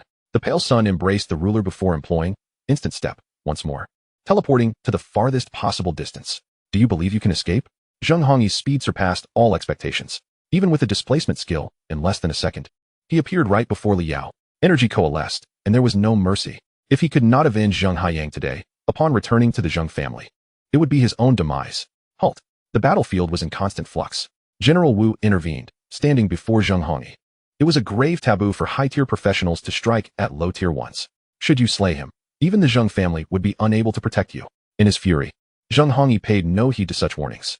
The Federation's retribution for murder is swift and merciless. The wrath of the Zheng family was not something to be taken lightly. Regardless, he was determined to eliminate the person before him. Yao, block that Wu. My Zheng family owes you a debt of gratitude. The elderly man with white hair observed, his eyes flickering, as he saw Li Yao raise his hand to kill Zheng Haiyang. He stood protectively behind Yu Ming, ensuring her safety. Yet, given the current circumstances, with Li Yao being pursued by Zheng Hongyi, He could not afford to act against Yu Ming again. A favor from the Zheng family should not be overlooked. General Wu. The old man immediately appeared beside him, suggesting that the Zheng family should handle their own affairs. Before General Wu could respond, the pale elder's eyes nearly bulged out. At the instant he departed, countless dark green mantises materialized beside Yu Ming. As a tank-type professional, he abandoned all offensive maneuvers, stacking all attributes into defense and provocation. In other words, without teammates, even an SS class would merely be a target, merely a bit slower to kill. Dozens of swift mantises, with their rapid speed and high damage, unleashed a barrage of slicing blades upon Yu Ming. Her screams echoed continuously. The sound of blades tearing through flesh was relentless. Crack. The shield shattered. Splurt. Blood and flesh flew. Whoosh. A severed head soared into the sky. All the newly minted professionals at the scene felt a chill run down their spines. The renowned top SS professionals of Manhwa, no more than 20 SS class professionals. Were the Zheng and Yu family's SS class elites truly slaughtered so easily? Like mere grass being mowed, killed with such casualness? Liao, how could he possess such audacity? Even Mu Yingying's eyes reflected an unimaginable horror. Although Liao always maintained a cold demeanor, a fortress against intruders, his dealings with the Silver Moon Guild and the Jiangxing Shu family revealed that, given reason, he was willing to endure some losses and was not overly calculative, a person easy to get along with. Zheng Haiyang and Yu Ming had sought to seize his first clear reward. Robbing resources is a grave taboo among professionals. Even she would not let such an affront go lightly. Yet, she never anticipated that Li Yao would boldly kill 2 SS-class prodigies before the elders of the Zheng and Yu families. His earlier inquiries had been sincere. From the moment he intentionally provoked Zheng Haiyang, Li Yao had no intention of sparing him or his companion. But what now? How could a newly minted professional withstand the pursuit of 2 sixth-tier professionals? Should I intervene? Zheng Haiyang and Yu Ming were the most cherished and valuable prodigies of their respective families. Mu Yingying questioned her own heart, adhering to that fleeting sentiment of obligation. She desperately wished to aid Li Yao, to help him escape this dire situation. She could not bear to witness his demise. Yet, from the perspective of the Mu family, a prodigy yet to mature could not possibly outweigh the blood feud between the 2 great families. Regardless, her elders, her father, and even her mother, who loved her dearly, would never consent. What to do? Panic etched itself on Mu Yingying's face, a look never seen before. Her delicate features turned ashen. Gazing at the 2 sixth-tier professionals charging towards Li Yao without restraint, her pupils dilated. Even her ability to think began to fade. The sensation was akin to facing a sudden onslaught of ling lizards within the dungeon, a profound despair and helplessness with no means of resistance. A warmth enveloped her. It was Li Yao who had saved her at the last moment, the elder of the 3 families. Save him, Mu Yingying called out with all her might. Yes, miss. Chapter 66, Safe Escape. The Zheng family better seek to placate matters. A cold gleam emerged. A slender figure clad in a black robe appeared unexpectedly. A dagger radiating dark energy pointed like a serpent directly at Zheng Hongyi's heart. You. Zheng Hongyi was beside himself with rage. He recognized this individual without a doubt, the 3rd elder of the Mu family, a 6th-tier S-class assassin. Assassins are the nemesis of mages.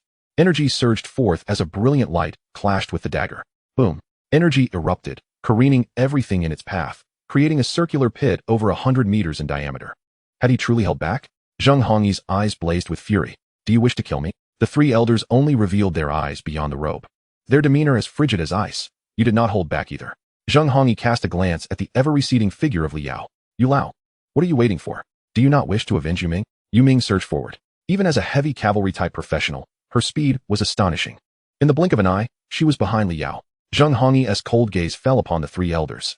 Li Yao has slain the prodigies of both the Zheng and Yu families. Are you certain your Mu family wishes to involve itself? The threat in his eyes was palpable. Such a notion is misguided. The 3 elders shook their heads. Miss, you are overthinking things. Li Yao will never perish in this place. I am assisting you to prevent the Zheng and Yu families from heading down a path of destruction. What do you mean? Just then, a series of rustling sounds filled the air. Zheng Hongyi turned to look. There, between Yu Lao and Li Yao, a pool of black liquid emerged. Yu Lao's attack had cleared a significant portion of the liquid, yet it had not harmed Li Yao in the slightest. What is that?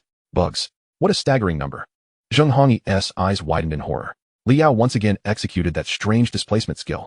The original dungeon's location was not far from South City. After a series of tribulations, Li Yao burst through the gates of South City. The aspiration to kill Li Yao had become an unattainable dream. Here he was safe. The only individuals obstructing them were General Wu and the elders of the 3 clans. Should they dare to strike again upon entering the southern city, they would find themselves confronted by the city lord and the federal forces. Li Yao, when he made his move, had already contemplated his escape route. He completely disregarded these 6th transformation professionals.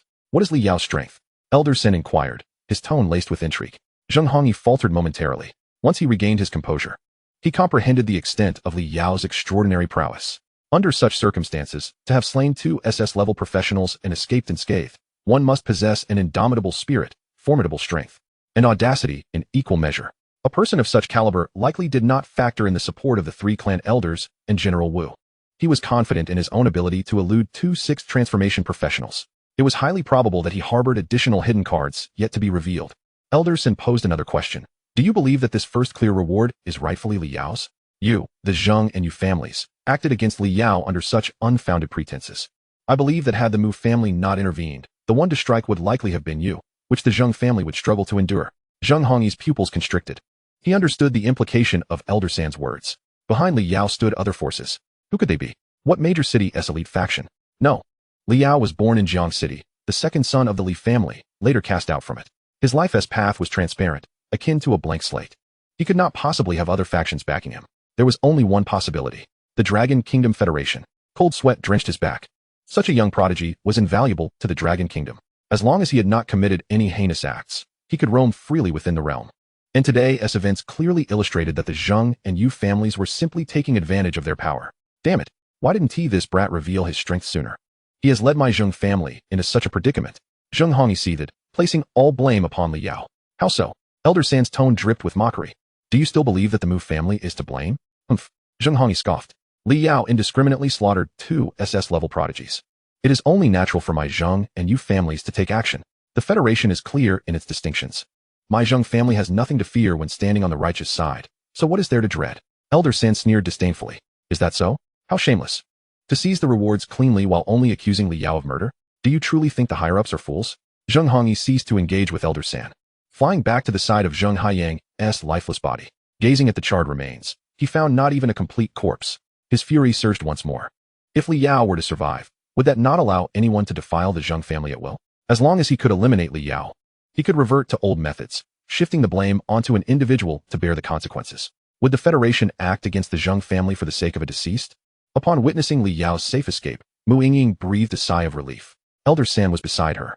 I apologize, I acted impulsively. Li Yao saved my life in the instance. Mu Yingying wished to elaborate, but Elder San gently shook his head. You did quite well. Continue to maintain your relationship with Li Yao. I will clarify matters at home. Huh. Mu Yingying's mouth fell open slightly, perplexed. Elder Sin refrained from elaborating further. He hoped for their relationship to deepen without the entanglement of interests. The more he spoke, the more likely she would harbor reservations and be less natural in front of Li Yao. Meanwhile, the surrounding new professionals finally regained their senses. The scenes they had just witnessed felt like a dream. Even in a dream, it was incredibly surreal. They only knew that Li Yao, this unknown professional from Jiang City, could very well be stronger than anyone could fathom. To escape from the hands of 6 transformation professionals was beyond their comprehension. Killing 2 SS-level professionals as if they were mere chicks was indeed a tangible achievement. Even the likes of Yan Ming and Lu Xing could not possibly execute such a clean and decisive act. The atmosphere buzzed with chatter and speculation. General Wu approached Zheng Hongyi. Please accept my condolences. Zheng Haiyang and Yu Ming initiated the attack. Even the Federation cannot assign any blame to Li Yao. Let it go. Zheng family, he advised. Let it go. Zheng Hongyi laughed in anger. If my Zheng family were to simply let this go, would that not invite everyone to bully us? Zheng Hongyi surveyed his surroundings, looking at the new professionals from various prominent families who had yet to depart. We, the Zheng family, never intended to partake in the disputes of the younger generation. However, Li Yao has gone too far, daring to kill. This is something that neither the Zheng family, the Yu family, nor the entire Dragon Kingdom Federation can tolerate. Zheng Hongyi declared passionately. Yet, the crowd found it difficult to empathize. To rid themselves of involvement in Li Yao's actions, and then turn around to claim it was merely a matter among the younger generation? It was clear they wished to occupy the moral high ground to evade the Federation's scrutiny. Furthermore, they aimed to enact revenge against Li Yao using their familial power in the shadows. Such intentions were despicable. With a fierce aura, Zheng Hongyi drew everyone's attention back. Considering Li Yao's youth and exceptional talent, he may contribute significantly to the Federation in the future.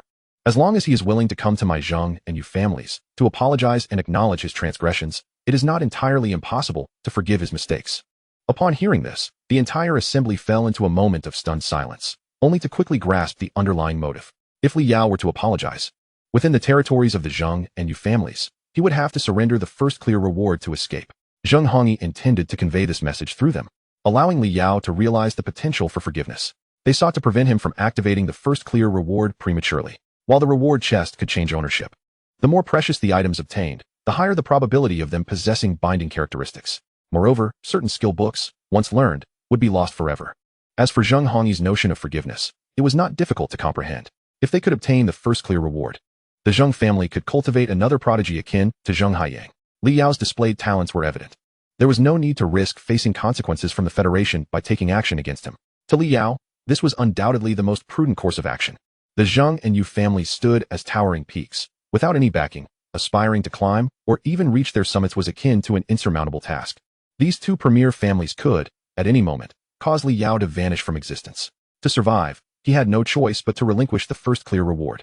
Some sighed, others mocked, and some deemed it only natural. Miss, do you think Li Yao will hand over the treasure chest? No, Mu Yingying replied with a shake of her head, not even pausing to consider it. I think so too. The elder of the three clans nodded with a smile, suddenly recalling something. What was the situation in the dungeon at that time? Which player's first completion reward will the dungeon key drop into? Was the elder of the three clans feigning ignorance? Mu Yingying questioned with confusion. None of us are qualified to compete with Li Yao for the key. If contribution points had a specific value, everyone except Li Yao would have 0. One could say that Li Yao's first completion reward encompasses 90 of the essence of this primordial dungeon. She glanced at the luminous treasure chest in her hands. It's merely a sip of soup. At this moment, Zheng Hongyi had completely regarded the first completion reward as his own. For Li Yao, the choice was clear. To hand it over would mean living like a dog, while refusing would allow him to take the reward into his next life. He could also surmise that, given Li Yao's strength, he could almost crush Zheng Haiyang and Yu Ming. The likelihood of his treasure chest containing the dungeon key was exceedingly high. This item, in an individual's possession, would not wield excessive power. An individual lacks the resources to maintain the normal operation of a dungeon. Typically, it is handed over to the Federation in exchange for a substantial amount of resources. In the eyes of family forces, it is the utmost treasure with the highest priority. It transforms an ordinary family into a top-tier one, even if the Zheng family is a top-tier family itself. Acquiring a dungeon key would allow them to garner even more resources each year, attracting more elite professionals, and advancing further is not impossible. This is why, despite the risk of being targeted by the Federation, he remains fixated on Li Yao's first completion reward. Let it go, the military general. Aware he could not deter Zheng Hongyi's ambition, could only advise. Li Yao's ability as a swarm summoner is formidable, even if individual insects lack strength. Their numbers are overwhelmingly powerful. As a top-tier professional, Li Yao commands an unimaginable quantity. Once he matures, he will be an entire army. By then, even the Zheng family will find it difficult to face Li Yao's vengeance. Before he could finish his sentence, Zheng Hongyi waved dismissively, interrupting with indifference. You said he needs to grow. Do you really believe he has that capability? Zheng Hongyi scoffed disdainfully, appearing utterly convinced of Li Yao's inferiority. However, he greatly underestimated the Federation's regard for Li Yao. At that moment, as if struck by lightning, time seemed to freeze. All high-tier professionals present, above the 5th transition, were abruptly immobilized. The air thickened, intermittently crackling with black electricity. Everyone felt as if weighed down by 1,000 pounds, utterly unable to move. A terrifying pressure surged forth. From above, a chilling voice echoed. In my view, the Zheng family has lost its reason for existence. The voice was ancient, reminiscent of a divine presence. The military general was the first to react, immediately bowing his head in reverence to the National Guardian General. Following suit, numerous hidden high-tier professionals, the secret guardians of the aristocratic families, displayed expressions of shock. The National Guardian General. Only 4 individuals in the Dragon Kingdom could bear such a title. Each one stands at the pinnacle of professional might. The ceiling of human professional strength in the Dragon Kingdom and across the globe. SS level, 7th transition professionals. Why are they here? When did they arrive? Welcome, National Guardian General. Welcome, National Guardian General. Respectful voices rang out in succession. Countless newly minted professionals were still processing the situation. Crack. The sound of bones shattering under pressure was excruciatingly sharp. Bang. Just moments ago, the exalted Zheng Hongyi lay sprawled on the ground like a dead dog. There was no need for a single strike. The mere aura of the being above could effortlessly crush a 6th transition professional. At that moment, Zheng Hongyi could not utter a word. It felt as if he were submerged in the depths of the ocean, every inch of his being bursting under relentless pressure. Thud. Yu Lao knelt directly on the ground, finally comprehending that the National Guardian General had come for Li Yao. Yu's family, acknowledge our mistake. We implore the National General for punishment. Yu Lao still believed in the family's way of doing things. However, the National General did not even cast a glance at him. As he intended to send Zheng Hongyi off for the last time, he noticed something, gazing toward the dense forest behind with patience, waiting to see what the other party would do. Chapter 68. Li Yao's Retribution. The true treasure of the first completion reward. Soon a palm-sized Pitch black ant scuttled out from the forest, carrying a communication device on its back. The scene was exceedingly bizarre. Everyone stood frozen, afraid to move. Their eyes followed the ant until it halted. Suddenly, a clear voice emanated from the communication.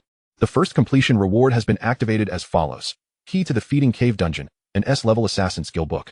2 pieces of dark gold grade equipment, a dagger, and a physical output profession accessory. What does this mean? The question echoed in everyone's minds. The speaker of the voice could only be Li Yao. What was he doing? Showing off? However, the following words sent shockwaves through their hearts. Zheng Hongyi's head would exchange for the assassin skill book. Yu Lao's head would exchange for the 2 pieces of dark gold equipment. Which esteemed elder, if able to inflict serious harm on either the Zheng or Yu families, can trade for the dungeon key? As the voice fell, the foraging ant devoured the communication device on its back, leaving no trace behind. Huh. A light laugh echoed from above. This kid is indeed repaying a grudge on the spot. With that, everyone felt a weight lift, the pressure dissipating. The sky cleared.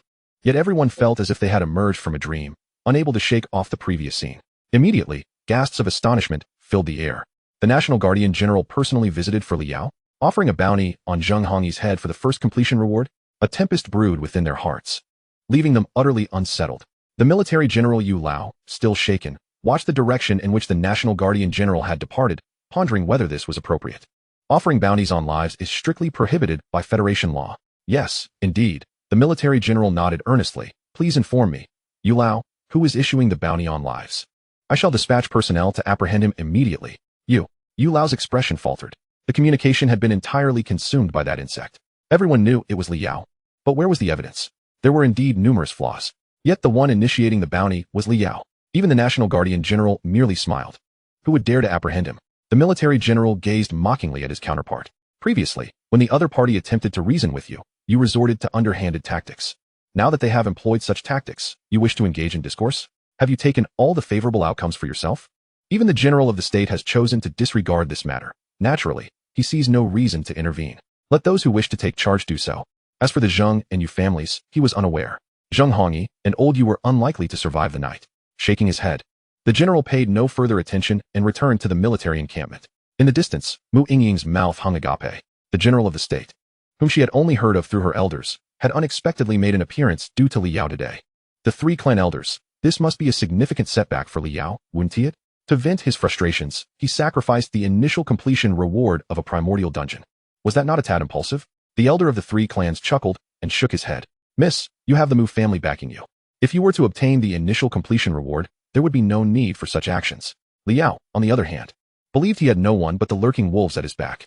With the initial completion reward, he aimed to instill fear in those wolves. If such treasures were to be found again, others would think twice before taking action, considering they might find themselves in the same predicament as Zheng Hongyi and old Yu. Understanding this, Mu Yingying nodded thoughtfully, her admiration for Li Yao deepening. He had indeed contemplated much. Moreover, the elder of the 3 clans chuckled softly. Li Yao has not mentioned that the initial completion treasure chest yielded merely these items. He is astute and values his own strength highly. What he referred to were the items that do not enhance his capabilities. The initial completion treasure chest, a divine blessing, not only produces items related to the dungeon's monsters, but also customizes a treasure based on the recipient's profession. It is the most coveted of rewards. How intriguing indeed. Compared to S-rank skills and dark gold tier equipment, this was of a higher echelon. Mu Yingying blinked in curiosity. Is the elder of the 3 clans also an assassin? Oh. The elder raised an eyebrow, his gaze swiftly falling upon Zheng Hongyi in the distance, resembling a lifeless dog. Miss, I have matters to attend to. Other powerful members of the clan will soon arrive. I kindly ask you to remain here for the time being. Rest assured, I shall stay beneath the watchful eye of the military general, Mu Yingying replied. The elder nodded respectfully before vanishing without a trace.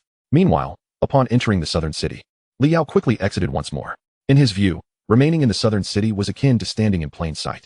Even with the protection of federal forces, he felt uneasy. He preferred to dwell in the vast borders, accompanied by the ruins of the dense forests, concealing himself in the shadows. At that moment, within an abandoned supermarket, a swarm of insects cleared a space. Li Yao lay atop a rock-armored beetle, gazing with a twinge of regret at the insect abyss panel. The losses incurred on this journey were not insignificant, particularly from blocking old Yu's strike, which had nearly annihilated tens of thousands of foraging ants. The battle insects had also suffered countless casualties. He dared not deploy a costly combatant like the Pale Child. If he guessed correctly, those 2 foes were likely 6 transformation professionals. Even without skills, a single blow from them could sweep away vast swathes of insects. It appeared he still required high-tier single-target combat power. Relying on numbers could only address a limited number of situations. After each battle, Liao would review and analyze his shortcomings. Using sheer numbers to withstand attacks could only be a one-time solution. Once they were aware of his vast insect swarm, higher-tier professionals could easily disregard them and strike at him directly. Old US attack had merely been a reflexive response to the sudden onslaught of insects, granting him a fleeting opportunity to escape. He could not afford to take such risks again. A true man knows when to bend and when to yield. It is prudent to flee when necessary. High risks yield high rewards. Overall, Liao had no regrets about this venture. The initial completion treasure chest had bestowed far too much. Liao's gaze fell upon the shimmering azure crystal in his hand, meant as a reward for a bounty. Even when combined, its value surpassed all else. Chapter 69. You didn't tell him I've already forgiven him? Spirit Crystal, Item, Rank, SSS, Usage Requirement, Devourer of Cave Explorers, Contributor of the Grand Slam, Exclusive Item for Dominator Liao. Effect 1, Soul Link. The owner binds a summoned creature, sharing maximum health. If the summoned creature remains alive, the owner is immune to death. Effect 2, Infinite Soul Web. For every 10 levels gained, the Soul Link can bind 10 summoned creatures. Description, a divine blessing tailored for the adept warrior. Liao could hardly contain his excitement. Upon seeing the first attribute, he realized that as a summoner, he would become more resilient than the primary tank profession.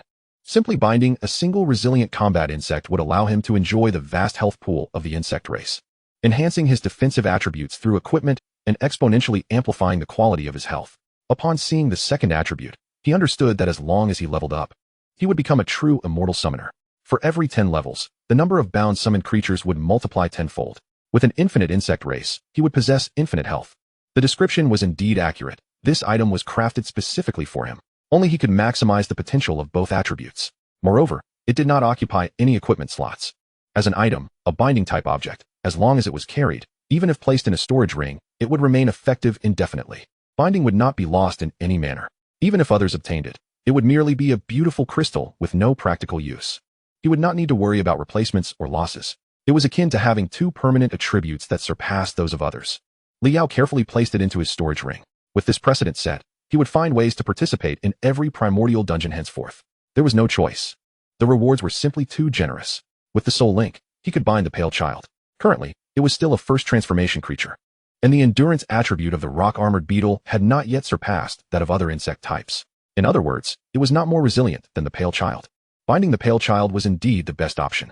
Liao closed his eyes, planning to head to Luohua City the following day to undergo his second transformation quest, which involved hunting the strongest surface monsters of the first transformation stage. Before this, he had not been entirely confident about whether he could defeat the so-called strongest. But now, with this spirit crystal as an enhancement, his odds were approaching 100%. Just as Liao entered a rare slumber, a great upheaval was occurring in the outside world. Following this battle, all the noble families became aware of the emergence of a true top-tier prodigy in Jiang City, a place they had deemed insignificant, which was a subsidiary city of Luohua City. 1 conveys to 10, 10 to 100, and 100 to 10,000. Those absent from the scene have categorized this prodigy among the elite ranks of Lu Xingwen and Yan Ming, a newly emerged professional from the Dragon Kingdom, undeniably part of the foremost echelon. Meanwhile, those who witnessed the event firsthand are acutely aware that this individual may very well be unparalleled at present. No one can rival him. Other practitioners might merely feel curiosity and astonishment, coupled with a sense of pride and exhilaration for the talents emanating from the Dragon Kingdom. In stark contrast, the Zheng and Yu families have become the subject of ridicule among all professionals. It is one thing for a sixth transition to engage a newly emerged practitioner, but to let the opponent escape is utterly disgraceful. Their greed for the rewards offered led to their own downfall, as they were outmaneuvered. The audacious act of offering the initial completion reward as a bounty has, astonishingly, received the approval of a national general. Even now, at 6 o'clock in the morning, the federal authorities have yet to refute this sensational bounty, indicating their profound regard, almost a sense of indulgence, for this prodigy. As the crowd gasped in awe, they also wondered when Zheng Hongyi and the old Yu would finally face the consequences of their actions. Most critically, who would claim the key to the nightmarish original dungeon, which has only just emerged. At 7 in the morning, as dawn began to break, within the Li family villa in Jiang City, Li Yang and his son Li Zhe sat upright on the sofa, their eyes riveted to the television screen, utterly unable to divert their attention. Good morning, everyone. We interrupt this broadcast for an urgent announcement. The host's voice resonated. Zheng Hongyi, a highly esteemed practitioner and former logistics officer of the military, has been reported missing on the route from Nanqing to Fenghuanqing, with his headless body yet to be found. Relevant personnel are conducting an exhaustive investigation. Please exercise extreme caution. as there are indications of a formidable magical creature. The host's words gradually faded in the ears of the elder and the younger. Li Zai's complexion turned pale, the water cup in his hand trembling slightly. As an S-class practitioner in Jiang City, he lacked the standing to receive federal orders to venture to Nanxing for the original dungeon raid. The Li family had no sources of information to learn about the original dungeon's developments at such an early hour. He had only learned about it through the Starsea forum. Initially, he thought that Li Yao was merely a namesake, but it was only after Li Yang's thorough confirmations that he recognized Li Yao's true identity. They did not dare to traverse the main road to the border between Nanxing and Fanfictionaudiobook, and yet still fell victim to death. Dad, what should we do? What if Li Yao puts a bounty on us? His voice trembled with a hint of desperation. Li Yang, already simmering with anger, could hardly contain himself. What are you afraid of? My son wouldn't dare commit such an act of treason, would he? You should hurry and bring him back. Li Zai quickly responded. I want to conquer the original dungeon too. Find him. Where do you expect me to look? Li Yang was unwilling to admit it, but in his heart, he felt a growing fear and regret regarding Li Yao. He feared Li Yao's vengeance and regretted not having eliminated him when he had the chance within the Li family. Even facing public scorn would have been preferable to the current state of anxiety. The names Zheng family and Zheng Hongyi were ones he wouldn't even dare to think about. How could a mere 6th transition practitioner be killed because of Li Yao, with his head still unaccounted for? Simultaneously, he began to comprehend Li Zai's feelings at that moment. Had he not switched professions, the top prodigy renowned throughout the Dragon Kingdom might very well have been his own son. Blocked communications. That brat has either been in the dungeon or at the border these days. Where am I supposed to find him? Leon complained, casting an annoyed glance at his eldest son. Didn't you see him that day? Didn't you tell him that I have forgiven him? I did. But Li Yao completely ignored me. He even slapped me. Li Zai pointed at his face, resentment flickering in his eyes. Throughout his life, his parents had never laid a hand on him, yet in front of so many, he had been slapped by his own brother. This is outrageous. Liang was incensed. Has this ungrateful child lost his mind? Doesn't he fear that I might expose his actions? No matter how talented he is, a disloyal son will not be welcomed. Exactly. Li Zai echoed vehemently, feeling discomfort by Li Yao's rising prominence. The most crucial matter was that everything Li Yao possessed originally belonged to him. Subtly, Li Zai cast a sidelong glance at Li Yang, for the first time feeling a tinge of disdain towards his father. It was all because of him, making unilateral decisions and switching his profession. At that moment, a beautiful woman gracefully approached from behind, casting a sympathetic glance at Li Zai's injured face. Isn't Xiao Yao now at LV20? Most of the practitioners from Jiang City are likely in Luohua City for their second transition. Guining gently pressed Li Yang's temples, alleviating his pinned-up frustrations. There is no direct border between Jiang City and Luohua City. If Xiao Yao wishes to go, he only needs to take the train. He can wait at the Jiang City station, the Luohua City station, or even at the entrance of the Abyss dungeon if he misses the train. Liang, why don't you go personally? You can clear up the misunderstandings between you two as father and son. Under Guaning's soothing touch, Liang comfortably closed his eyes. Since you suggest it, I shall make the trip. Liang huffed, as his personal involvement would be tantamount to him lowering his head willingly. Truly, this brat has gotten his wish. Guaning chuckled lightly. We are family. What is wrong with lowering your head? What Xiao Yao desires is simply an apology from you as his father. After all, he may harbor grievances regarding the profession switch. It is also our failure for not communicating clearly. Xiao Zai's profession is better, but we value Xiao Yao so much that we chose to give him the best. Mom, aren't you being a bit biased? Guaning affectionately ruffled Li Zai's hair. We are family. What is wrong with leaving the good things for your younger brother? Furthermore, once Xiao Yao returns, isn't his profession also yours? On the television, the host's voice rang out once more. At 8:45 this morning, a headless body belonging to the old Yu was discovered at the border. The three of them were completely oblivious to the news, lost in their imaginations of Li Yao's return. Meanwhile, at the border, within the Silver Moon Guild's headquarters, a significant commotion had erupted overnight. I thought you, the renowned figure, would look down upon the Silver Moon Guild and not show up. Ling Yin poured a cup of tea for Li Yao, her tall figure clad in form-fitting silver armor. Her flawless beauty reminiscent of a character stepped straight out of a comic book, as she exuded grace and poise. Yet, she does not lose the charm that a woman ought to possess. Is Senior planning to settle down in Jiangxing? Li Yao inquired with a smile.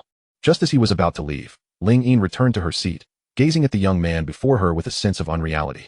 Initially, she had merely observed him entering a master-level dungeon all alone, out of curiosity. Little did she anticipate that he would achieve such heights. Shaking her head, Ling Yin explained. However, I am aware that you did not hand over the additional yields from the primordial dungeon to the commercial-oriented Mu family, and in Jiangxing, to sell at the highest price in the shortest amount of time, you could only turn to the Silver Moon Guild. I was merely hoping to chance upon you. Even the minor monster drops from the nightmarish-level primordial dungeon surpass most equipment available on the market. The Mu family's main business is commerce? Huh, you didn't know? Ling Yin asked, her surprise evident. Mu Yingying never mentioned it. She didn't say? Ling Yin pouted, half-jokingly remarking, "I thought you were considering us at the Silver Moon Guild." Liao suddenly comprehended, indeed thinking of the Silver Moon Guild and of Senior. "How disingenuous," Ling Yin scoffed. "Now tell me, what do you need to sell these items to the Silver Moon Guild?" Liao got straight to the point. "I need an identity, a military identity." A military identity signifies the ability to contribute to the Dragon Kingdom, thereby enhancing one's rank through contributions. Contributions can be exchanged for a plethora of equipment items held by the Federation. For instance, this recent expedition into the Primordial Dungeon has yielded a significant amount of contributions. Missing out on these contributions due to the lack of a military identity would be a grave loss.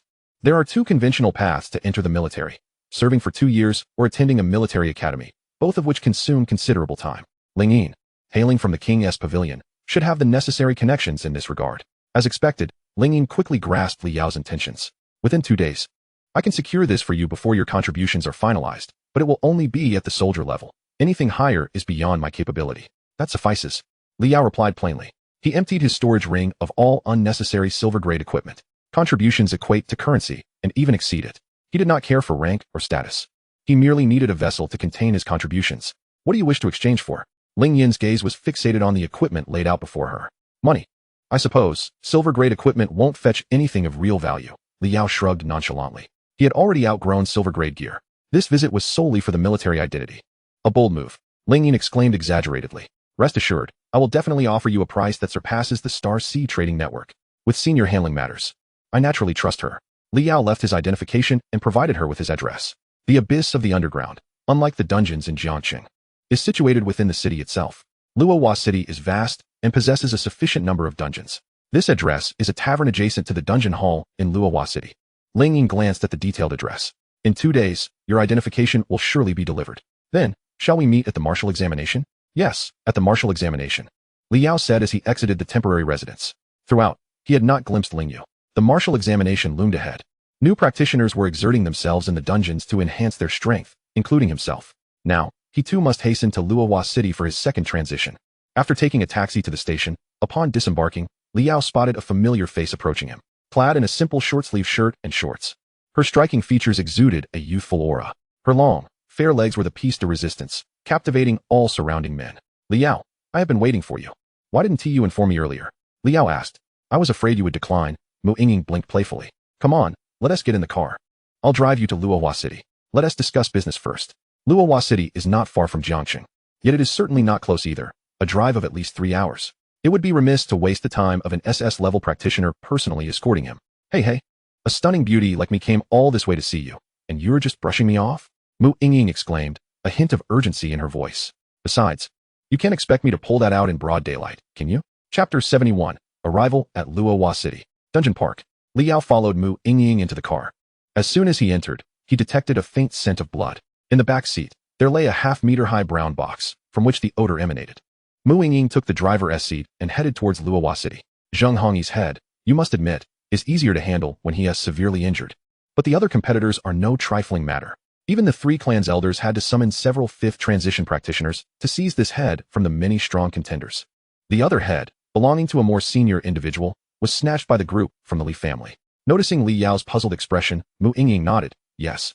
It's that SS-level assassin, Li Yang, who perished in the dungeon. If the Lu family in the capital is known for sword cultivation, then the Li family in Nanhai is renowned for its assassins. The head of the more senior individual should soon be delivered to you." Li Yao was momentarily taken aback. He had not anticipated such swift actions from these families. Just overnight, 2 6th transition practitioners had fallen. It must be noted that 6th transition practitioners stand at the pinnacle of strength within the Dragon Kingdom. After 3 transitions, they are considered absolute strongholds in the eyes of ordinary people, forming the backbone of various adventurer guilds. 4th transition practitioners can lead guilds, or, like the principal of Yutsai Academy, Xuerenqi, serve in the Federation as high school principals. 5th transition practitioners can establish businesses and become regional powerhouses, and with military contributions, they may rise to the top of a city. Individuals like Li Yang, the head of Jiangcheng, are at this level.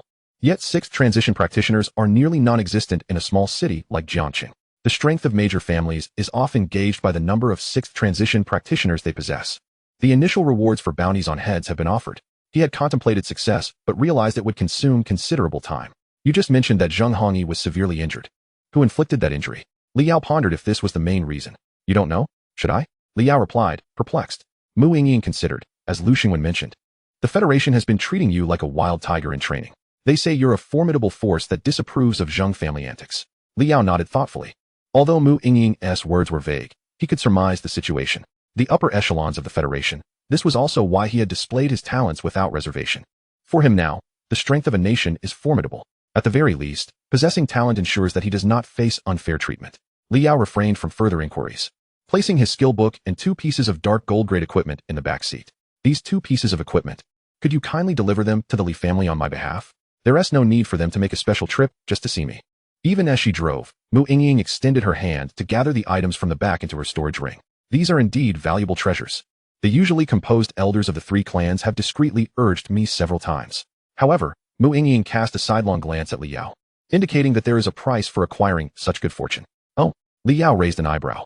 Due to certain circumstances, the Zheng and Yu families are currently hesitant to take retaliatory action against you. However, should their 6th-turn professionals refrain from making even the slightest move, these 2 families would be utterly undone. Hence, their targets for revenge naturally fall upon the Mu and Li families. They do not possess the courage or capability to strike at high-end combatants, yet they harbor no such reservations against the younger generation. Mu Yingying's expression turned grave. This expedition to the Abyss is crucial, as several Mu family members need to enter to complete their 2nd transition. I am concerned about the Zheng and Yu families seeking revenge. Therefore, I must implore you to escort them to the 12th level of the Abyss. They will await you there, and once you have completed your task, you may lead them out of the dungeon. The 12th level? Liao felt a twinge of apprehension. Compared to the forces in Jiang City, the Mu family's foundation is indeed formidable. The greater the difficulty of the transition task, the higher the intensity of the profession. The Abyss consists of 20 levels, and as one descends deeper, the difficulty of the monsters escalates exponentially. To be able to complete a task on the 12th level, one must at least be an A-level professional, if not an S-level one. This is a commission beyond the bounty. You may state any requirements you have. Since it is on the way, consider it an after-sales service for the bounty, Liao remarked with a faint smile. That sounds splendid. Mu Yingying offered no further persuasion. For Liao, it is merely a trifling matter. Such is the nature of friendship. I owe you a little, you owe me a little. That is only natural. Soon, Mu Yingying's luxury car arrived in Luohua City. They traversed the bustling districts and arrived at an open area devoid of tall buildings, a picturesque tourist destination. From time to time, one could spot some formidable professionals among the visitors to Luohua City. Almost everyone who comes here makes it a point to visit. For professionals, this place is the best locale for enhancing their abilities. All the renowned dungeons in Luohua City lie within this area. There are also a series of related industries akin to the Star Network Trading Center. The flow of people is incessant. Professionals, rarely seen in daily life, are ubiquitous here. As the luxury car came to a halt, Liao and Mu Yingying stepped out. The striking combination of a handsome man and a beautiful woman instantly captured the attention of countless onlookers. Although Mu Yingying is a nationally renowned top-tier prodigy, those who have truly seen her in person are few. The same applies to Liao. The crowd merely cast curious glances, but did not linger. Follow me. I will first take you to meet them. Mu Yingying walked ahead, her curiosity piqued as she surveyed her surroundings. This was her first visit to the dungeon area of Luohua City. By escorting Liao, she could also take the opportunity to explore the dungeons here. In this area, the dungeon vortex has been crystallized by top-tier formation masters, placed within various houses throughout the area. The houses are decorated according to the styles of the dungeons. Countless uniquely styled houses give the impression of stepping into a fairy tale world. The nameplates in front of the houses also provide detailed introductions to the dungeons, with various levels and difficulties available. Liao even spotted a dungeon that had already opened its hellish difficulty as the most significant dungeon for the first transition stage. The Abyss is easy to locate, situated right in the heart of the area, which is also the most densely populated. Yet, the number of professionals truly entering the dungeon is not substantial. Since the last awakening ceremony, merely a week has passed. Those who can transition at this time are all, without exception, powerful professionals exceeding A-level. Most people who come here wish to witness the prowess of these prodigious professionals firsthand. Just as Liao and Mu Yingying arrived, a sharp voice, laden with reproach, rang out. Liao, why do you always dawdle? Do you have any idea how long I have been waiting for you? Chapter 72, The Other Side of Mu Yingying. The trembling Liao. Liao turned towards the voice, a flicker of impatience crossing his eyes. Who are they? Mu Yingying asked with curiosity. Liang, along with some members of the Jiang City Li family, Liao replied without concealing his disdain. Upon hearing this, Liang's anger, which had been simmering from waiting for hours, ignited. Did you just call me Liang? And them, they are your elders. What insolence! Have you learned nothing of family etiquette over the years? Liao furrowed his brow and replied coolly. I can count on one hand the times I've seen you over the years. What is family etiquette to me? Furthermore, what insolence, and what elders? Liang, have you forgotten that I have no ties to the Li family anymore? At this, Li Yang's breath quickened with rage. Li Yang, Li Yang, Li Yang. This brat keeps repeating my name. Though we severed ties, he is still my father. How dare you speak to me like that? Enough. Family matters should not be aired in public. Li Yang took a deep breath and said, hand over the severance agreement you signed that day. Then go complete your second transition, and afterwards, return home with me. What do you mean? A smirk curled at the corners of Li Yao's mouth. Li Yang's fury flared once more. As the head of the Li family, when was it that he personally waited for someone outside? Let alone that this person is his own son. Every second spent here made him feel humiliated. Yet, considering Li Yao's profession and its significance to the Li family, Li Yang suppressed his anger and stated each word deliberately. I said, I forgive you. You can return to the Li family. Is that satisfactory? Hurry up and hand over the items. Forgive me? Li Yao scoffed. Do you think you are worthy? By now, he had surmised Li Yang's intentions, merely to bring him back to the Li family upon witnessing his strength and talent, to continue serving as the Li family's pawn for his elder brother. Go back where you came from. I have no time to waste on you. With a dismissive remark, Li Yao strode forward, not even casting a glance at Li Yang. You wretched child. What do you mean by that? I have already said that I forgive you. What more do you want? I am your father. Do not forget, everything you possess today is because of me. Likewise, I can take it all away. Li Yao paused, intrigued. How would you take it away? Li Yang, thinking Li Yao was intimidated, smirked coldly. You know very well where your current strength and profession originated. Do you not? If the world were to find out that your rise to this point was entirely due to replacing your elder brother's profession, how do you think they would perceive you? Would they still regard you as one of the young prodigies? Li Yao had yet to utter a word. Unable to contain herself, Mu Yingying let out a laugh. Up until now, Li Yao remained an enigma in terms of his profession. The brother you mentioned, Li Yao, oh. But that is no longer the case. He should be an S-rank professional, correct? If what you say holds true, who would trade an S-rank profession for an unknown one? Li Yang's eyes narrowed slightly, revealing a dangerous glint as he cast a cold gaze towards the girl beside Li Yao, stating in a chilling tone, you should inquire of him whether he has indeed swapped professions. At this juncture, the family disgrace of profession swapping lost its significance. The crux of the matter lay in his obligation to assist Li Zhe in reclaiming what rightfully belonged to him. If the profession cannot be retrieved, then Li Yao must belong to Li Zhe. He must belong to the Li family. Mu Yingying was not one to be trifled with. Unfazed by Li Yang's threatening demeanor, she retorted, acquiring a profession is not limited to mere swapping. Transmutation scrolls and divine inheritance can also lead to new professions. Frankly speaking, do you truly think that with the subpar swapping tools provided by the Li family, they could facilitate the transition of Li Yao's profession? Humph. Li Yang scoffed. Transmutation scrolls and divine inheritance. What grounds does Li Yao have to possess such things? Aren't they merely pilfered from my Li family? Mu Yingying unleashed her full force. What are the Li family to me? Have you ever even seen a transmutation scroll? What did you say? Li Yang's anger surged. The truth was a double-edged sword. Mu Yingying was not mistaken. Transmutation scrolls, even he had only heard of in whispered rumors, doubting their very existence. Such items were treasures dropped solely by powerful magical beasts imbued with legacy. Not even the entirety of the history of professionals could boast of more than a mere handful of transmutation scrolls. Unable to argue further, Li Yang glanced at Mu Yingying and then at Li Yao, suddenly enlightened. Who was this young girl? She was quite pleasing to the eye. Could it be that she was drawn to Li Yao's current accomplishments? Do you even know who I am? How dare you speak to me in such a tone? Humph. You have spoken true. A glint of coldness flashed in Mu Yingying's eyes. Li Yang's words were akin to equating her with a woman of questionable virtue. Even if she was indifferent, her family, the Mu family, would never let the Li family off the hook. What if I were to stay close to Li Yao? How would that matter to you? Upon hearing this, even Li Yao shot her a surprised glance. Faced with his gaze, Mu Yingying's cheeks flushed slightly.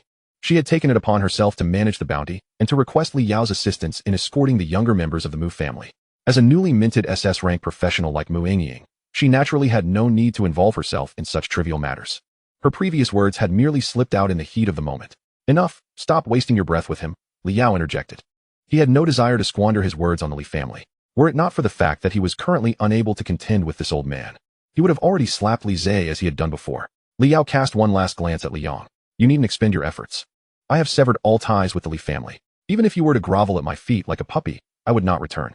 On the contrary, when I do return, you may begin to contemplate your next steps. With that, Li Yao and Mu Yingying brushed past the members of the Li family, a chilling voice echoing in their ears. Li family, how will you plead for mercy now? Li Yang froze, unable to react until Li Yao and the girl had distanced themselves. Master, what should we do? A servant beside him asked, a trickle of cold sweat running down his brow. Investigate. Find out everything. Li Yang never attributed blame to himself. He believed that it was that woman who had whispered something to Li Yao, transforming the obedient Li Yao into his current defiant self. Within a day, I want to know everything about that girl. You needn't investigate. At that moment, a slender figure appeared behind Li Yang like a specter. I can tell you who she is. An icy chill coursed down Li Yang's spine. At that instant, he lacked even the courage to turn around. Suddenly, in the distance, Mu Yingying halted and turned back, her indifferent and regal gaze regarding the members of the Li family as though they were mere wild dogs. This was a side of Mu Yingying that she had never displayed before in front of Li Yao. As the pride of a top-tier family in the Dragon Kingdom, she possessed the confidence to look down upon all. The 3 clan elders, let Li Yao handle his own affairs. Understood. Mississippi Chapter 73, The Transmutation Quest, The Abyss's Depths. Having spoken, the two ignored the astonished and pale faces of the Li family members and departed with measured steps. The voice that had just spoken had never revealed the identity of the girl, but it was unnecessary. A 6th-tier professional's guardian who obeyed without question. The origins of this young girl could only be more terrifying than one could imagine. What on earth have I done? Li Yong murmured to himself, his eyes filled with profound dread. The family lineage he had long been proud of appeared laughably insignificant before such a figure. He need not even rely on his family's power. That old man alone could effortlessly dismantle the entire Li family. Why would such a person associate with Li Yao? As this thought crossed his mind, Li Yang's anger surged once more. From what he had just witnessed, Li Yao knew the identity of that individual all along. Why hadn't he informed him? Did this wretched boy possess no loyalty to the Li family? How could he endanger the Li family and plunge them into such peril? What shall we do now, master? An elder of the clan asked, utterly at a loss. If a woman from the Li family were to be insulted, the clan would surely go to great lengths to exact revenge. The greater the family, the more they valued the reputation of their offspring. He could already envision the horrifying retribution that awaited them. What more can we do? Li Yong feigned calmness as he spoke. Did I not merely speak offhandedly? A top-tier family should not be so petty. As Li Yang's expression shifted, he realized that the most pressing concern was to bring that wretched Li Yao back to the Li family. Once that was accomplished, all problems would be resolved effortlessly. In certain matters, experience speaks volumes. Li Yong perceived that there was genuine anger beneath the young girl's words, but it was not entirely unfounded. Moreover, her demeanor before Li Yao was genuine, marked by a hint of awkwardness and tension. Despite being a proud daughter of a noble family, she bore a certain demure charm. If Li Yao were to return to the Li family, an alliance with such a prestigious family would be within reach. At that moment, Li Yong felt no fear, his mind solely consumed with visions of the Li family's promising future. No, Li Yao cannot monopolize all the benefits. That girl not only hails from an illustrious lineage but also possesses an extraordinary profession. Only Xiao Zhe is worthy of her. Ono mentioned that many girls at school are fond of him. As long as he engages more with that young lady under Li Yao's name, she will surely notice the brilliance that resides within Ono. With such a comparison, it is only natural that she would dismiss Li Yao, the worthless one. A subordinate of the family head interjected softly. The issue lies in how to bring young master Li Yao back to the Li family. Li Yong's form suddenly froze, and fury surged within him. How could he rebel like this? What kind of ungrateful child would refuse to return home? If he wants to return, then he must be forcibly brought back. High-ranking professionals are prohibited from acting against lower-ranking ones. This is a great taboo in the Federation. However, the Li family is different. As Li Yao's biological father, even if he were to act against Li Yao, as long as he did not resort to murder, the Federation would have little ground to criticize. Li Yong resolved firmly that once Li Yao completed his second transfer, he would undoubtedly bring him back to the Li family.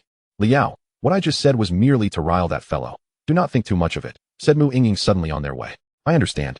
There's no need to worry, Li Yao replied dismissively with a wave of his hand. Oh, you know. What do you know? Mu Yingying whispered. What? Oh, it's nothing. We're almost there. The few professionals you need to escort are waiting for us at the entrance of the abyss. Soon, a dazzling, slowly rotating diamond crystal appeared before Li Yao, labeled Abyss. Not only is it used for professional advancement, but it is also a vast dungeon teeming with abundant resources. It could be said that a significant part of the reason why Luohai City stands as one of the 12 major cities in the Dragon Kingdom is due to this dungeon. Countless professionals enter the dungeon daily. Ordinary houses cannot accommodate such a massive influx of people, so it is displayed outdoors. To enter the dungeon, one must pay a fee at the entrance and receive a token, allowing them to touch the crystal and gain entry. At that moment, a long queue formed at the payment station. Rest assured, I've already arranged for tickets. We can go straight in, Mu Yingying smiled. Li Yao sighed in relief, appreciating her thoughtfulness. They navigated through the crowd and entered the fenced area. The area around the crystal was even more crowded. Occasionally, a professional would pass by, startling onlookers with gasps.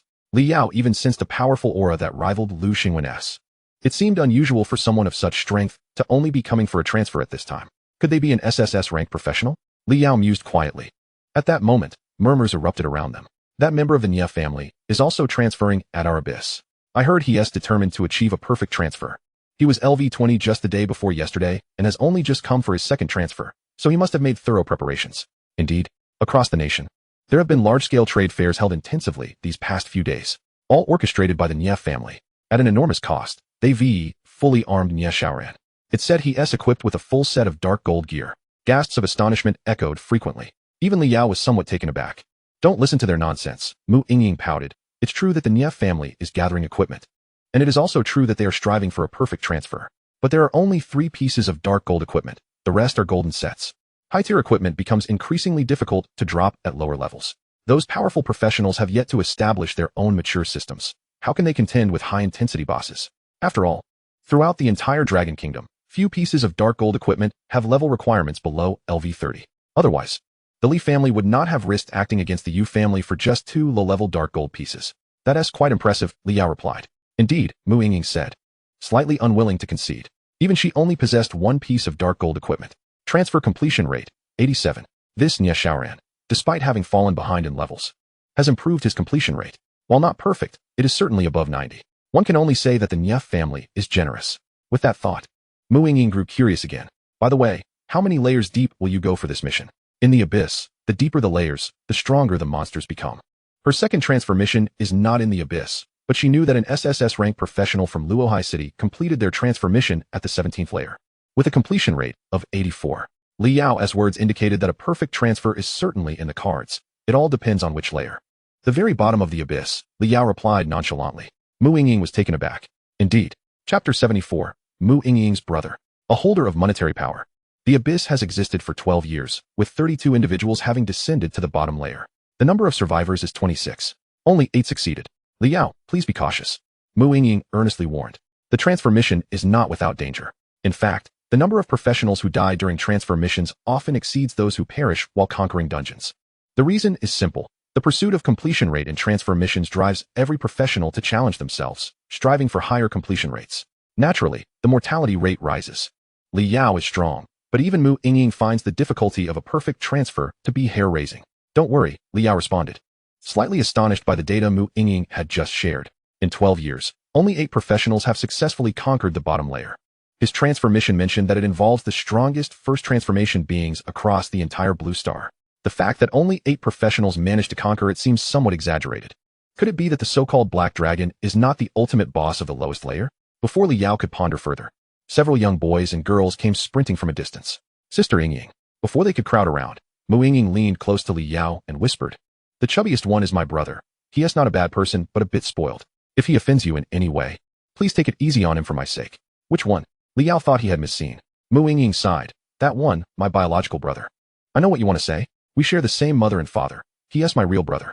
He takes after my dad, and I take after my mom. It's a genetic issue. He can't gain weight and can't lose it either. There is nothing to be done. Li Yao suddenly grew curious about Mu Yingying's father. This fellow before him, standing at barely 6 feet tall, but definitely weighing over 200. Even his facial features bore no resemblance whatsoever. It was utterly incomprehensible that he could be the biological brother of such a beautiful girl as Mu Yingying. As for the others, as long as they are not dead, just watch and see. Li Yao nodded gently. According to Mu Yingying's words, she seems to have already determined that during this venture into the abyss, a few young members of the Mu family would likely encounter danger. The group of young individuals approached. A girl looked at Li Yao and asked, Sister Yingying, who is he? He is the one I mentioned. My friend, I need you to take care of him. As for the name, there is no need for me to mention it. Mu Yingying spoke with a tone of indifference. Fear not, since he is a friend of Sister Yingying. We will certainly keep a watchful eye on him. A young man clad in heavy armor, wielding a shield, declared with a pat on his chest.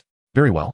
You may proceed inside. I have matters to attend to. Since their arrival, Mu Yingying had not shown any signs of intimacy with Li Yao. After a brief explanation, she took her leave. Li Yao could roughly infer the reason behind her behavior. The Zheng and Yu families were likely contemplating actions against the younger professionals of the Mu family.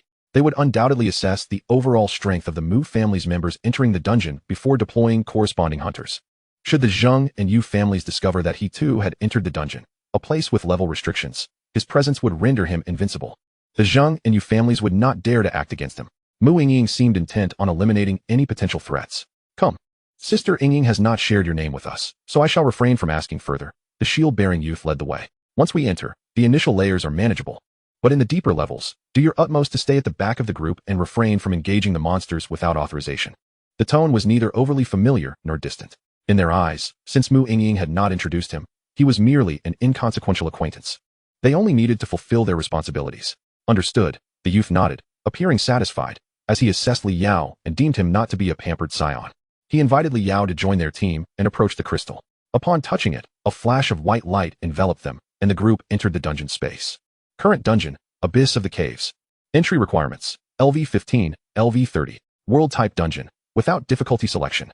Note, detected that this is the first entry for the professional. Please endeavor to challenge deeper layers of the cave to obtain higher completion rewards. Li Yao felt a momentary darkness before his vision cleared, revealing himself in a setting reminiscent of an ancient town, the underground city.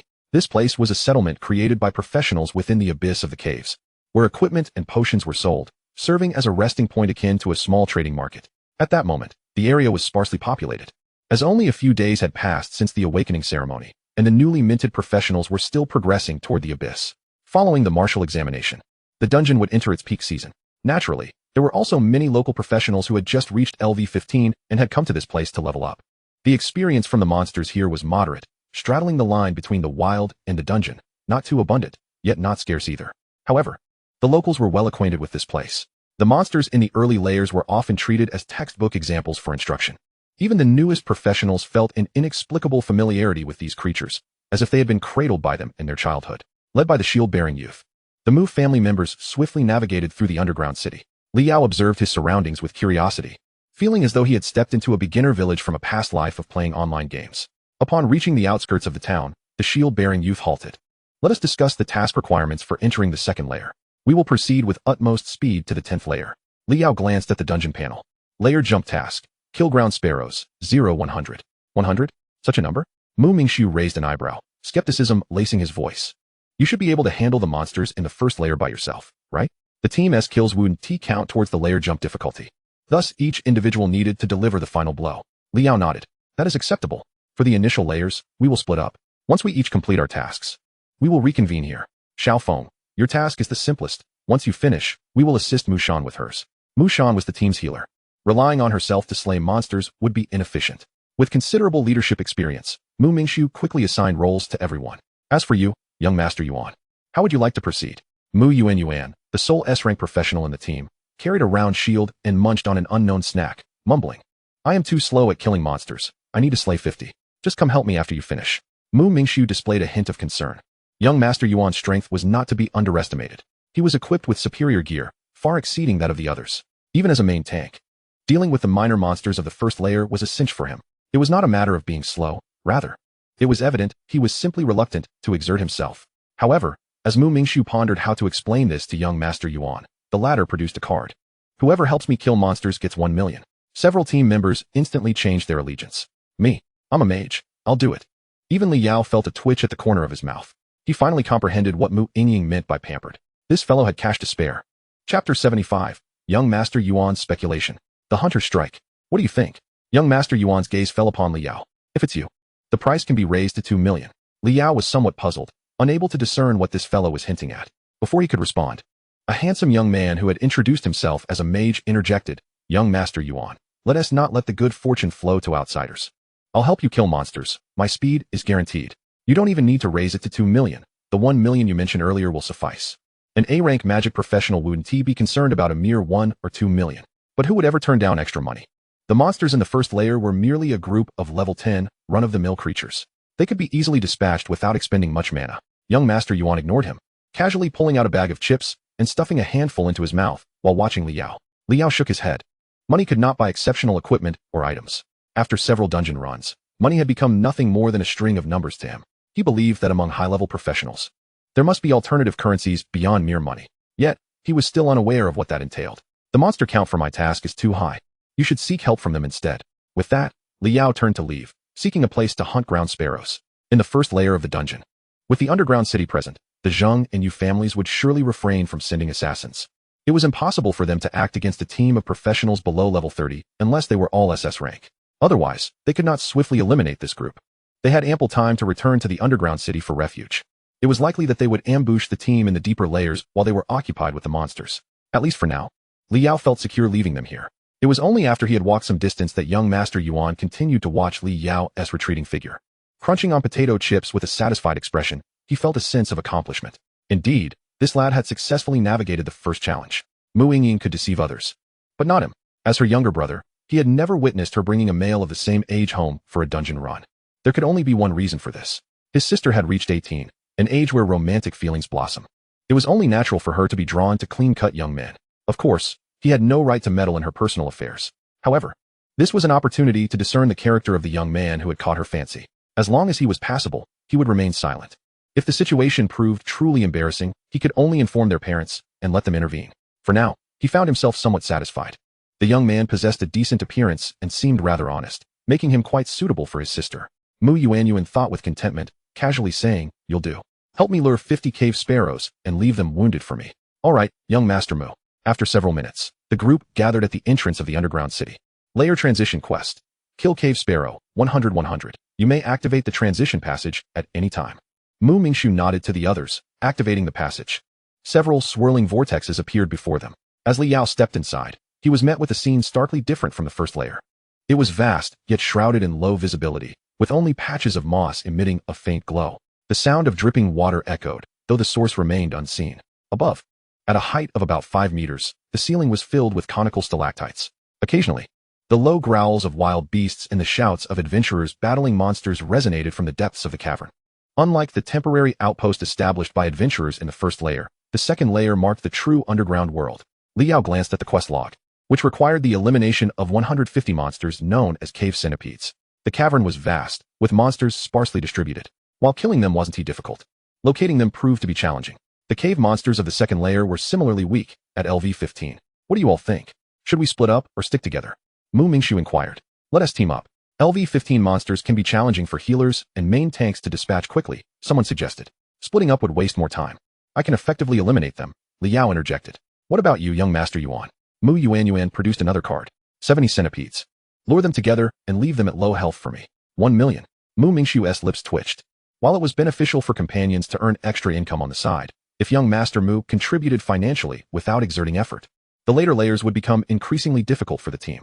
"Let us split up," he decided. Li Yao, unwilling to waste too much time on the lower layers, added, "I'm a summoner and can provide summon creatures to assist the main tank and healers in battling monsters." Mu Mingshu's eyes lit up. "That sounds excellent. Rest assured, since you're Ying's friend, we won't shortchange you. Any summoner equipment that drops later will belong to you." Upon hearing this, the young mage expressed reluctance. He had already earned 1 million in the first layer. If every layer offered rewards, the total would be quite substantial. "All right, let us focus on conquering the dungeon," Mu Mingshu reminded them. With young Master Yuan and Ying's friend present, completing this task as swiftly as possible was paramount. "Fine," the mage begrudgingly agreed. Casting a glance at Li Yao, he would follow the team leader's lead. After all, a horde of summoned creatures might prove useless in the later layers. The money from subsequent layers would still be his. Li Yao remained unfazed. In an instant, he summoned 6 swift mantises, instructing them to accompany the 2 main tanks and the healers in their party. 2 mantises per person would suffice to swiftly eliminate the monsters of this layer. Seeing Li Yao's summoned creatures, Mu Yuanyuan immediately employed an identification spell. "Oh, their attributes are impressive, but the agility and strength remain undisclosed. Is it due to my own limitations in detecting them, or is it a unique concealment mechanism of the assassin-type summons? In any case, being able to summon 6 such creatures at once suggests this lad is far more formidable than I had anticipated." With the assistance of the insectoid allies, their progress through the second layer was even swifter than the first. In less than 30 minutes, they returned to their starting point. According to their agreement, Mu Yuanyuan handed a card to Li Yao. Li Yao glanced at it. The metallic card bore the exclusive emblem of the Mu family. Esteemed families with sufficient credibility in the Federation's banking system could forge such cards. The holder could exchange it for cash, with the family later reconciling with the bank. It was quite convenient. Li Yao accepted it without hesitation, stowing it in his storage ring. The group then ventured into the 3rd layer, 4th layer, 5th layer, and finally the 7th layer. The number of monsters they needed to defeat sharply declined. Layer Transition Quest. Kill 4-armed monkey. 01. You all should only need to kill 1 4-armed monkey to enter the 8th layer, right? Mu Mingshu remarked, glancing at Li Yao. "Brother, have your summons protect you. From here on out, we'll act in unison." Li Yao remained silent. Mu Mingshu, puzzled, queried, "Brother?" Sure." Li Yao nodded in agreement, a cold smile playing on his lips. In his line of sight, the blueprint of murderous intent appeared. For glowing points flickered. The hunters from 2 prominent families were present in this layer.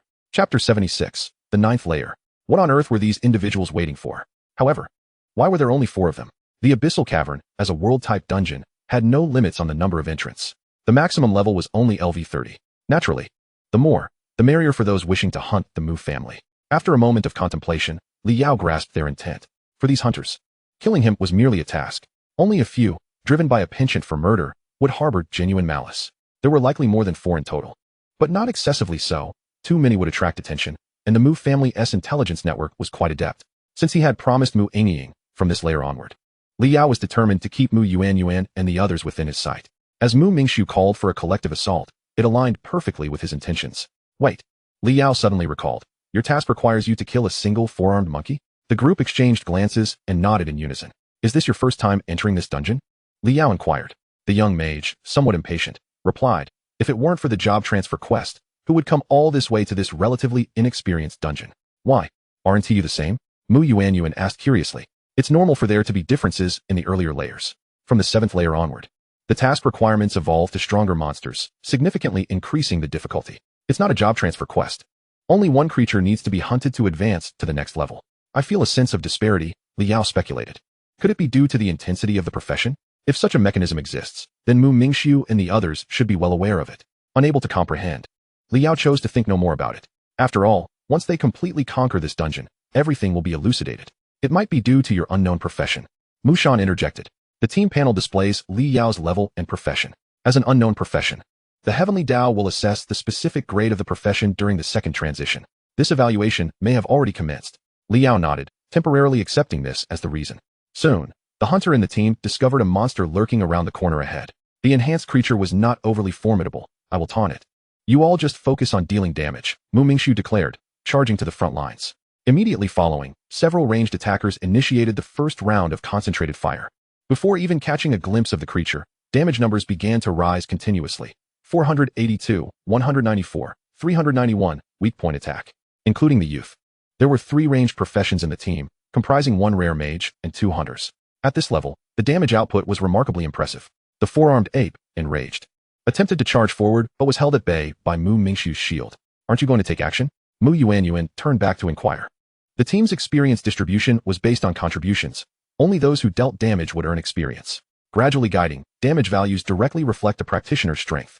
Yet you have yet to strike as well?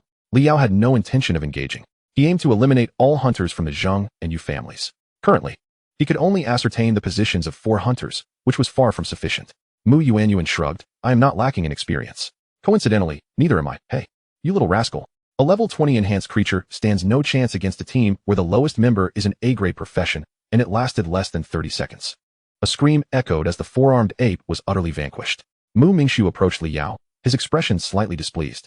Clearly, with 6 summoned beasts at his disposal, he had the capability to participate in the strategy, yet he remained stationary, like young Master Yuan. Compared to young Master Yuan, one must consider that he is the heir of the Mu family, and they, being collateral relatives, have an obligation to assist him in all endeavors.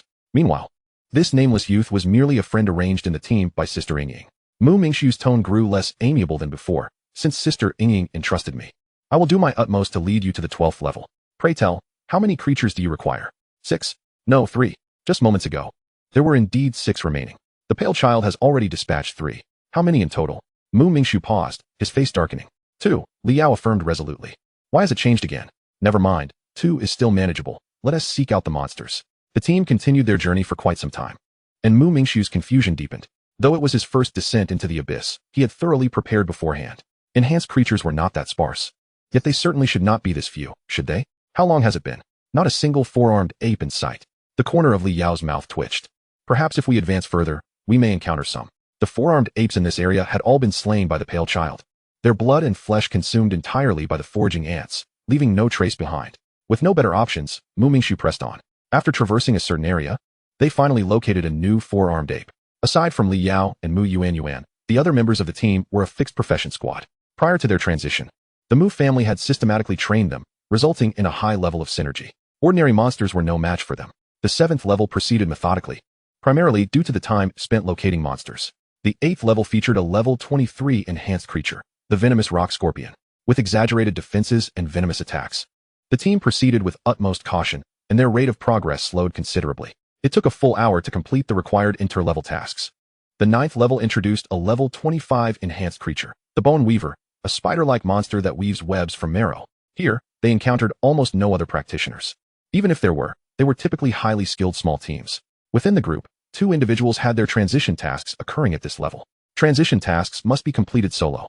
They needed to confront these gigantic spiders, a hunter and a warrior, both level 20 A-grade practitioners. The rest of the team stood at a distance.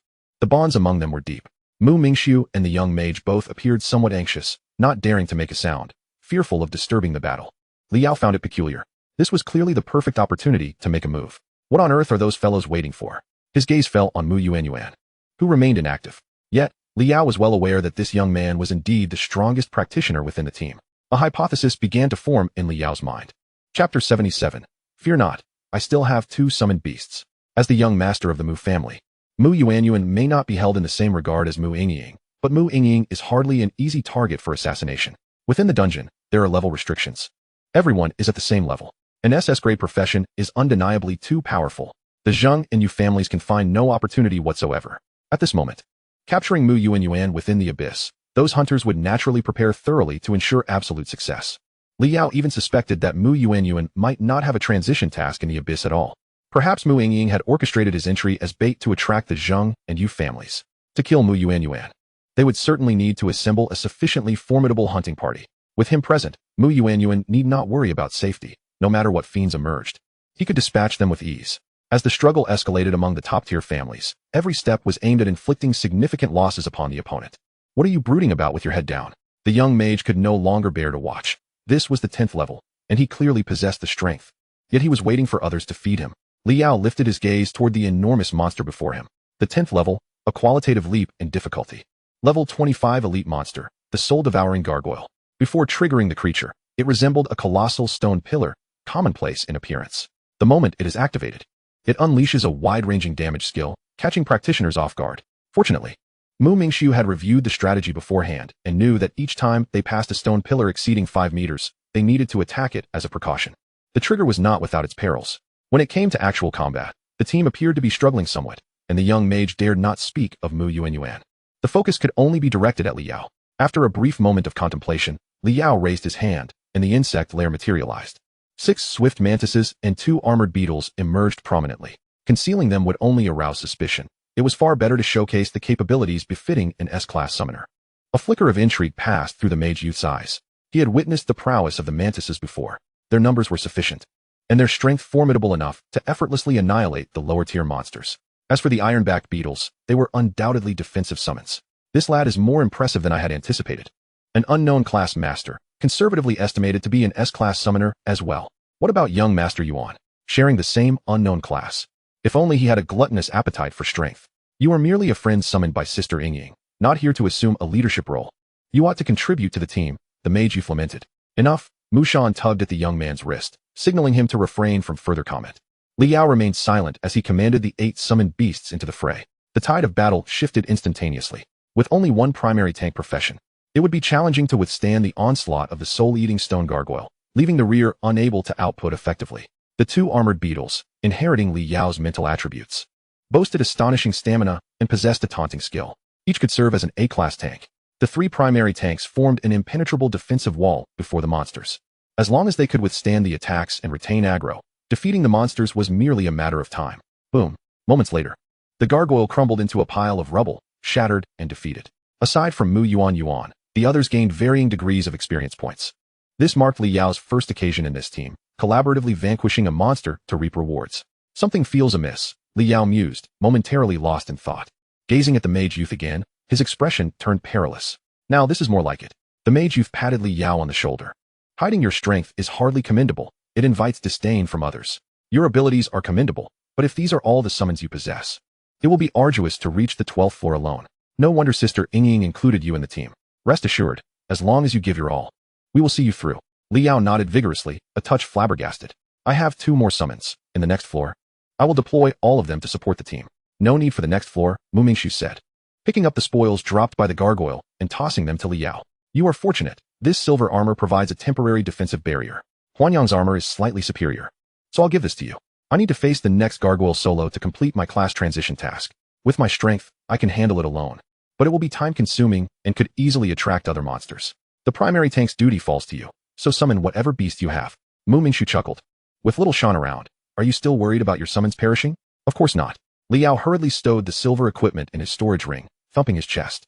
Observing this scene, Mu Yuanyuan stood a short distance away, nodding quietly to herself. His personality may be somewhat frivolous and tinged with insecurity, eager to showcase himself after a bit of flattery. However, this trait also reflects a commendable disposition, paired with her sister. It's a case of a strong woman and a weak man, a veritable little lapdog. Little did she expect that her sister, pursued by so many young talents from prestigious families, would be drawn to such a type. After a brief respite, Mu Mingxiu voluntarily exited the team, advancing to the forefront to trigger another soul-eating stone gargoyle. As an S-class tank profession, his defenses were robust. Even without a priest healing, he could easily withstand the monster's attacks with some potions usable in combat. His offensive power, however, was somewhat lacking, necessitating a slow grind to defeat the gargoyle. The others stood at a distance, vigilant and scanning their surroundings. The commotion from Mu Mingxiu's side was considerable. A stone pillar was slowly moving towards them. The hunter profession in the team was the first to notice the anomaly. Something was approaching. It was the stone pillar. Whoosh! An arrow flew forth, triggering the gargoyle. The group swiftly retreated. In the next instant, a blue light swept across. Boom! A deafening explosion erupted around the gargoyle. All eyes turned to Liao. The insect lair materialized once more, revealing 6 swift mantises, 2 armored beetles, and a pitch-black summon never before seen. The scene fell into a profound silence. Everyone transfixed at the 2 diminutive creatures on the ground. Even Mu Yuan's lips twitched involuntarily. You said you had 2 more summons. Is this what you meant? Chapter 78. What courage do you have to face me? 2 foraging ants, each with attributes reaching 20 points, raised their mandibles and issued a war cry towards the gargoyle. The gargoyle didn't even glance at the foraging ants. Its wings unfurled as it swooped towards several professionals. The armored beetles initiated a taunt, drawing aggro from the monster, and the professionals were unable to react in time before launching their attacks. Only 2 bystanders remained at the back of the battlefield. Mu Yuan stepped closer to Liao, extending the bag of chips in front of him. Brother, care for some? Liao waved his hand. Brother, I see you as a dragon among men. Honestly tell me, do those little bugs possess exceptionally unique abilities? Mu Yuan was genuinely curious. Ah well. Liao scratched the back of his head, feeling a bit bashful. Did you figure that out? Oh, Mu Yuan's eyes sparkled. Liao's expression grew troubled. Since it is a special ability, I can't just divulge it, can I? That is indeed valid. Mu Yuan nodded in agreement. Knowing there were special abilities sufficed. He wouldn't pry into other secret weapons. Simultaneously, in Mu Yuan's mind, his evaluation of this little lapdog's strength escalated from a mere S-class summoner to an S-class bordering on SS class. Barely adequate. Even if these 2 were to pursue a relationship, there would be minimal resistance from their parents. Mu Yuan's gaze towards Liao grew increasingly affectionate. It must be said that this young man might very well become her brother-in-law in the future. Minutes passed. Under Liao's intentional control of the swift mantis's attack frequency, the soul-eating stone gargoyle finally met its demise. The professionals were drenched in sweat, their faces slightly pale. Having taken down 2 elite-tier monsters consecutively, their mana was nearly depleted. Meanwhile, on Mu Mingxiu's side, the battle was far from over. The blood bar above the monster had only diminished by less than 1/5. The group remained stationary, regrouping. Liao seized this opportunity to send the pale offspring to hunt other soul-eating stone gargoyles elsewhere. The others needed only to slay 1 to advance to the next floor. But he required the daunting task of slaying 20. Hunting was easy, finding the monsters was the challenge. It was likely to take some time. Liao sat quietly on a stone pedestal, observing the distant battle of Mu Mingxiu. If he were the hunter, now would be the opportune moment to strike. Should he refrain from action, it would almost certainly seal their fate. The monsters on the 11th level posed an immense challenge, requiring the full might of an entire team even at the 10th. On the 11th level, their struggles would only intensify, should the hunter choose to attack under such circumstances. Survival would be a formidable task for these individuals. If they were to delay until the 12th level, the threat from the monsters would escalate significantly, jeopardizing their hunting mission. Yawning, Liao reflected that concealing one's abilities was not his preferred method. Yet, only through patient stealth could he eliminate more vermin. Boom. A massive stone collapsed as Mu Mingxiu staggered back to the team, plopping down onto the ground. He grabbed several vials of potions and gulped them down. Coughing, he declared, "Let us rest for 30 minutes before proceeding. Captain, your second transition mission must be completed, right? Your strength must have reached new heights." Mu Mingxiu chuckled. "Indeed. It is complete, but I have yet to submit it. If I can single-handedly slay a monster on the 12th level with a completion rate of 80, I intend to first assess the strength of the monsters before deciding whether to continue the challenge." "Ah, I see. Captain, you are truly impressive," Mu Shanshan sincerely remarked. An S-level profession. If he could complete the transition task on the 12th level, he would ascend to the first tier of S-level. In smaller cities, he would undoubtedly become a local prodigy. Should Mu Mingxiu reach such heights, their entire team would gain access to greater resources from the Mu family. Liao nodded in agreement. At the very least, even if his elder brother acquired an S-level profession, his overall strength would still pale in comparison to this main tank's prowess. This exemplified the profound foundation of a top-tier family. One could only imagine how many such talented teams the Mu family was nurturing. As these individuals matured, they could become the backbone of the Mu family. With the main tank back in the team, their efficiency in hunting the stone gargoyles increased significantly. 2 hours later, everyone accomplished their objectives of leveling up. A series of swirling vortices appeared before them. I must emphasize the monsters on the 11th level. Mu Mingxiu suddenly called out to the group. This batch of monsters is particularly troublesome. On the Star Sea network, some professionals have noted that they rival the monsters from the previous 12th level. They are called Abyss Gazers, also elite monsters at LV25, yet far more formidable than the stone gargoyles. Multi-eyed and adept at mental attacks, their gaze can inflict petrification, confusion, or even mental collapse as negative buffs. If we fall victim to these buffs, our expedition will come to a halt. And only by seeking out high-tier healers in the outside world can we cleanse them. Therefore, even if our pace slows, we must proceed cautiously to avoid any casualties. Understood. Everyone replied in unison. All team members were LV20. To have reached this stage was already a commendable feat in the outside world. Each subsequent step would add significant weight to this achievement. As the group stepped into their respective vortices, the next moment brought a familiar environment, yet the space expanded considerably. In the dimly lit cavern, they gazed upward at the sky, where countless dark purple spherical creatures floated. A chill ran through everyone as they stared in astonishment. So many of them. Do not be afraid, Mu Mingxiu whispered, steadying the morale of the group. The hate range of the Abyss Gazers is quite small. We only need to draw one over with ranged attacks. Mu Yuan, take down the farthest one. All right, just a moment, Liao interjected, his expression turning serious.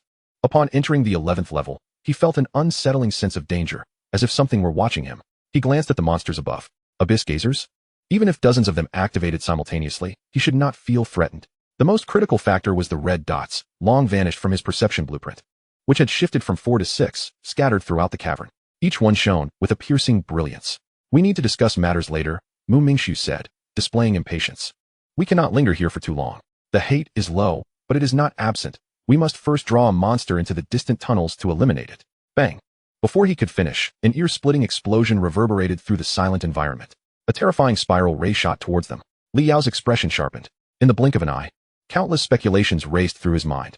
Was he the primary target? Had he miscalculated? No, that was impossible. Swish. In an instant, the insect lair manifested. As an iron-jaw soldier ant charged at Mu Huiyong, the young mage. Bang! Just as the soldier ant reached Mu Huiyong, the spiral ray struck. Puffed. 10,000, critical hit. The iron-jaw soldier ant exploded like a burst watermelon, instantly enveloped in a mist of blood. The sudden turn of events left everyone aghast. That strike, if it had landed on anyone, would have resulted in nothing but death. Damn it! Who dares to attack my Mu family? Mu Mingxiu was the first to react, raising his shield and positioning himself at the forefront of the team. Tap, tap. A faint sound of footsteps echoed. Everyone looked up toward the distant cave entrance, where a young man in a black robe stood, not even casting a glance at Mu Mingxiu, his gaze fixated on Li Yao. This reaction speed confirmed everything. The plan had changed. It was now the Li Yao assassination plan. Compared to the suddenly appearing black-robed youth, who wore an exceedingly grave expression, Li Yao merely chuckled. It was evident that such top-tier families rarely produced fools. Yet here he was, engaging in a battle of wits with the heir for an eternity. Since they had already deduced his potential presence in the team, what courage did they possess to confront him face to face? Chapter 79, The Dread of Li Yao. The hunter dares not move. So audacious. The word echoed in the minds of the hidden assassins lurking in the shadows. Yet no one disputed the truth of his statement. Li Yao had single-handedly conquered nightmare-level dungeons, leading teams through initial nightmare-level dungeons, ruthlessly dispatching 2 SS-level professionals as if they were mere chickens. Not to mention being the foremost among the younger generation, he was undoubtedly a being at the pinnacle. Dungeons imposed level restrictions for entry, making him invincible. According to the head of the family, the Mu family intended to counter the assassination attempts from the Zheng and Yu families by relying on the connection between Mu Yingying and Li Yao. Mu Yingying would protect a group of newly minted professionals while enlisting Li Yao for covert protection. Moreover, they had discovered that the young master of the Mu family, Mu Yuan, was also present in the target team. Yet Mu Yingying was absent. The probability of encountering Li Yao has reached a staggering 70. For the hunters, this undoubtedly presents immense pressure. Initially planning to strike at the 9th level, they have now delayed their actions until the 11th. They believe themselves fully prepared, yet, upon witnessing Li Yao in that moment, anxiety surged within them. Even his seemingly indifferent stance radiated an overwhelming strength. His audacious and arrogant words were the hallmark of a true powerhouse. Hunters are individuals cultivated in secrecy by each noble family, not for the purpose of hunting monsters, but rather honing their skills with the intent of targeting professionals. Predominantly composed of hunters and assassins, The group also includes healers, mostly dark priests, renowned for their meager healing abilities and terrifying debuffs. This hunting party consists of 11 members, representing the elite at the lower tiers of the Zheng family. Most are aged between 30 and 40, all capped at level 30, having dedicated their time to refining their skills. Over the years, they have eliminated countless rival professionals for the Zheng family. Logically, they should be quite adept, facing even top-tier talents like Lu Xingwen without a hint of trepidation. Moreover, they had prepared secret weapons for their hunt against Li Yao. They believed their success was guaranteed. Yet now, standing before Li Yao, the aura he exuded was undeniably formidable, instilling a primal fear within them. It felt as though there was no conceivable angle from which they could defeat him. Instead, they felt like mere insects, easily crushed beneath a foot. The leader of the hunters, a young man stationed in the half-cave, was himself an S-grade professional, innately drawn to bloodshed. He had forsaken the path of becoming a celebrated figure within the Zheng family, opting instead to become a shadowy king in their midst. He could perceive the expressions and underlying fears of his fellow hunters, understanding the cause. They had taken the lives of too many professionals, and their accumulated experience incessantly warned them of the unimaginable terror embodied by the individual named Li Yao. Fear before battle. This could not continue.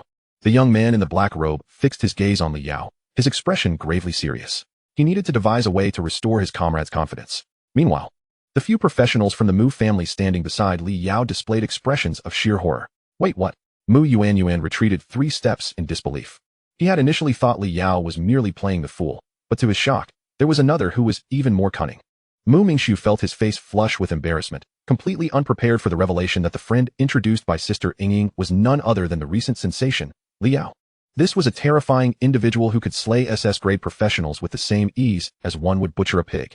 Just the thought of him insisting on bringing them to the 12th level made him wish for a crack in the ground to swallow him whole. However, Mu Mingxiu, being a captain-level figure groomed by the Mu family, quickly overcame his momentary astonishment and began to analyze the current situation. The sudden appearance of an assassin and Li Yao's concealed strength within their ranks. Was Li Yao sent by Sister Yingying to protect them? Was young Master Yuan's abrupt inclusion in the team merely a guise to serve as bait? He immediately adopted a serious tone, stating, Li Yao, what should we do next?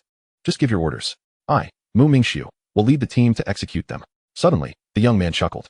Li Yao, I admit you are formidable. Yet I never anticipated you would be so foolish. In the tense silence, his words pierced the air, capturing everyone's attention. Do you know who I just killed? Mu Mingxiu, Mu Shan, and the other team members turned in unison to gaze at Mu Huiyang, who seemed at a loss, ensnared in a fierce internal struggle. What do you mean? Mu Shan asked incredulously, her voice sharp. Haha. The young man scoffed derisively. Can you guess how I knew that young Master Mu was present in your group? Along with an uncertain identity summoner? Without him, we wouldn't have optimized our hunting formation in advance or prepared so meticulously. Li Yao, show me that delightful expression of yours. He taunted. The one you saved, regardless of whether he is a pawn of the Zheng family, is still the very person you wish to kill. Display that ugly, regretful visage. The young man's objective was achieved. All the hidden hunters were now intently focused on Li Yao, eager to witness the dismay etched across his face. Although Li Yao was undeniably powerful, he was merely a newly transitioned professional with only a few days of experience. His actions were immature, and his naivety paled in comparison to the elite hunters they had previously faced. Yet, Li Yao remained composed. While the young man wasted time with his theatrics, Li Yao's swarm of foraging ants had already surrounded every tunnel and path in the vicinity. What followed would be a true hunt without escape. The one I saved. Regardless of his allegiance to the Zheng family, isn't he still the very target of your assassination? His indifferent voice halted the young man's laughter. Li Yao cast a glance at Mu Huiyang, who, upon meeting his gaze, recoiled as if a mouse confronted by a cat.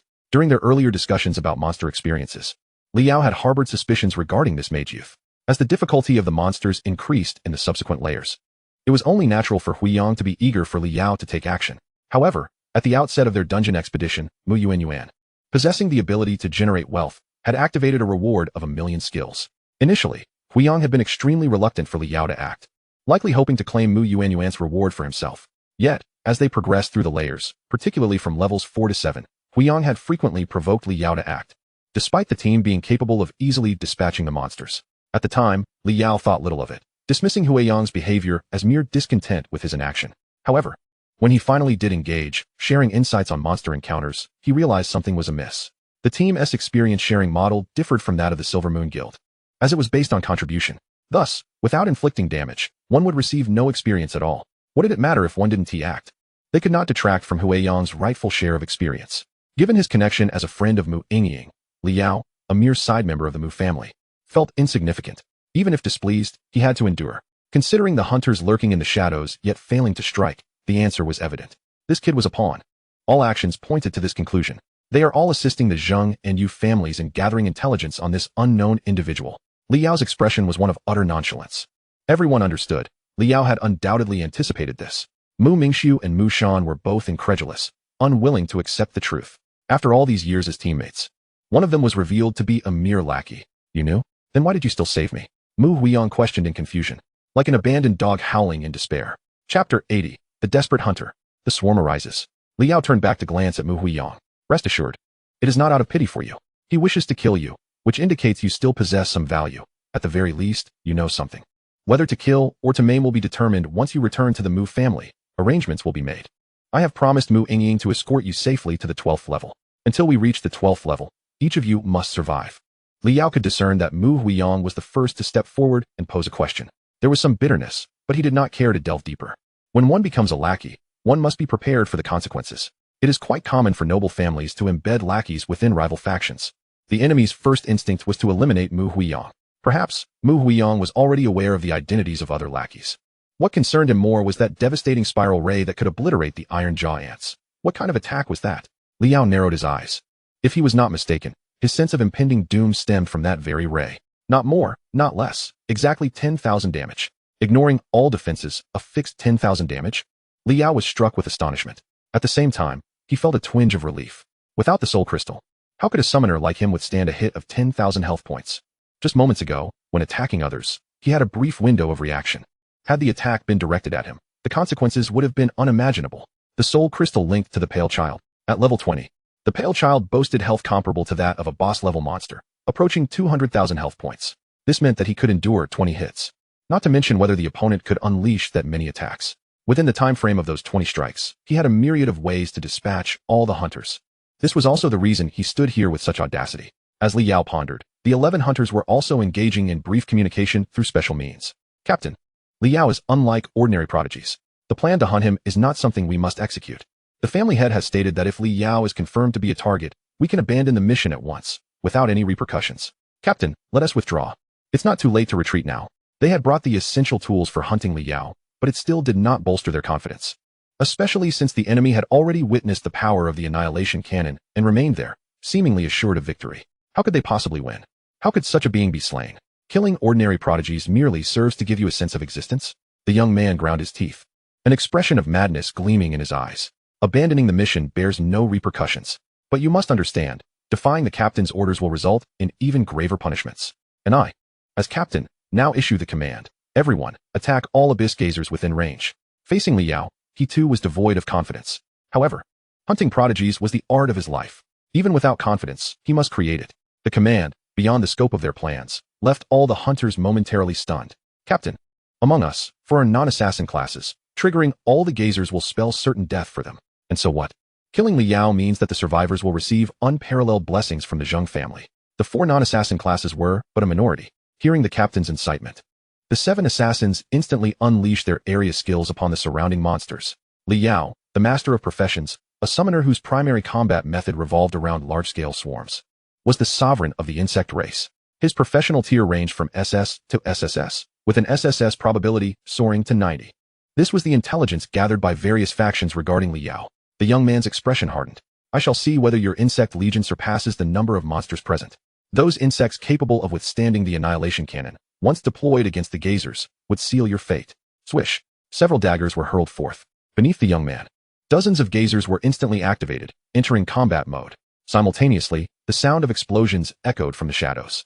Countless gazers opened their eyes, and the assassin class vanished into obscurity. Sinister gazes fell upon Li Yao and his companions. In the depths of the 11th level of the dungeon, even SS-tier professionals could only draw monsters one at a time. Yet now, they faced all the monsters in the entire level. What could Li Yao do? Mu Mingxiu admitted that he was afraid. His legs trembled. This was an army of monsters that was utterly insurmountable. What to do? Li Yao raised an eyebrow, a mocking expression crossing his face. Kill them all. This statement was meant for the Mu family's professionals, as well as for the swarm army. In an instant, swarms of dark insects surged skyward, overwhelming the scene like a black tsunami. In the depths of the dark cave, countless flames ignited. The lurking insect hordes sprang into action. The foraging ants could not fly, and the cave's height was not particularly great. They formed a ladder of insects, one climbing atop another, as countless foraging ants swarmed over the gazers. Even if your negative buffs are formidable, what does it matter? Should one foraging ant lose its combat ability or perish, thousands more would rush in its stead. In that moment, the unique stench of the insect race filled the air. Purple blood gushed forth, chunks of flesh flew about, and the insects scrambled to devour them. The dungeon had completely transformed into a hive of insects. Ugh. The only female in the group, Mushan, covered her mouth, retching. Insects are inherently terrifying creatures. Packed tightly together, their limbs, antennae, and menacing mouthparts produced a cacophony of gnawing sounds. Not even Mushan, usually quite ravenous, could continue eating at this sight. I finally understand what the special ability is. Damn. Although feeling nauseated, Mu Yuanyuan showed no disdain for these insects. After all, they were all summoned creatures of Liao. The special ability was sheer quantity. So many it was appalling. This fellow had concealed his true power even deeper, though he had always feigned weakness. Playing the role of an unsuspecting lamb, he did not include the fierce tiger of the Zheng family's hunters. That spiral ray attack, his slight frame could not withstand it. Brother-in-law, the ominous black ants, could you possibly arrange for me 2 of them? Otherwise, I am left with an unsettling feeling at my back. Even in the face of the annihilation cannon, Li Yao's expression remained unchanged, yet at this moment, 3 dark lines appeared on his forehead. Chapter 81, The Annihilation Cannon. It is now mine. What did you just call me? Brother-in-law, of course, replied Mu Yuanyuan matter-of-factly. Not that phrase. Huh. Mu Yuanyuan was momentarily taken aback, confused. Could you arrange for me a few more of those black ants? None available, Li Yao replied coldly. Mu Yuanyuan trembled all over. Does that mean that as long as the spiral attack is aimed at him, he is doomed? How could that be possible? What about Li Yao himself? What if he gets attacked? Mu Yuanyuan's squinted eyes darted around. The cumbersome body erupted with unimaginable speed, appearing behind Li Yao. Li Yao would not perish. He must have a plan. Li Yao paid him no mind, his gaze fixated on the murderous blueprint unfolding before him. Originally, there were 6 red dots. Now, there was but 1. A faint smile curled at the corners of his mouth. The remaining hunters seemed to have been thoroughly intimidated by me. Now, the only embodiment of malice is you.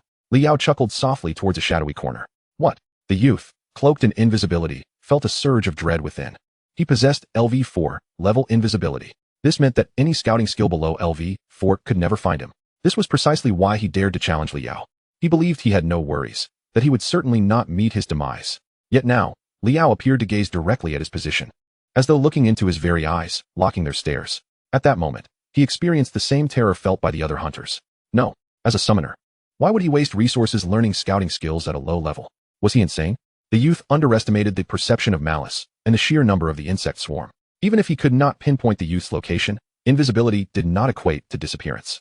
By blocking all exits, an attempt to flee would necessitate contact with the foraging ants, thus revealing his position. Having already identified the leader, Li Yao advanced step by step towards him, as if strolling leisurely, seemingly without a care for the possibility of the other fleeing. The youth panicked. He resolutely launched an attack against Li Yao. When he saw the other truly approaching him, he could not help but tremble uncontrollably. What are you all doing? Are you not coming to assist me? The internal communication among the hunters echoed with the youth's terrified voice. No one answered.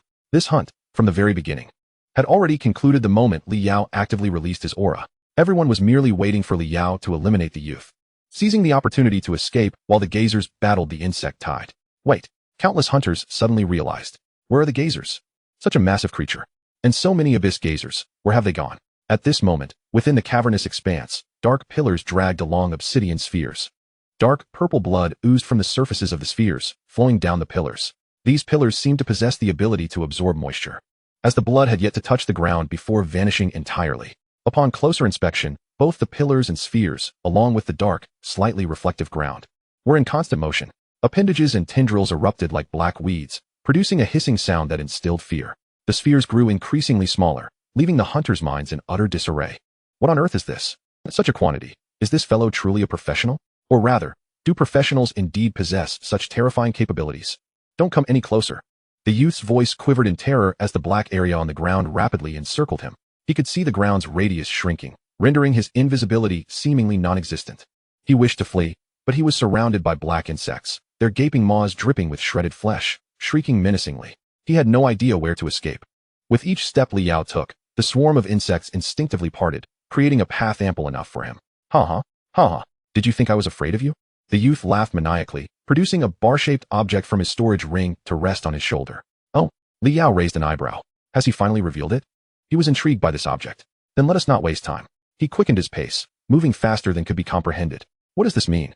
You're not afraid of the annihilation cannon? Advancing rather than retreating? The youth's expression hardened as he immediately activated the object in his hands. Boom. The tremendous recoil sent his body tilting uncontrollably backward. He quickly regained his balance, determined to witness Li Yao's demise by the annihilation cannon. The spiral beam shot forth, enveloping him in scorching and terrifying energy. Li Yao had no intention of absorbing such an attack, having understood the general power of this assault. He saw no need to waste an iron jaw soldier and, instant step, a white figure appeared before Li Yao, arms crossed, colliding with the spiral beam. Zzz. The laser persisted, forcing the pale sun backward uncontrollably, carving 2 deep grooves into the ground, and even crushing several foraging ants in its wake. After a moment, the laser dissipated, and wisps of white smoke rose between the pale sun's arms. 10,000. A large area of his arms was scorched, yet the exoskeleton remained unbreached. A tool? Quite an impressive attack. If it could inflict 10,000 damage while disregarding all defenses, it would indeed be a treasure. Now whoosh. His form flickered, and Li Yao appeared on a patch of open ground, reaching out to grasp at the air. Wait, what are you doing? You can't. I am. The youth's arm bulged with veins as he slammed it down onto the ground with tremendous force. Boom. The shattered stones erupted, forming a circular pit in an instant. The youth revealed his true form, letting out a brief, agonizing wail before losing consciousness completely. Half of his face was a bloody mess embedded in the ground, his body twisted and limp. This item is now mine. Crack. The bar-shaped object fell to the ground with a crisp sound. Li Yao bent down to retrieve it, rising to return to his team. Rustling. The swarm of foraging ants gradually enveloped the youth, his body's outline resembling a dark sphere in the sky, shrinking ever smaller until it became flat. As for the youth's words, Li Yao let them enter one ear and exit the other. A dead man. He had no need to know the other's name. Chapter 82. Stage 2 Leader Class Zerg Units. Defeated Abyss Gazer, Experience 2.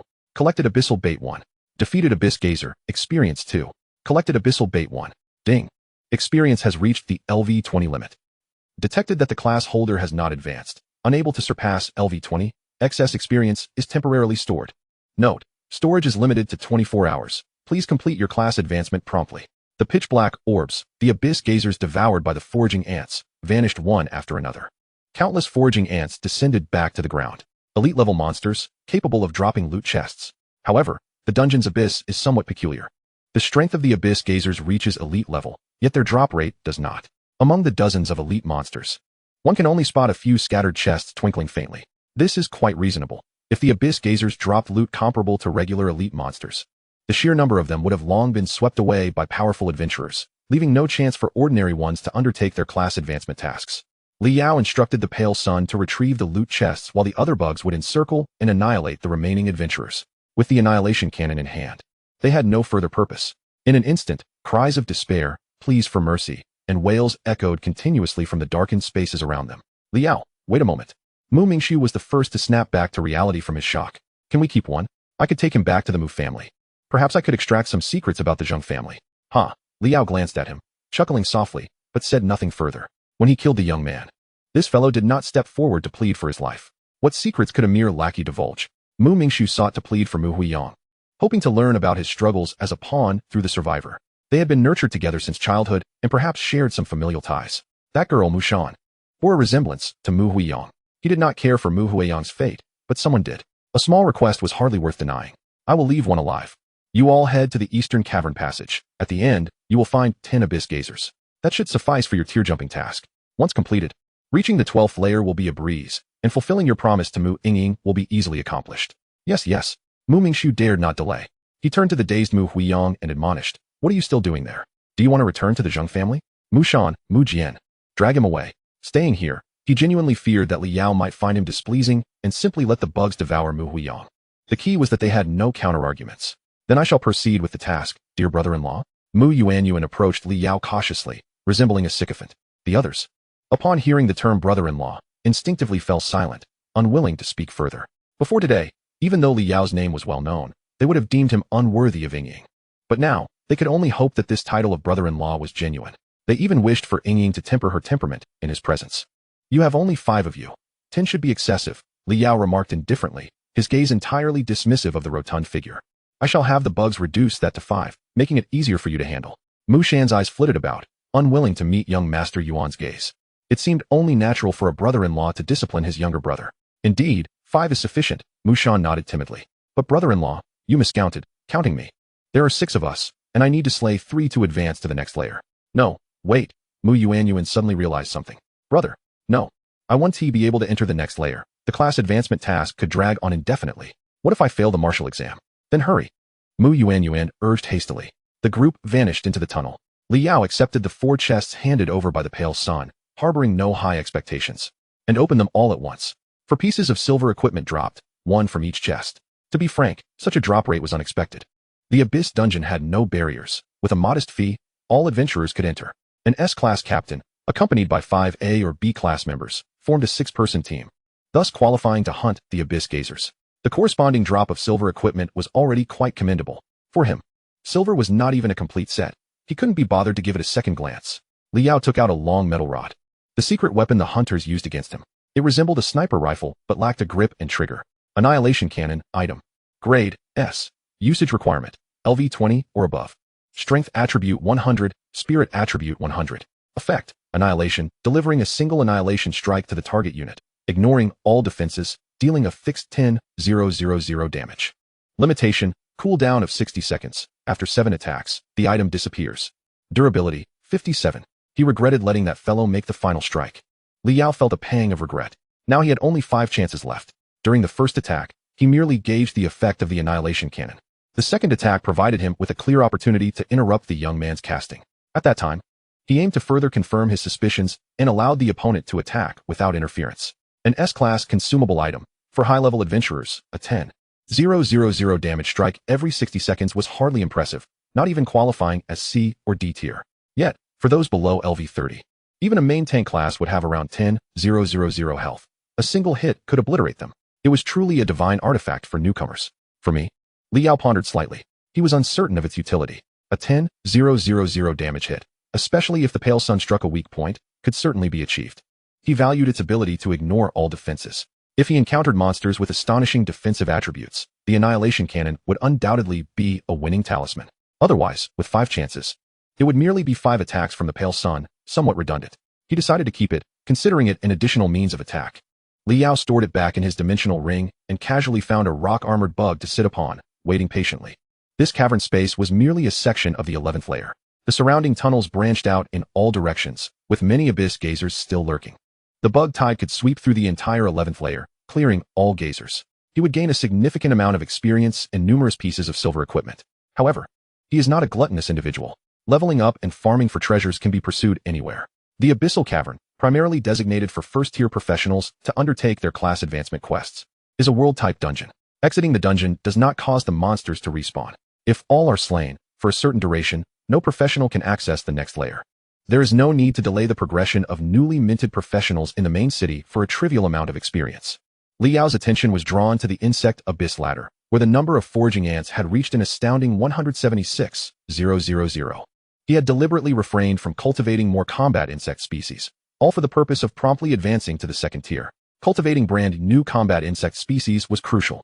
In addition to the vast number of foraging ants, his bait in the Insect Abyss consisted of countless elite-level specimens, with a dozen or so at the leader level. According to the rules for summoning the leader, the Pale Child, upon stepping into the second tier, the high-ranking leader of the Pale Child would descend. Based on the combat prowess exhibited by the Pale Child during the first tier, it was nearly unstoppable, reaching the pinnacle of leader-level strength.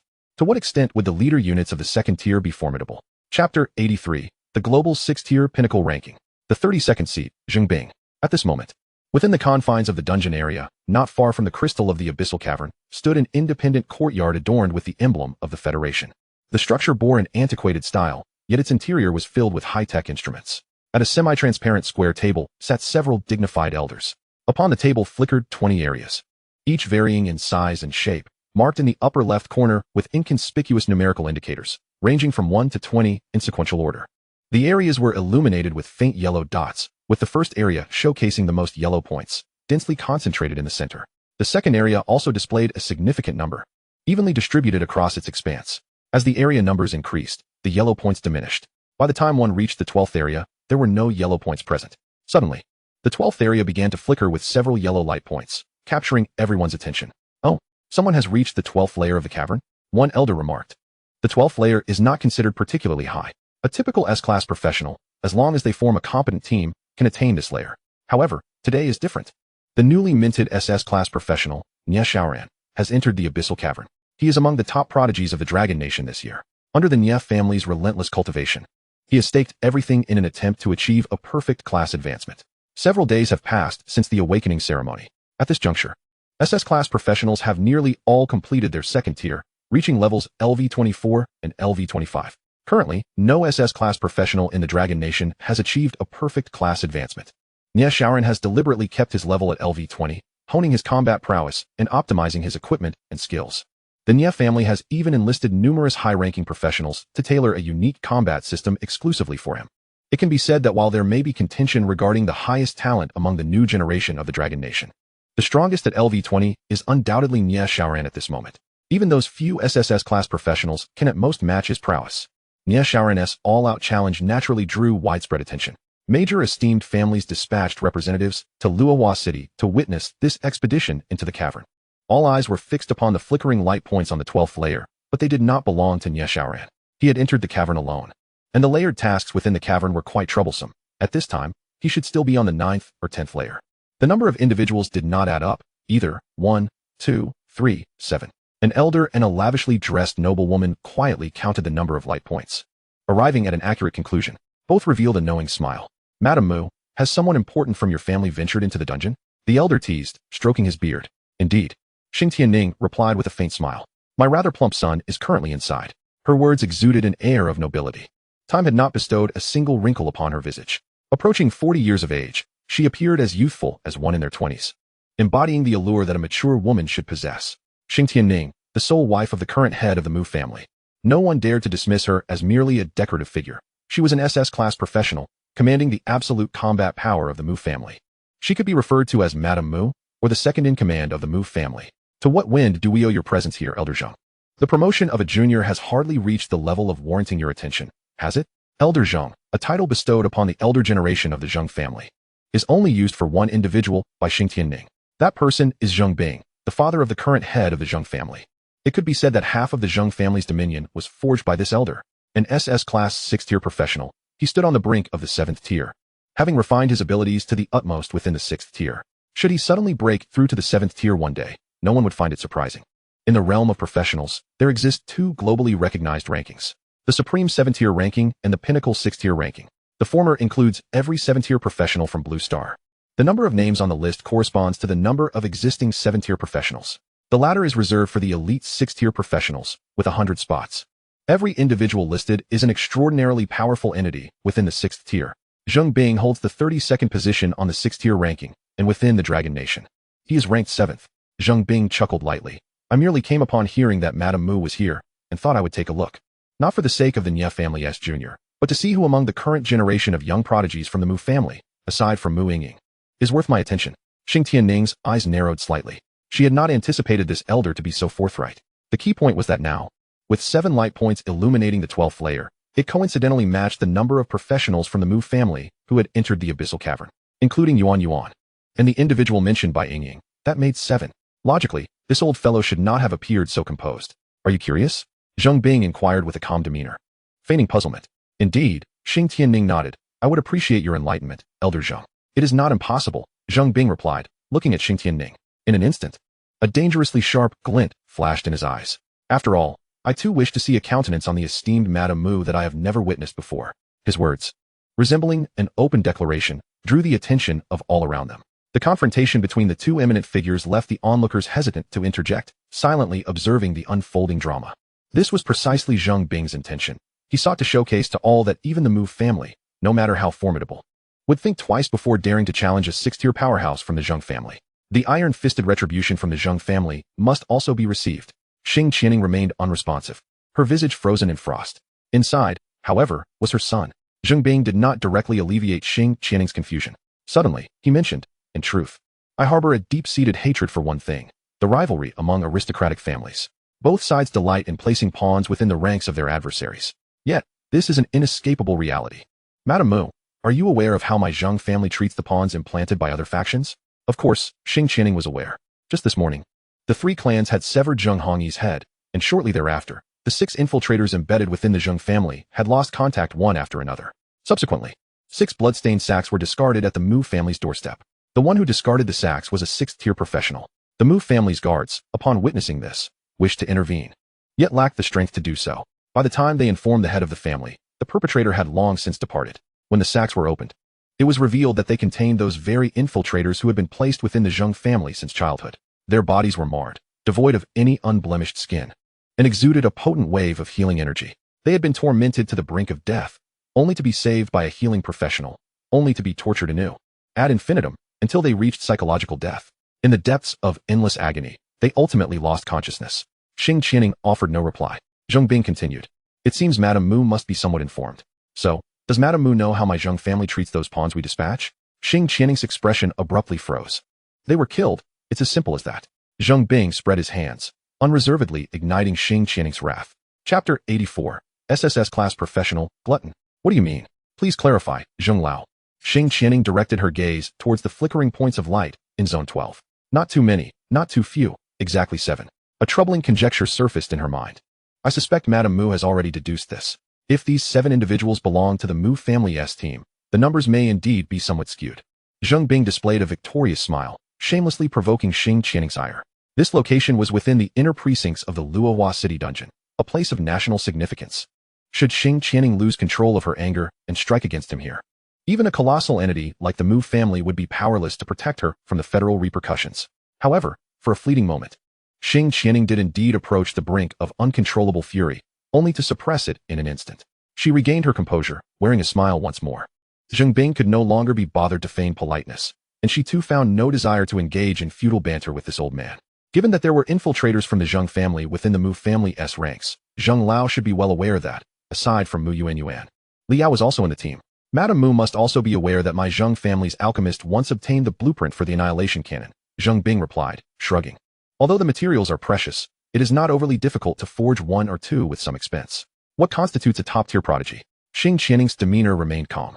I do not believe such an item poses any threat to Li Yao. Whether it does or not, time will reveal all. The two engaged in a verbal duel, completely disregarding any semblance of decorum.